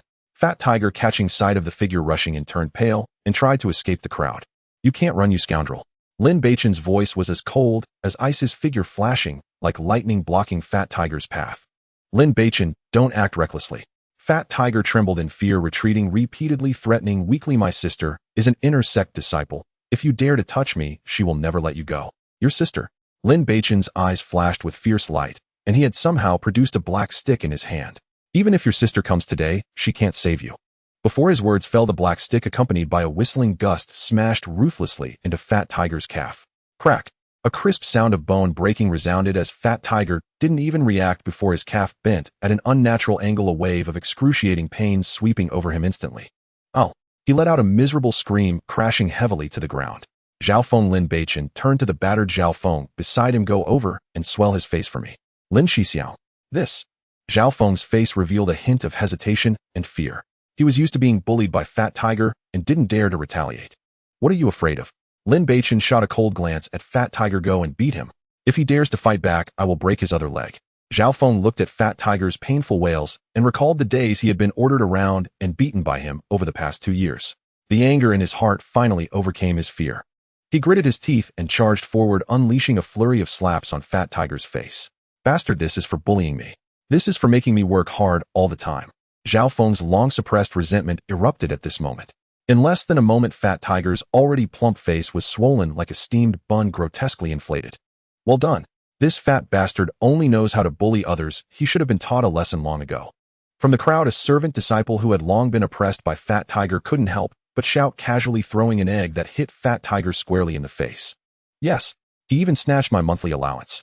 Another servant also got angry and slammed an empty pot on a Fat Tiger. With the leader stepping forward, other oppressed servants joined in throwing fists, stones, and dirty water at him incessantly. In an instant, Fat Tiger became the target of everyone, beaten to cries of despair, yet he had no strength left to struggle. Lin Beichen stood to the side, coldly observing the scene. Dealing with someone like him who bullies the weak and fears the strong reasoning is useless. Only by using violence can he learn his lesson. Just then 2 figures appeared at the entrance of the servant quarters. It was Li Yaotian and Xiao Yuechan who had rushed over. Seeing Fat Tiger surrounded and beaten and Lin Beichen standing by coldly watching, Xiao Yuchan's expression instantly became extremely unsightly. Lin Beichen, how dare you touch my brother? Xiao Yuechan rushed in front of Fat Tiger, protectively shielding him with her body, her gaze fixed on Lin Beichen, almost spitting fire. Li Yaotian quickly stepped forward, standing beside Xiao Yuechan, watching Lin Beichen with a vigilant expression, his spiritual power subtly fluctuating. What's it to you if I do? Lin Beichen's eyes were cold as ice, laced with disdain. Before his words had even settled, he raised his hand and slapped Xiao Yuechan hard. Slap. A clear sound of a slap rang out. Xiao Yuechan barely had time to react before a sharp pain shot through her cheek, sending her flying and crashing heavily to the ground. Bastard! You dare to hit me! Xiao Yuechan bit her lip, tightly covering her swollen cheek, staring at Lin Beichen with a mix of shock and anger. As a newly promoted genius female disciple of the inner sect, she was used to commanding others, and male disciples typically fawned over her. Yet Lin Beichen not only hit her once, but now dared to humiliate her again in front of so many people. The blend of grievance and anger almost made her grind her silver teeth to dust. Stinky woman, manage your useless brother. Lin Beichen's voice was as cold as a blade, looking at Xiao Yuechan with a chilling gaze. If he steps out to flaunt his power again, every time I see you, I'll strike you. He then turned his gaze to Li Yaotian, his provocation unabashed. What are you looking at? Unhappy. Little bastard, you're seeking death. Li Yaotian could no longer contain his fury, raising his hand to unleash a palm strike accompanied by a violent gust of wind that slammed towards Lin Beichen's chest. Being provoked by a mere servant, if he endured this, he would no longer have a foothold in the inner sect. Do you really think I fear you? Lin Beichen smirked disdainfully as he circulated his spiritual power, meeting the attack with a palm of his own. Bang! The 2 powerful palm strikes collided fiercely, sending a wave of potent energy radiating outwards, causing the surrounding servant disciples to retreat in fright. Both Lin Beichen and Li Yaotian were forced back several meters before barely steadying themselves. Damn it, how could this kid be so strong? Li Yaotian's complexion shifted between green and white, filled with shock and frustration. He had thought he could easily suppress his opponent, but was astonished at the sheer might of Lin Beichen's palm strike, which was by no means inferior to his own. Li Yaotian, is this all you've got? Lin Beichen steadied his stance, a mocking smile appearing on his face. If this is your only strength, I suggest you cherish the remaining days you have. Little bastard, if you have the guts, come with me to the life and death stage now. Li Yaotian's face twisted in rage, his rationality completely consumed by anger. He couldn't believe that as a second-layer inner disciple of the spirit transformation realm, he would lose to an 8th-layer servant of the spirit gathering realm. Since you seek death, I shall grant it. Lin Beichen curled his lips dismissively, saying, lead the way. From the clash, just now he had a rough understanding of Li Yaotian's strength. Although the opponent's spiritual power was denser than his own, it was far less refined. If they truly fought for their lives, he was 70% confident he could defeat Li Yaotian. Moreover, he intended to use this life and death battle to stir up a storm, drawing the attention of the entire sect to him. Come with me if you dare. Li Yaotian shouted angrily, turning and heading towards the life and death stage. Lin Beichen followed closely behind, his expression calm, as if he were merely attending an ordinary appointment. Xiao Yuechan supported the injured Fat Tiger and hurried after them, her eyes filled with resentment. She was determined to see how Lin Beichen would meet his end at the hands of senior brother Li. The surrounding servant disciples exchanged glances before putting down their tasks, following suit.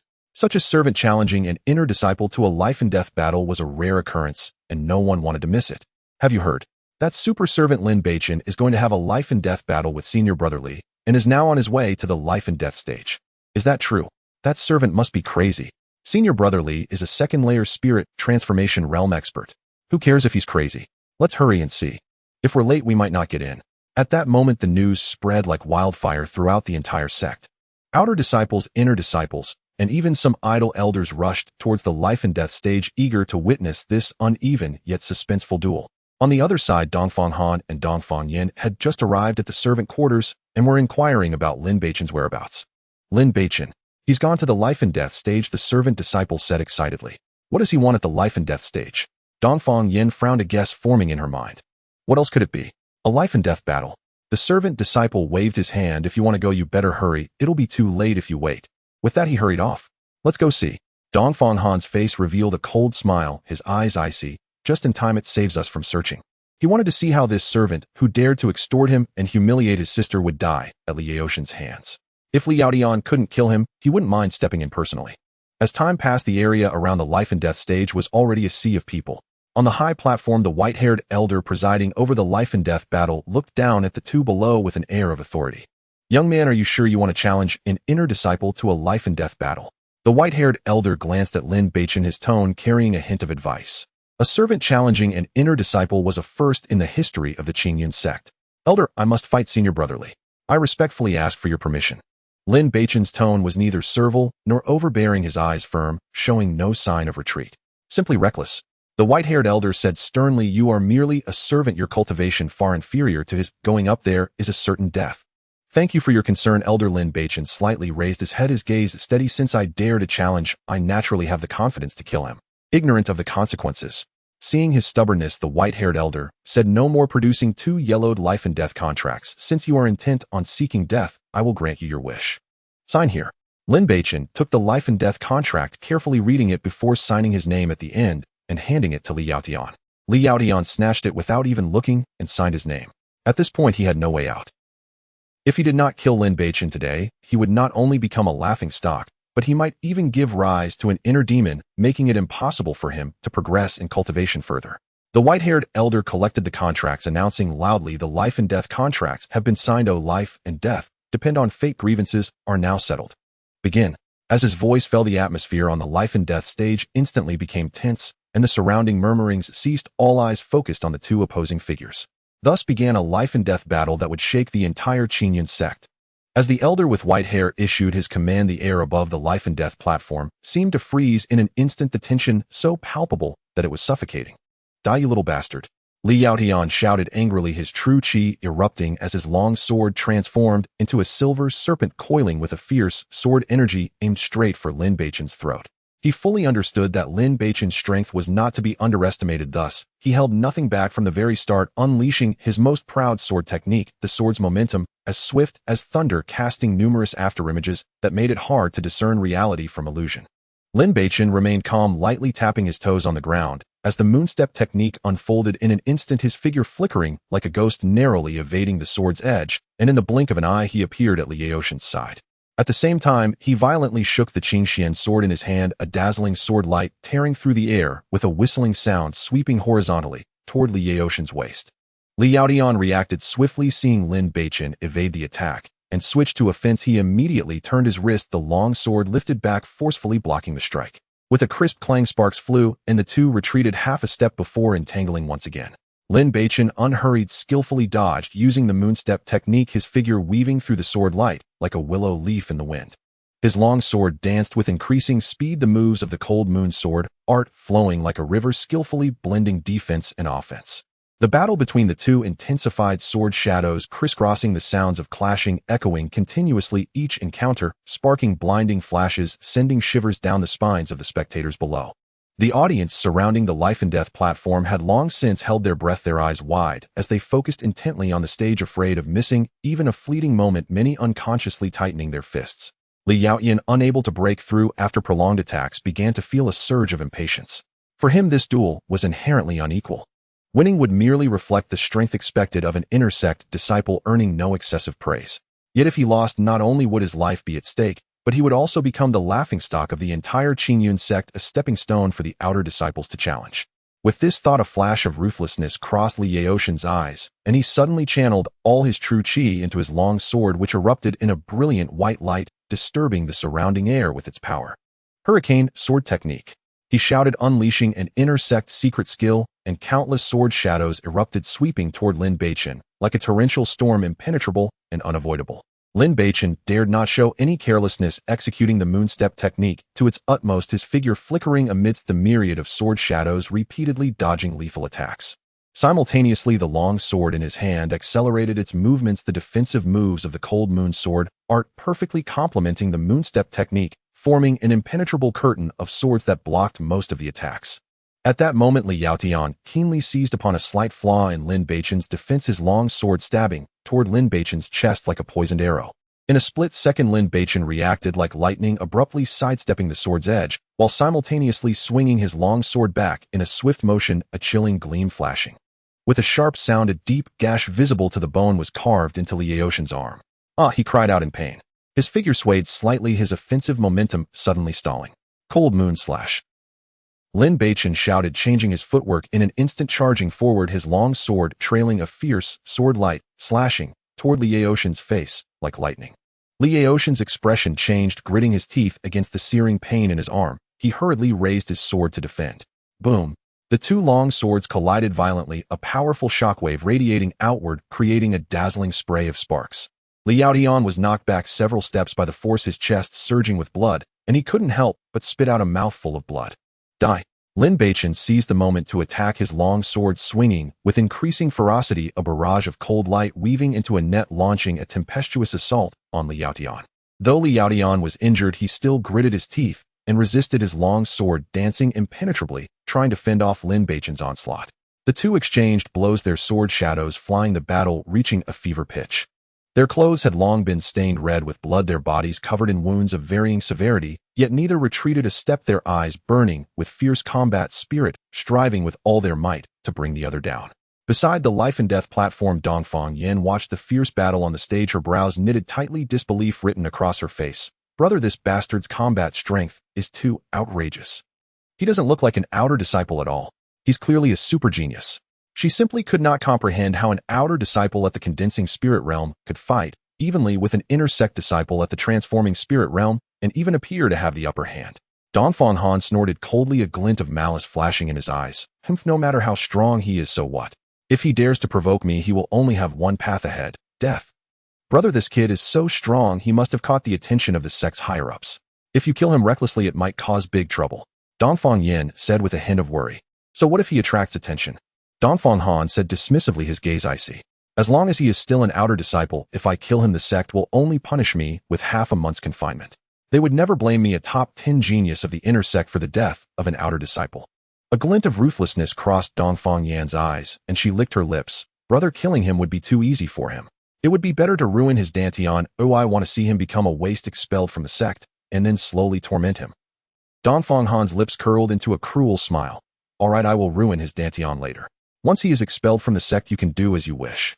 Not far away, Su Qingxue and Xia Yanran were fixated on Lin Beichen on the stage, their palms already sweating. I never expected that the prince's strength would increase so rapidly. Xia Yanran murmured, her face filled with shock. During this time, she had exhausted herself training, barely reaching the 7th layer of the condensing spirit realm, yet Lin Beichen, as an outer disciple, had already broken through to the 8th layer of the condensing spirit realm. Such progress was truly astonishing. Su Qingxue's eyes sparkled with joy, her fists clenched tightly. I knew it, Beichen must have a spiritual root. Do you think the prince can win? Xia Yanran asked with some concern. Su Qingxue nodded without hesitation, her tone resolute. He will definitely win. Meanwhile, on the other side, Zhou Shuyao watched Lin Beichen, who was becoming more and more valiant on the stage, her expression darkening, filled with confusion and unwillingness. She simply could not understand why Lin Beichen, who had previously been tested and found to have no spiritual root, was now experiencing such rapid improvement and exhibiting combat power that was outrageously strong. This kid is indeed not simple, no wonder he was able to injure you. Standing beside her, Ji Qingjia's eyes were also filled with shock. As a well-known genius of the inner sect, she too could challenge above her level, but at most she could only cross half a small realm. Yet Lin Beichen at the 8th layer of the condensing spirit realm was able to clash head-in with Li Yaotian at the 1st layer of the transforming spirit realm, even seemingly gaining the upper hand. This ability to challenge above his level had already surpassed her understanding. I don't know how he cultivated, why his improvement is so fast, and why he possesses such strong combat power. Zhou Shuyao gritted her teeth, her face filled with frustration. Thinking of being beaten into a pig's head and having her head stomped into the ground, an endless rage surged within her. In the blink of an eye, the two had fought hundreds of rounds. Although Lin Beichen's breath was somewhat chaotic, his gaze grew increasingly sharp like a blade, and he became more and more valiant in battle, with an aura of slaughter surging around him like a tide. Li Yaotian, on the other hand, felt increasingly constrained, his wounds blooming like splashes of blood, one layered over another. The consumption of spiritual energy was immense, and his sword strokes gradually slowed down, revealing more and more flaws in his defense. At that moment, Lin Beichen suddenly seized upon a gap in his defense, moving like a ghost to circle behind him, and his long sword instantly thrust toward Li Yaoshan's back. With a soft sound, the sharp sword tip instantly pierced through Li Yaoshan's back, protruding a few inches from his chest, accompanied by a blinding spray of blood. Li Yaoshan's eyes widened in shock. His body froze in place as blood gushed from the wound, staining the ground beneath him red. Impossible. How could I die? Li Yaotian emitted raspy sounds from his throat, his eyes filled with despair and reluctance. He simply couldn't understand how he, a second-layer inner disciple of the transformation realm, could end up dead at the hands of a mere servant disciple just to please Zhou Xiao. Lin Beichen walked slowly to him, expressionless, as he removed the storage ring from Li Yaoshan's hand, saying indifferently, "In your next life, keep your eyes open. If you want to be a sycophant, no one will stop you, but don't provoke those you shouldn't." You. Li Yaoshan's anger surged, a mouthful of blood gushing forth as his body could no longer support itself, collapsing to the ground, completely devoid of life. Silence. At first there was a dead silence around the life and death platform, followed by a thunderous uproar. My goodness, this combat power is utterly ridiculous. A servant disciple killed an inner disciple. This has never happened in the history of the Qingyan sect. I thought the rumors were exaggerated, but now it seems Lin Beichen is simply a monster. A second-layer transformation realm disciple was killed by a mere servant of the 8th layer of the concentration realm. Who would believe it if said aloud? The gazes directed at Lin Beichen from the crowd no longer held the previous disdain and mockery, replaced instead by shock, awe, and even a hint of fear. The white-haired law elder on the stage also widened his eyes, his face filled with incredulity. He had originally thought that Lin Beichen's challenge to Li Yaotian was akin to striking a stone with an egg, but he never expected that this seemingly inconspicuous servant disciple harbored such terrifying combat power. Beichen. Su Qingxue could no longer contain her excitement and quickly leaped onto the stage, rushing towards Lin Beichen with her skirt lifted, her eyes slightly red. Sister Qingxue. Lin Beichen opened his arms and embraced her, a gentle smile appearing on his face. Beichen, are you all right? I'm fine, just a little external injury. Lin Beichen gently brushed aside her wind-tossed hair, his tone soothingly gentle. No way, I'm taking you to the medicine pavilion. Sister Qingxue, really no need. I have high-grade healing pills here, and I can recover quickly, Lin Beichen said with a smile, shaking the storage bag in his hand. As the two were about to step down from the stage, Xia Yinran also approached with a look of relief after a calamity, asking, Your Highness, are you alright? Miss Yinran, this is the Qingyan sect. Please don't call me Your Highness, it sounds odd. Lin Beichen quickly replied. Then shall I call you Junior Brother Beichen? Xia Yinran laughed. Sure. Lin Beichen nodded in agreement. The three then left the life and death platform, heading towards the servant courtyard. Just as they had left the life and death platform, a cold, bone-chilling voice suddenly rang out, You little brat, let's see where you can run this time. The Dongfang siblings approached with dark expressions. Dongfang Yin looked at him with a gaze that seemed to wish to swallow him alive. Dongfang Han's gaze was firmly locked onto him, exuding a formidable aura of peak transformation realm. Lin Beichen's brows furrowed instantly, and the relaxed nerves tensed once again. He never expected to encounter the Dongfang siblings here, making him wary. What do you want? I advise you to step aside, junior sister. Dongfang Yin gritted her teeth, her voice sharp. This dead servant has offended me, and today no one can save him. Lin Beichen, I didn't expect you, a mere servant, to offend so many people. Let's see who can save you this time. Another cold voice echoed. Zhou Xiao and Ji Qingyi also appeared not far away. Zhou Xiao's gaze towards Lin Beichen was filled with resentment and deep-seated hatred. Thinking of the humiliation of being trampled on and kicked into the filthy ditch, she wished to tear Lin Beichen to pieces. Zhou Xiao, you shameless woman, it's best not to provoke me, or I won't hesitate to let you experience again the taste of being trampled underfoot. Lin Beichen responded coldly, not backing down. After saying that, he turned his gaze towards Dongfang Yin, his tone thick with sarcasm, And you ungrateful wretch, if it weren't for my intervention, you would have long been the dung of the devourer. It would be one thing to be ungrateful, but to also wish to seize my beast's corpse. How can there be such a shameless woman in this world? Finally, Lin Beichen's gaze fell on Dongfang Han, stating word by word, As for you, the foolish one, who cannot distinguish between right and wrong, you want to take revenge on me. Go ahead. On this day 2 months from now, I will be waiting for you and your sister on the life and death platform. Do you dare to accept? This was Lin Beichen's strategy. He was well aware that with his current strength, he was definitely not a match for the peak of the transformation realm Dongfang Han. By initiating a challenge, he could showcase his toughness, and also buy himself 2 months of buffer time, during which he might not be without a fighting chance. The surrounding spectators were once again stunned by Lin Beichen's arrogance. Is he insane? He actually dares to challenge senior brother Dongfang Han. Dongfang Han is at the peak of the transformation realm, one of the top 10 inner disciples. Is Lin Beichen truly unafraid of death, or does he have some hidden trump card? The crowd began to discuss animatedly. Dongfang Han's face turned ashen. He had originally intended to deal with Lin Beichen on the spot, but now he was faced with a public challenge. If he did not accept, it would appear he was afraid of a mere servant. But if he accepted, and one, it would seem unworthy of merit. Such an arrogant little brat. Dongfang Han laughed in anger, his killing intent surging. Since you are eager to seek death, why wait 2 months? Without a moment's hesitation, he moved his palm, carrying a devastating force, aiming straight at Lin Beichen's face. He had no intention of accepting any challenge, only wanting to incapacitate this servant who had provoked him on the spot. Lin Beichen's pupils constricted sharply with nowhere to escape. He could only channel all the spiritual energy within his body, putting forth all his strength to meet the attack. Be careful. At almost the same moment, Su Qingxue exclaimed, rushing forward without hesitation to counter. Xia Yanran furrowed her brows, her hesitation evident, yet she instinctively channeled her spiritual energy to block Dongfang Han's attack. No matter what, she could not bear to watch Lin Beichen get killed. After all, they came from the same place and had grown up together. The three forces collided in an instant. Boom. A loud explosion echoed, and the shockwave swept through like a tempest, causing the surrounding disciples to stagger backward. Lin Beichen, Su Qingxue, and Xia Yanran felt a tremendous force strike them, their bodies uncontrollably flying backward and crashing heavily to the ground, simultaneously spitting out a mouthful of blood. I advise you to step aside immediately, or do not blame me for being rude. Dongfang Han stood firm, his face as cold as iron, his gaze sweeping over the disheveled Lin Beichen and his companions as he stepped closer, an overwhelming aura of murderous intent surrounding him.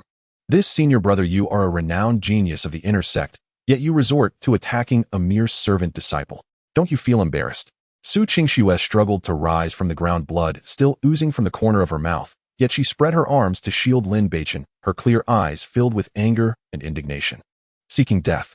A sudden flash of cold light erupted in Dongfang Han's eyes as he raised his hand and struck a fierce slap towards Su Qingxue. Smack! The crisp sound of a slap rang out. Su Qingxue's fair cheek instantly bore 5 clear finger marks, and she was sent flying backward, crashing hard to the ground. You damn what, you're asking for it. Upon seeing Su Qingxue injured, Lin Beichen was consumed by a surge of rage. Ignoring the excruciating pain in his body, he swung his Qingxian sword with unyielding determination, striking fiercely at Dongfang Han.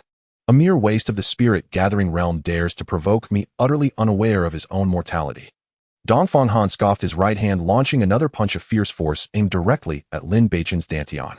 His intention was simple: to cripple Lin Beichen in one blow, completely extinguishing the threat in its cradle. Zhou Shuyao, watching this scene unfold, couldn't help but smirk with delight. Faced with this terrifying punch, Lin Beichen felt a suffocating pressure envelop him, making it difficult to breathe.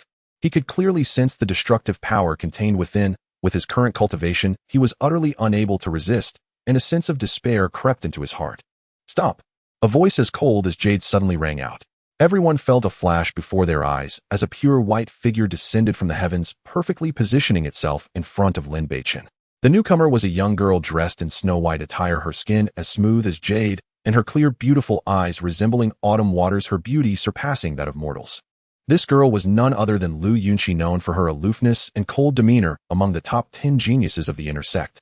With what seemed to be a casual wave of her jade-like hand, a gentle, yet densely powerful force spread out, instantly neutralizing Dongfang Han's punch. Lu Yunxi, is that you? Dongfang Han was pushed back several feet by the rebound force, looking at the suddenly appearing girl with surprise on his face. Why are you meddling in my affairs? Dongfang Han, as a top 10 genius of the inner sect, you are sure about attacking a servant disciple? Lu Yunxi's eyes were filled with undisguised disdain, her tone as cold as frost. To be counted among the top 10 geniuses alongside someone like you is a disgrace to me. Lu Yunxi, even though you are the disciple of the sect master, my affairs are not for you to dictate. Dongfang Han's face darkened, the rage in his chest almost bursting forth. Lin Beichen is my acknowledged friend. Lu Yunxi stood her ground, her tone firm and unquestionable. If you dare to lay a finger on him today, I will cripple your sister Dongfang Yan. You dare? My sister is also an inner sect disciple. Dongfang Han was both shocked and enraged, his cold gaze fixed on Lu Yunxi. With my talent, even if I cripple her, the sect would only punish me with 3 months of facing the wall. Lu Yunxi raised an eyebrow, a hint of derision in her tone. Do you think it's worth trading your sister's future for the life of a servant? Haha, I never expected the usually pure and noble Lu Yunxi would stand up for a servant disciple. Ji Qingyi stepped forward from the crowd, a teasing smirk on her face. Could it be that you've taken a liking to this boy? Ji Qingyi, shut your mouth. Lu Yunxi shot her a cold glare. If you dare to speak nonsense again, do not blame me for being rude. Lu Yunxi, I can't be bothered to spar with you verbally. Ji Qingyi suppressed her playful demeanor, her voice turning icy. This boy injured my junior sister, Zhou Shuyao. I am here on my master's orders, and I must cripple his limbs. With me here, no one can touch a single hair on him. Lu Yunx's spiritual power rippled slightly, her white attire billowing, without wind, clearly ready to take action at any moment. Lin Beichen stood behind Lu Yunxi, feeling the seemingly delicate, yet exceptionally steadfast figure in front of him. Warmth surged in his heart. He took a deep breath, suppressing the tumult within, straightened up from the ground, and met Ji Qingyi and Dongfang Han's gazes as he declared loudly, "To be honest, you so-called intersect geniuses are nothing in my eyes. Relying on having practiced for a few more years and being somewhat more advanced in cultivation, you chase after a mere servant disciple shouting to beat him. Do you think this truly showcases your abilities? Do you really think this makes you superior? I, Lin Beichen, declare today, as long as I have a breath left one day, I will trample all of you beneath my feet." His voice was not loud, yet it carried a penetrating power, his gaze sweeping over Ji Qingyi, Dongfang Han, Dongfang Yan, and Zhou Shiyao, showing no signs of fear. "You ignorant fool, just based on you." Ji Qingyi scoffed, her contempt nearly overflowing. "A mere servant dares to boast of surpassing intersect geniuses. It's truly a grand joke. You foul woman, stop pretending in front of me." Lin Beichen shot back, without backing down, his eyes fierce like a wolf. "In less than 2 months, I will make you kneel and sing conquer, seeking death." Ji Qingyi was thoroughly enraged, her spiritual power surging violently as she struck a palm filled with sharp energy towards Lin Beichen. At the same time, Dongfang Han attacked Lin Beichen from the other side, without holding back. Having sensed a hint of crisis from Lin Beichen's talent, he prepared to cripple Lin Beichen in one fell swoop, willing to accept any punishment from the sect. Faced with the joint assault of 2 intersect top 10 geniuses, Lu Yunxi furrowed her brows tightly, her expression growing serious. Though she was confident in fending off one, facing 2 at once was still a challenge. "Stop!" A heavy, authoritative voice suddenly boomed like thunder on a clear day, causing everyone's eardrums to buzz. Everyone turned towards the sound to see a middle-aged man in a gray robe with a refined appearance who had somehow appeared in the center of the arena. He stood tall and dignified, exuding a calm and steady aura. Merely standing there emanated an unfathomable pressure. This person was none other than the outer sect elder Xiang Haoran. He didn't even need to make a deliberate move, as the natural aura surrounding him served as an invisible barrier, effortlessly neutralizing Ji Qingyi and Dongfang Han's attacks. Ji Qingyi, Dongfang Han. Xiang Haoran's gaze swept over the two with evident displeasure, his tone carrying a stern admonition. "As intersect geniuses, you enjoy the best resources of the sect, yet you gang up on a mere servant disciple here. Aren't you afraid of being laughed at? Elder Xiang, this matter is not a result of my unreasonable actions." Dongfang Han quickly restrained his aura and slightly bowed to Xiang Haoran, though his tone still held reluctance. "This boy not only captured my sister in the Qingyan Mountains, but also extorted my storage ring. I was merely enraged and wanted to teach him a lesson with no intention of hurting him." "Oh, is that so?" Xiang Haoran shifted his gaze to Lin Beichen, his expression calm, yet carrying undeniable authority. "Lin Beichen, is what he said true? Replying to my senior, the situation is not as he described." Lin Beichen steadied himself and quickly began to explain. "Not long ago, I was training in the Qingyan Mountains and happened to encounter Dongfang Yin being attacked by a giant beast. Out of camaraderie, I intervened to save her, but she took advantage of my battle with the beast when my spiritual energy was exhausted to sneak away, leaving me to face the beast alone. Later, I exerted all my strength to kill the beast, yet she returned with injuries, claiming she was the one who heavily wounded it and insisted on seizing my spoils. In a moment of anger, I confronted her. But when Dongfang Han arrived without inquiring about the situation, he attacked me with lethal intent. To protect myself, I had no choice but to capture Dongfang Yin, and it was never my intention to offend." Lin Beichen briefly recounted the events. After listening to Xiang Haoran, he turned to look at Dongfang Yin, whose face had turned pale, and frowned slightly. "Dongfang Yin, the person saved you, yet you not only fail to show gratitude, but instead attempt to seize his spoils. Is this something a person can do? Elder Xiang, he is spouting nonsense." Dongfang Yin hurriedly waved her hands in denial, her voice trembling. At that time, he was merely at the 6th level of the concentration realm. How could he possibly have killed the heavenly devouring giant ape? That giant ape was clearly gravely injured by my desperate efforts. He merely took advantage of my injury to sneak attack me. This is obviously a villain crying out first. Naturally, she could not admit to such a thing, otherwise it would be difficult for her to establish herself in the sect in the future. "You vile woman, do you dare to swear by the Tao of Heaven?" Lin Beichen coldly stared at her, his gaze sharp as a blade. "You..." Dongfang Yin was left speechless by his words, her face alternating between green and white, yet she could not utter a single word. Swearing by the Tao of Heaven is a grave taboo for cultivators. How could she dare to joke about her future and life? "Elder Xiang, for your sake, I can overlook his kidnapping of my sister." Dongfang Han, seeing that Dongfang Yin was at a disadvantage, quickly interjected to change the subject, speaking firmly. But my storage ring was gifted by my master. It holds significant meaning, and he must return it. Xiang Haoran, upon hearing this, directed his gaze back to Lin Beichen. Lin Beichen, where is that storage ring now? Lin Beichen displayed an innocent yet helpless expression, spreading his hands as he said, Elder, at that time I was being chased by him and fled too hastily. I don't know how I ended up losing the storage ring. I searched for it several times afterward, but couldn't find it. In fact, that storage ring was currently in his Hongmeng space, but it bore a spiritual sense mark that he could not break through for the time being. However, such a valuable item he certainly could not easily hand over. Kid, I advise you to hand it over obediently. Some things are not for you, a mere servant, to take. Dongfang Han's voice was icy, his expression so dark it seemed it could drip water, the fury in his eyes nearly spilling over.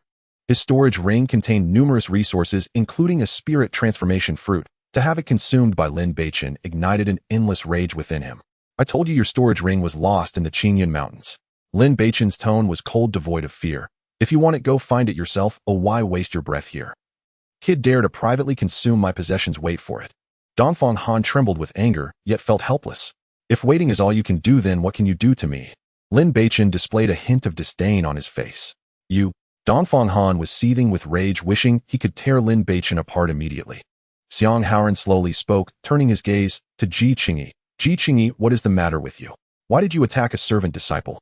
Ji Qingyi immediately put on a faint smile, speaking in a gentle tone. Elder Xiang, my junior sister Zhou Shuyu was injured by this brat. I merely came to seek justice for her, and had no intention of attacking him. If that's the case, then let this matter rest here. Everyone disperse. Xiang Haoran waved his hand, his tone carrying an undeniable authority. Ji Qingyi cast a deep glance at Lin Beichen, her gaze as cold as a blade. Lin Beichen, for Elder Xiang Sake, I will spare you this time. But you better pray that someone will always protect you throughout your life. Stop making threats here. One day, I will make you regret coming to this world.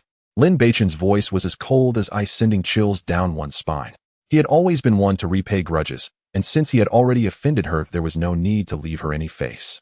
All right, let's see how this plays out. Ji Qingyi said no more, turning to leave with Zhou Shuyu.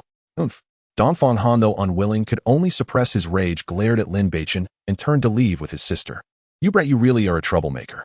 Xiang Haoran turned to Lin Beichen, though the previous authority was gone, replaced with a hint of appreciative smile and a glimmer of approval in his eyes. He did not expect that in just under a month Lin Beichen had actually broken through to the 8th level of the concentration realm and even defeated Li Yaoyan, who was at the 2nd level of the spirit transformation realm in the arena. Such talent was simply unbelievable. Lin Beichen rubbed his nose, feeling somewhat embarrassed as he clasped his fists. Thank you, senior, for your help. Otherwise, I fear I would have faced dire consequences today. No need to be polite with me. Xiang Haoran patted his shoulders, speaking gently. Cultivate diligently, strive to break through as soon as possible and become an inner sect disciple. With your talent, you should not be stuck in the servant courtyard. Lin Beichen nodded solemnly, his eyes shining with determination. All right, I have matters to attend to, so I will take my leave. Good luck, young man. Xiang Haoran smiled, his figure swaying, as if blending into the air, instantly disappearing from everyone's sight. With the crisis averted, Lin Beichen breathed a sigh of relief, turning to Lu Yunxi and solemnly clasping his fists in a salute. Miss Yunxi, I owe you a great debt of gratitude for your timely intervention today. This favor will not be forgotten. He understood that had it not been for Lu Yunxi stepping forward, he would likely have been dealt with by Dongfang Han and Ji Qingyi today. Lu Yunxi's face broke into a light smile as she said, We are friends, there's no need to mention such things. Regardless, I will remember this favor. If you ever need my help in the future, I will not refuse. Lin Beichen spoke sincerely, his tone resolute. He quickly walked to Su Qingxu's side, supporting her arm and asking with concern, Sister Qingxue, how are you? I'm fine, just a little skin injury, it's nothing serious. Su Qingxue shook her head, forcing a smile. Rest assured, I will not let anyone who dares to bully you get away with it. Lin Beichen's tone was incredibly firm. In his heart, aside from his parents, Su Qingxue was undoubtedly the woman he cared about the most. Dongfang Han dared to lay a hand on Su Qingxue, which undoubtedly placed him on Lin Beichen's kill list. Hearing this, Su Qingxue's face was filled with a sweet smile. How about we go sit over at my place? I can make you something to eat as a thank you for your help today. Lin Beichen opened his mouth. Lu Yunxi paused for a moment, a hint of surprise on her face. You can cook. In her impression, cultivators mostly focused on their training, rarely delving into culinary arts. Of course. Lin Beichen patted his chest, smiling confidently. I guarantee that after tasting my medicinal dishes and delicacies, you will find other foods utterly unappetizing. Lu Yunxi chuckled at his words, a hint of curiosity flashing in her eyes. Oh, then I must try your skills. Lin Beichen then turned to Xia Yanran beside him, sincerely saying, Yanran, you should join us too. Thank you for stepping up just now. At a critical moment, Xia Yanran's willingness to step forward was a bond he cherished. Xia Yanran smiled and nodded sure. Then Lin Beichen took Su Qingsu's hand along with Lu Yunqi and Xia Yanran and headed towards the servant courtyard. As the four figures just vanished around the corner, the surroundings erupted into a buzz of discussion, voices rising like a tide. My heavens, what is Lin Beichen's background? How could he make Senior Sister Lu personally step in to protect him? Indeed, Senior Sister Lu is famously aloof in our Qingyun sect. Countless intersect geniuses pursue her, yet she rarely even glances at them. Today she actually smiled at a servant disciple. Did you notice? Senior Sister Liu's gaze towards Lin Beichen seems genuinely different. Could it be that she has feelings for him? What's impossible about that? Although Lin Beichen is a servant, his talent is extraordinarily capable of defeating intersect disciples, and he is handsome. It's only natural for Senior Sister Lu to take an interest in him. Tisk, this will be interesting. I've heard that Senior Sister Lu has countless suitors, and this kid is sure to encounter endless troubles ahead. Amidst the chatter, everyone looked towards the direction Lin Beichen had left, their expressions filled with complexity, envy, jealousy, and curiosity about this super servant. Lin Beichen, accompanied by Su Qingxue, Xia Yanran, and Lu Yunqi, arrived at a bamboo forest in the servants' quarters. This bamboo forest flourished with lush growth, the tall bamboo stalks standing upright, like swords, while the leaves swayed gently in the evening breeze, isolating them from the outside world's clamor, exuding an air of tranquility and elegance. He first cleared a clean spot on the ground, then took out a set of tables and chairs along with tools for preparing delicious food, moving with practiced ease. Not long ago, during his training, he had slain numerous magical beasts. These magical beasts served as top-quality ingredients, and he had also exchanged for many precious spiritual herbs. If made into medicinal cuisine, they could provide significant assistance in cultivation. With a swift motion, Lin Beichen expertly cleaned the magical beast meat and then began to focus on roasting it. Su Qingxue and the other two sat on nearby bamboo chairs, their gazes unconsciously drawn to his figure. Watching his concentrated expression, listening to the sizzling sound of fat dripping onto the charcoal, and inhaling the gradually spreading aroma of meat and herbs, a sense of peace welled up in the hearts of the three women. Before long, a sumptuous feast was laid out on the table. The golden, glistening skewers of roasted meat emitted an enticing sheen, the surface slightly charred, while the meat inside remained tender and juicy. Several bowls of medicinal soup shimmered brightly, perfectly blending the aromas of herbs and meat, stimulating one's appetite.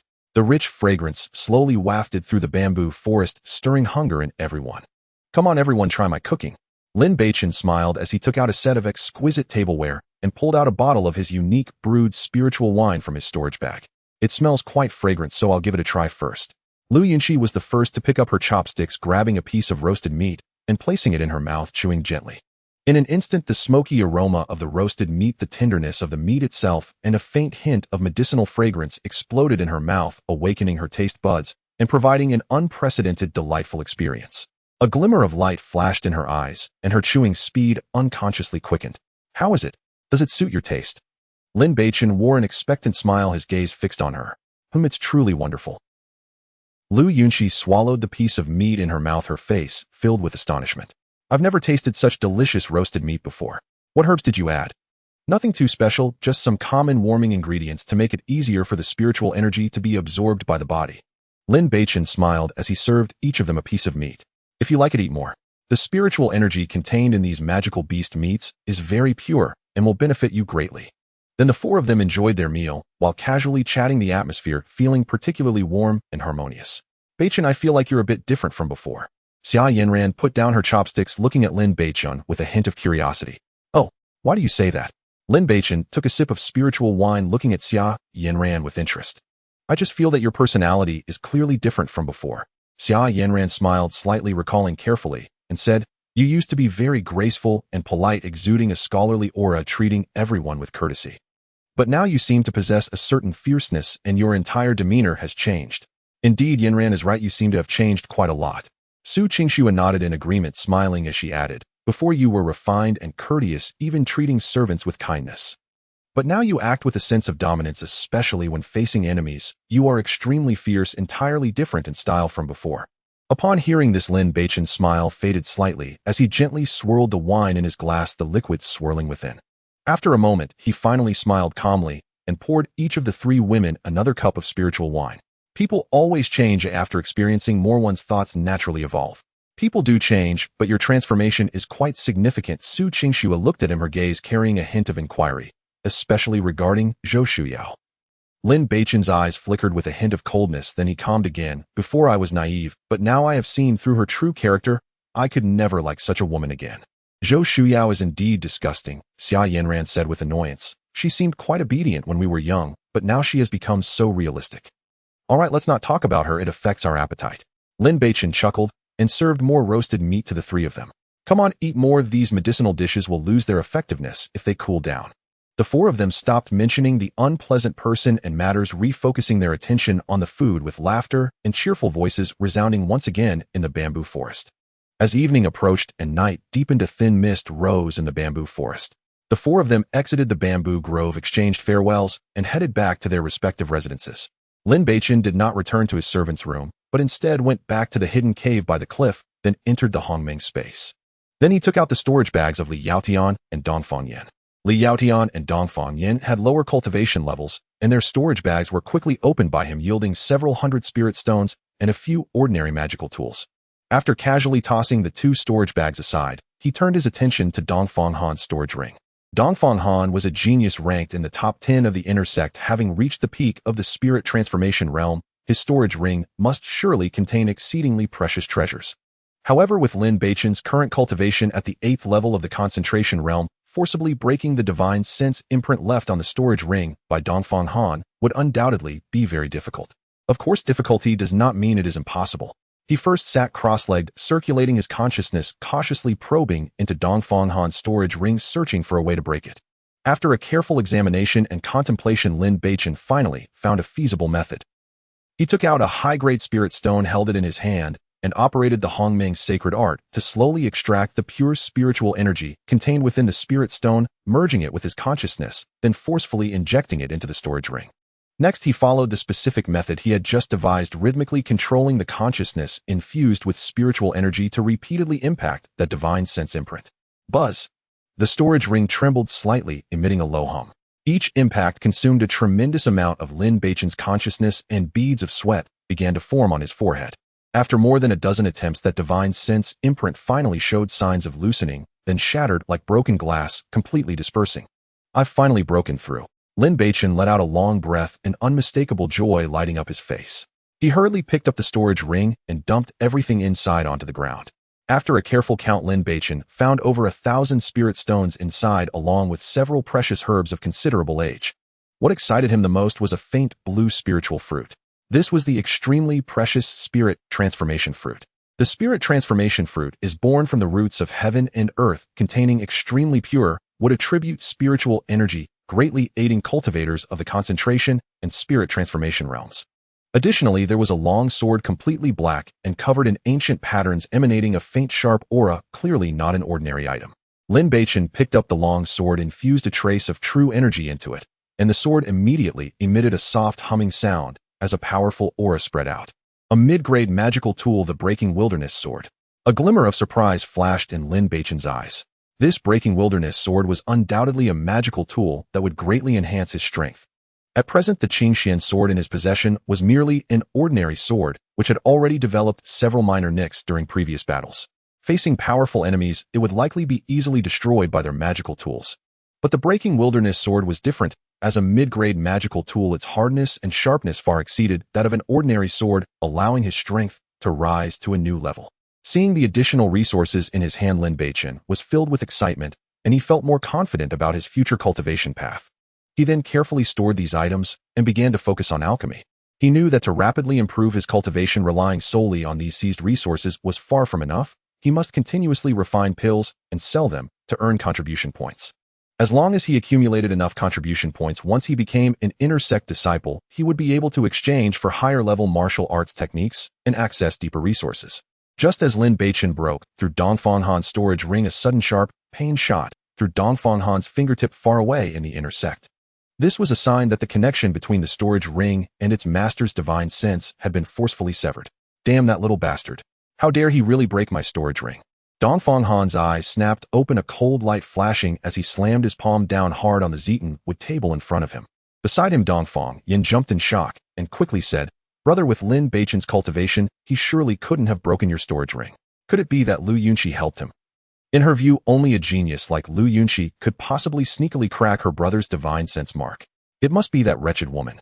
Dongfang Han gritted his teeth, his chest heaving violently. Just the thought of the over 1,000 spirit stones, several precious spiritual herbs, and especially that elusive transformation fruit in his storage ring filled him with rage that nearly burst from his chest. Brother, I'm sorry. It's all my fault for being useless. Dongfang Yin lowered her head, her voice thick with guilt as her eyes reddened slightly. Dongfang Han took a deep breath, suppressing his fury, his tone softening as he reached out to pat his sister's head. It's not your fault. That kid is too cunning, and Lu Yunxi is meddling in things that don't concern her. But I just can't swallow this anger. I must kill that bastard. Dongfang Yin raised her head, her eyes filled with resentment. A cold smile curled at the corners of Dongfang Han's mouth, a hint of disdain flashing in his eyes. Don't worry, there will be plenty of opportunities to take him down. In his eyes, even if Lin Beichen's cultivation improved rapidly, he was still just a mere servant, without spiritual roots, destined for limited achievements in the future. At the same time, news of Lin Beichen killing Li Yaotian on the life and death platform and openly provoking Dongfang Han and Ji Qingyi had already swept through the entire Qingyun sect like a storm. Whether in the servant courtyard outer sect or inner sect, almost all disciples were discussing the name Lin Beichen, his exploits being the talk of the town over tea and meals. After all, this incident was simply too shocking. A servant disciple with merely the cultivation of the 8th level of the concentration realm had managed to kill Li Yaotian, who was at the 2nd level of the transformation realm. This had never happened in the history of the Qingyun sect, shattering everyone's perception. Moreover, after the life and death battle, he even dared to publicly provoke the peak transformation realm Dongfang Han and Ji Qingyi, with even Lu Yunxi speaking up for him. Each of these incidents alone would be enough to make him a hot topic within the sect. In a more elegant and secluded courtyard deep within the inner sect, the atmosphere was somewhat oppressive. Li Fengnian was wrapped in bandages, his face bruised and swollen, with lingering signs of a contusion at the corner of his mouth. Every movement caused him to grimace in pain, his face contorted. Before him stood a young woman dressed in a moon-white long gown. The woman had skin as smooth as cream, eyebrows like distant mountains, and her phoenix eyes were as cold as the stars. Her demeanor was aloof, her figure graceful, exuding a captivating aura. This woman was none other than one of the few core members of the Qingyun sect, Li Qingqing. Sister, you finally finished your seclusion. Li Fengnian's eyes reddened, his voice laced with tears full of grievance. You must avenge me. Who did this? Li Qingqing's voice was icy, a flash of sharp, killing intent flickering in her eyes. She never expected that during her brief seclusion her brother would have had his limbs broken and his head turned into a mess. It was Lin Beichen. Li Fengnian gritted his teeth as he uttered the name. Lin Beichen. Li Qingqing furrowed her brows slightly. Who is he? Does he know you are my brother? He is just a servant disciple. He probably doesn't know I'm your brother, Li Fengnian said, a hint of embarrassment flashing across his face. What did you say? Li Qingqing raised her voice sharply, disbelief filling her eyes. You were beaten up like this by a servant disciple. I can't believe my ears. No matter how incompetent he is, he's still an inner sect disciple at the 2nd level of the transformation realm. How could he be beaten to such a state by a servant? Sister, he is not just any servant disciple. Li Fengnian hurriedly defended, fearing that his sister wouldn't believe him. Shut up. Li Qingqing interrupted him sharply, her eyes filled with disappointment. Being beaten to this state by a servant, and still having the face to come back and complain. If this gets out, I'll lose all my face. But he really is extraordinary. Li Fengnian was almost in tears, hurriedly saying, today he even killed Li Yaotian on the life and death platform. Not only that, but he also publicly provoked Dongfang Han and Ji Qingyi, and even Lu Yunxi stood up for him. Li Qingqing raised an eyebrow, her gaze scrutinizing her brother. A servant disciple killed Li Yaotian. He even dared to provoke Dongfang Han. Are you sure you weren't confused? I'm not lying. This matter has spread throughout the sect. Everyone is saying he is a freak. Li Fengnian quickly added, fearing his sister wouldn't believe him. If you don't believe me, ask others. Who doesn't know Lin Beichen's name now? Li Qingqing fell silent for a moment, a hint of surprise flashing in her eyes. To be discussed by the entire sect, and to have killed Li Yaotian and provoked Dongfang Han, it seemed Lin Beichen indeed had some skills. Looking at her brother's aggrieved expression, her tone softened a bit. Then why did he beat you? Li Fengnian's face instantly turned red, stammering. He had a grudge with Zhou Xiao? I didn't know he was so strong at first, and just wanted to stand up for Zhou Xiao, but then. So you ended up looking like a pig's head. Li Qingqing interjected coldly, her tone dripping with sarcasm. I told you long ago that Zhou Xiao is cunning, but you wouldn't listen and insisted on being her lapdog. Now look at the trouble you're in. Sister. Li Fengnian snapped, his voice tinged with tears. I've been beaten up like this. Are you really not going to help me? Your injuries are not life-threatening. You just need to rest for half a month to recover, Li Qingqing said flatly. As for revenge, I can't help you. Why not? Li Fengnian asked, puzzled. I am a core disciple, and he is a servant disciple. If I were to punish a servant, the whole sect would laugh at me for bullying the weak, and I wouldn't have even that much dignity. Do you think I can afford to lose that? Li Fengyan fell silent, his face filled with despair. He knew that his sister was speaking the truth. Being a core disciple was both an honor and a restraint. And Li Qingsheng looked at him, her expression becoming serious. The path of cultivation is fraught with challenges. This setback may not be a bad thing. If you truly want revenge, then cultivate diligently. Once your strength surpasses his, you can settle the score yourself. I can protect you for a time, but not for a lifetime. After saying this, she no longer looked at Li Fengyan and turned to leave the courtyard, her skirt fluttering, leaving behind a cold silhouette. Li Fengyan lay on the stretcher, watching the direction in which his sister disappeared, his face filled with frustration and unwillingness. He knew that if his sister didn't intervene, relying solely on his own strength, he would probably never be able to take revenge. Time flowed like sand slipping through fingers, and in the blink of an eye, half a month had passed. During this time, Lin Beichen remained in the Hongming space, utilizing the effects of the transformation fruit to fully push his cultivation realm. The pure would attribute spiritual energy contained within the transformation fruit was gradually refined and absorbed by the Hongming sacred art, nourishing his limbs and flushing out the stagnation in his meridians. At this moment, his cultivation had reached the peak of the 9th level of the focused mind realm, just a step away from the transformation realm. In this moment, he frantically operated the Hongming sacred art, refining the remaining effects of the transformation fruit within his body, and began to attempt to break through the barrier of the transformation realm. With each successive attempt, finally, on the morning of the 16th day, that solid bottleneck was broken through. A surge of true energy, far more substantial and pure than before, erupted violently. I finally broke through.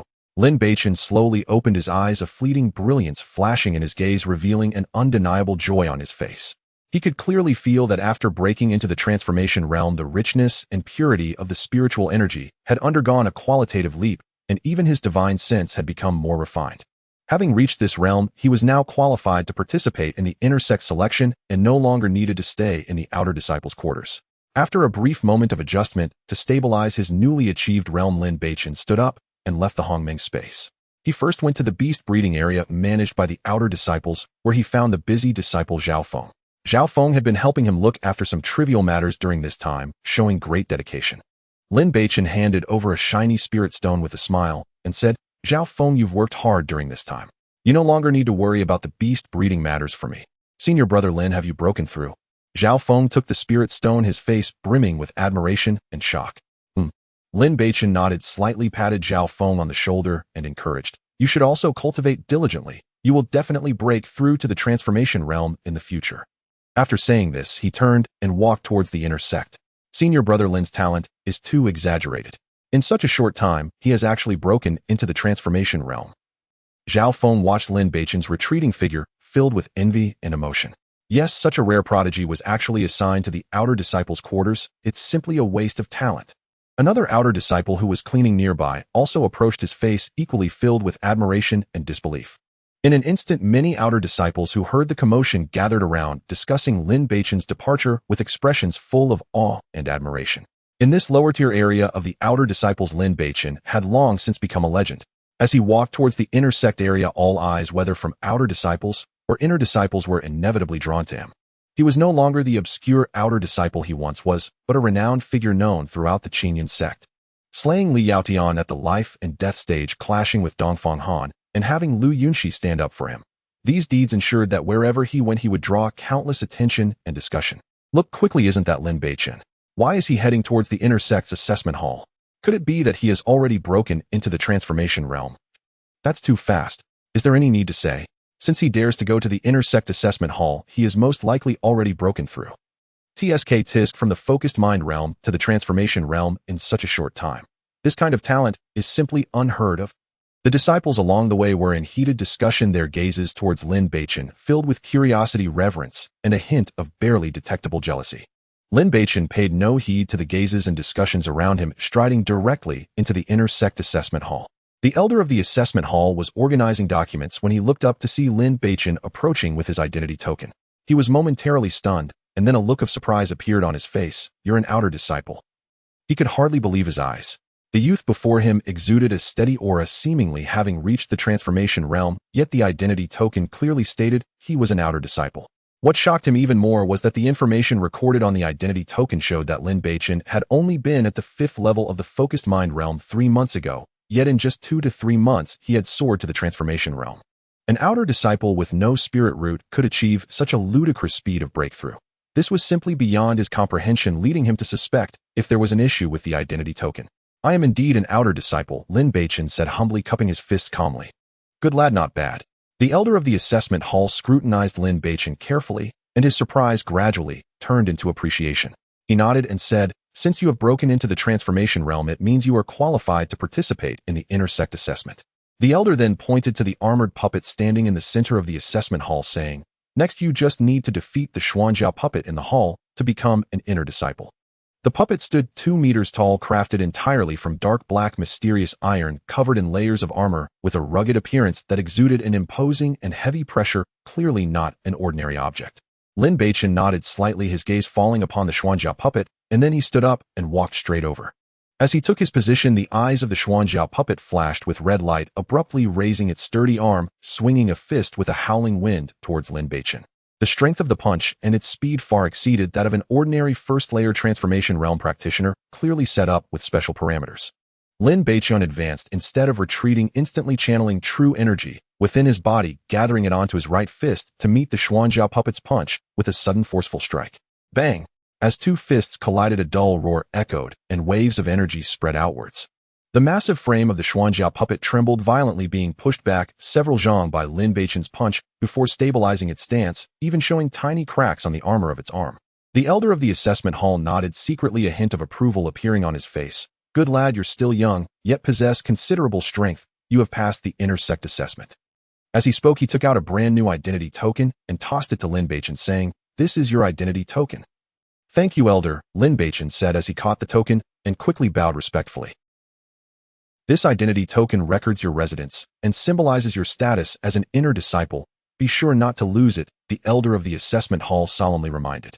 Understood, Lin Beichen carefully stored the token, nodding heavily. This set of Qingyun techniques and Qingyun sword art along with 100 spirit stones are benefits for inner disciples. To take them, the elder of the assessment hall handed a wooden box to Lin Beichen. Lin Beichen received the wooden box, unable to hide his surprise. He hadn't expected the benefits for inner disciples to be so generous. Just the Qingyun sword art was far superior to the Cold Moon sword art he had practiced before. The 100 spirit stones were 10 times more than the monthly allowance of outer disciples. Thank you, elder. I will surely not disappoint the sect's cultivation. After expressing his gratitude again, Lin Beichen turned and left the assessment hall. Following the direction indicated on the identity token, he made his way to his residence in the inner sect. It was an independent courtyard built halfway up a mountain, surrounded by lush trees filled with the sounds of birds and the fragrance of flowers, creating a serene and elegant environment, a perfect place for cultivation. He pushed the door open, tidied up the courtyard a bit, and was about to sit down to familiarize himself with the newly acquired techniques when a familiar figure appeared at the entrance. Elder Xiang, what brings you here? Seeing that it was outer elder Xiang Haoran, Lin Beichen showed a hint of surprise. Xiang Haoran's expression was serious as he got straight to the point. All right, come with me. The sect master wishes to see you. The sect master wants to see me. Lin Beichen was taken aback, filled with confusion. May I ask what business the sect master has with me? You will know once you go, Xiang Haoran said without further explanation, his tone carrying an undeniable authority. Then I will trouble elder Xiang to lead the way, Lin Beichen said. Though puzzled, he understood that being summoned by the sect master was no small matter and nodded in agreement. Subsequently, the two of them walked one after the other towards Qingyun Peak. Lin Beichen silently pondered in his heart why the sect master had summoned him so suddenly. Under the guidance of Xiang Haoran, Lin Beichen slowly ascended the stone steps of the Qingyun main peak. Ancient trees towered on both sides of the mountain path, with spiritual energy so rich it was almost tangible. Occasionally, the melodious cries of spiritual birds pierced the silence, further highlighting the sacredness and solemnity of this place. Before long, a grand hall appeared before him.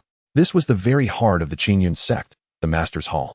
The hall was constructed from pure white jade, with lifelike dragon and phoenix patterns carved into the columns.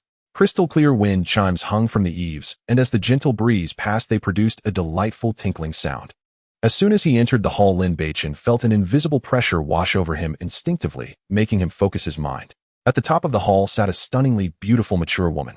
She wore a snow-white robe embroidered with intricate cloud patterns, shimmering with a faint glow under the hall's jewel-like illumination.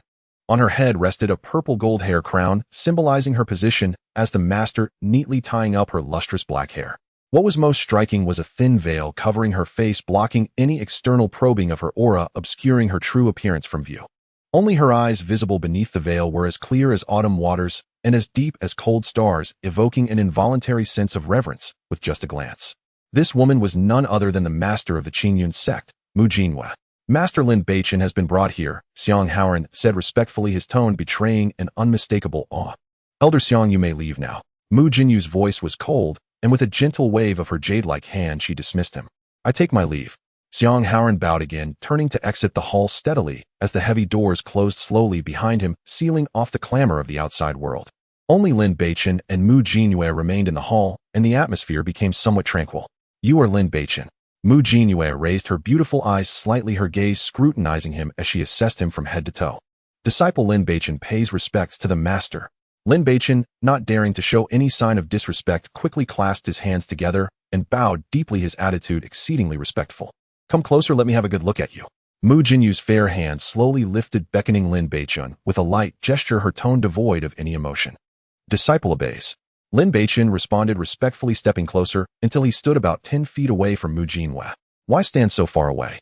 Come a bit closer. Mu Jinyu's voice was like a celestial melody laced with a hint of languor as her jade hand beckoned Lin Beichen once more.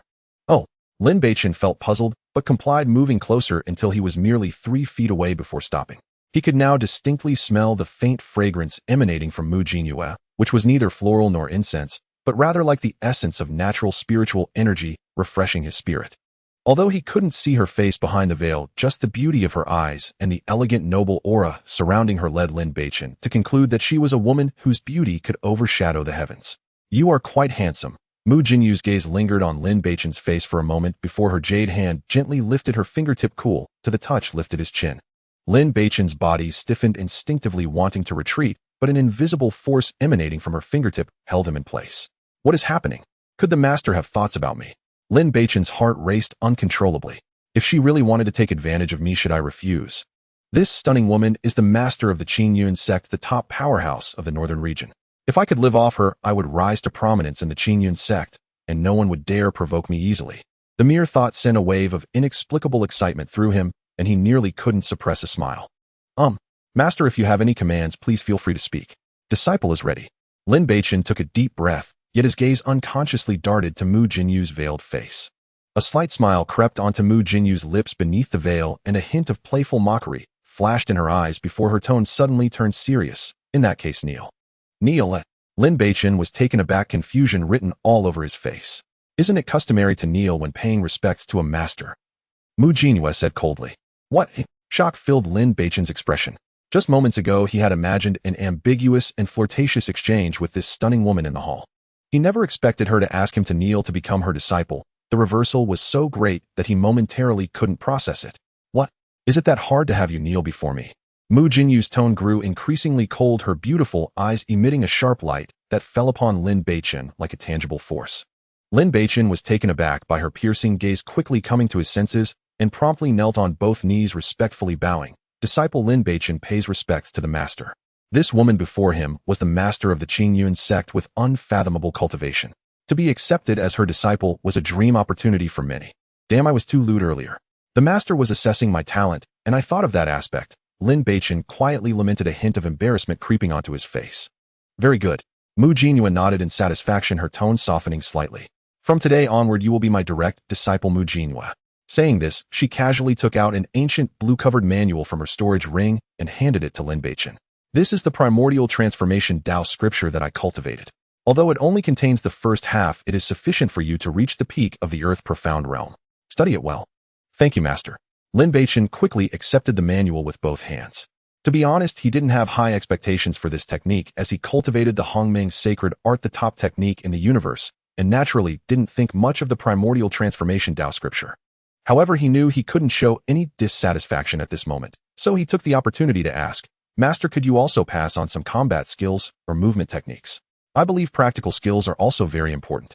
What he lacked most now were high-level combat techniques. The previous techniques he practiced, the Moonstep and Cold Moon Sword Art, were far too low-level and could no longer keep up with his rising power, making it difficult to unleash his full combat potential. A person's energy is limited, one cannot chew more than they can swallow, Mu Jinhua replied lightly. What is most important for you now is to build a solid foundation and thoroughly study the primordial transformation Tao scripture. As for combat skills, I will naturally teach you later. Master, I am full of energy and not afraid of learning more. Lin Beichen quickly responded, fearing she might change her mind. Please teach me a few sets, Master. I promise I won't delay my primary cultivation technique. Mu Jinyue looked at his eager expression, a glimmer of amusement flashing in her eyes. After a moment of contemplation, she said, since you are so confident, I will first teach you a movement technique, phantom steps, and a fist technique, primordial devouring fist. If you can grasp these two techniques thoroughly within a month, I will teach you others later. Saying this, she took out 2 more manuals and handed them to Lin Beichen. Lin Beichen accepted the manuals, and upon scanning them with his divine sense, a look of joy instantly appeared on his face. The rank of these 2 combat techniques far surpassed those he had learned before, especially the phantom steps, which was far more exquisite than the moon step, while the primordial devouring fist was extremely domineering, clearly a very powerful offensive technique. Thank you, Master. Lin Beichen bowed respectfully, again his fondness for this benefactor of a master instantly increasing. Wanqing. Mu Jinyu's voice was clear and pleasant, resonating outside the grand hall. Master. A swift figure entered the hall. The newcomer was none other than Su Wanqing, the eldest sister of the Qingyun sect. She possessed an outstanding demeanor, dressed in a tight-fitting purple gown that accentuated her graceful figure with a hint of heroism in her brows. This is Lin Beichen, a new disciple taken in by me, Mu Jin, you said, pointing to Lin Beichen beside her, addressing Su Wanqing. The Fengyin Pavilion is currently vacant. Oh, please take him there to settle in. Disciple obeys. Su Wanqing slightly bowed in greeting, but as her gaze fell on Lin Beichen, a flicker of shock passed through her calm eyes. The Fengyin Pavilion was one of the finest residences within the Qingyun sect, not only boasting an elegant environment, with flowers blooming in all seasons, but also rich in spiritual energy, making it a coveted place for countless disciples. Even she, as the eldest sister, had sought permission from her master several times to reside there, only to be gently refused by Mu Jinyu on the grounds that the timing was not right. To her surprise, this newly admitted junior brother was actually arranged to stay in the Fengyin Pavilion. This sudden favor stirred a ripple of emotions within Su Wanqing. Beichen, go with your eldest sister for now. Mu Jinyu waved her hand casually, her tone indifferent. If you encounter any difficulties in your cultivation later, you can ask me or consult your eldest sister. As her words faded, her figure transformed into a soft white light, quietly vanishing from the throne. Beichen greets the eldest sister. Lin Beichen quickly stood up, respectfully bowing to Su Wanqing, his demeanor humble. Follow me. Su Wanqing shot him a cold glance, her eyes filled with scrutiny, and turned to walk outside the hall. Seeing this, Lin Beichen hurriedly followed, stepping out of the solemn and majestic main hall of the sect. Once outside, he was surprised to find an entirely different world. The path was lined with exotic flowers and plants, surrounded by ethereal mist resembling a fairyland. Occasionally, pure white cranes soared through the distant clouds, emitting clear and melodious calls, adding to the sense of otherworldliness. As Lin Beichen walked, he couldn't help but admire the scenery around him, inwardly lamenting that the environment in the core area of the inner sect was indeed 100 or 1,000 times better than that of the servant quarters and outer sect. Just as he was lost in admiration, a burst of laughter ahead broke the tranquility of the mountains. He saw 4 distinctly different women surrounding a young man, laughing and chatting as they walked toward him. The leading woman wore a fiery red dress, the hem swaying gently with her steps resembling flames, with a hint of rebellious spirit in her eyes and brows. Beside her stood 2 equally striking women, one in a green dress with gentle brows and eyes exuding a soothing aura, the other in purple with a beautiful face, yet her demeanor was slightly aloof, keeping others at a distance. Amidst the 4, the most eye-catching was the young man they surrounded. He wore a moon-white long robe, standing tall with sharp brows and bright eyes, a high nose, and a gentle smile that lingered at the corners of his lips, exuding an extraordinary aura with every gesture. This person was Bai Yuchen, a highly sought-after genius disciple within the Qingyun sect. Eldest sister.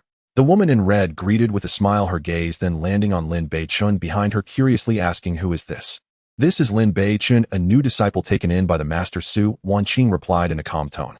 Beichen, this is your second sister Lu Hongwan, your third sister Su Qingdai, your fourth sister Lung Ning Shuang, and your fifth brother Bai Yuchen. Junior brother Lin Beichen greets the second sister, third sister, fourth sister, and fifth brother. Lin Beichen hurriedly clasped his fists in respect, bowing to the 4. Haha, I really didn't expect that after so many years of the master not taking in disciples, she would take in another junior brother now. Finally, I am not the youngest anymore. Bai Yuchen was the first to speak, his tone friendly, a gentle smile on his face that made it hard to harbor ill feelings. By the way, eldest sister, where did the master arrange for junior brother Lin to stay? Fengyin Pavilion. Su Wanqing softly uttered 3 words. In an instant, the previously relaxed atmosphere froze and the smiles on the faces of the few people stiffened, their eyes filled with disbelief. Feng Yin Pavilion. Fourth sister Lung Ning Shuang reacted first, her cold eyes widening in surprise, her tone carrying a hint of uncertainty. Eldest sister, are you sure you didn't hear wrong? The master truly bestowed the Feng Yin Pavilion to junior brother Lin. What the master said I naturally wouldn't mistake. Su Wanqing replied expressionlessly. Feng Yin Pavilion is rich in spiritual energy, picturesque, and situated in a tranquil area, making it a rare cultivation sanctuary within the Qingyun sect. Initially, we several had sought the master multiple times for permission, but she never agreed. I didn't expect it to be granted to the junior brother just like that.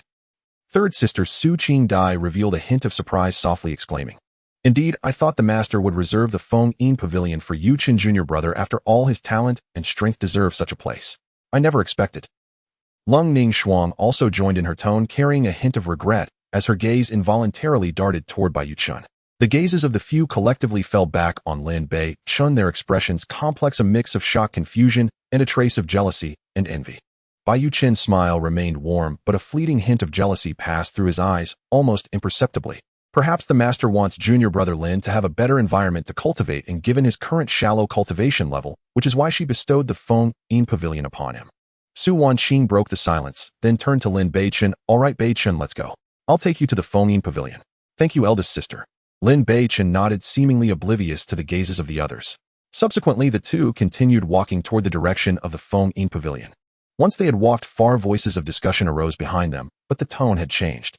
The master is really becoming more and more muddled. Such a good place like the Feng Yin Pavilion is actually given to a useless beginner in the initial stage of spirit transformation. Exactly such a treasure like the Feng Yin Pavilion should be reserved for Yu Qin junior brother. He is the one most qualified. All right, keep your voices down, don't let that kid hear. Lu Hongwan frowned, reminding them helplessly. So what if he hears? What I said is the truth. Lung Ning Shuang retorted, her voice raised slightly. What right does a mere beginner have to receive the Feng Yin Pavilion? The master is clearly biased. Bai Yuchen stood aside, still wearing a gentle smile on his face, but he did not speak to stop them. However, the slight shadow in his eyes seemed to deepen. Under the guidance of Yun Wanqing, Lin Beichen arrived at the edge of a picturesque cliff. At the cliff's edge stood a classical pavilion surrounded by beautiful scenery and an overwhelming tranquility, making it an ideal retreat for cultivation. This is Feng Yin Pavilion. Yun Wanqing paused, her tone still indifferent. From now on, this will be your residence. If you need anything, let me know, and I will have someone bring it to you. Thank you for your kindness, senior sister, Lin Beichen replied with a courteous smile, slightly bowing. These trivial matters I will handle myself, so there's no need to trouble you, senior sister. Yun Wanqing glanced at him and said no more, only adding, then focus on your cultivation here. If you encounter anything unclear in your training, feel free to ask me or consult master. Having said that, she turned and left along the path. She came from her plain robes fluttering gently in the wind, soon disappearing at the end of the stone stairs. Lin Beichen watched her depart, and then pushed open the wooden door of Feng Yin Pavilion, stepping inside. He looked around the pavilion and saw that the first floor was a spacious hall furnished with ancient tables and chairs, while in the corner a calming spiritual incense burned, its smoke curling softly.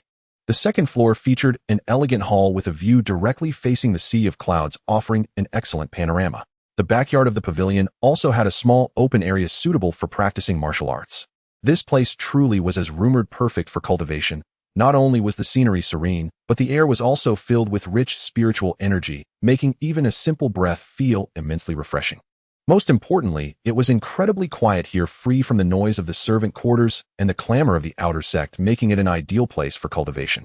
Lin Beichen wasted no time and began cleaning, gently sweeping away the dust in the pavilion and wiping the tables and chairs until they shone. Within half an hour, Feng Yin Pavilion was transformed into a bright and clean space. Once everything was in order, he sat cross-legged in the center of the hall, officially entering the cultivation state. He first took out the Taichu Yindao Ju given by Mu Jinyue, spread it open on his knee, and studied it carefully.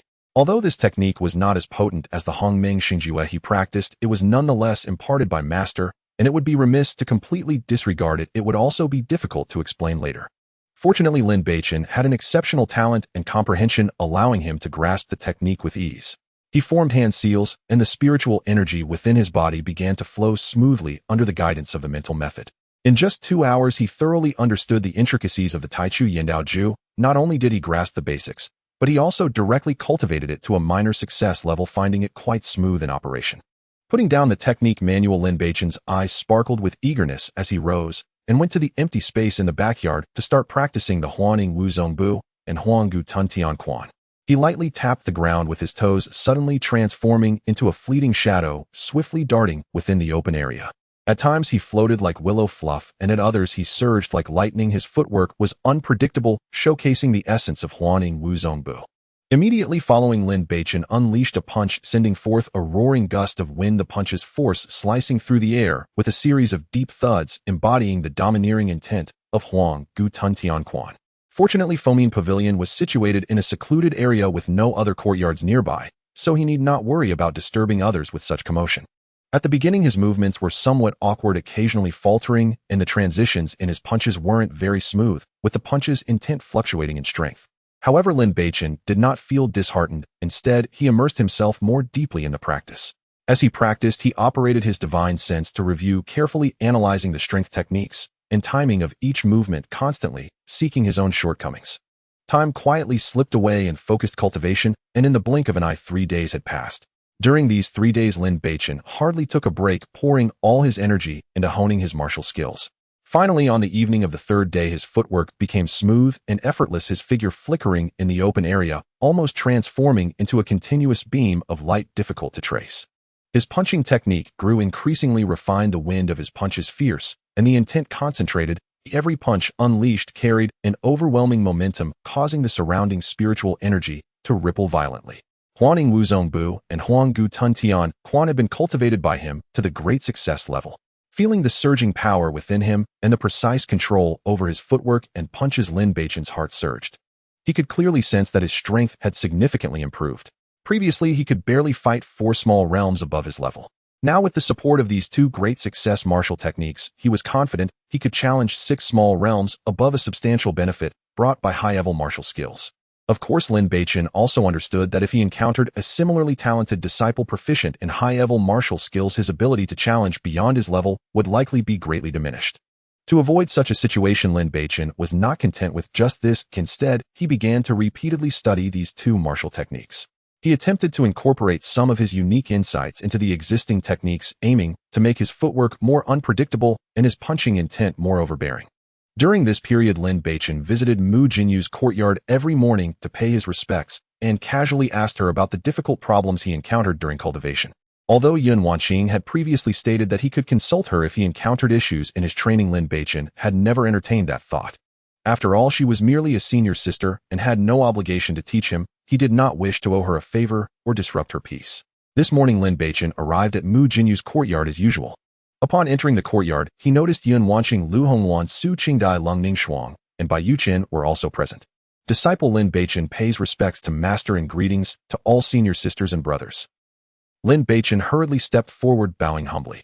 Mu Jinyu sat by the stone table in the courtyard, holding a cup of spiritual tea, and asked gently, "Beichen, how has your cultivation of the Taichu Yandao Ju been going?" "Reporting to Master, I have not failed in my duty. I have cultivated the Taichu Yandao Ju to the minor success stage." Lin Beichen replied respectfully, his tone neither humble nor arrogant. "Oh, you have reached minor success in just a few days." Mu Jinyu's eyes glinted with approval as she nodded, then asked, "What about Huaning Wuzongbu and Huanggu Tuntian Quan? These 2 martial techniques are significantly more difficult than the mental methods." "Reporting to Master, I have fully mastered these 2 martial techniques and cultivated them to great success." Lin Beichen answered truthfully. As soon as he finished speaking, a few light scoffs echoed in the courtyard. "Junior brother, are you joking with us?" Bai Yuqian was the first to speak, a gentle smile on his face, but with a hint of skepticism in his eyes. In just 3 short days, not to mention successfully cultivating 2 high-level martial techniques, even entering the basics would be as difficult as climbing to the heavens. How could one possibly cultivate it to great success? "I think he's mostly just bragging." Lung Ning Shuang took over the conversation, her tone neither cold nor warm, her gaze filled with disbelief. "Even if he is great talent, it is impossible to cultivate all 3 techniques successfully in 3 days. This is simply a fantasy." "5th senior brother, 4th senior sister." Lin Beichen turned to them, his tone calm, yet firm. "Every word I say is true, without a hint of falsehood or bragging. I didn't expect junior brother to possess such talent. It's truly admirable." Su Qingdai wore a dismissive smile. "Since you have successfully cultivated them, why not demonstrate them for us? Let us broaden our horizons." In her view, Lin Beichen was clearly boasting, so she intended to use this opportunity to publicly embarrass him. Upon hearing this, Lin Beichen furrowed his brows slightly, not immediately agreeing, but instead casting a glance at Mu Jinhua, clearly seeking his master's opinion. Mu Jinhua set down her teacup, her eyes holding a hint of expectation, and nodded. Since you have learned it, go ahead and show everyone. It will also allow me to see your progress. Then the disciple shall display his skills. Lin Beichen respectfully replied, then stepped back a few paces and stood in the courtyard. He took a deep breath, and the true chi within him suddenly began to circulate. His footwork shifted as he instantly unleashed the phantom shadow step. Suddenly his figure became elusive, moving swiftly around the courtyard, leaving behind clear afterimages so fast that one could hardly discern his true location. Immediately after, he unleashed a powerful punch, the domineering intent of the ancient devouring fist, erupting in an instant.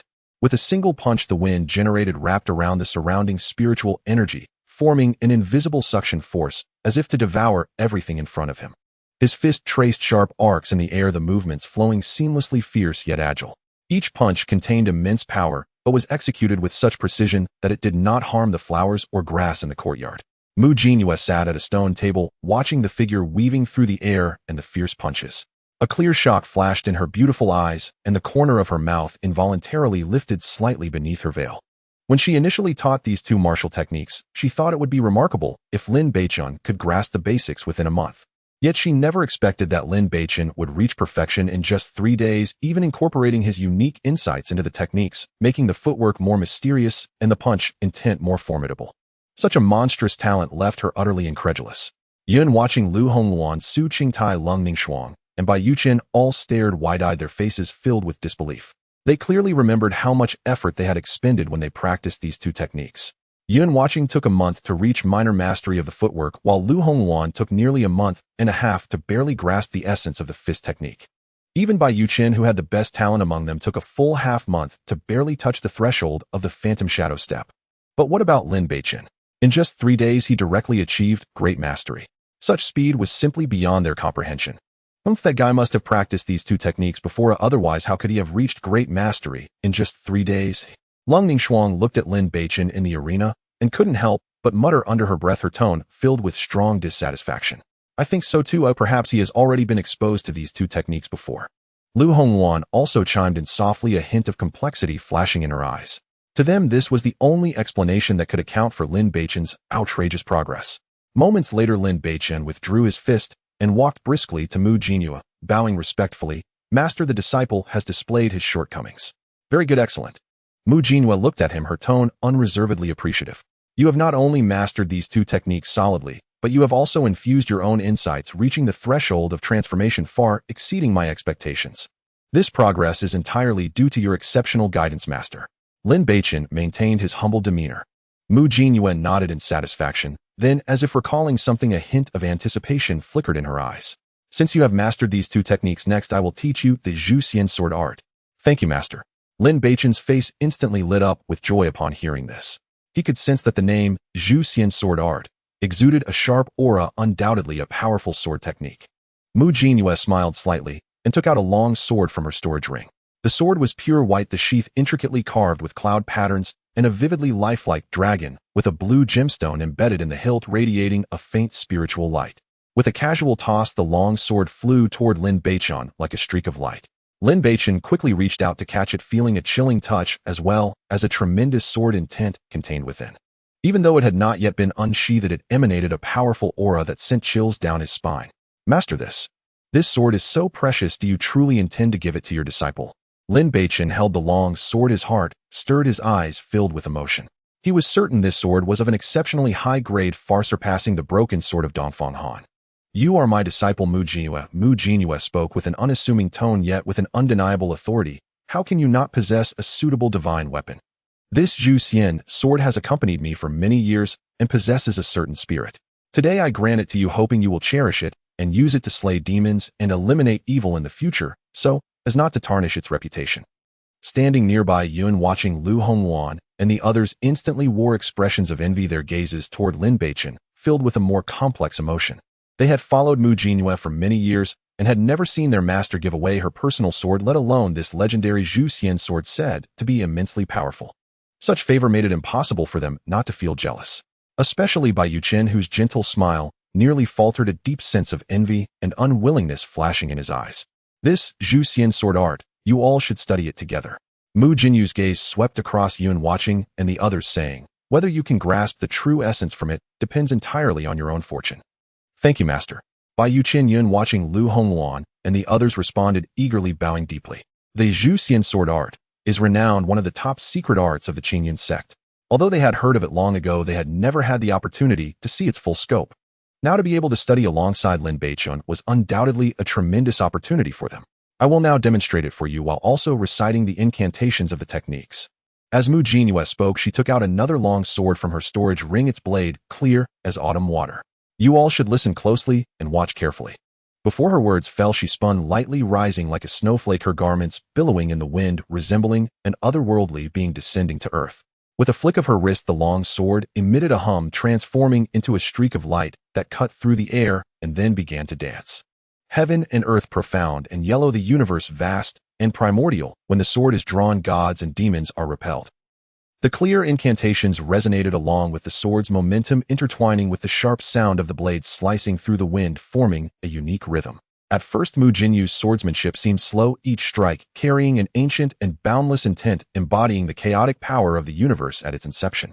In an instant, the sword momentum suddenly accelerated, the sword light cascading like a waterfall akin to thunder striking suddenly. The sharp sword energy interwove and crisscrossed, tearing the surrounding air into fine cracks, yet always skillfully retracting before touching the ancient trees and stone tables in the courtyard without causing any harm. At times, the sword moved lightly like a spring breeze, caressing the banks, gentle and imperceptible. At other times, the sword's might was heavy and furious, crashing against the cliffs, carrying a force capable of overwhelming the weak. Lin Beichen held the Zhuxian sword, his gaze firmly locked onto the figure of Mu Jinyue, instinctively slowing his breath. He was not only observing the trajectory of the sword technique, but also comprehending the flowing sword intent within it, along with the profound principles contained in the incantation. The Hongmeng's sacred art quietly operated within him, firmly imprinting every detail and phrase in his mind, rapidly deciphering the intricacies within. Yun Wangqing's delicate brows slightly furrowed, her typically cool face filled with concentration, her eyes closely following the flickering sword light, silently memorizing the transitions of the sword moves. Lu Hongluan had a flamboyant personality, yet she restrained all her brilliance, her eyes shimmering with excitement and seriousness. Su Qingdai held her breath and focused, her gaze fixed on the movement of Mu Jinyu's wrist and her footwork, attempting to capture the rhythm of the sword technique from these subtle details. Long Ningxuang maintained her indifferent demeanor, her eyes fixed on the trajectory of the sword light, trying to engrave every turn and change into her heart, occasionally flashing a hint of realization. Bai Yuqian wore a gentle smile, yet his gaze was exceptionally sharp. While memorizing the sword technique, he secretly compared it with the swordsmanship. He was proficient in searching for points of reference for integration. Yet a thought deep within his eyes, comparing himself to Lin Beichen, never faded away. In the entire courtyard, only the incantation of Mu Jinyue, the sound of the sword cutting through the wind, and the slightly tense breaths of the crowd remained. Sunlight filtered through the gaps in the leaves, casting the white-clad sword shadow into a dreamlike illusion. Meanwhile, the 6 people below, like devout followers, greedily absorbed this rare glimpse of the true essence of swordsmanship, fearful of missing any detail. This demonstration lasted a full hour before it gradually came to a close. When Mu Jinyue sheathed her sword and stood, her breath remained steady and long, as if she had merely accomplished an insignificant task. Lin Beichen, awakening from a dream, wore an expression of lingering desire, and in his heart his understanding of the Zhuxian sword technique had already taken a vague yet profound beginning. In contrast, Yun Wanqing, Bai Yuqian, and the others had slightly furrowed brows, evidently still unable to grasp the essence within. This set of Zhuxian sword technique, I have practiced it 3 times. Have you all memorized it? Mu Jinyue stood with her sword, sheathed, her gaze sweeping over the few disciples before her, casually asking, have you all memorized it? We have memorized it. They all bowed in response, their tone respectful. Each of the 3 demonstrations had different focal points, and they dared not be the slightest bit negligent, having deeply engraved the trajectory of the sword moves and the incantations in their minds. So do you have any insights? Mu Jinyu's gaze slowly moved across the faces of the crowd, carrying a hint of inquiry. Yun Wanqing stepped forward, first a hint of embarrassment on her face, reporting to master this sword technique is too profound, and the sword intent contained within is even more arcane and difficult to comprehend. I have yet to grasp its essence. Indeed, master. Long Ningxuang followed suit, her face also showing a hint of shame. Every move of this sword technique seems to conceal the principles of heaven and earth, and we truly cannot find any clues at this moment. Su Qingdai and Lu Hongluan also nodded in agreement, evidently having yet to gain entry. Mu Jinyu's gaze fell on Lin Beichen. Beichen, what about you? Lin Beichen's heart stirred. In fact, during Mu Jinyu's second demonstration, he had already captured a hint of sword intent flowing through the sword technique, faintly gaining some inspiration. After returning with a few days of focused contemplation, he would undoubtedly be able to gain entry. However, he caught a glimpse of the seriousness and frustration on the faces of his senior sisters and brothers from the corner of his eye. If he were to say he had already gained insights at this moment, it would undoubtedly make him seem out of place in front of everyone and might even provoke unnecessary jealousy. Having just entered the sect with an unstable foundation, it was indeed unwise to be overly ostentatious. The principle of the tree that stands out is the first to be felled was something he understood. Disciple is dull. Lin Beichen hesitated for a moment, then bowed, and said, this sword technique is profound and extensive, and I currently have no clues. I still need to return and ponder it carefully. Mu Jinyue looked deeply at him, a fleeting glimmer of understanding flashing in her eyes, yet she did not expose it, merely saying lightly, in that case you may go and practice. If there are any places you do not understand in the future, feel free to come and ask me. Disciple takes my leave. Lin Beichen and the others bowed together, then turned to leave Mu Jinyu's courtyard. Once outside the courtyard, the atmosphere among the few was somewhat heavy. After walking for a short distance, Lu Hongwan could not help but huff, her face filled with displeasure. Master is too biased. The Zhu Xian sword is so precious, yet it was given to Lin Beichen. Su Qingdai nodded in agreement, yes, giving him such a treasure as the Foaming Pavilion, and now even the Zhu Xian sword is in his hands. This treatment is truly shocking. All right, let's all keep our voices down. Yun Wanqing furrowed her brows, coldly interrupting. The master has her own considerations, and complaining more is of no use. What the eldest sister says is correct. Bai Yuqian wore a somewhat helpless smile, his tone appearing gentle, but a hint of unnoticeable jealousy flashed in his eyes. Since master has made a decision, we can only obey. In the past, he had been the most favored disciple under Mu Jinyue, whether it was the richness of spiritual energy at his residence or the magical artifacts he was equipped with, they were the best among his peers. Yet Lin Beichen's appearance was like a sudden beam of light, instantly stealing the attention that was originally focused on him, which made him feel quite uncomfortable. Why should he, a mere newcomer, reap all the benefits? A hint of cunning light flickered in Lung Ningxuang's eyes as she suddenly spoke. I have an idea. Let's go and trade with him to see if we can exchange the Foaming Pavilion and the Zhu Xian sword. Are you crazy? Yun Wanqing shot her a glare. That is something bestowed by master. Would you dare to trade it? If master finds out, you will have a hard time. We are not going to rob him, just trading with him, Lung Ningxuang said nonchalantly.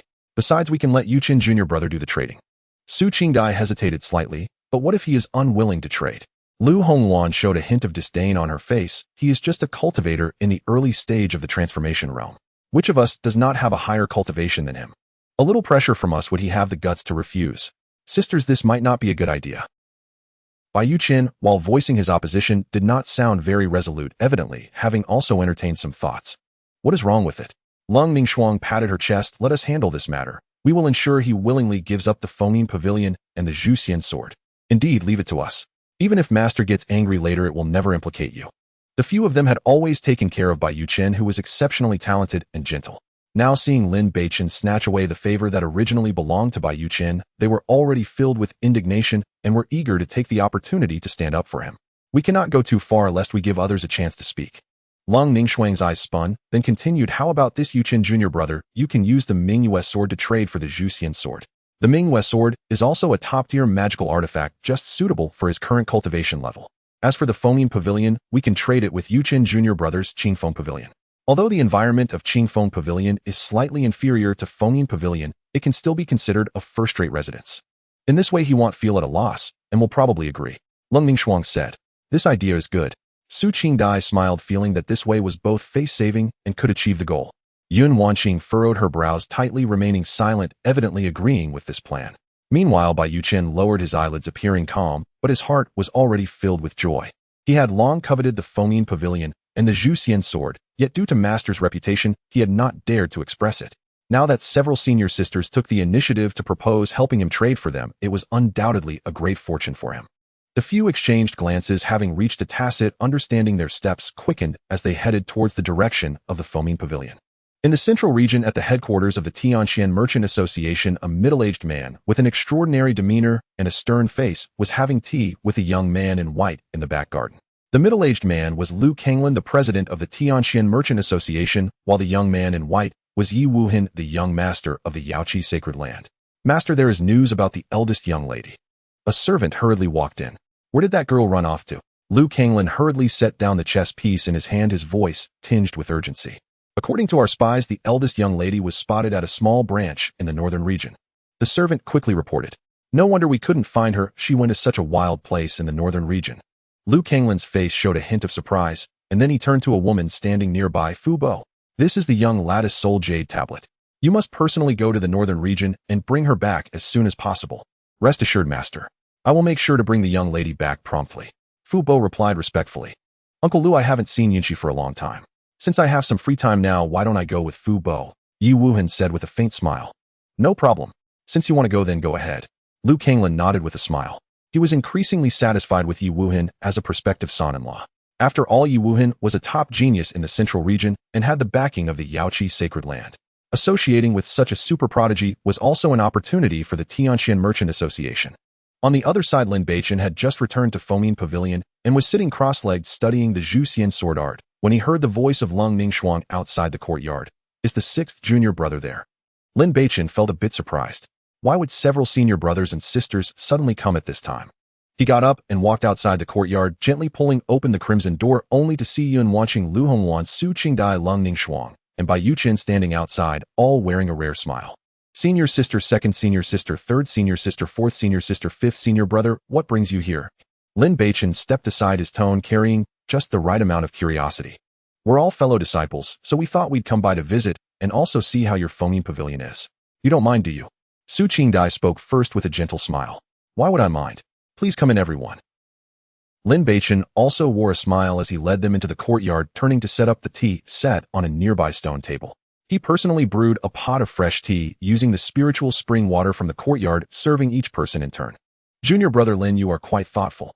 Lu Hongwan raised her teacup, taking a gentle sip, her face revealing a warm smile. Now that you are under master's guidance, we are all family, so do come visit often. If you have any doubts about your cultivation, feel free to ask us anytime. Don't hesitate at all. Yes, you are the youngest among us, so it's only natural for us to look after you more. Lung Ningxuang echoed her gaze, however, scanning the courtyard, clearly curious about the environment of Fomin Pavilion. Thank you for your kindness, senior brothers and sisters. If I truly have any questions, I will certainly come to ask. Lin Beichen replied with a smile, but felt a tinge of vigilance rise in his heart. He could tell that these people usually had some reservations about him, especially Lung Ningxuang and Su Qingdai, who often looked at him with a hint of hostility. Today, however, they were suddenly so warm, which was indeed a bit unusual, almost like a weasel wishing a happy new year to a chicken. Sure enough, after chatting for a bit, Lung Ningxuang suddenly changed the subject, her gaze landing on the spiritual tree and pond in the courtyard, her face showing exaggerated envy. Junior brother Lin, your Fomin Pavilion is truly a wonderful place, rich in spiritual energy and so tranquil. Living alone in such a large courtyard is really enviable. Master truly values you. Indeed, Master has been very kind to me. Lin Beichen replied with a smile, maintaining an air of modesty. Yun Wanqing put down her teacup and casually asked, by the way, junior brother Lin, I heard you were a servant disciple before. What's the story behind that? With your talent, you shouldn't have been assigned to the servant disciple hall. It's a coincidence. Lin Beichen did not hide it and replied frankly. During the entrance test, the testing stone failed to detect my spiritual roots, so I asked the elders to assign me to the servant disciple hall, thinking it best to settle down in the sect first. Failed to detect your spiritual roots. How is that possible? Yun Wanqing's face showed clear surprise. Even with the worst talent, the testing stone should still show some faint light unless... She paused, a hint of confusion flashing in her eyes. Unless you have no spiritual roots at all, but if that's the case, you wouldn't be able to cultivate at all. Yes, even the lowest waste spiritual roots would still elicit a response from the testing stone. Bai Yuqin chimed in, his gaze carrying a hint of inquiry. Junior brother Lin, your current cultivation level is clearly impossible without spiritual roots. Could it be that there was a problem with the testing stone? Perhaps it may have been a coincidence that the testing stone malfunctioned at that time. Lin Beichen smiled non-committally, providing no further explanation. It must be exactly that. Otherwise, with your talent, how could you not have your spiritual roots detected? Su Qingdai quickly smoothed things over, smiling as she changed the topic. In the time that followed, they chatted about trivial matters related to cultivation. Yun Wanqing and the others remained warm, saying things like they would help each other and strive together in the future. Listening to them, Lin Beichen felt increasingly uneasy, always sensing that behind this warmth was some ulterior motive. Finally, Su Qingdai cleared her throat, her face wearing a gentle smile as she pretended to be serious. Junior brother Lin, actually we came here today to discuss something with you. Please speak, senior sister. Lin Beichen's heart tightened, knowing the main topic had arrived. He quickly picked up the teapot and added some tea to Yun Wanqing's cup, still speaking respectfully. Yun Wanqing exchanged a glance with Bai Yuchen and slowly spoke. It's like this: your fifth senior brother is currently studying a set of sword techniques and needs a completely quiet and spiritually rich place to meditate. Therefore, he would like to borrow your Zhu Xian sword and foaming pavilion for a period of time. What do you think?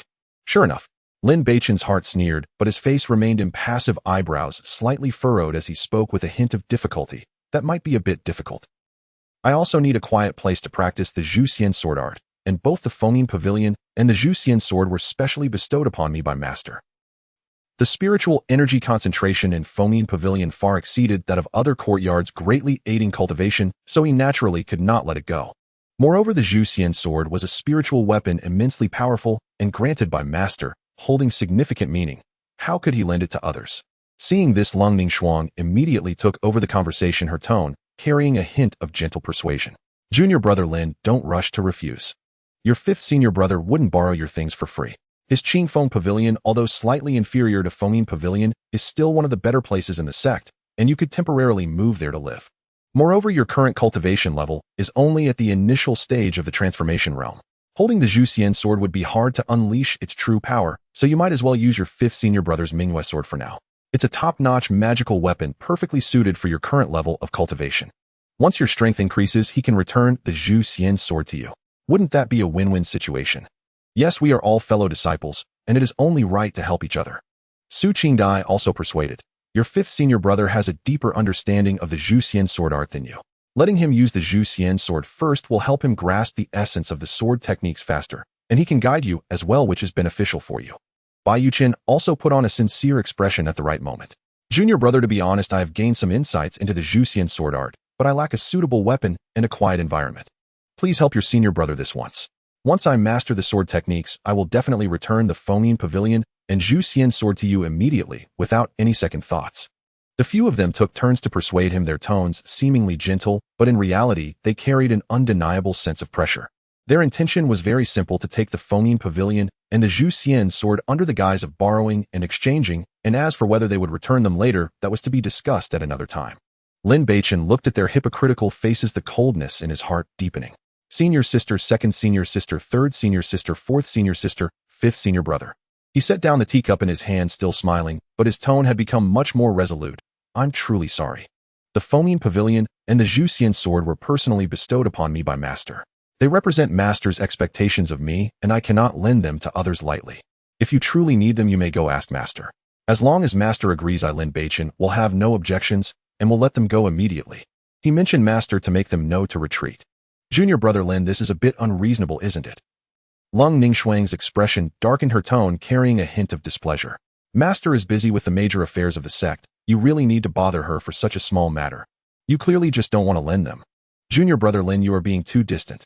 Lung Ningxuang abruptly stood up, her tone laced with unabashed anger. It's merely borrowing your residence and sword, yet you are so resistant. Isn't that rather unkind? Lu Hongwan also frowned, her fingers tightening around the teacup, and coldly replied, we have treated you sincerely, hoping to guide you more in your cultivation in the future, yet who would have thought you are such a miserly person? Truly disappointing. Su Qingdai sighed softly, disappointment practically spilling from her tone. It seems our genuine intentions were ultimately misplaced. Some people never regarded us as their own. Yun Wanqing slightly furrowed her brow, her clear voice now tinged with chill. Junior brother Lin, we do not wish to take by force. We merely seek to borrow temporarily. It won't cause you any loss. Why make such a scene? Bai Yuchen pretended to mediate, his tone gentle. Ladies, please do not be angry. Since junior brother is unwilling, let it be. It's not a big deal. At worst, I'll just spend a little more time in hard training, and I'll surely make progress. This statement seemed like a concession, but each word implied that Lin Beichen was being unkind, deliberately delaying his cultivation. Ladies and senior brothers, you are too harsh. Facing the mixed criticisms from everyone, Lin Beichen still wore a faint smile. Junior brother is not stingy, it's just that the Foaming Pavilion and the Zhu Xian sword were bestowed by my master, carrying the hopes of my master. If I were to lend them to others without permission, would that not be disrespectful to my master? Lin Beichen lifted his teacup, speaking in a calm tone. Moreover, with senior brother was talent and insight. Even without the Foaming Pavilion and Zhu Xian sword, you would surely succeed in your cultivation. And besides, I have always respected all of you senior brothers and sisters. If you feel that I have done anything wrong, you may report it to the master. I harbor no resentment. Lin Beichen remained neither soft nor hard, neither escalating the conflict nor conceding each remark, bringing up his master, leaving everyone with their fury nowhere to vent. Since junior brother Lin is unwilling to agree, we shall take our leave. Yun Wanqing gave Lin Beichen a deep look before turning and walking towards the courtyard exit. Lu Hongwan glared fiercely at Lin Beichen, her anger nearly spilling over, huffing, "What a stubborn fellow. I hope you won't come seeking our help in the future." With that, she angrily followed after. Su Qingdai and Lung Ningxuang also wore expressions of indignation as they left the courtyard in succession. Bai Yuchen's complexion shifted from green to white, fluctuating unpredictably. He had thought that with the pressure from the few sisters Lin Beichen would surely compromise, but he did not expect the other party's attitude to be so resolute. He took a deep breath, suppressing the anger within, forcing out a hint of false apology. "Junior brother Lin, today's matter was our oversight disturbing your cultivation." With that said, before Lin Beichen could respond, he turned and quickly left. Watching the angry figures depart, Lin Beichen's smile gradually faded, a glint of coldness flashing in his eyes as he got up to close the courtyard door. The courtyard returned to tranquility, only the spiritual wind rustling through the branches making a soft sound. "A bunch of fools, better not provoke me." Lin Beichen drained the remaining tea in his cup, the coldness in his eyes quietly dissipating, replaced by a sense of calmness. He knew that today's rejection was merely the beginning. Given the temperaments of those senior brothers and sisters, they would surely not let it rest, but he did not care. To establish oneself in the Qingyun sect, one could not simply yield. Some boundaries must be firmly upheld. Turning back to the courtyard, Lin Beichen took a deep breath, clearing away distracting thoughts, gripping the Zhuxian sword and conjuring the image of Mu Jinyue, practicing the Zhuxian sword technique in his mind. Buzz! The Zhuxian sword let out a gentle tremor, as if resonating with its master's intent. Lin Beichen's wrist flicked slightly, the sword light, like a thread, slowly executing the moves from his memory. At first, his sword intent was still somewhat clumsy, every move bearing a trace of imitation. But as his understanding of the sword intent deepened, his movements became increasingly fluid. The sword light sometimes poured down like the Milky Way and sometimes twinkled like cold stars, gradually revealing a unique sharpness of the Zhuxian sword technique. In the following days, Lin Beichen continued to visit Mu Jinyu's courtyard every morning to pay his respects, but Yun Wanqing and the others no longer appeared, which brought him some peace. The profundity of the Zhuxian sword technique far surpassed the previous Huanggu Tunshin fist. Lin Beichen dared not be the slightest bit negligent, practicing again and again, often until nightfall, drenched in sweat, before finally stopping. Efforts do not betray the diligent. After 3 days, the sword moves finally lost their clumsiness, each motion infused with a faint sword intent. At this moment, he truly stepped into the threshold of the Zhuxian sword technique, reaching the entry-level realm. "It's time to go out and train." Lin Beichen revealed a hint of an expectant smile. Though closed-door training can enhance cultivation, it lacks the honing of real combat. Only by experiencing life-and-death situations can martial skills and cultivation truly integrate. That morning, Lin Beichen left Fengyin Pavilion and headed straight to the task hall. As soon as he stepped through the hall door, he saw many disciples gathered around the notice board, voices rising and falling with excitement on their faces. "Did you hear? The elders discovered an ancient ruin in the Soul Burial Abyss. Is that true? Such a perilous place as the Soul Burial Abyss actually has ruins. The announcement has been posted. How could it be false? It is said that the sect is allowing young disciples to form teams to go there. Perhaps they will find rare materials or ancient martial arts legacies." Lin Beichen followed the gazes of the crowd and indeed saw a yellowed beast skin scroll pinned on the notice board with clear vermilion characters detailing the news about the ancient ruins in the Soul Burial Abyss. A thought stirred within him. He had heard of the Soul Burial Abyss, located deep within the central Soul Burial mountain range of the northern domain, where fierce beasts roamed, fraught with danger, yet precisely because of this, it also concealed countless opportunities. "It's a great place for training," Lin Beichen murmured to himself, revealing a hint of anticipation on his face. He then walked to the task counter and picked up an exploration mission to the Soul Burial Abyss. After buying a detailed map of the northern domain from a nearby market and carefully marking the location of the Soul Burial mountain range, he left Qingyun's sect alone. He was accustomed to being independent. Teaming up with others would only hinder him. Moreover, with his current strength, ordinary fierce beasts were no longer a concern. Exiting the mountain gate of Qingyun's sect, Lin Beichen activated the phantom shadow, his figure like a wisp of light smoke, speeding straight towards the northern domain.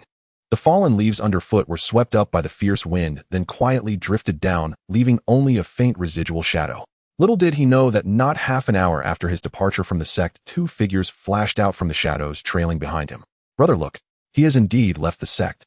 Dongfang Yan's eyes flashed with a venomous glint, gritting her teeth, this time in a place like the Soul Burial Abyss. "Let's see who can protect him." I will surely make him suffer a fate worse than death to relieve my hatred. Dongfang Han's gaze was sinister as he stared at the direction Lin Beichen was heading, the corners of his mouth twisting into a cold arc. Don't worry, this time, he won't escape. Great. Dongfang Yan's face showed excitement. The two exchanged glances, both eyes glimmering with murderous intent. They activated their movement techniques, following Lin Beichen from a distance, afraid to get too close, lest they be noticed. Lin Beichen sped along, executing the phantom shadow step to its utmost, his speed increasing as he weaved through the forest like a ghostly shadow. Behind him, Dongfang Han and Dongfang Yan were giving their all to chase, yet gradually fell behind.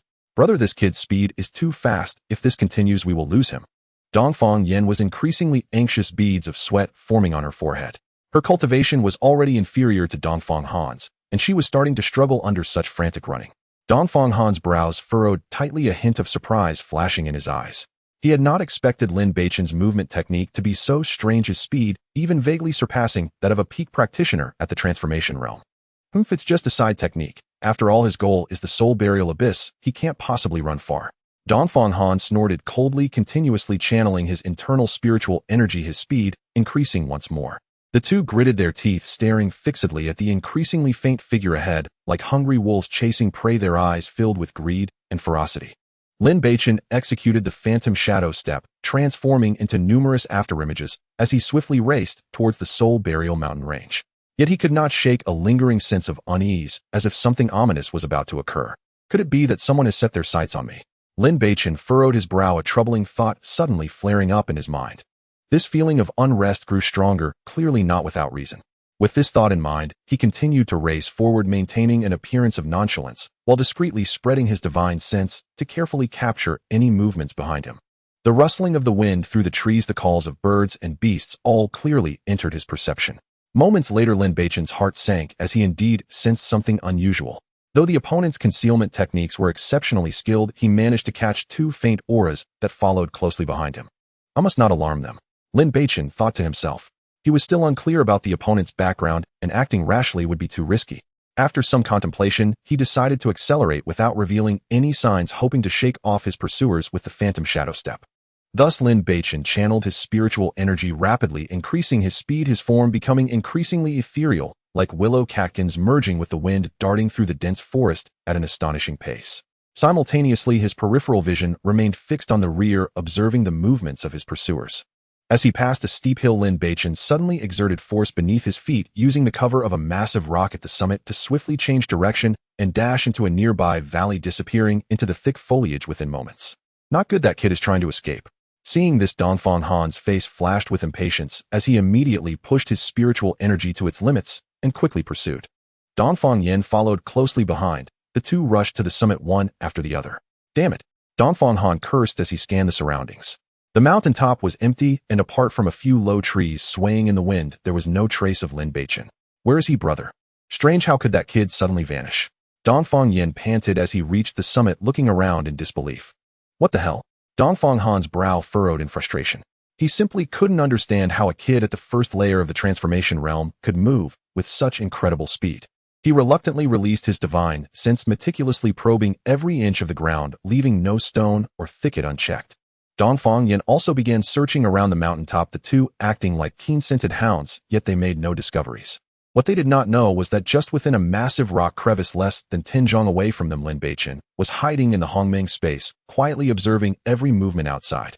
After rushing up the mountain, he swiftly entered the Hongmeng ring and concealed it within the rock crevice, successfully evading their line of sight.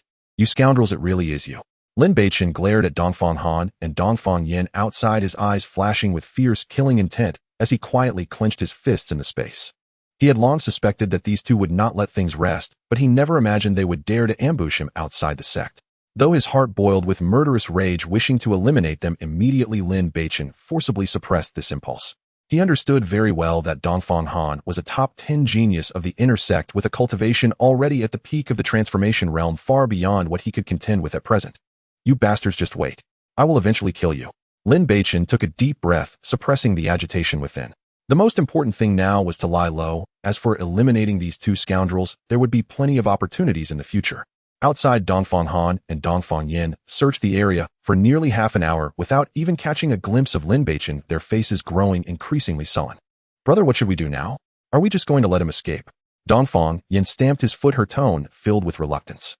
He can run away, but the temple can't be escaped. That kid bought the map to the Soul Burial Mountain Range. He must be heading to the Soul Burial Abyss. Dongfang Han's gaze darkly swept around, a cold smile suddenly appearing on his face. We don't need to waste time here. Let's go directly to the Soul Burial Abyss and wait. I don't believe he won't show up. Brother, you really think ahead. Dongfang Yan's eyes brightened as she nodded. As long as he dares to go to the Soul Burial Abyss, we will ambush him there. At that time, he will definitely beg for mercy. Then the two siblings no longer lingered and sped deep into the Soul Burial Mountain Range, quickly disappearing into the distant forest. Seeing the two completely leave, Lin Beichen did not immediately emerge from the Hongming space. He patiently waited for another hour, confirming that there were no further disturbances before cautiously slipping out of the space.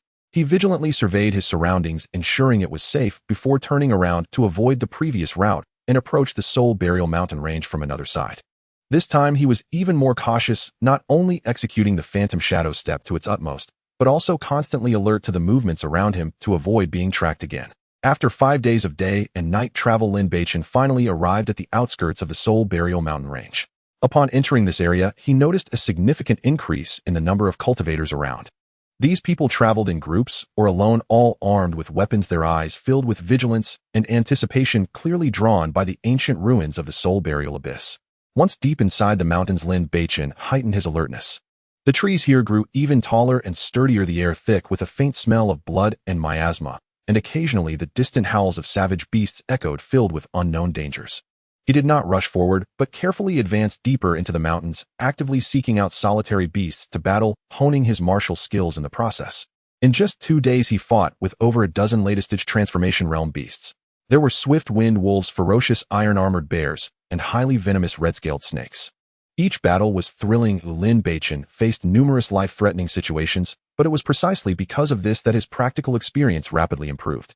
The Phantom Shadow Step became increasingly proficient amid life and death, allowing him to narrowly evade the beast's attacks with each flicker of his form. The intent of the ancient devouring fist also became more condensed. A single punch often shattered the defenses of the beasts. Moreover, the slaying immortal sword technique even broke through to a small success in the fierce battles with the beasts, each strike imbued with a murderous intent. Lin Beichen could clearly feel his progress. He estimated that although his current cultivation was only at the first layer of the transformation realm, with the exquisite martial skills and the power of the slaying immortal sword, he could still contend against cultivators at the 7th layer of the transformation realm. This was the immense empowerment brought by powerful martial arts and divine weapons. After 2 more days of arduous travel, Lin Beichen, utilizing the exquisite techniques of the Phantom Steps and the keen perception granted by the Hongming's sacred art, successfully avoided the powerful high-level beasts. One of the beasts, a giant striped tiger resembling a mountain, emitted such a terrifying pressure that it made his blood surge. Had he not hidden in time, he would have surely become one of its meals. Finally, on the morning of the 3rd day, he reached the depths of the mountain range, the Soul Burial Abyss. Standing at the edge of the abyss and looking down, he saw an impenetrable darkness below, where vague silhouettes of figures could be seen moving, indicating that many had arrived ahead of him. Lin Beichen followed a small path down to the bottom of the abyss. At this moment, the flat ground around the abyss was bustling with thousands of young disciples. Each of these individuals exuded a steady aura, their eyes sharp as blades, radiating an extraordinary demeanor, clearly the elite talents of various sects. On the outskirts of the crowd, several middle-aged men with unfathomable auras were scattered about. Their gazes swept around like hawks, emanating a chilling pressure. From their attire, it was evident that they belonged to different factions. The men in dark robes embroidered with skulls were from the Netherworld sect. Those in green robes with swords at their waists belonged to the Tai Sword Pavilion. The one in a white robe exuding a cold aura was from the Biyue Palace. The disciples dressed like Lin Beichen were from the Qingyun sect. These 4 major sects were the pinnacle forces of the northern region. The powerful middle-aged men were undoubtedly elder-level figures from these sects. The discovery of ancient ruins meant vast resources and legacies, which would undoubtedly spark fierce competition among the sects, as everyone hoped their talented disciples would seize the opportunity.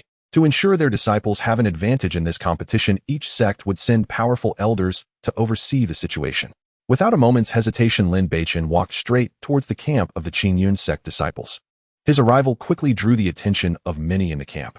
After all, he was now a well-known figure within the Qingyun sect, and every move he made naturally caught the eyes of countless people. Amidst the curious, envious, and probing gazes, Lin Beichen keenly sensed several hostile stares directed at him.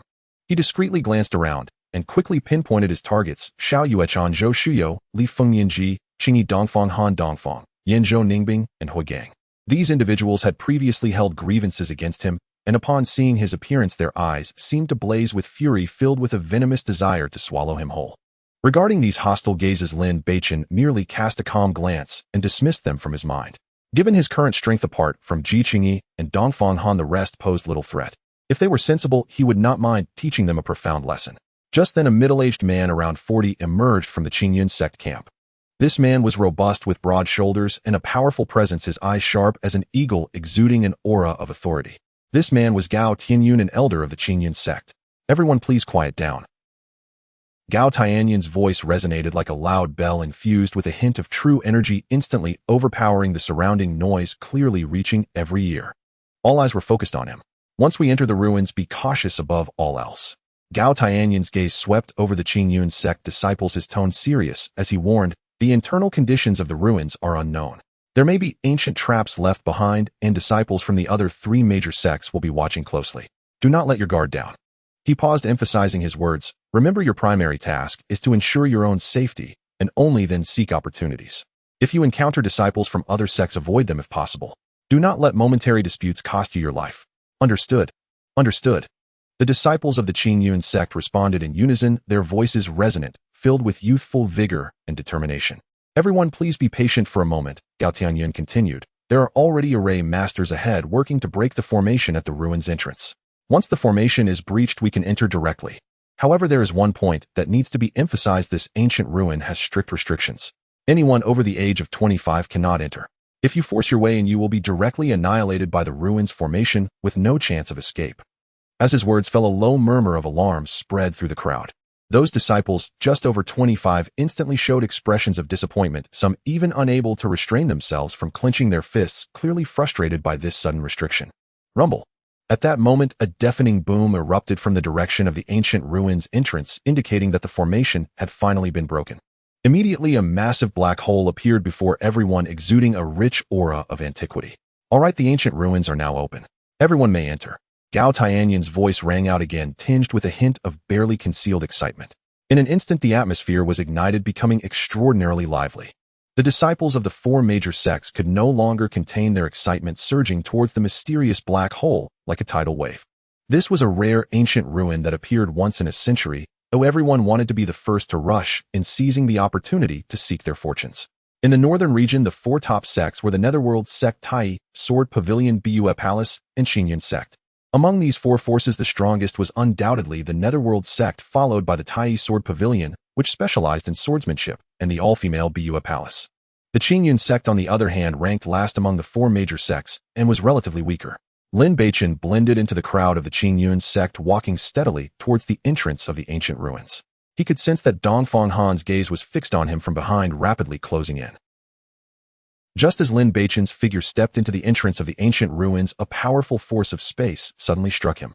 He felt the world spin around him, the scene before his eyes distorted in an instant, his body seemingly pulled by an invisible force, losing all control. When he regained his senses, he found himself in a mysterious space. This space was dimly lit with extremely weak light, filled with an ancient and decayed aura mingled with a faint smell of dust, instilling an involuntary sense of vigilance. Soon other disciples appeared in this space like raindrops, evidently having been randomly teleported here by that spatial force. Looking at this strange and mysterious space, the expressions on everyone's faces varied. Some were frightened by the sudden change in environment, their faces pale with fear.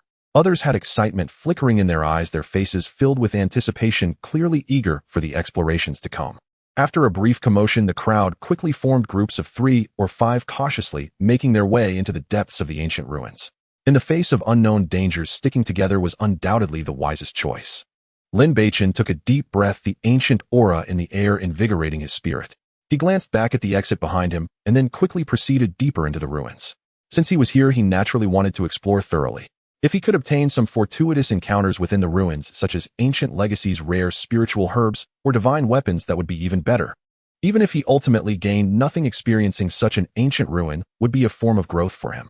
The deeper Lin Beichen ventured into the ruins, the more solemn his expression became. In the ancient, decaying air, a faint hint of array fluctuations mixed in, akin to a slumbering behemoth exuding a heart-stopping pressure. During his journey, Lin Beichen encountered numerous dark demonic beasts with pitch-black bodies and crimson eyes. These demonic beasts were evidently accustomed to living in this dim space for years, filled with hostility towards intruders guarding the ruins like loyal sentinels. Fortunately, Lin Beichen's perception was exceptionally sharp, and leveraging the exquisite techniques of the Phantom Steps, he decisively eliminated any demonic beasts of comparable or slightly weaker strength. If he encountered high-level demonic beasts with auras significantly stronger than his own, he would stealthily conceal himself and take a detour, never lingering in battle. Suddenly, a cold, piercing voice echoed from ahead like the frigid winds of a harsh winter, instantly freezing the air. Lin Beichen's heart tightened as he looked up to see the siblings Dongfang Han and Dongfang Yin appearing directly in front of him, seemingly appearing from nowhere. Their eyes were filled with malice, weapons drawn, clearly having plotted this encounter in advance. Meanwhile, footsteps approached from behind. Lin Beichen turned sharply, discovering Zhou Shuyao and Ji Qingyi standing not far away, effectively blocking his escape route. The four of them formed a pincer formation, trapping him firmly in the center. Do you not know that slaying fellow sect members is a grave taboo? If discovered, severe punishment will ensue. Lin Beichen's voice was icy as he swiftly scanned the four of them, rapidly contemplating an escape route. Dongfang Han and Ji Qingyi had already reached the peak of the spirit transformation realm, their power far beyond what he could currently contend with.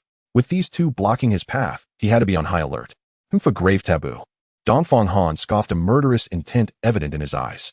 This is an ancient ruin isolated from the world. Even if we kill you, who would know? Just rest easy and die. Before he finished speaking, the long sword in his hand was already drawn, a fierce sword-light cutting through the dim space as he lunged towards Lin Beichen like a lightning bolt. His sword strike was vicious, aimed directly at Lin Beichen's chest. Die! Almost simultaneously, Ji Qingyi also moved. With a flick of her wrist, a long whip gleaming with a cold light slithered like a venomous snake, howling through the air as it aimed to ensnare Lin Beichen's neck, clearly intending to take him down in one blow. Dongfang Yin and Zhou Shuyao positioned themselves on either side, a cold smile curling at the corners of their mouths. They fixed their gazes on Lin Beichen, preventing him from escaping sideways, occasionally launching supportive strikes, yet they did not dare to confront Lin Beichen head-on. Faced with the siege of two peak experts in the spirit transformation realm, Lin Beichen dared not to be negligent, abruptly shifting sideways to narrowly evade their attacks. Sizzle. The sword light grazed Lin Beichen's side, instantly tearing his clothing and leaving a long bloody mark, a sharp pain shooting through him. Crack! A crisp sound rang out as Ji Qingyi's long whip, though failing to entangle his neck, struck solidly against his back. With a tearing sound, his clothing was instantly shredded, revealing a deep whip mark that exposed bone, blood quickly staining his robe. Lin Beichen gritted his teeth against the searing pain, using the momentum from the strike to surge forward, successfully breaking free from their encirclement. He dared not pause for even a moment, instantly racing towards a dense thicket on his left. Don't let him escape. Ji Qingyi called out sharply, a flash of irritation in her eyes as she shot forward like an arrow, her long whip once again slicing through the air towards Lin Beichen's back. Dongfang Han was equally unwilling to fall behind, quickening his steps as he swung his long sword like a tempest, launching relentless attacks on Lin Beichen. The intertwining sword lights formed a dense web, sealing off all of his retreat paths. Lin Beichen dared not confront them head-on, relying solely on the Phantom Steps to evade his figure darting around the secret realm, appearing incredibly disheveled. With more and more wounds on his body, blood stained half of him, yet his gaze grew increasingly cold, like a blade tempered with poison. In this critical moment, a group of palaces suddenly appeared ahead. The palaces were built against the mountains, grand in scale. Although many roofs had collapsed and walls were riddled with cracks, one could still discern the grandeur of the past. Lin Beichen felt a surge of joy and hurriedly quickened his pace towards the palace cluster. Although he could not match his opponents in absolute strength, his speed was not lacking at all. In almost no time, he dashed into the cluster of palaces. Once inside the palace cluster, Lin Beichen discovered many other disciples from different sects had already gathered here, clearly attracted by the palaces. He immediately blended into the crowd, using the dense throng and the complex layout of the palaces as cover, quickly shaking off the relentless pursuit of Dongfang Han and Ji Qingyi. Damn it, how is this kid so fast? Ji Qingyi stopped, looking at the empty space ahead, her face filled with shock and anger. She simply couldn't believe that she, a top 10 genius of the Bua Palace, could be outpaced by a mere first-layer spirit transformation brat. This was an utter humiliation. With so many people around and the palace layout being so complex, it won't be easy to find him. Dongfang Han also halted, casting a cold, narrowed gaze around the palaces. He said in a low voice, "Why don't we practice in this palace cluster first and see if we can find any opportunities? As for that kid, there will be plenty of chances to deal with him later." Indeed, Ji Qingyi nodded, suppressing her anger. This palace cluster is so vast that it might be hiding a lot of good things. We should prioritize searching for opportunities. Thus the four of them temporarily set aside their pursuit of Lin Beichen and began to search the palace cluster separately. Meanwhile, after shaking off his pursuers, Lin Beichen found a secluded corner to tend to his wounds before wandering through the palace cluster, searching for potential opportunities.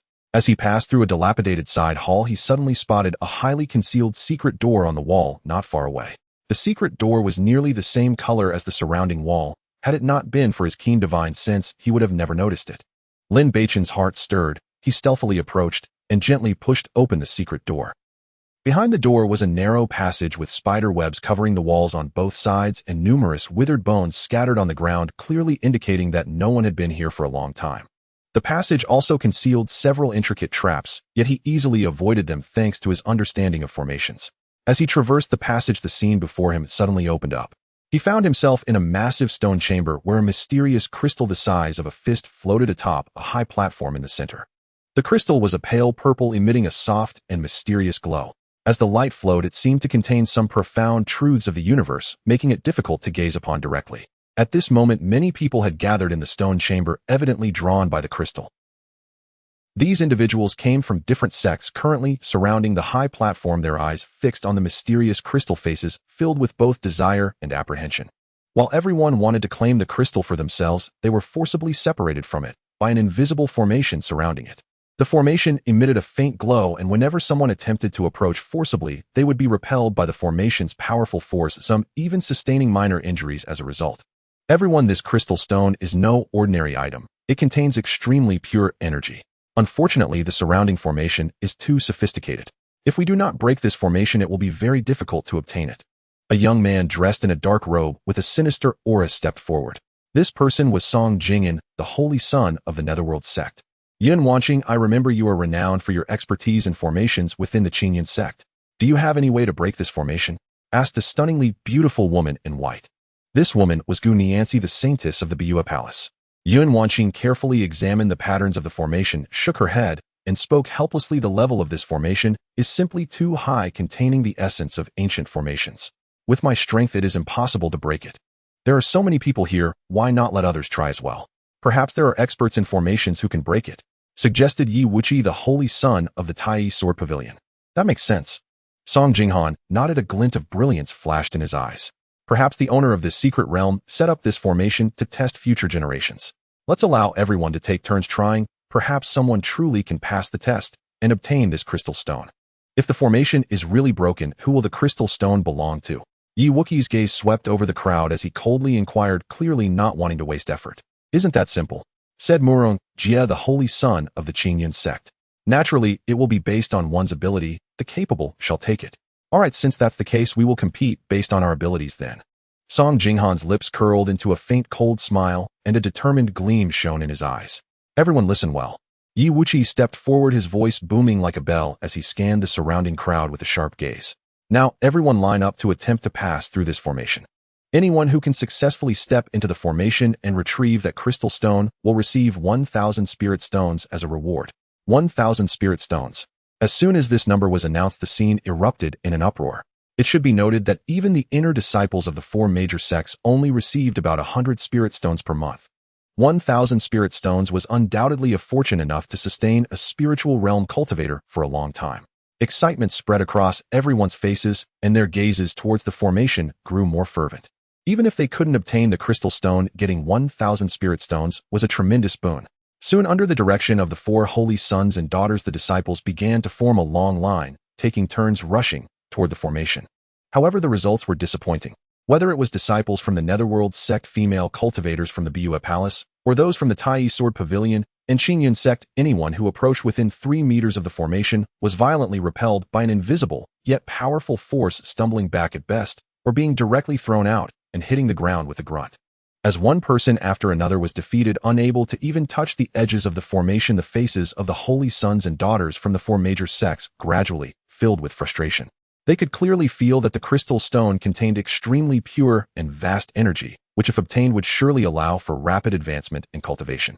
Yet now they were helplessly blocked by this damned formation, unable to do anything but watch. Lin Beichen had been hiding among the crowd, his gaze fixed on the formation as he meticulously analyzed its patterns, and the flow of energy. He had inherited the formation legacy of Beilite Song, giving him an extraordinary sensitivity to such ancient formations. After careful observation, he quickly found the key nodes of the formation. This formation had a weak point in its energy flow. As long as one used a specific method to channel their own spiritual energy, they could temporarily create a breach. However, despite finding the method to break the formation, Lin Beichen felt no joy. He knew very well that even if he could break the formation and retrieve the crystal stone, it would be impossible for him to leave with it unscathed.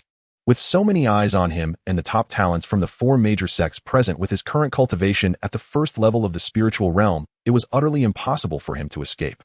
Just as Lin Beichen was pondering in silence, his gaze inadvertently swept over the base of the platform beneath the crystal stone, and his pupils suddenly contracted. At the base close to the ground, there was an extremely subtle energy fluctuation. This energy fluctuation was clearly different from the others, indicating the presence of an extremely secretive special formation passage. Upon seeing this hidden formation passage, a hint of joy appeared on Lin Beichen's face. His intuition told him that this passage might lead to a more core area of the secret realm where something even more precious than this crystal stone could be hidden. At this moment, the atmosphere at the scene gradually grew tense. The treasure was right before their eyes, yet it felt like a flower in a mirror or the moon in the water, visible but unattainable. This sense of helplessness left everyone simmering with frustration. At that moment, it was Lin Beichen's turn in the queue. He took a step forward, and just as he reached the formation, he heard a slightly surprised voice say, "Junior brother Lin, what are you doing here?" Lin Beichen looked up and saw that the speaker was Yun Wanqing. She clearly hadn't expected to encounter Lin Beichen here, her expression showing a hint of surprise. "Senior sister." Lin Beichen humbly cupped his fists. "I was training in the ruins and happened to arrive here, so I joined everyone in the queue to give it a try." Yun Wanqing glanced at him, didn't ask further, and simply said in a flat tone, "Then go ahead and give it a try." In her heart, she had no expectations. If she couldn't break the formation, what could a newly initiated junior brother do? Lin Beichen nodded slightly, not saying more, and walked directly to the formation. He took a deep breath, the primordial force within him quietly circulating, protecting his meridians. Then he raised his right hand, his fingertips tracing a profound and mysterious gesture in the air, guiding a thread of pure spiritual energy precisely toward the key node of the formation. Buzz! As the spiritual energy touched the node, the formation suddenly shook violently, and a tiny gap appeared in the previously seamless light curtain. "This kid can actually break the formation." Yi Wookie's face revealed a hint of excitement. Everyone at the scene was stunned, their faces displaying disbelief as all eyes suddenly focused on Lin Beichen. Yun Wanqing's eyes widened in shock, her face filled with astonishment. As an expert in formations, she could easily recognize the intricacy of Lin Beichen's earlier move. It was certainly not a coincidence, but a profound mastery of formation techniques. She never expected that this seemingly unremarkable junior brother would have even greater talent in formations than herself. In the crowd, Lu Hongluan, Su Qingtai, Lung Ningxuang, and Bai Yuqin all showed excited expressions upon witnessing this scene. In their view, Lin Beichen's current cultivation was still low. Even if he obtained the mysterious crystal stone, he wouldn't be able to utilize it for the time being. At that point, they believed they could just offer some benefits to trade for the mysterious crystal stone. Song Jing and Yi Wuqigu Nianzi and Murong Jia also stared intently at Lin Beichen, their eyes flashing with surprise, followed by a deep sense of vigilance. This suddenly emerging disciple from the Qingyun sect seemed to be far more formidable than they had imagined. Just as everyone's gaze was focused on Lin Beichen, the previously tight and seamless array light curtain suddenly trembled violently, and a crack about a foot wide appeared out of nowhere, flickering with faint spiritual light. Lin Beichen's eyes narrowed, and without a moment's hesitation, he darted in like a flash of lightning. Almost the moment he stepped into the array, the crack closed instantly, and the light curtain became whole again, completely isolating him from the outside world. The scene erupted in commotion. Everyone was stunned, their faces filled with disbelief. No one expected that Lin Beichen could so easily break the array and successfully enter before the crack closed. Such mastery of the array was simply beyond comprehension. Yun Wanqing's pupils constricted, and a storm surged within her heart. She had studied formations for many years and considered herself a standout within the Qingyun sect, yet she could not grasp even the surface of the array. But Lin Beichen was able to handle it with such ease, compelling her to reassess this junior brother. Yi Wuwang, Song Jing'an, and others also instantly turned serious, their gazes toward Lin Beichen inside the array, filled with determination. As soon as he entered the array, Lin Beichen felt a gentle energy enveloping his entire body. Without any delay, he reached out and grabbed the mysterious crystal stone that was floating in front of him. In an instant, a stream of pure energy emanated from the crystal, flooding into his body through his palm. Where this energy flowed, his meridians felt as though they were soaked in warm water, leaving him incredibly comfortable. He merely took a deep breath and felt that the spiritual energy in the air had become several times denser, flooding into his body frantically. Such powerful energy. Lin Beichen was secretly astonished. The spiritual energy contained within this crystal was even more abundant than he had imagined. If he were to completely refine it, it would be enough for him to break through several minor realms. Kid, hand over the crystal immediately. Yi Wuwang's voice was laced with a cold threat, his gaze fixed on Lin Beichen, and the long sword in his hand quivered slightly, clearly ready to act. Song Jinghan changed his expression, a smile appearing on his face, and a storage bag materialized in his hand. Little brother, if you give me the crystal, this 1,000 spirit stones will be yours. What do you say? The holy maiden of the Bua Palace, Fiancee, also stepped forward, her stunning face curling into a charming smile, her voice as soft as water. Young master, if you are willing to give me the crystal, I will offer you 2,000 spirit stones along with a beauty-enhancing pill from Bua Palace, ensuring your looks remain forever youthful. What do you say? Her tone was laced with temptation, her captivating eyes fixated on Lin Beichen. 6 junior brother, you mustn't. Yun Wonking's voice was urgent. This crystal is worth a fortune, far surpassing 100 times the spirit stones. Do not be swayed by them. Yes, 6 junior brother, how can such a treasure be given up easily? If you can't use it, handing it over to the sect would also be a great contribution. Lu Hongwan, Su Qingdai, and others also chimed in. Right, you must not give it to them. You earned this with your own skill. While they were advising him, they were secretly calculating, as long as the crystal remained in Lin Beichen's hands, there would always be a way to obtain it from him. Yin Wanqing. Yi Wuwang sneered, his tone disdainful. Do you really think that your Qingyun sect can protect this kid and the crystal? Indeed. Song Jinghan also dropped his smile, his tone icy. This crystal was discovered by everyone present. If your Qingyun sect wants to monopolize it, you'd better consider whether you have the strength to do so. Oomph. Yun Wanqing retorted without backing down. Now that the crystal is in my junior brother's hands, it is his possession. Why should he give it to you? If you have the ability, come and break the array to seize it. Just as tensions flared between both sides, Lin Beichen suddenly spoke, his voice carrying through the array. Enough of the noise. He raised the crystal in his hand and declared loudly, I can throw this crystal out. Who can seize it will depend on each person's fortune. This little brother is quite reasonable. Yi Wuwang's face brightened at once, urging, quick, throw it out. Junior brother, are you crazy? Bai Yuqin exclaimed in a panic. How can such a treasure be handed over so easily? Senior brother. Lin Beichen's tone was serious. This crystal is mine, so I naturally have the right to dispose of it. You? Bai Yuqin's face flushed with anger, but he was left speechless. Yun Wonking's expression also gradually turned cold, speaking solemnly. Junior brother, this crystal is of great significance. You must think it through. I have certainly thought it through.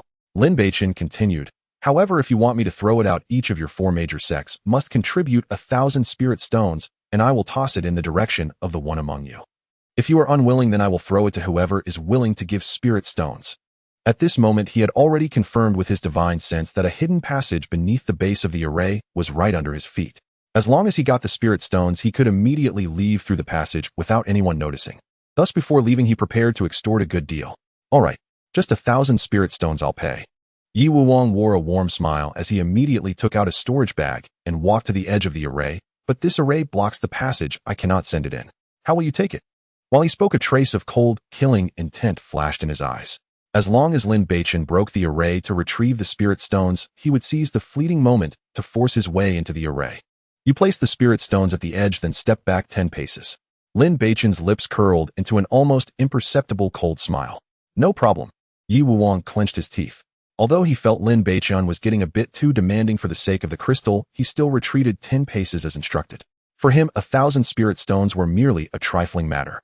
Fiancee also quickly took out 1,000 spirit stones, tossing them at the edge of the array, her smile charming. Young master, my spirit stones are here, too. Make sure not to miss the direction later. Song Jinghan and the holy son of Qingyun sect Morong Jia also refused to be outdone, each placing 1,000 spirit stones in the designated spot.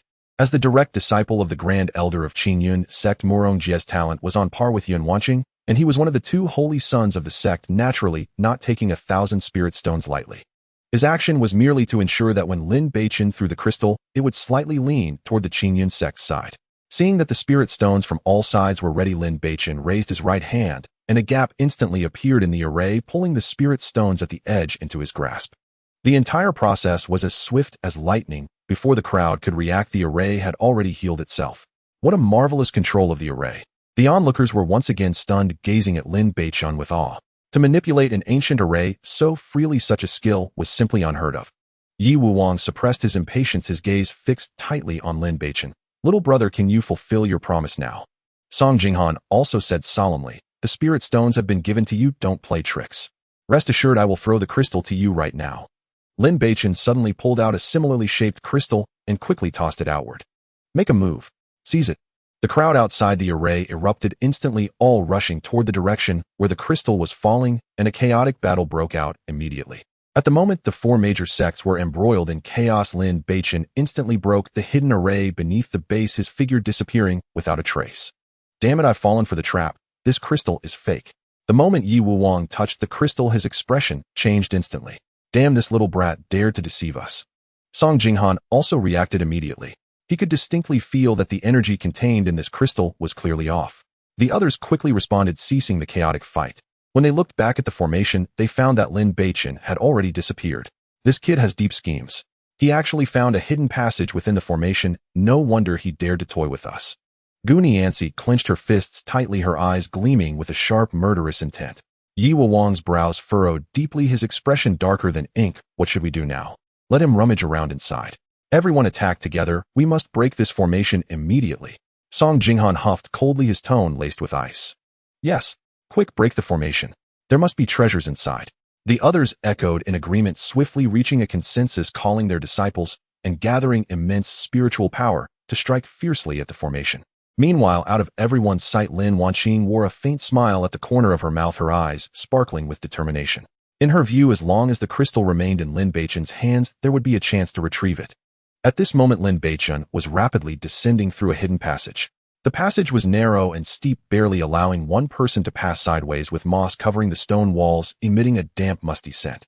He activated the phantom shadow steps, moving as agilely as a cat through the darkness, quickly reaching the end of the passage. Suddenly, the view opened up, revealing a hidden stone chamber.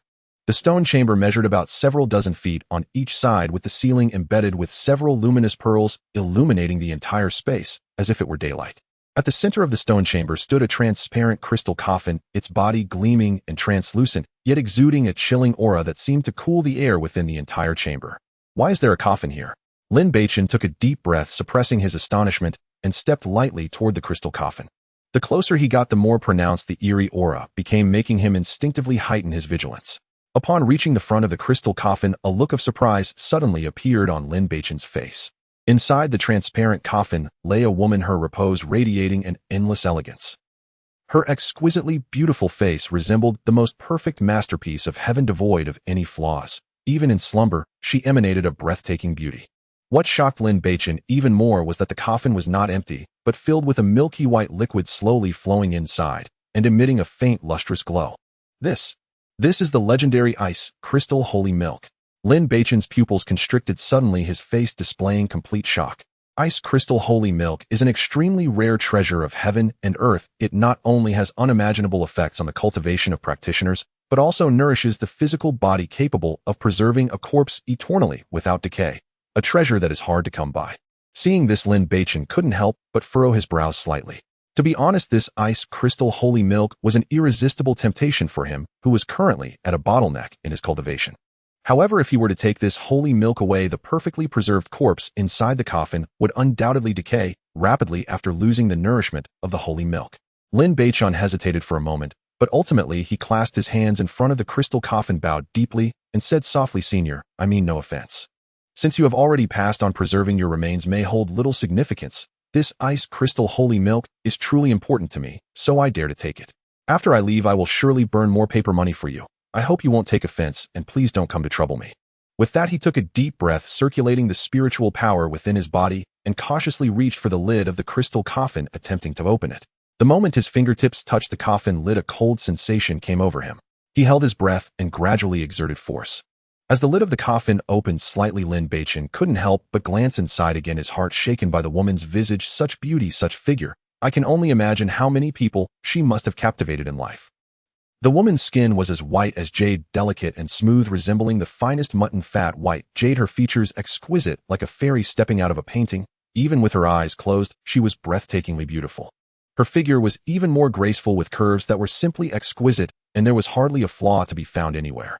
Most astonishingly, although she clearly showed no signs of breathing, there was no trace of death energy about her. Instead, she seemed merely to be in a deep slumber.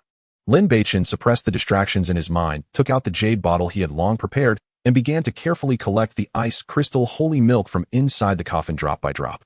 The milky liquid flowed gently into the bottle, exuding a refreshing fragrance that invigorated his spirit. Just as he collected the last drop of ice crystal holy milk and was about to close the coffin lid, an unexpected change occurred. The woman who had been quietly lying in the coffin suddenly opened her eyes. Her eyes were pitch black and deep, yet carried a chilling intensity. Almost as soon as she opened her eyes, her pale jade-like hand shot out, like lightning, precisely gripping Lin Beichen's throat. "You have some nerve to disturb my slumber." The woman's voice was extremely hoarse, carrying an icy chill that penetrated to the bone, like a messenger from the underworld whispering in his ear, sending shivers down his spine. Two sharp beams of light shot from her stunning eyes, landing on Lin Beichen's face like tangible weights, making him tremble from the depths of his soul, unable to even muster a thought of resistance. "Senior, please spare my life. I truly didn't know you were still alive." Lin Beichen's face turned pale as he was choked, the sensation of suffocation at his neck, making it hard for him to breathe, an overwhelming fear flooding his heart. He never imagined that the woman in the coffin was still alive, nor that her power would be so terrifying that he found himself without even the slightest ability to resist. "Damn little brat, since you dared to come here, then it's just right, your blood will be used to restore my injuries." The woman's voice was cold enough to make one shiver. Before her words fell, she slightly turned her head and opened her mouth to bite down on Lin Beichen's neck. "Ah!" Lin Beichen let out a cry of pain as a sharp sting shot through his neck. Blood gushed out instantly, being frantically absorbed by the woman. He could clearly feel his blood rapidly draining away and his vitality diminishing with it. The woman greedily absorbed the blood, and a glimmer of light flashed in her previously dim eyes, indicating that Lin Beichen's blood was of great benefit to her. Under her frenzied consumption, Lin Beichen's complexion became increasingly pale, his breathing more hurried, his body weaker, and his consciousness began to blur as the shadow of death enveloped him. Just when Lin Beichen was about to give up hope, believing that he was surely doomed this time, the woman finally stopped drinking, slowly releasing her bite on his neck. Huff! Huff! Lin Beichen gasped heavily, fresh air flooding into his lungs, yet he still could not dispel the fear and despair within him. "Senior, please spare my life. I really don't want to die." Having just crossed into this world, he hadn't yet had the chance to showcase his talents. He certainly did not wish to die so inexplicably. "I never expected to encounter the legendary Chaos Divine Body in this small Tianxian continent." The woman licked the remnants of blood from the corners of her lips, a gleam of evident delight flashing in her eyes. "Senior, I truly did not mean to disturb you." Lin Beichen quickly seized this glimmer of hope, weakly pleading for mercy. "Little brat, if you want me not to kill you, it's possible." The woman's eyes sparkled with amusement as she lightly lifted Lin Beichen's chin with her finger, her tone carrying an undeniable weight. "But you must cultivate with me." "What? Dual cultivation?" Lin Beichen's eyes widened in disbelief, his pupils filled with incredulity. The metallic taste in his throat had yet to dissipate, and the dizziness from blood loss made him wonder if he was hallucinating. Just a second ago, he was facing death, and in the next moment such a request was made, leaving him in utter disbelief. "What? You unwilling?" The woman's delicate eyebrows arched slightly, her stunning gaze emanating a fierce, killing intent that made one hesitate to refuse. "Senior, you wouldn't want to turn me into a furnace, would you?" Lin Beichen clutched his bleeding neck, fear unmistakably reflected in his eyes. "Enough of the nonsense." The woman's voice grew increasingly cold, tightening her grip on Lin Beichen's throat. "You only need to answer willing or not willing." "Willing. Am willing. Please don't hurt me," Lin Beichen hastily pleaded. With his life in another's hands, there was no room for negotiation. He could only prioritize saving his life. "You need not fear. As long as you behave and listen, I will not only spare your life, but also grant you numerous benefits." The woman slightly released her grip on Lin Beichen, her tone carrying a hint of sincerity. "Senior, dual cultivation is fine, but could you not drain my blood anymore?" Lin Beichen hastily spoke. "Rest assured." The woman elegantly rose from the crystal coffin, her body nourished by the ice crystal sacred milk light as a butterfly. However, as soon as she stood still, her already decayed garments turned to ash, revealing her exquisite and alluring figure. "So beautiful." Lin Beichen instinctively inhaled deeply, his eyes nearly glazing over, his heartbeat accelerating uncontrollably. The woman before him was breathtakingly stunning. Every inch of her skin and every curve was perfectly crafted, captivating one's soul. "Do you wish to possess it?" The woman teased with a faint smile, her gaze shimmering with a captivating allure. "Yes." Lin Beichen instinctively responded, swallowing hard, desperately activating the Hongming's sacred art to suppress the turmoil within his heart. The woman before him was like a poisonous poppy, dangerous yet impossible to look away from. Every smile and movement seemed to carry an enchanting power, captivating him utterly. Lin Beichen truly could not comprehend how a person could be this beautiful. Why are you still dawdling? The woman slowly leaned closer, her warm breath brushing past his ear, her voice laced with a challenge. Or do you not have what it takes? Damn it. Provoked by a woman, especially at this moment, Lin Beichen's latent courage ignited instantly. Regardless of her being an ancient being who had lived for countless years, the way she presented herself and her provocative words left Lin Beichen unconcerned about any reservations. Without hesitation, he reached out and embraced the woman's slender waist. The contact was warm and delicate, carrying the lingering chill of the ice crystal sacred milk. Before the woman could respond, Lin Beichen leaned down, aiming for her luscious red lips. The moment their lips touched, the woman's body shuddered slightly, like a still lake disturbed by a thrown stone, her breathing becoming somewhat rapid. Though she had lived for over 1,000 years, most of that time was spent in slumber, and she had never experienced such intimate contact with any man. At that moment, enveloped by Lin Beichen's youthful aura and feeling the warmth of his lips, it was impossible for her not to feel nervous. Had it not been for her injuries requiring her to rely on the chaotic divine body for recovery, she would never willingly give her first time to an ant at the initial stage of the spirit transformation realm. As Lin Beichen took the initiative with a hint of fervor, the woman's tense body gradually relaxed, her initially resisting hands slowly wrapping around his waist. She closed her eyes, her long eyelashes casting a small shadow on her eyelids. The atmosphere in the stone chamber grew increasingly intimate, the soft glow of the luminous pearl illuminating the two, filling the air with an indescribable sweetness. Unbeknownst to them, 2 hours quietly slipped away. Lin Beichen sat cross-legged, focused on refining the mysterious power within him, his aura rapidly increasing. The woman also had her eyes closed, her hands forming a seal, wisps of mist rising from her forehead, clearly in the process of healing. After an unknown amount of time, when Lin Beichen opened his eyes again, a powerful aura radiated from him. His cultivation had miraculously reached the 4th layer of the spirit transformation realm. Such a tremendous increase left him in disbelief. At that moment, the woman sitting beside him suddenly opened her eyes, her previously pale cheeks regaining some color. What is your name?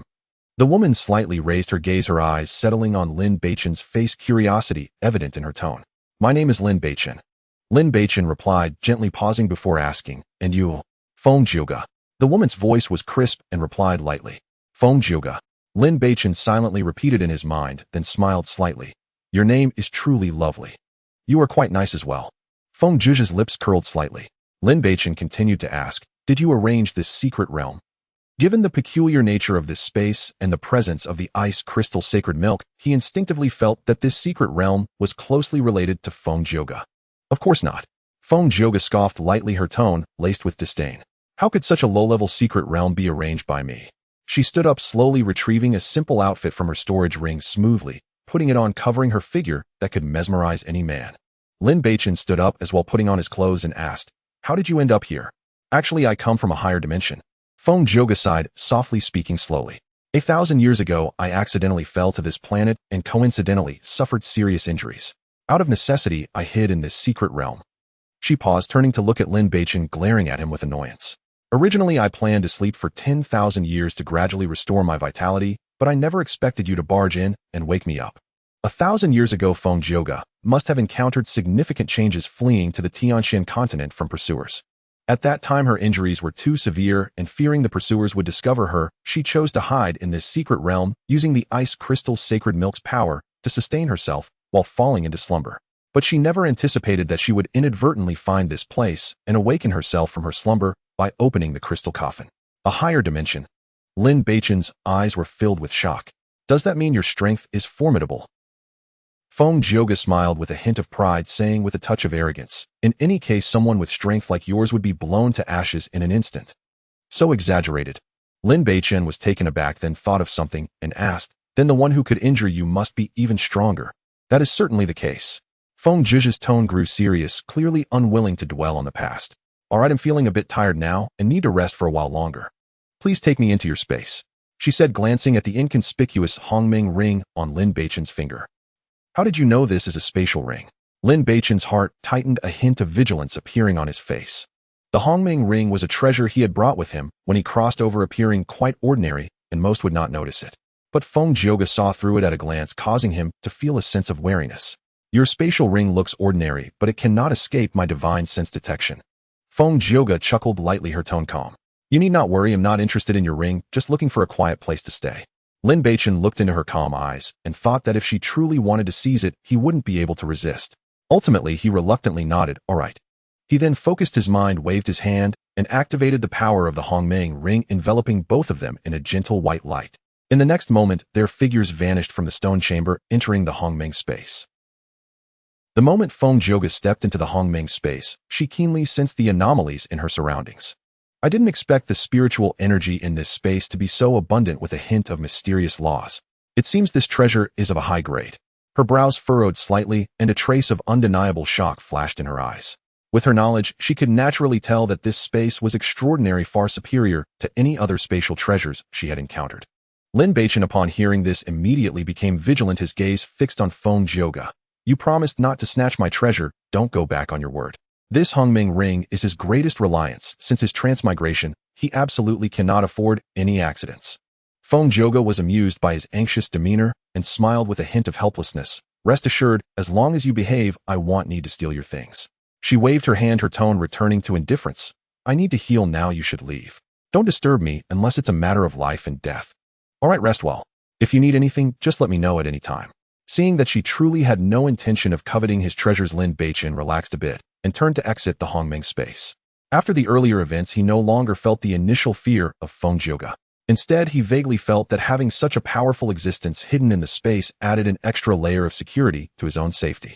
Leaving the stone chamber, Lin Beichen retraced his steps, eager to leave this secret realm as soon as possible. However, not long after he started walking, hurried footsteps echoed from a distance, accompanied by chaotic voices clearly indicating that someone was approaching. Lin Beichen's heart tightened. Without much time to think, he quickly dodged behind a massive stone tablet, simultaneously circulating his spiritual energy to completely conceal his aura. Even his breathing became much lighter. Before long, a group of disciples dressed in various sect uniforms cautiously approached. Among them were the holy son of the Yuming sect Song Jing'an, the holy son of the Tai Sword Pavilion, Yi Wuwang, the holy maiden of the Bue Palace Gu Nianzi, and the holy son of the Qingyun sect Morong Jia, along with the holy maiden Yun Wanning. Clearly, they had managed to break through the formation and tracked him down here. Watching them draw nearer, Lin Beichen's heartbeat involuntarily quickened and his palms began to sweat. With his current cultivation only reaching the 4th level of the spirit transformation realm, the disparity in strength compared to these top talents from various major forces was immense. If he were discovered, there would be no chance of escape. In a moment of desperation, he could only quietly send a message to Feng Jioge in the Hongmeng space. Fairy Feng, I'm in a bit of trouble. Can you help me out? However, Feng Jioge's icy voice quickly came from within the space, tinged with impatience. If you can't handle this minor trouble, how do you expect to reach the peak in the future? I advise you not to rely too much on me. Unless it's a life and death situation, I won't intervene. It's not that she didn't want to help Lin Beichen, or rather in this world, she couldn't easily use her powers lest it attract the attention of higher beings, which could potentially bring great danger to this world. Fine. Lin Beichen sighed helplessly, realizing he could no longer count on Feng Jioge and had to rely on himself. He held his breath, gripping his sword tightly, ready to fight for his life at any moment. Just as Song Jinghan and the others were about to reach the stone tablet, Lin Beichen's gaze sharpened, and he suddenly turned into a blur, using the cover of the stone tablet to dash deep into the passage. He utilized the phantom shadow step to its fullest, moving like a ghost, and almost impossible to track. Catch him, don't let him escape. Yi Wuwang reacted first, his figure shooting towards Lin Beichen like an arrow, the sword light fierce, and aimed directly at his back. Song Jing'an, Gu Nianzi, and the others also quickly reacted, using their own techniques to pursue him, launching various fierce attacks in Lin Beichen's direction. In an instant, the passage was filled with turbulent spiritual energy, and the air crackled with energy. Fortunately, Lin Beichen had seized the initiative, and with the complex layout of this spatial passage, he was somewhat familiar with the routes, thus he wasn't immediately caught. Even so, the residual force from the chasing attacks continually struck him, causing his blood to surge and a mouthful of blood to spill out, leaving him seriously injured. Lin Beichen gritted his teeth, enduring the pain as he skillfully maneuvered through the twisted passages, dodging left and right, evading his pursuers. After an intense chase, he spotted a concealed fork in the road and dashed into it, temporarily shaking off his pursuers thanks to the terrain. Once he confirmed he was temporarily safe, Lin Beichen could no longer hold on. He quickly took off the Hongmeng ring and hid it in a concealed crevice of the stone, then slipped into the space. As soon as he entered, he heard Feng Zhuzhe's slightly mocking voice. Just a few ants, and they've hurt you like this. She slowly opened her eyes, looking at Lin Beichen's disheveled appearance with a trace of disdain at the corner of her mouth. Come on, all of them are at a much higher cultivation level than me. The fact that I managed to escape is already impressive. Lin Beichen shook his head helplessly, hastily taking out a healing pill from his storage bag and consuming it, circulating his spiritual energy to heal his internal injuries. The pill melted instantly in his mouth, and a gentle medicinal power gradually spread, alleviating his pain somewhat.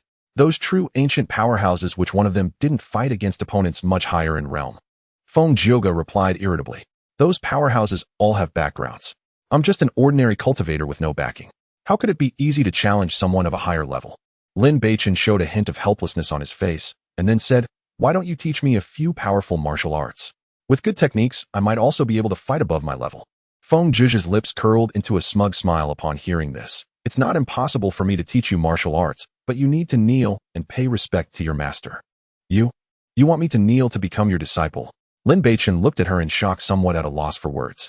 Isn't it customary to kneel to learn the true skills? Feng Zhioge blinked playfully, her tone laced with teasing. Although she had lived for 1,000 years, she was merely 18 or 19 before her slumber, and her disposition still bore a hint of youthful mischief. Recalling the previous occurrences, Lin Beichen found it somewhat amusing, yet awkward, hesitating to ask. I can kneel, but can I not do it on the ground? I already kneeled for quite a while myself. Oh, what's wrong with letting you kneel for a moment? Feng Zhioge's face turned slightly red. Remembering the scene of her kneeling before Lin Beichen earlier, she felt her cheeks flush and her heart race. It was precisely because of this that she wanted Lin Beichen to kneel before her as a disciple. Seeing her reaction, Lin Beichen decided not to dwell on it any further. He understood that Feng Zhuzhe's strength was unfathomable, and gaining her guidance would be an extraordinary opportunity for him. At that moment, he straightened his clothes, knelt on one knee, and respectfully bowed to Feng Zhioge. Disciple Lin Beichen pays respect to master. In his view, being able to take such a strong figure as his master was not embarrassing at all. Oh, instead it would help him grow faster. Seeing him so straightforward, a hint of satisfaction flashed in Feng Zhioge's eyes, and she waved her hand. All right, focus on healing first. We can discuss the martial arts after you leave this secret realm. She held high expectations for Lin Beichen, as not only was he the legendary Chaos Divine Body, but he also conformed to her aesthetic standards. It was precisely for this reason that she planned to cultivate this young man, while turning him into a super genius capable of changing the myriad worlds. After half a day's focused healing Lin Beichen's turbulent blood and chi finally calmed down, and the wounds on his body had scabbed and fallen off, leaving only faint marks on his skin. With a slight circulation of his spiritual power, he could sense a more substantial aura than before. His cultivation at the fourth layer of the transformation realm had stabilized, exuding a contained vigor with every movement. He then greeted Feng Zhioge and left the chaos space. In the following days, Lin Beichen traversed deep within the secret realm, hoping to seek more opportunities. However, this space had already been thoroughly searched by disciples from various factions, and with the increasing number of people passing by, let alone rare treasures, even decent ores were nowhere to be found, causing him to feel a bit frustrated. Lin Beichen, let's see where you can run this time. Just as Lin Beichen was preparing to leave this space, a voice full of malice suddenly came from behind. He saw Dongfang Han, Ji Qingyi, Dongfang Yan, and Zhou Shuyao blocking the fork in the road not far away, all wearing unfriendly expressions. What an unrelenting spirit! Lin Beichen's lips curled into a disdainful sneer. Had it been before, he would have chosen to flee upon encountering these individuals. But now that he was at the fourth layer of the transformation realm, he naturally would not regard these people as a threat. There's no one around, let's take him down.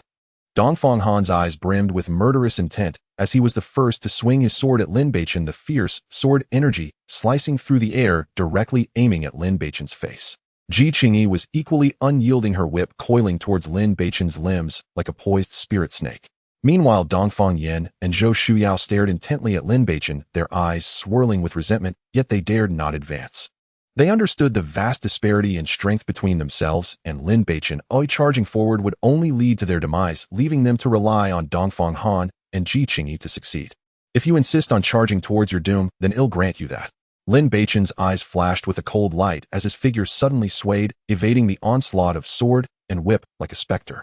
At the same time, the Zhuxian sword at his waist hummed as it was drawn, a brilliant sword light slicing through the air, cleaving directly toward Dongfang Han's face. This strike was astonishingly swift, as if it intended to tear the surrounding air apart. How is this possible? You've actually broken through to the fourth layer of the transformation realm. Dongfang Han's face changed drastically, a wave of intense unease rising in his heart. He could sense the terrifying power contained within Lin Beichen's sword. If he responded carelessly, he would surely suffer great losses. He didn't dare be negligent and quickly channeled all his spiritual energy into his long sword to block. Clang! The two swords collided violently, sending dazzling sparks flying, and a tremendous force traveled down the sword. Crack! After a crisp sound, Dongfang Han's long sword unexpectedly shattered, while Lin Beichen's sword energy remained fierce, striking brutally at his chest. Sizzle! A sound of flesh being sliced rang out, and before Dongfang Han could even scream, he was sent flying by the sword, leaving a deep wound on his chest that exposed bone blood instantly staining his clothes. PFF. He crashed heavily to the ground, spitting out a mouthful of blood. After struggling a few times, he could no longer stand, clearly having lost his combat capability. You little brat, don't be arrogant, die for me. Seeing this, Ji Qingyi let out a cold shout, raising her whip again, the sound of it slicing through the air, aimed at Lin Beichen's throat, the attack even fiercer than before. You ignorant woman. A glint of ruthlessness flashed in Lin Beichen's eyes as his right hand shot out like lightning, perfectly grasping the whips and rendering it impossible for Ji Qingyi to escape his grasp, no matter how it twisted. How could this be? Fear and disbelief filled Ji Qingyi's face. She had put all her strength into this whip, yet it was so easily caught by her opponent, causing her heart to tremble. You dare to provoke me, now you'll experience the consequences. A cold smile crept across Lin Beichen's lips as his spiritual power suddenly erupted, sending a powerful force down the whip towards Ji Qingyi. Smack! A crisp sound rang out, and Ji Qingyi felt a sharp pain shoot through her arm as the whip flew out of her hand, firmly grasped by Lin Beichen. This is for your previous arrogance. This is for targeting me at every turn. Lin Beichen held the whip handle unhesitatingly, swinging it at Ji Qingyi. Crack! Crack! The crisp sound of the whip echoed through the passage, and before Ji Qingyi could react, she had already received 7 or 8 lashes. Her originally graceful figure was now covered in intersecting blood marks, her clothes tattered, and her exposed skin marked with swollen whip marks. Bastard, I'll kill you. Ji Qingyi screamed in anger and pain, her eyes bloodshot as she picked up a broken sword from the ground and recklessly charged at Lin Beichen. As a top talent among the inner sect, she had never suffered such humiliation and was now completely consumed by fury. Kill me. You think you have the right. Lin Beichen's face was filled with disdain as he flicked his wrist, the whip striking Ji Qingyi's cheek accurately. Ji Qingyi let out a piercing scream as a blood mark suddenly appeared on her delicate face, blood trickling down her cheek, making her look utterly disheveled. A mad dog dares to bite. Lin Beichen did not relent, the whip falling like rain upon Ji Qingyi. In a matter of moments, she was drenched in blood, collapsing to the ground, completely devoid of the ability to resist. Dongfang Yin and Zhou Shuyao, having been frightened out of their wits, turned pale and fled in different directions. At this moment, they were truly terrified and only wanted to quickly find other sect members to rescue them. Zhou Shuyao was filled with boundless anger and unwillingness. When she initially entered the 10th Elder's tutelage, she thought she could suppress Lin Beichen with her backing, but unexpectedly, in just a few months, Lin Beichen's strength had reached a level she could only look up to. Zhou Shuyao, do you think you can escape? Lin Beichen's voice was like that of a messenger from hell, icy and piercing. He flicked his wrist, the whip coiling like a spirit snake, instantly wrapping around Zhou Shuyao's neck, yanking her harshly to stand before him. This woman had provoked him again and again. He certainly would not let her off easily. Beichen, don't kill me. I know I was wrong. Please spare me. Zhou Shuyao gasped for breath, her face flushed as she pleaded in panic, filled with fear. I told you long ago not to provoke me, but you insisted on ignoring it and walking towards your doom.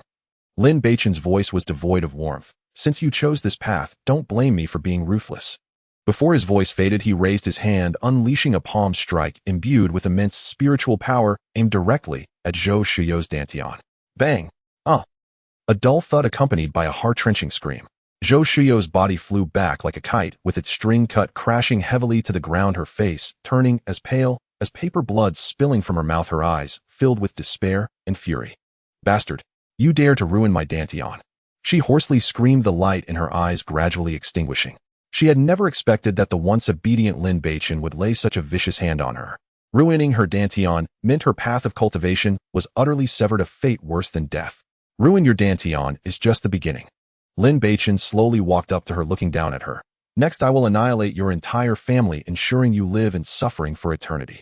Originally, the two had no enmity and were even childhood sweethearts, but the other party had provoked him time and again, which completely enraged him. According to Lin Beichen's nature, he intended to kill Zhou Shuyao directly. However, there were already several figures lurking nearby, some of whom were disciples of the Qingyan sect. If he killed Zhou Shuyao in front of everyone, he would undoubtedly face severe punishment from the sect. However, ruining her dantian would allow him to make her pay a painful price without escalating the situation to an uncontrollable level, making it the most suitable resolution at the moment. Lin Beichen, may you die a horrible death. Even as a ghost, I will not let you go. Zhou Shuyao lay on the ground, her breath faint, but her gaze was like a poisoned dagger piercing fiercely at Lin Beichen, filled with endless resentment. Even in this state, you still refuse to admit defeat. Do you believe I will sell you to a brothel to let you experience the agony of being unable to live or die? Lin Beichen spoke with undisguised disdain. You showing mercy to such a capricious person would only bring harm to oneself. Lin Beichen, if you dare to ruin junior sister Xiao, my master will never let you go. On the side, Ji Qingyi struggled to lift her head, gritting her teeth, her face, smeared with blood mixed with tears, rage nearly consuming her. You filthy bitch, not only have I ruined her, but now I must ruin you too. Lin Beichen let out a cold laugh, stepping forward to Ji Qingyi, and without hesitation raised his hand to strike heavily at her dantian. You actually dared to ruin me. Ji Qingyi's eyes widened in disbelief, her face written with incredulity, quickly turning into deep despair, the excruciating pain from her dantian, causing her body to convulse. My cultivation. My future. And you. Lin Beichen turned around, his gaze landing on Dongfang Han, who was slumped on the ground, a cold smirk playing on his lips. Weren't you quite arrogant before? Why are you now lying on the ground like a dead dog?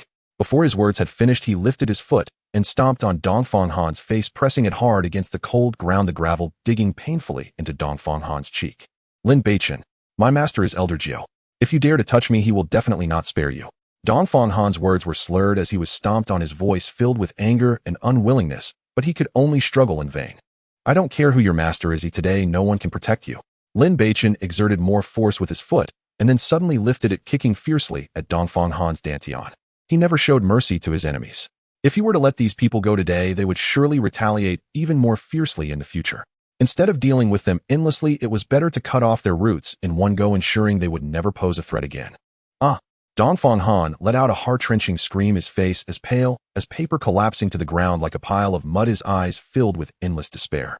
At that moment, an angry voice suddenly rang out. Lin Beichen, you have such audacity to publicly cripple a fellow disciple. Morong Jie appeared at an unknown time, his face dark as thunder. He was accompanied by Yun Wanqing, Lu Hongluan, Su Qingdai, Lung Ningxiang, and by Yu Qin, who had evidently just arrived and happened to witness this scene. Seniors, I truly cannot be blamed for this. Lin Beichen turned around, meeting the gazes of the crowd, and explained coldly, it was these four who relied on their numbers and higher cultivation to ambush and attempt to kill me first. I merely retaliated in self-defense. Stop making excuses. Publicly crippling a fellow disciple is a serious crime. Morong Jie stepped forward, his tone as hard as iron. Surrender immediately, or don't blame me for being rude. Junior brother Lin, you have indeed made a grave mistake this time. Yun Wanqing spoke, her tone appearing gentle, but carrying an undeniable pressure. I advise you to comply and surrender. You want me to surrender? You are not qualified for that. Lin Beichen coldly swept his gaze over the crowd. After returning, I will report everything to my master. There is no need for others to meddle. Lin Beichen, relying on your master's favoritism, you dare to ruthlessly harm your fellow disciples.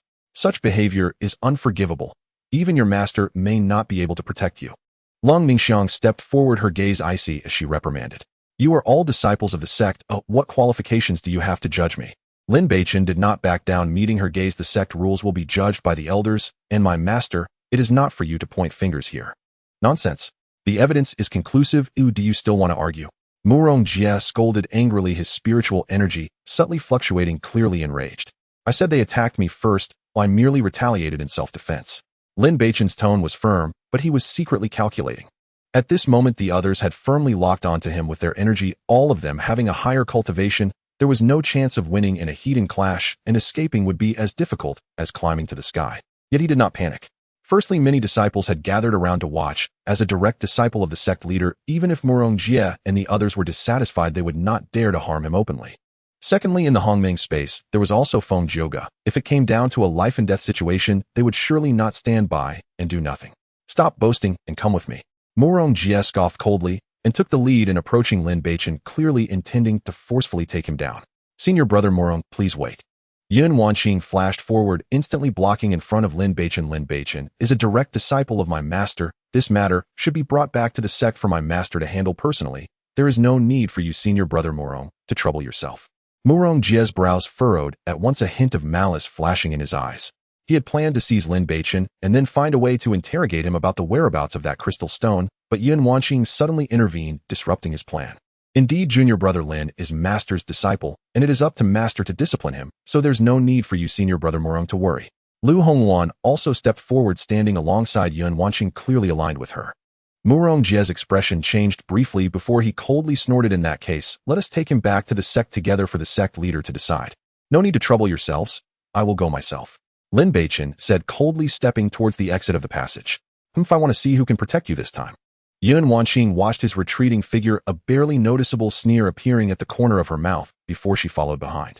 A group of people surrounded Lin Beichen and walked towards the exit of the secret realm. Zhou Shuyao and Dongfang Yin, supported by others, had faces as dark as water, their eyes filled with resentment as they looked at Lin Beichen. They could never have imagined that Lin Beichen was actually the direct disciple of the sect leader. Dongfang Han and Ji Qingyi, on the other hand, had completely fallen into despair.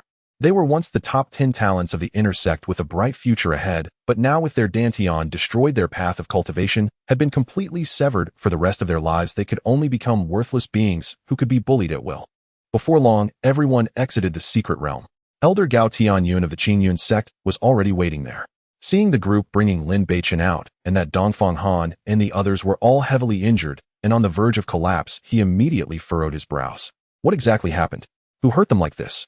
Gao Tianyun asked sternly, his sharp gaze sweeping over everyone. Elder Gao, it was Lin Beichen who struck and crippled the three of them. Murong Jie immediately stepped forward, angrily pointing at Lin Beichen, his tone clearly exaggerated. How is this possible? Gao Tianyun exclaimed in surprise, looking at Lin Beichen with suspicion. This kid's cultivation is only at the 4th level of the transformation realm. How could he possibly cripple Dongfang Han and Ji Qingyi? Elder Gao, this matter is absolutely true. We all saw it with our own eyes. Murong Jie hurriedly said. Lin Beichen is ruthless. His combat power far exceeds that of his peers. He struck and crippled all 3 of their dantians. He is truly audacious. Gao Tianyun's gaze turned icy as it fell on Lin Beichen. Kid, recklessly crippling your fellow disciples is a grave taboo in the sect. Do you realize your crime? Elder Gao, this matter was not initiated by me. Lin Beichen replied without humility. It was they who, relying on their higher cultivation, ambushed and attempted to kill me in the secret realm. I was forced to retaliate in self-defense and did not intend to harm my fellow disciples. No matter what reasons you have, the fact remains that you crippled your fellow disciples. Gao Tianyun said sternly, now come with me back to the sect for an investigation. Elder Gao, Lin Beichen is the direct disciple of my master. This matter should be reported to master by me for proper handling. What? He is the direct disciple of the sect master. Gao Tianyun's face was filled with shock, clearly unaware of this matter. Indeed, Lin Beichen is a disciple that master has recently accepted, so this matter must be decided by master personally. Gao Tianyun was stunned for a moment, then nodded, saying, in that case, let us bring him back to the sect master's hall for proper handling. Although he had doubts, the identity of the sect master's direct disciple was significant, and he indeed should not overstep his authority. Soon everyone waited outside the secret realm. After 2 more days, all the disciples who had entered the secret realm for exploration had gradually come out. When disciples from other sects saw Lin Beichen standing in the Qingyun sect's camp, although their expressions were unfriendly, they dared not say much. After all, this was an internal matter of the Qingyun sect, and outsiders should not interfere. Once all the disciples of the Qingyun sect had gathered, Gao Tianyun led everyone with great momentum towards the mountain gate of the Qingyun sect. A storm caused by the secret realm seemed to have just begun. 3 days passed in the blink of an eye. That evening, a group from the Qingyun sect arrived at a deep canyon. The cliffs on both sides were steep, and the afterglow of the setting sun spilled through the gaps, casting mottled shadows on the ground. As night fell and the mountain path became difficult, everyone decided to rest here for the night and continue their journey the next day. The campfire was lit, casting shadows of the surrounding figures. Lin Beichen leaned against a rock, closing his eyes to rest. However, Yun Wanqing approached with Lung Mingshuang, Lu Hongluan, Su Qingdai, and Bai Yuchen, their gazes seemingly fixed on him. Lin Shidi, where is the crystal you obtained in the secret realm? Yun Wanqing spoke first, her tone appearing gentle, yet a hint of urgency lurked in her eyes. Lin Beichen opened his eyes, looked at the few people before him, and curled his lips into a cold smile. Senior sister, that crystal is something I obtained through my own fortune and belongs to me. Why do you ask about it? What do you intend to do? Lin Shidi, let's be straightforward. Yun Wanqing no longer beat around the bush, speaking coldly. As long as you are willing to give the crystal to Yu Chen, I can speak a few good words for you in front of master. Perhaps it could lessen your punishment. Senior sister, you needn't worry. Lin Beichen's tone turned cold. I believe I have done nothing wrong, so there's no need for you to plead for me. Lin Beichen, don't be ungrateful. Lung Mingxuang stepped forward, her tone threatening. You have already crippled 3 fellow disciples. Without our help you would surely meet a miserable end. Lin Beichen showed a hint of helplessness on his face and shrugged forth. Sister, I naturally hope that all of you can speak for me, but that crystal has already been refined by me, so I really cannot produce it. What? You refined it? Bai Yuchen's face instantly turned ashen, filled with disbelief and sorrow. That was a treasure he had long yearned for. Yes, Lin Beichen sighed innocently, and then revealed a hint of pride. That item clearly isn't ordinary, though I tried to refine it, and unexpectedly broke through 3 small realms directly, all thanks to that crystal. You are simply wasting it. Lu Hongwan trembled with anger, gritting her teeth as she spoke. Second sister, you are mistaken. Lin Beichen replied calmly. The fortune I obtained for myself was used to enhance my own cultivation. Is that inappropriate? Nonsense. Su Qingdai glared at him fiercely. That kind of heavenly treasure, if given to Yu Qin, could at least allow him to break through several realms. Yet you, a mere refining realm cultivator, have wasted it. Is that not a waste? That is true, but if I had known fifth brother needed it, I would have saved it for him. Lin Beichen pretended to suddenly realize, looking regretful. Just wait, let's see who can save you this time. Lung Mingxuang huffed angrily and turned to leave. Then there's no need for you all to worry. After Lin Beichen finished speaking, he closed his eyes again, too lazy to pay them any more attention. In the following 7 days the group traveled by day and rested at night, finally arriving at the mountain gate of the Qinyan sect. Almost as soon as they stepped into the sect, the news of Lin Beichen crippling Dongfang Han Jiqingyi and Zhou Shuyu in the secret realm spread throughout the entire Qinyan sect. Once the news broke, it instantly stirred up a storm. No one expected that just a few months ago he was still a disciple of the lowest rank, yet he had not only become the sect master's direct disciple, but had also crippled 3 inner disciples. Inside the sect master's hall the atmosphere was solemn. Mu Jinyue sat on the sect master's throne. Although her face was covered by a thin veil obscuring her features, she exuded an imposing aura. The various elders of the sect had long gathered here, their expressions differing. Elder Nangong was the first to step forward, pointing at Lin Beichen, who stood in the center of the hall, with an angry expression. This child is cruel and has the audacity to publicly cripple 3 fellow disciples. Such a heart deserves to be punished. Please, sect master, punish him according to the law to serve as a warning. Indeed. Elder Zhou Zhao Wuyo followed, closely expressing his deep sorrow. This child is so ruthless, showing no camaraderie with fellow disciples. According to sect rules, he should have his cultivation crippled and be expelled from the sect, never to set foot within the mountain gate again. Other elders who were close with Dongfang Han and the others echoed in agreement. In an instant the hall was filled with denunciations against Lin Beichen. Mu Jinyu's gaze slowly fell on Lin Beichen, her voice calm, yet penetrating. Beichen, what exactly happened? Why did you cripple those 3? In response to Master, Lin Beichen raised his head unyieldingly. It was they who relied on their superior cultivation to repeatedly set traps in the secret realm, intending to assassinate me. To protect myself, I had to cripple their dantians. You are talking nonsense. Dongfang Han, supported by someone, stepped forward, his face pale, yet he still screamed, we never attempted to assassinate you. Exactly. Zhou Shuyu joined in, crying out, you are clearly bloodthirsty and deliberately provoking conflict, yet dare to turn the tables. Silence. Mu Jinyu's voice suddenly turned cold, carrying a chilling, murderous intent that swept over the two. I am asking Beichen, do you have the right to interrupt? Her gaze was like a 1,000-year-old ice, causing Dongfang Han and Zhou Shuyu to feel as if they had fallen into an ice cave, no longer daring to utter a word, only able to lower their heads in resentment. Master, I have had old grievances with them. When I was weak in cultivation, they often bullied and made things difficult for me. This time in the secret realm, they set up assassination attempts twice. If it weren't for my luck in escaping, I would have long since perished at their hands. I could no longer endure it, which is why I took action to cripple them, seeking to eliminate future troubles. Lin Beichen recounted the events in detail, his tone calm, yet clear, without a hint of panic. What audacity! Mu Jinyue exclaimed, her aura suddenly surging, a chilling, killing intent enveloping her. To dare attack my disciple, you must truly be tired of living. Master. Zhao Wuyo quickly stepped forward, steeling himself to say, Master, he is your disciple. If you believe only his words, it would be too unfair to the other disciples. Indeed. Elder Nangong echoed, this child is ruthless and merciless. He could have subdued his opponent, but chose to cripple their dantian. This act clearly disregards the sect rules. Both elders are mistaken. Lin Beichen coldly glanced at the two. It is not that the disciple wishes to be cruel, but that they have repeatedly sought to take my life. If I do not cripple them today, they will surely come back to haunt me, and the disciple cannot live under their threat forever, can he? Do not quibble. Elder Nangong shouted angrily, arbitrarily crippling fellow sect members is a grave offense, and you cannot escape with mere words. According to the elder's logic, if someone wishes to kill me, must I simply submit to my fate, unable to fight back? Lin Beichen met his gaze unwaveringly. You. What evidence do you have to prove they wish to kill you? Elder Nangong was momentarily taken aback, then sneered. Lin Beichen's gaze sharpened, and he spoke firmly. Master, to prove my words are not false, I humbly request you to bring forth the sect's lie-detecting illusion stone, and it will be clear who is lying. The lie-detecting illusion stone.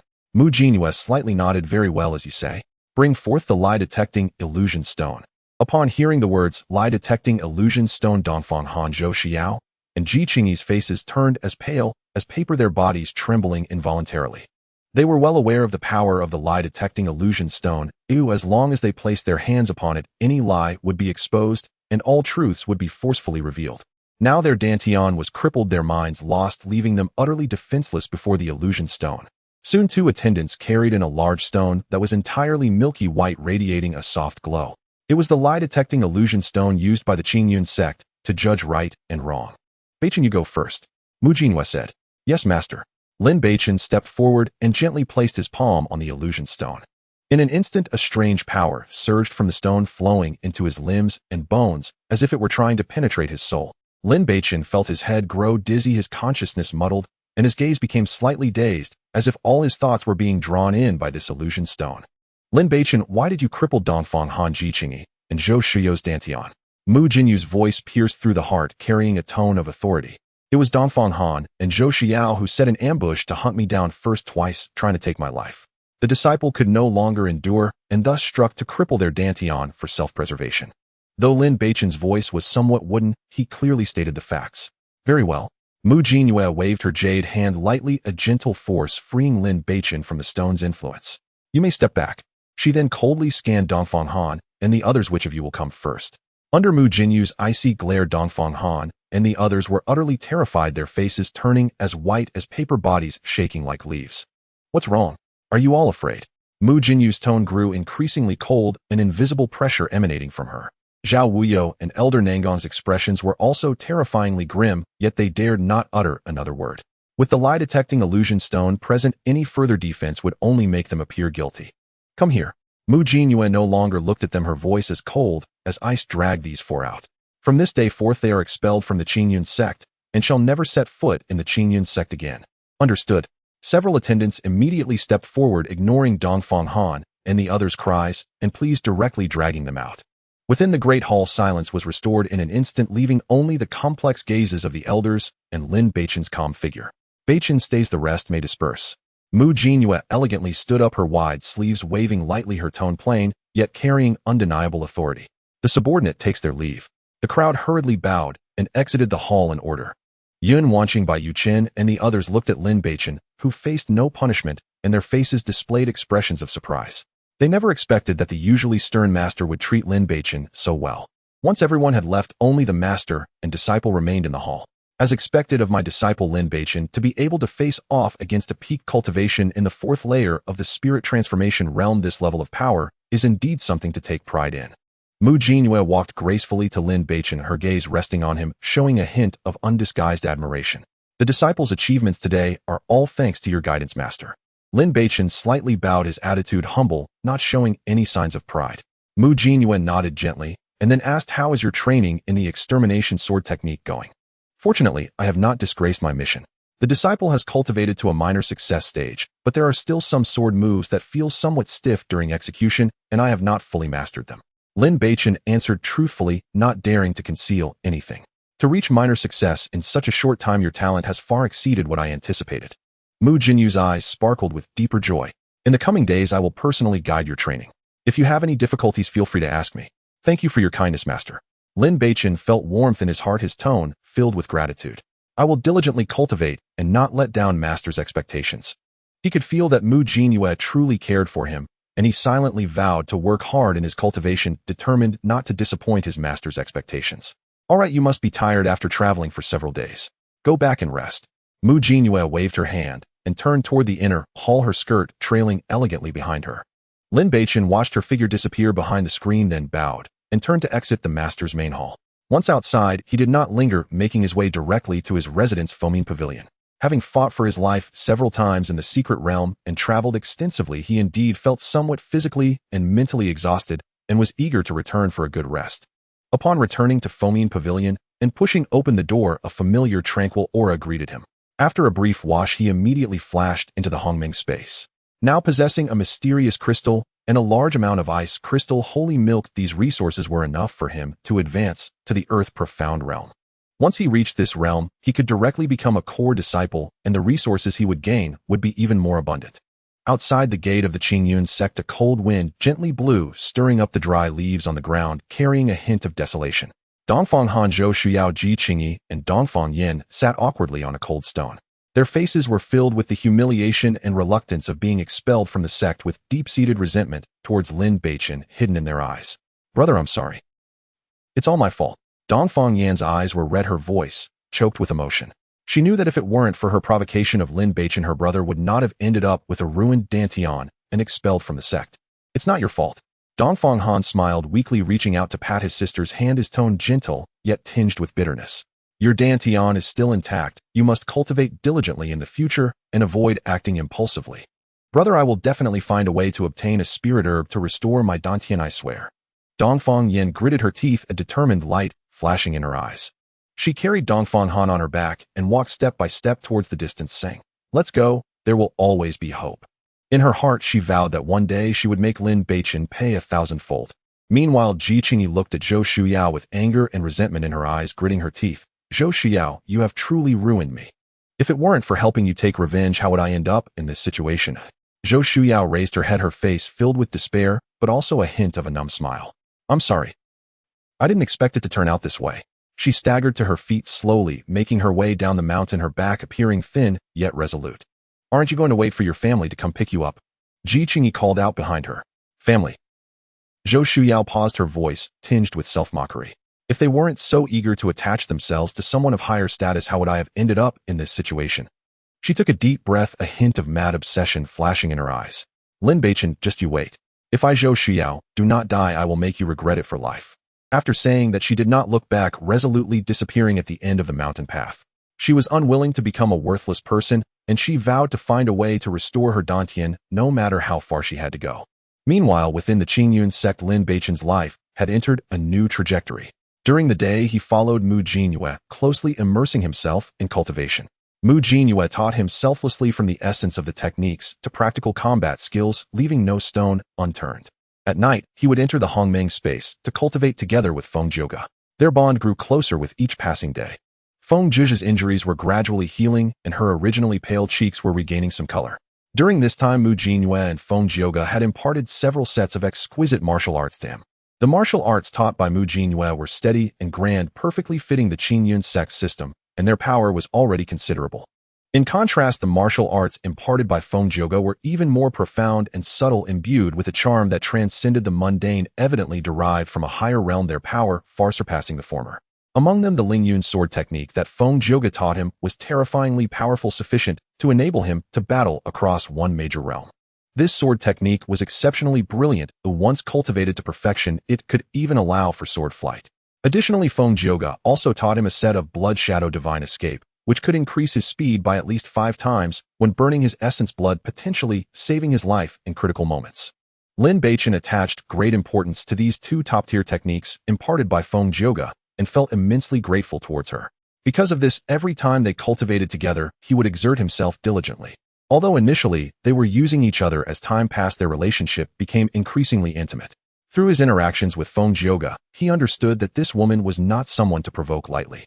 Once provoked, it could easily attract the attention of powerful beings from the higher realms, potentially bringing troubles to this world.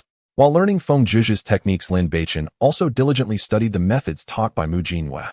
Mu Jinyue genuinely cared for him, and he naturally did not want to let down his master's expectations, thus he was very earnest in his studies. Sometimes he even wondered why his master treated him so well.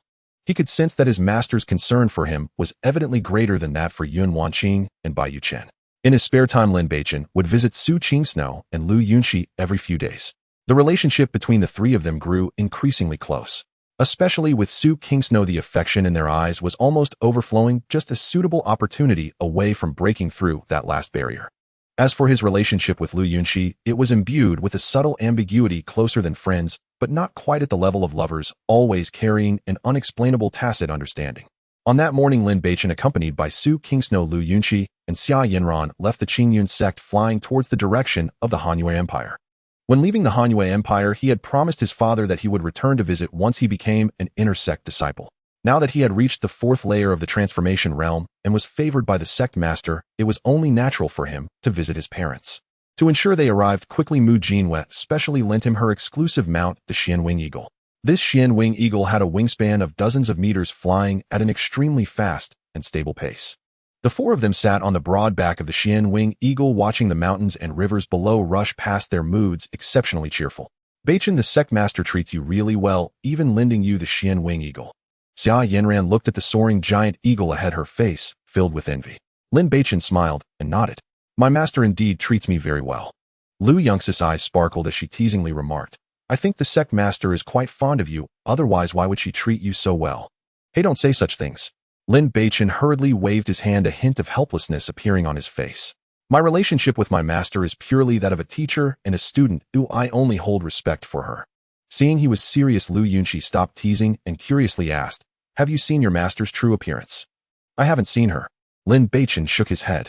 My master always has a layer of thin gauze covering her face, and even divine sense cannot penetrate it. I don't know what she looks like. I heard from the elders in the sect that the sect master was the most beautiful woman in the northern region when she was young. I really want to see what she looks like. Xia Yinran propped her chin, her eyes filled with curiosity. Lin Beichen recalled Mu Jinyu's extraordinary demeanor and the exquisite figure that could be perceived even through the veil, and he sincerely said, even without seeing her, just from her aura and figure, I would believe she is the most beautiful woman.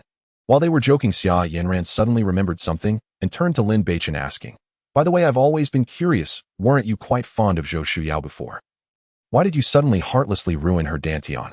Su Qingsno and Lu Yunqi also looked at him curiously, clearly wanting to know the answer. Lin Beichen's smile faded slightly, and he calmly replied, I never intended to reach this point, but she provoked me time and again, even conspiring with others to assassinate me. I could no longer endure it, so I ruined her dantian. Speaking of which, Zhou Shuyao was indeed quite realistic. Xia Yinran pouted. Ever since her 7th grade talent was revealed, she has felt superior, looking down on everyone. A cold glint flashed in Lin Beichen's eyes. Not just her, but also the Prime Minister's residence.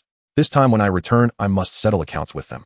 Back when Zhou Shuyang was accepted as a disciple by Nangong, when the people of the Prime Minister's residence became increasingly arrogant, completely disregarding the royal family. Now that Zhou Shuyao had been expelled from the sect, it was indeed time to settle the score. The four of them sat on the back of the Xianwing Eagle, chatting casually, while admiring the beautiful scenery below, the sunlight bathing them warmly, creating a harmonious and cozy atmosphere. In the evening, Lin Beichen guided the Xianwing Eagle to land beside a clear river. Lu Yunqi, Su Qingsno, and Xia Yinran cheered as they ran to the riverbank, playfully splashing water, their cheerful laughter echoing like silver bells along the riverbank. Lin Beichen chose a flat spot by the river, started a campfire, and took out ingredients he had brought along to prepare dinner. The flames danced, casting a warm glow on his profile as the aroma of grilled meat gradually filled the air. Soon a table of sumptuous food was served, and the four of them sat together enjoying the food while chatting. At that moment, Lu Yongxi's brows suddenly knitted together, her face turning pale, and the wine cup in her hand fell onto the table. Lin Beichen immediately noticed her unusual behavior. He put down the skewered meat, his tone filled with concern. Lu Yunqi took a deep breath, looking at him with a complex gaze, her voice tinged with helplessness. Beichen, I have to leave. Leave? Where to? Lin Beichen's heart tightened, instinctively grabbing her hand. Why do you suddenly want to go? Beichen, do you know why I first appeared in the Cold Moon Empire? Lu Yunqi did not answer directly, instead looking up at him, a hint of melancholy in her eyes. Why? Lin Beichen's face was filled with surprise. Actually, I come from Zhongzhou. Lu Yunqi said softly. At that time, someone calculated my fate and said that the man who could change my destiny would appear in the northern domain's Cold Moon Empire, which is why I came to the Cold Moon Empire. Lin Beichen's heart leaped, tentatively asking, that person, could it be me? Lu Yunqi looked into his eyes, seriously nodding. Yes, it is indeed you. Since you found me, why do you still want to leave? Lin Beichen tightly held her hand, a look of confusion on his face. My family is looking for me. Lu Yongxi's voice lowered, carrying a hint of bitterness. I must go with them, otherwise you all will be in danger. Danger? Would your family really harm others at will? Lin Beichen's brows furrowed, feeling perplexed. Actually, I have a fiancé. Lu Yunqi bit her lip as if making a resolution, saying softly, I initially ran to the northern domain to escape this marriage proposal. Just now I sensed their presence, they must have locked onto my location. Her eyes grew slightly moist, locking onto Lin Beichen's face with deep reluctance. If If I really leave, will you remember me? During this time together, although neither had explicitly stated it, the ambiguity that transcended friendship had already taken root in their hearts. Lu Yunxi knew clearly that she had truly fallen for this occasionally composed, yet cunning youth. No matter how many years pass, I will never forget you. Lin Beichen could no longer suppress his feelings, pulling Lu Yunxi tightly into his embrace, his tone immensely firm. From the Cold Moon Empire to their encounter at the Qingyan sect. During the past 6 months, Lu Yunxi had repeatedly come to his aid in times of danger, and the ease and comfort of their interactions had long been etched deep in their hearts. That feeling had long surpassed mere friendship, yet neither had dared to break the barrier. Now upon learning she was to leave, all restraint instantly crumbled. Do you like me, oi? Lu Yunxi was taken aback by the sudden embrace, feeling the warmth and determination of his hold, her heart racing, as she leaned softly against him, her voice trembling. Of course I do. Lin Beichen answered without hesitation, leaning down slightly and kissing her red lips. The sudden kiss left Lu Yunxi stiff. Initially she resisted somewhat. However, as Lin Beichen kissed her with urgency and reluctance, she gradually succumbed, her hands instinctively wrapping around his waist, responding to this belated sentiment. The breeze by the riverside gently blew, carrying a coolness with the moisture, yet it could not dissipate the heat between the two. Su Qingxue and Xia Yanran watched this scene, both revealing knowing smiles, tacitly lifting their wine bags to drink without disturbing the two, though their eyes also carried a hint of reluctance. Just as the two were reluctant to part, a sharp sound of breaking through the air suddenly echoed from the distant sky, like a sword slicing through the heavens. Lu Yunxi suddenly regained her senses, pushing Lin Beichen away and hurriedly arranging her somewhat disheveled clothes, and hair, a flash of panic crossing her face. Miss, it's time to go back. A distant, elderly, yet imposing voice carried an undeniable tone. Immediately after, two figures sped through the void from afar, moving at an astonishing speed, and in the blink of an eye they hovered before the four. At the forefront was an old man with white hair and beard, his aura steady and restrained, yet his gaze was sharp like that of a hawk. Beside him stood a young man in a brocade robe, handsome in appearance, but exuding an air of superiority. Uncle Fu Yiwuhan, how did you find this place? Seeing the two, Lu Yunxi's face turned even paler, quickly stepping away from Lin Beichen and forcing herself to remain calm as she asked. Miss, the family head has been searching for you quite diligently. Uncle Fu wore a seemingly amiable smile, but his tone was not to be questioned. Since we found you, let's hurry back. The family head is still waiting. Uncle Fu, can you give me a little more time? Lu Yunxi's eyes flashed with pleading. I want to say goodbye to my friends properly, just a quarter of an hour. After saying goodbye, I'll go with you. Yunxi, what is your relationship with him? Yi Yuan's voice was icy, his sharp eyes fixed on Lin Beichen, an invisible pressure radiating from him. Lu Yunxi's heart tightened, quickly explaining. He is my friend Su Qingxu's fiancé, and we are just ordinary friends. Yes, he is my fiancé. Su Qingxue reacted swiftly, stepping forward and linking her arm with Lin Beichen's, echoing Lu Yunxi's words. Yi Wuhan coldly shot a glance at Lin Beichen, his disdain even more pronounced, then turned to Uncle Fu. Uncle Fu, since Yunxi wants to say goodbye, let her have a quarter of an hour so outsiders don't laugh at us. Miss, you must come with us in a quarter of an hour no matter what. Uncle Fu said to Lu Yunxi. All right, I understand. Lu Yunxi nodded quickly. Afterward, Uncle Fu and Yi Yuan's figures flickered and temporarily disappeared, clearly waiting not far away. However, before Yi Wuhan left, he shot Lin Beichen a deep glance, a hint of barely perceptible killing intent flashing in his eyes. As a top genius from Zhongzhou, how could he not see Lu Yunxi's panic? Moreover, he could vaguely sense her aura on Lin Beichen, having already determined that their relationship was not simple. Thinking that his nominal fiancé was entangled with such a lowly person, an overwhelming killing intent surged uncontrollably within him. Beichen, I come from the Tianxin Merchant Association in Zhongzhou, and my father is the president of the association. Lu Yunxi grasped Lin Beichen's hand, speaking rapidly. You must cultivate well and improve your strength. I will wait for you in Zhongzhou. Don't worry, I will definitely find you no matter how far Zhongzhou is. Lin Beichen tightly held her hand, in return his tone incredibly firm. Lu Yunxi's eyes flashed with gratitude, then she took off a delicate storage ring from her finger, forcefully placing it into Lin Beichen's hand. Inside are 20,000 spirit stones. Take them for cultivation and quickly improve your cultivation level. Don't make me wait too long. You keep these spirit stones for yourself. Ooh, I have my own ways. Lin Beichen hurriedly pushed the ring back. I insist you take it. Lu Yunxi's tone turned serious, carrying an undeniable firmness. I am the daughter of the president of the Tianxin Chamber of Commerce. This resource is but a drop in the bucket for me, yet it is crucial for you at this moment. Lin Beichen felt a warmth in his heart, nodding heavily as he embraced her once more, his voice slightly hoarse. Wait for me, I will definitely come to Zhongzhou to find you. Lu Yunxi nestled in his arms, softly responding, her eyes already glistening with unshed tears. Having finally confirmed their feelings for each other, they now faced immediate separation, and this heavy reluctance almost drowned her rationality. After a moment, Lu Yunqi released Lin Beichen, giving Su Qingxue and Xia Yinran a hug, each her voice light as a feather. Qingxue Yinran, it's truly wonderful to have met you. I will miss you both. We will miss you too, Su Qingxue said, her voice tinged with barely perceptible sobs. Their time together had already forged a bond of sisterhood. All right, there's not much time left.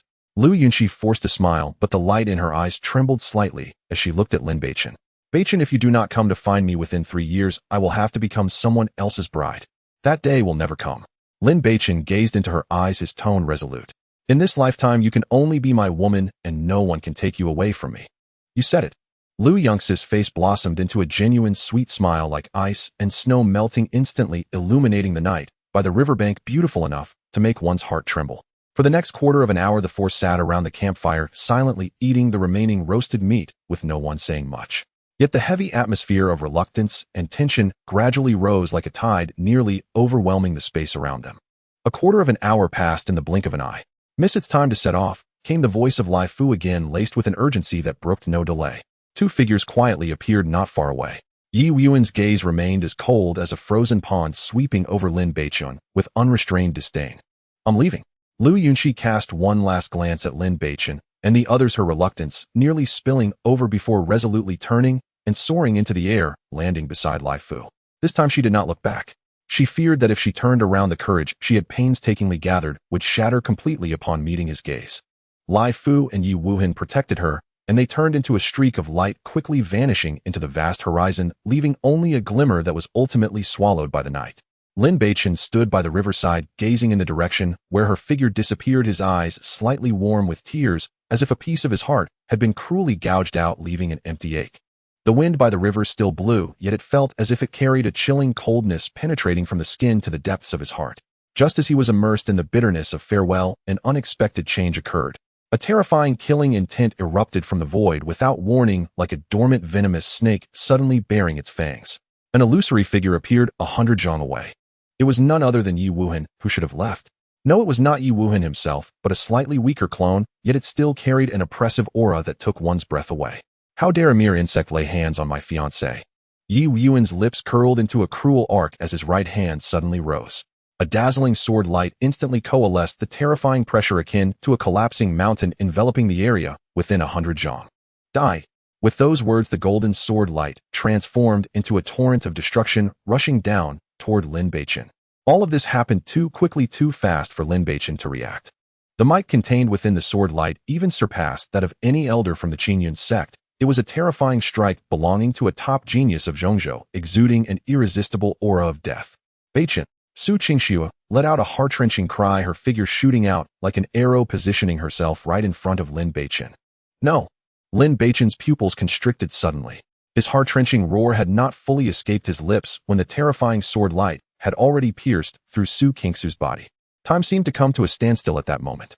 Su Qingxue's body stiffened slightly as she slowly lowered her head, looking at the horrendous wound on her chest, blood gushing out and staining her pure white dress crimson, resembling a red plum blooming in the snow, beautiful yet despairing.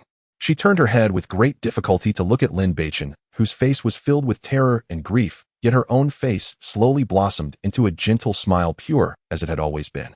Qingxue. Lin Beichen embraced her faltering body, trembling hands trying to staunch the wound, but the scorching blood continued to pour through his fingers. Beichen. Su Qingxue's voice was so weak it was nearly inaudible. She struggled to raise her hand, seemingly wanting to caress his face, but her arm drooped helplessly halfway. Lin Beichen hurriedly grasped her hand, pressing it tightly against his face. Tears could no longer be controlled, streaming down and mixing with the dirt on his cheeks, leaving two clear trails. Why are you so foolish? Because you are the one I care about. Su Qingxue coughed up a mouthful of blood, yet her smile remained gentle, carrying a hint of relief. She could not finish her sentence before another mouthful of blood erupted forth. This time the blood did not fall on Lin Beichen, but transformed into sparkling specks of light in the air, dreamlike and ephemeral, shimmering for a moment in the night. Immediately after, her body began to grow transparent, starting from her limbs, gradually turning into tiny fragments of light, slowly dispersing with the wind. No, don't, Qingxue, don't go. Lin Beichen howled desperately, trying to hold her tightly. But those specks of light slipped through his fingers silently, like sand that could not be grasped no matter how hard he tried, he could not retain even a sliver. Beichen. Live well. Su Kingsu's gaze was gradually losing focus, yet the look she cast at Lin Beichen still brimmed with unshakable reluctance and affection. Before her words fell silent, her body completely transformed into countless specks of light, vanishing without a trace in Lin Beichen's embrace. Only a few faint glimmers remained, gently swaying in the evening breeze by the river, eventually fading away as if they had never existed. Lin Beichen dropped to his knees, howling to the heavens, his voice filled with boundless sorrow and despair, like a wounded lone wolf wailing in the wilderness, haunting and desolate, stirring the hearts of those who heard. Not far away, Xia Yanran stood in shock, tears silently flowing down, soaking her clothes, her face filled with disbelief and anguish. How could she suddenly disappear? Yi Yuan's clone frowned slightly, a look of confusion surfacing on his face. He simply could not understand how Su Kingsu's figure vanished so suddenly. However, this confusion quickly faded, replaced by indifference. After all, she was just a small cultivator from the northern region, and her disappearance was of no consequence. Why bother to care about the life or death of an insect? His gaze fell back on the kneeling Lin Beichen, a cruel smile curling at the corners of his lips. Next, it's your turn. Before his words had fully escaped, Yi Yuan's clone flickered and once again charged toward Lin Beichen. This time the assault was even more ferocious, clearly intending to wipe him out completely. Terrifying pressure descended once more, the shadow of death engulfing Lin Beichen like a massive net. You bastard. I will definitely annihilate your entire family. Lin Beichen suddenly raised his head, his eyes filled with bloodshot fury, tears streaking his face, yet his eyes burned with overwhelming hatred and madness. The spiritual power within him surged wildly. Even knowing the disparity in strength between them, even with despair filling his heart, he would never sit idly by. You're courting death. Yi Yuan's clone wore a look of disdain, and the force of his attack suddenly increased several times, nearly tearing apart the very air. Am I really going to die here? Lin Beichen's gaze was filled with despair and unwillingness. The overwhelming power of Yi Yuan's clone left him feeling unprecedentedly powerless. Even if he poured all his spiritual power into resistance, he still had no means of countering it. The aura of death was already just a breath away. Seeing the black-scaled rat charging at him, Lin Beichen displayed no fear on his face, instead a glimmer of excitement flashed in his eyes. This was the first time he had confronted a beast heathen since his transmigration, and the blood within him seemed to boil. He took a deep breath, his spiritual power surging beneath his feet.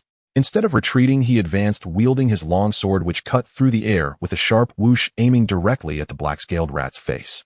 The black-scaled rat had an exceptionally keen sense, and the moment Lin Beichen struck, it sensed the deadly threat. At this moment, it had already leapt into the air, and its forward momentum left it no time to change direction. It could only wildly swipe, its claw covered in black scales, generating a howling wind as it struck towards Lin Beichen's sword. Seeking death. A cold light flashed in Lin Beichen's eyes as he swiftly twisted his wrist, unleashing the spirit snake from the cold moon sword technique. His figure moved like a swift serpent, instantly sliding to the side, narrowly avoiding the black-scaled rat's claw. Simultaneously, his longsword struck like a venomous snake's tongue, swiftly slicing through the rat's neck like lightning. Poochie. With a soft sound, blood gushed forth like a fountain. The seemingly fierce black-scaled rat couldn't even let out a cry before its massive body crashed heavily to the ground, twitching a few times before falling silent. In just a single strike, this black-scaled rat, which had 1 foot in the Foundation establishment realm, met its demise under his sword. Lin Beichen sheathed his sword and stood gazing at the corpse on the ground, gently exhaling a breath of turbid air. Though that strike seemed effortless, it had actually mobilized all his spiritual energy and relied on the finesse of his movement technique to achieve success. He stepped forward to harvest the rat's most valuable scales and inner core, storing them in his bag, before continuing deeper into the mountains for training. At first encountering various forms of beasts, Lin Beichen felt a sense of novelty and excitement. However, as the battles continued, he gradually adapted to the life and death struggles, his gaze becoming increasingly steady and sharp, his sword techniques growing more adept, and his control over spiritual energy becoming ever more exquisite. Just as he killed a ground demon lizard and was preparing to rest for a moment, a tall man, wearing a conical hat and tight black clothing, suddenly emerged from behind a tree, blocking his path. This person was tall and imposing, and merely standing there, he exuded a chilling and menacing aura that sent shivers down one's spine. Lin Beichen's brows furrowed instantly, and alarm bells rang in his heart.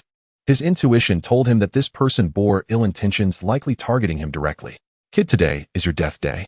The man in black spoke, his voice hoarse like sandpaper rubbing together, carrying a chilling aura that made one's heart tremble. Before he finished speaking, his figure had shot out like a ghost, revealing a pitch-black spear in his hand. The spear tip glimmered with a cold light as it lunged towards Lin Beichen's heart, moving with such speed that there was no time to react. Lin Beichen's face changed dramatically, and his spiritual energy surged wildly within him. He instinctively swung his sword to block. Clang! The clash of spear and sword erupted with a piercing metallic ring, sparks flying.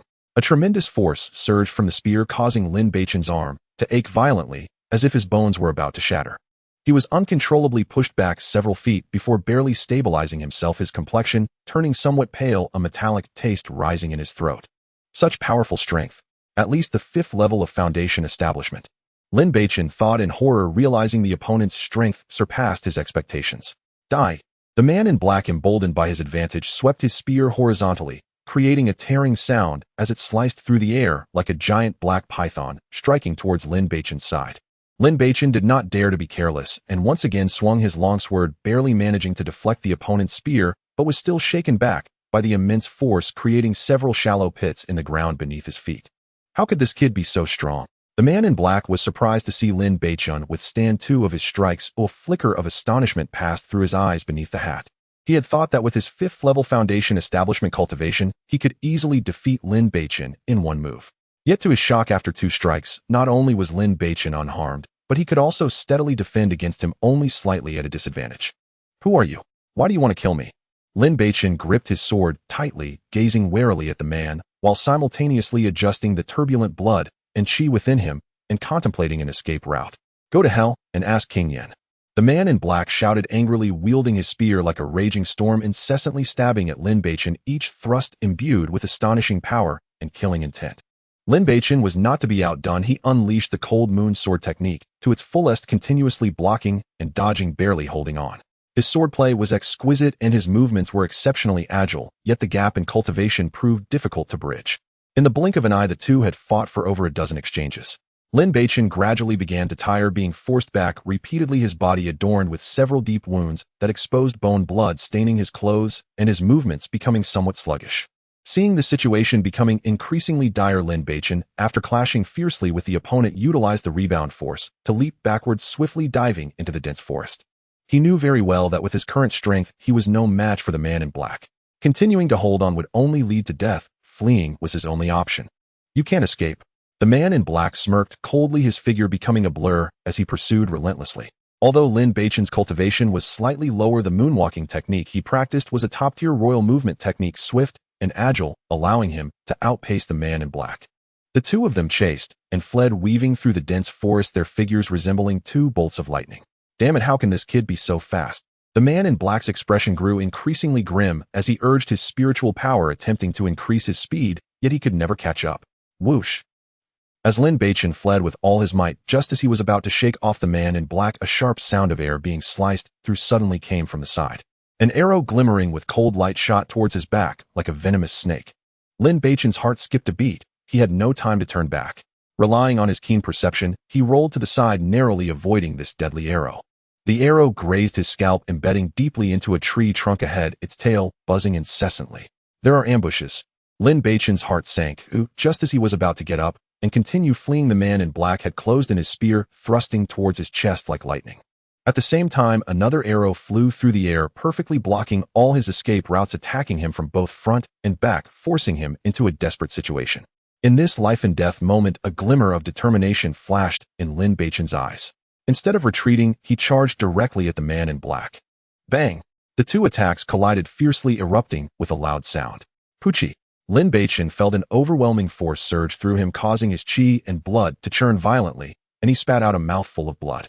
His body flew backward like a kite, with a severed string crashing heavily into the nearby grass. At the same time, a third arrow followed, closely aimed directly at his face. At the critical moment, Lin Beichen, enduring excruciating pain, rolled over sharply, spinning in the air like a top, narrowly dodging this arrow once more. Though he avoided the fatal strike, the arrow still grazed his shoulder, leaving a long bloody gash as blood gushed forth, and the pain nearly made him faint. Upon landing, Lin Beichen dared not linger for a moment. Enduring the pain, he transformed into a blur, exerting every last ounce of strength to escape frantically into the depths of the forest. Seeing this, the man in black pursued once more, while the hidden archer continued to shoot arrows, launching a remote assault and giving Lin Beichen no opportunity to catch his breath.